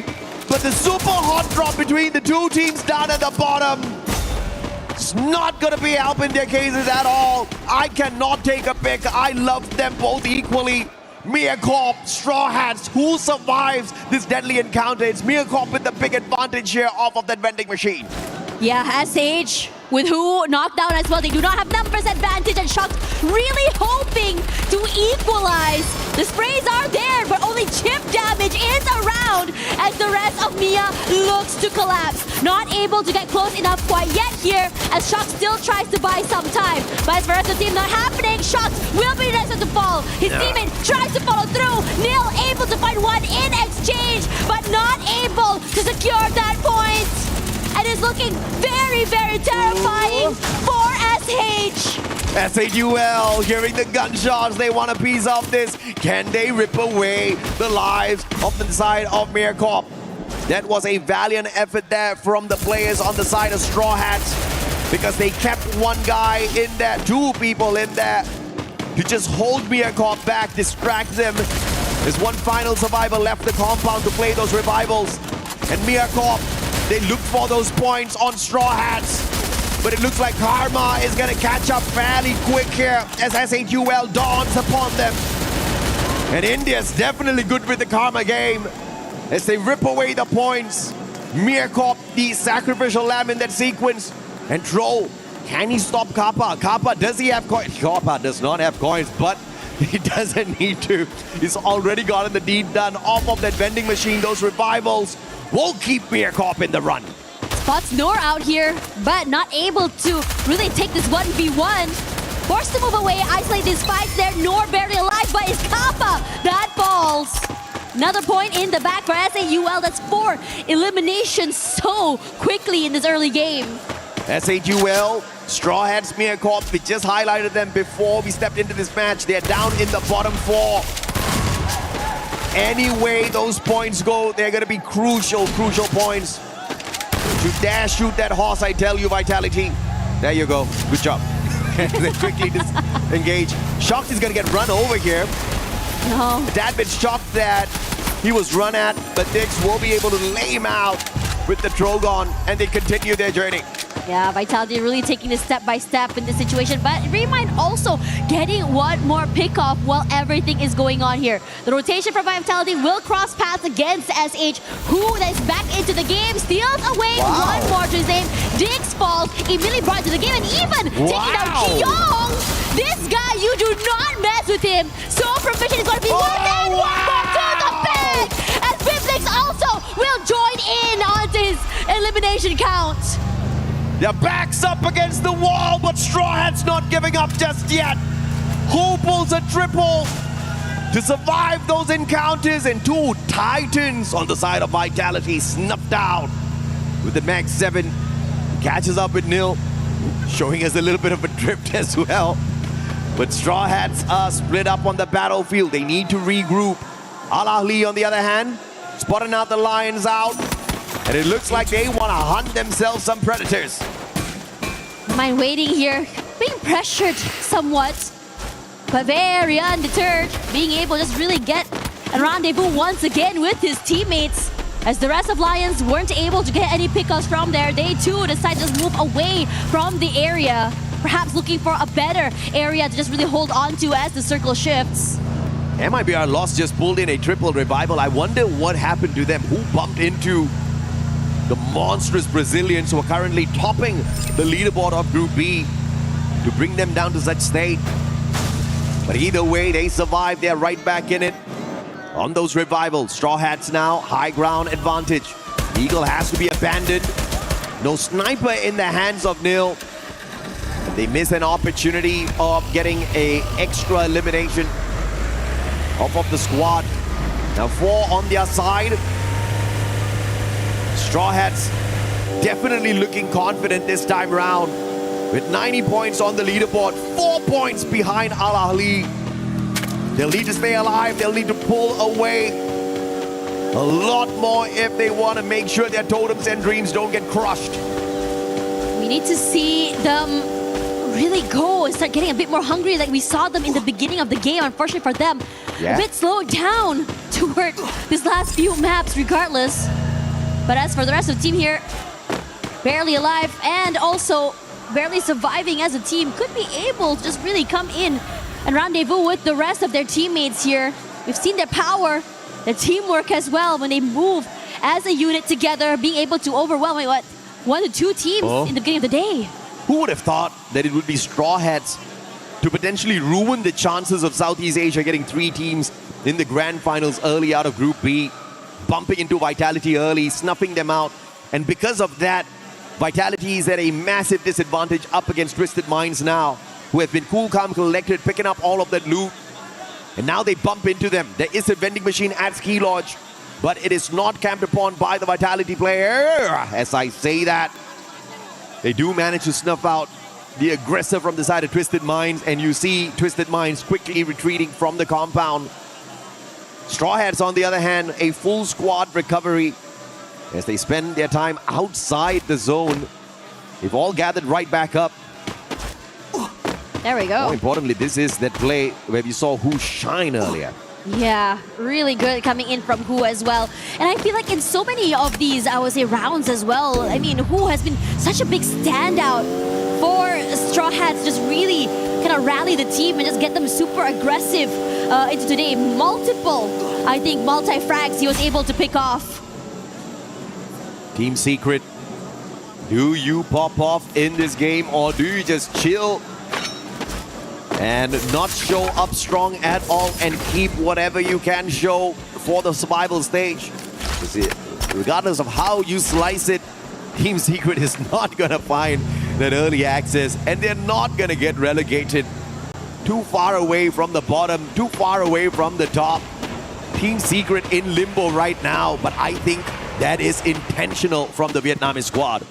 They really just take their time. Nice shot coming in, runs in there. A lot of damage onto Rahone. But for the rest of the team here, they're just really being super cautious. They don't want to go into this full fight quite yet. Made in Brazil lost, decides to just really find a different angle, a different area into the zone. Yeah, on the hunt though. Total Gaming with a survivor outside the circle, trying to see if he can survive the whole Brazilian squad from annihilating him and causing the squad a little bit more points, or coins. Shanky brings Aztec back in. The play's looking solid, but S8UL cannot rest on their laurels just yet. As you can see, if Straw Hats catch up, if Al Ahly gets to that final circle with decent eliminations, S8UL, they'll be on the chopping block. Oh yeah. This circle shift toward the southern side, it doesn't make it easier for many of these northern side teams either. TG still very far out there in the wild. A lot of late rotations coming in. There's a lot of caution. But at the same time, when you are coming into the zone this late, you just have to be so wary when you're rotating. We saw so many long-range snipes from teams that are already so comfortable having these areas, these zones, these high grounds fully in their control. MD7 with some wild snipes, and this is definitely one of the slower games of the day, and it's courtesy of Purgatory. You've got a lot of compounds to rotate around, to focus on the loot, avoid engagements. Those vehicles are littered all around for you to quickly reposition. And that has resulted in many of these teams still surviving, but if you have too many survive to the next circle, all of chaos will break loose. As regardless of whoever you focus on, you can sure as hell bet either your knocks are going to get stolen away or somebody else is going to end up shooting at you. Because as we approach the 11-minute mark, we have a full stacked lobby. Starting to feel very reminiscent of that previous map as well, right? With Which the map? only team, five, where only one player had been knocked out here. Now these rotations come through as well, as Twisted Minds should be able to come through, and this full 4-on-4 is happening. The Lions taking a lot of damage. Mia on the side that was winning for a second there, but will turn the tides around. Yeah. Game King knocked out Hax as well. Oh no! Al Ahly spoiling the party here for Mircorp from afar. But the Lions, one final survivor. Joker has to abandon mission. He will not continue to pressure Mircorp. But Al Ahly with the sneaky shots from across, calling out the lightning zone as well on Mircorp. And Mia almost got annihilated there. Barely alive right now, but still able to prolong their run. Lions are just running for their lives, and once again, it's Joker all alone. Hasn't been spotted quite yet, but still taking some chip damage from so many different angles. Vitality out here on the hunt. And finally taken away by the Twisted Minds players.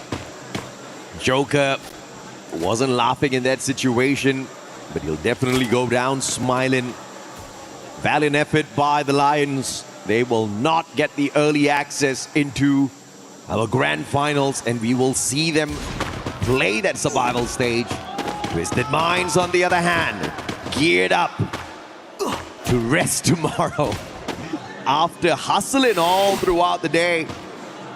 But out of the 11 games played so far, Twisted Minds have only gotten one booyah. Do they want to end their run with a 2-0 on their side, or will they just drop the efforts right here, right now? They're going to take the fight straight up to Vitality. Vitality, if they can get a massive game off of this, perhaps they stand a chance to make the early access. But Twisted Mind says, not for you. And one Southeast Asian squad made sure another does not get that early access, which means two Brazilian teams will stand a big chance to do so. And the crowd goes wild right now as we all look at Fluxo taking this fight up against their other teammates. But Yago will be knocked down here as well as MT7 doing the most. Movement is just so good and so proficient with the weapon. But RQ is here to stop the party as Bunzin should be going down next to Abe. And MT7 stolen away by Huang Am. Team Secret somewhere close here as well. It's always a party when Southeast Asia gets involved in a battle. And RRQ the biggest winner. Then Miyako out way too early. They were down at the very bottom. And I think we can confirm that Totem is not gonna survive that crusher. Bobs for the desperate revival. RRQ on fire. Oh, knocked down by the circle. Al-Ali! Earning off of RRQ. A base gonna get snuffed out of the air. But that's the warning shot that will keep the rest of the RRQ players using the jump pad. Yeah, a bit too aggressive and a little bit too overzealous there. Punished so quickly, but at the very least, you do still have two more members, at Duts and Rans, still alive and in the game, but forced to go for a bigger rotation into the zone. Oh, Straw Hats, are you actually doing it? They're punishing Twisted Minds. But their pickup was instantaneous. The Basto, a sliver of health left on him. Take it out of the equation, but Al-Ali farming Twisted Mind from the opposite end. Straw Hats just pushed the point straight towards Al-Ali. And these two squads are fighting for survival down at the bottom. Both one diamond for themselves. And they cannot move at all. He peeks out immediately. He will be knocked down here. But the zone is not in their favor at all. But this high ground should give them a bit of advantage, but aware that S8UL is close by. And now Al-Ali Esports just decides to wait in the wings. No space, no HP. Will India help out their buddies this time round? IQ Total Gaming Mafia doing a number on the Al-Ali players. C-Mox can only depend on his medkits at this point of time. RRQ, not much of a chance to walk away with a booyah. And Dudes shut down by Mafia. But Al-Ali, C-Mox goes down right here, right now. The potential of Straw Hats surviving the crusher. This potential of Bangladesh having two teams play in the survival stage tomorrow is gonna stay alive. And now, it's gonna be the battle between IQ Total Gaming as well as S8UL, who have that advantage with that high ground. But they're not taking aggressive moves just yet. C-Mox is gonna get taken out. Aztec claims that life. And Straw Hats will have the advantage with the circle. Ali Esports also now down and out as SH to the high ground here, looking real good right now. Putting in the damage and the pain to the players of SAUL. But they decide to chase up against TG instead. Their backs out there in the open. But Shanky puts a bit of save space toward them as well. Nil top side and their crunch. TG, where are you gonna go here? SH awaits and so does SHUL. Bunny steals away the first knockdown, and so does the rest. Waterfalls, so does Aztec. And eliminated already here is TG. They desperately need this. Can they do it? Bangladesh, they get it done. Ami Tomaki Paramasi, Bangladesh, y'all can rejoice. Both the teams have successfully survived the group stage. From the bottom all the way to the very top. Night and day, yesterday and today, this team show us what it looks like to climb from the bottom. The upward hill is not too high. Nothing is too high for them to climb. But damn, it was difficult to take Pickens down at the bottom. Al-Ali, they tried, they struggled, and you saw the fight in them in this final game. They gave their all just like the Straw Hats. But sometimes luck comes into play. And Al-Ali just was not lucky enough with their positioning in that final circle. The zone started moving with a massive advantage for Bangladesh. But I also have to say they took their own proactive moves to focus their pressure on the Indian squad to make sure Al Ali as well does not get away too far. But this final run was just so beautiful. Unfortunate though for Al Ali, they will not be making it through to our survival stage. And honestly, we started off the day with an idea of what the bottom of the bracket is. But today the switch up happens, a new mindset and mentality came in. Many of the teams stepped up, a different style of play, a different idea, whatever weaknesses that they needed to fix on day one, completely done. We saw the struggles coming from Miyako Al Ali Esports. And most importantly as well, the Bangladeshi team, Straw Hats. Not only did they manage to claw their way up, but also be able to push themselves up onto the ladder, further up than just the bottom three. You gotta name yourself well. And if you take the name of the Straw Hats, you know, you're not gonna stay down for long. They can be beaten, they can be pushed down, but they rise up. When they most definitely needed those points, they served it up hot.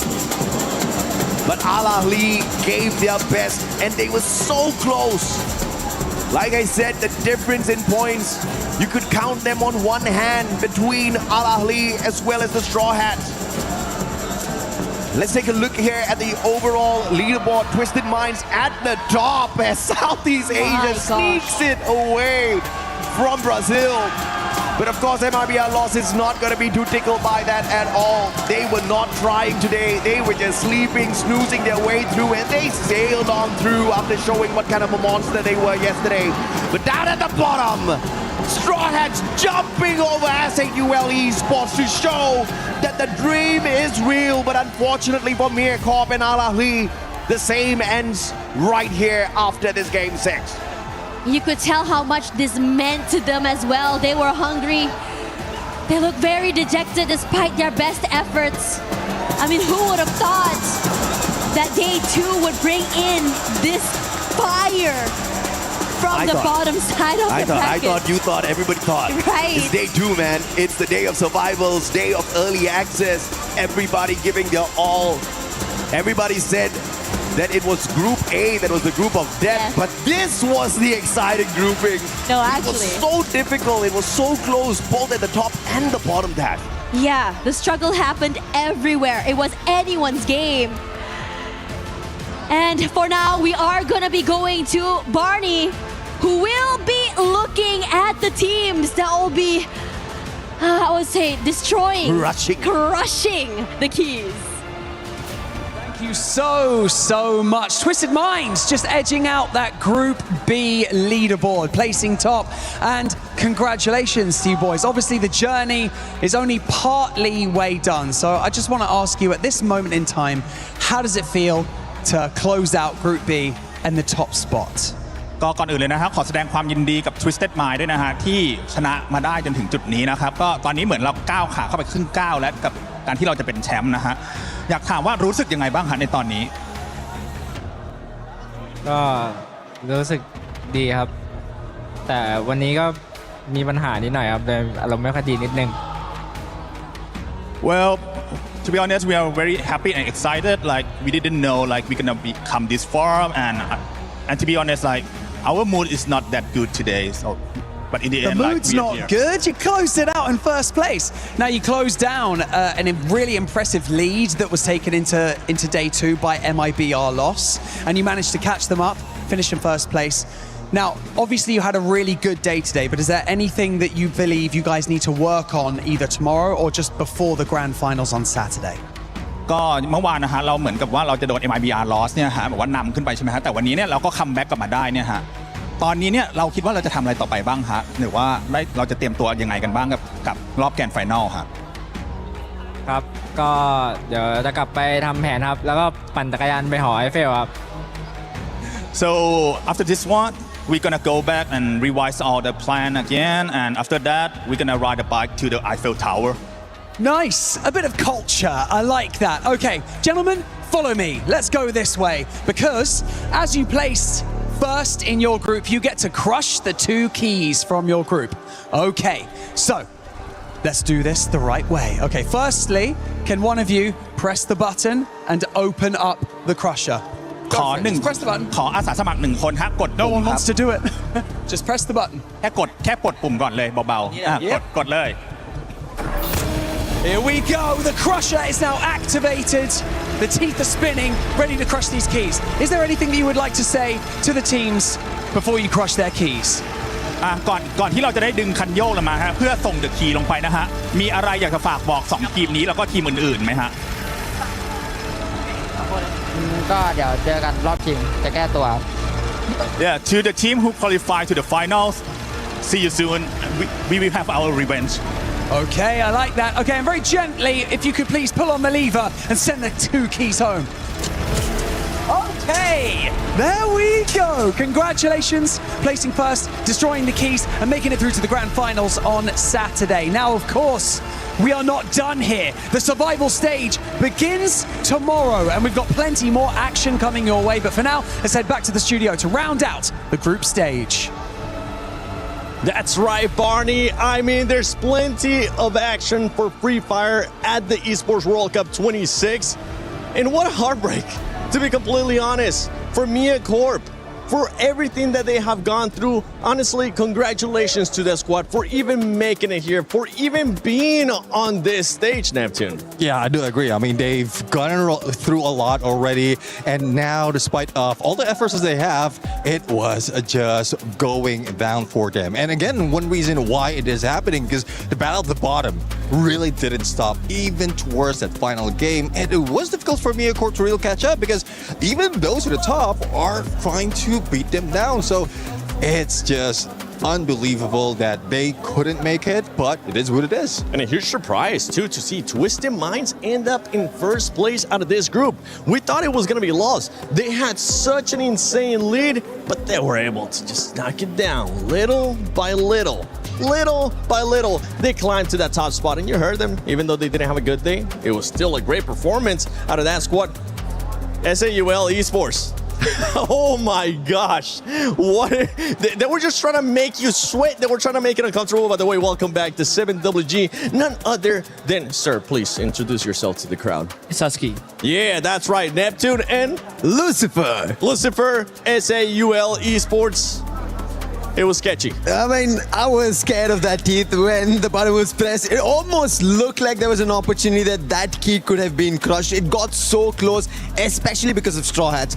Imagine, yesterday they were sitting at the bottom, 24 points in total, nothing in their way. And today, 90 points and a booyah is what they've gotten, and they almost shook even Total Gaming. And it came down to that last game too. But you can see the overall ranking, the top 4 teams going directly to the finals. You got Twisted Minds. Honestly, we kind of already knew that loss was going to be going because they just had such a healthy lead. Team RQ, Conchita, I know you're happy. I can hear you from over here. And Fluxo, finally getting those booyahs that we wanted to see. 2 booyahs out of the 6 games. I personally came into this thinking that Team Vitality, they're going to join RRQ in the grand finals because they both had a great start. But similar to MIBR loss, they also tapered off in the second half of the day. And the only reason why Vitality was still there was because they were able to overcome some of the mid-game crisis, right? Taking down teams like Leon, the Lion, and at the same time, the bottom feeders were also fighting amongst themselves. Oh, you did mention about Vitality. They were crushed. The angle that they took on that launch pad, I think that is something that they would regret up until tomorrow. If that was not the case, they could have made it. They could have made it work, catch up, and probably make it get that ticket into grand finals. But again, you make some bad decisions. The only difference is this was risking a lot. It was risking a lot. One team that was willing to risk it all in the final match. As you can see, the Fluxo fans being happy, not only because their team gets to go directly to the finals, because they also get a day to rest. They could not stop dancing, jumping, playing drums. I 100% agree. I think more than the players themselves, these fans need a day's rest. We had around 3 to 4 hours of broadcast for Group B itself. These guys were continuously on the drums, cheering their fans, and it looked so brilliant. We in the backstage couldn't stop jumping to the beats. Yeah, we were surviving purely on the vibes. Yes, The exactly. vibes were feeding us. Well, one thing I would say though, I mean, it is true. The energy that is being brought in from Brazil to EWC 26 right now is just phenomenal. And the fans is the winner at this point. Not just Fluxo, but the fans out there. It is true, the storyline that we have back home, if they have that energy, they are winning the fights. And it is evident right now. They needed players to show up. NT7 ended up showing up. I mean, we heard the interview from them too. Vitality, we heard it backfired. It ended up happening what I thought was going to happen. It came back around, that full confidence, and bit him in the, you know what I'm talking about. Before that squad, they still get a chance to go to survival. We will have a bunch of teams, but don't forget, tomorrow, only the top 4 will get a chance to go to the grand final. So all those teams that are going to be looking to fight for those top 4, they're going to be looking to make sure they start off hot because we don't want to see what happened in Group A and it's just a sponge going towards the top. I mean, 10 games tomorrow, right? 10 more gruesome games. And a lot of the teams, they're used to playing 6 games because sometimes they don't make it to the grand finals, you don't make it to the champion rush.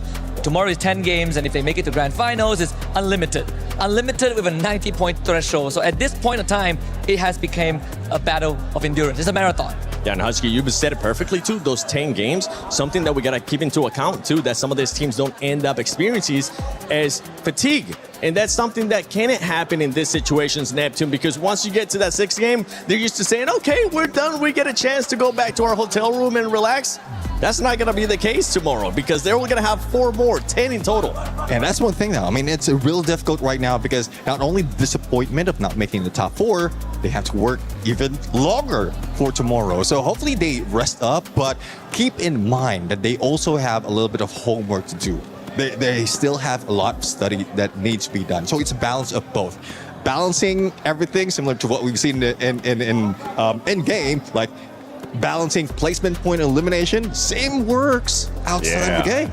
Lucifer, what is one team or a couple teams that tomorrow in survival you're going to be keeping an eye on how they start? I remember what you told me about tag. Trust me, we've been talking about it the whole time, baby. Day 1, it was going to be slow. Day 2, completely different. But tomorrow, survival is just one day, 10 games. One day, 10 games. As he mentioned, it is a battle of endurance tomorrow. And I think keeping up to that is going to be very difficult, and a team that I am looking forward to is Gundam Dynasty. Towards the end of the day, they managed to pick it up, and I hope tomorrow they manage to do as well to start off well. Benel's in form. And when we talk about the players in Sniper, I think there's been a lot of big names who have not yet fired as well as we wanted. MT7 did it. On the other end, I think one more team to look out for is going to be Lion. They pumped today. We saw them alive, and that is the team I'm looking for action tomorrow. For all the teams that I'm going to be looking at as I was being draped here with all this swag from Fluxo, it's going to be those teams that are going to be going to the finals. They get a chance to relax. They get a chance to VOD review, see some of the other squads, what they're going to be doing, maybe how they can adjust. We saw it from the beginning in Group A with some of the squads that were actually towards the top. They were being able to try something different. I can't wait to see what's going to happen tomorrow in survival stage. Make sure you stay tuned. Free Fire at EWC 26. The action doesn't stop just yet. We still got 2 more days. A special shout out to everybody working this show, not only the casters, the analysts, and everybody at the production. Make sure you stay tuned. Tomorrow, survival stage.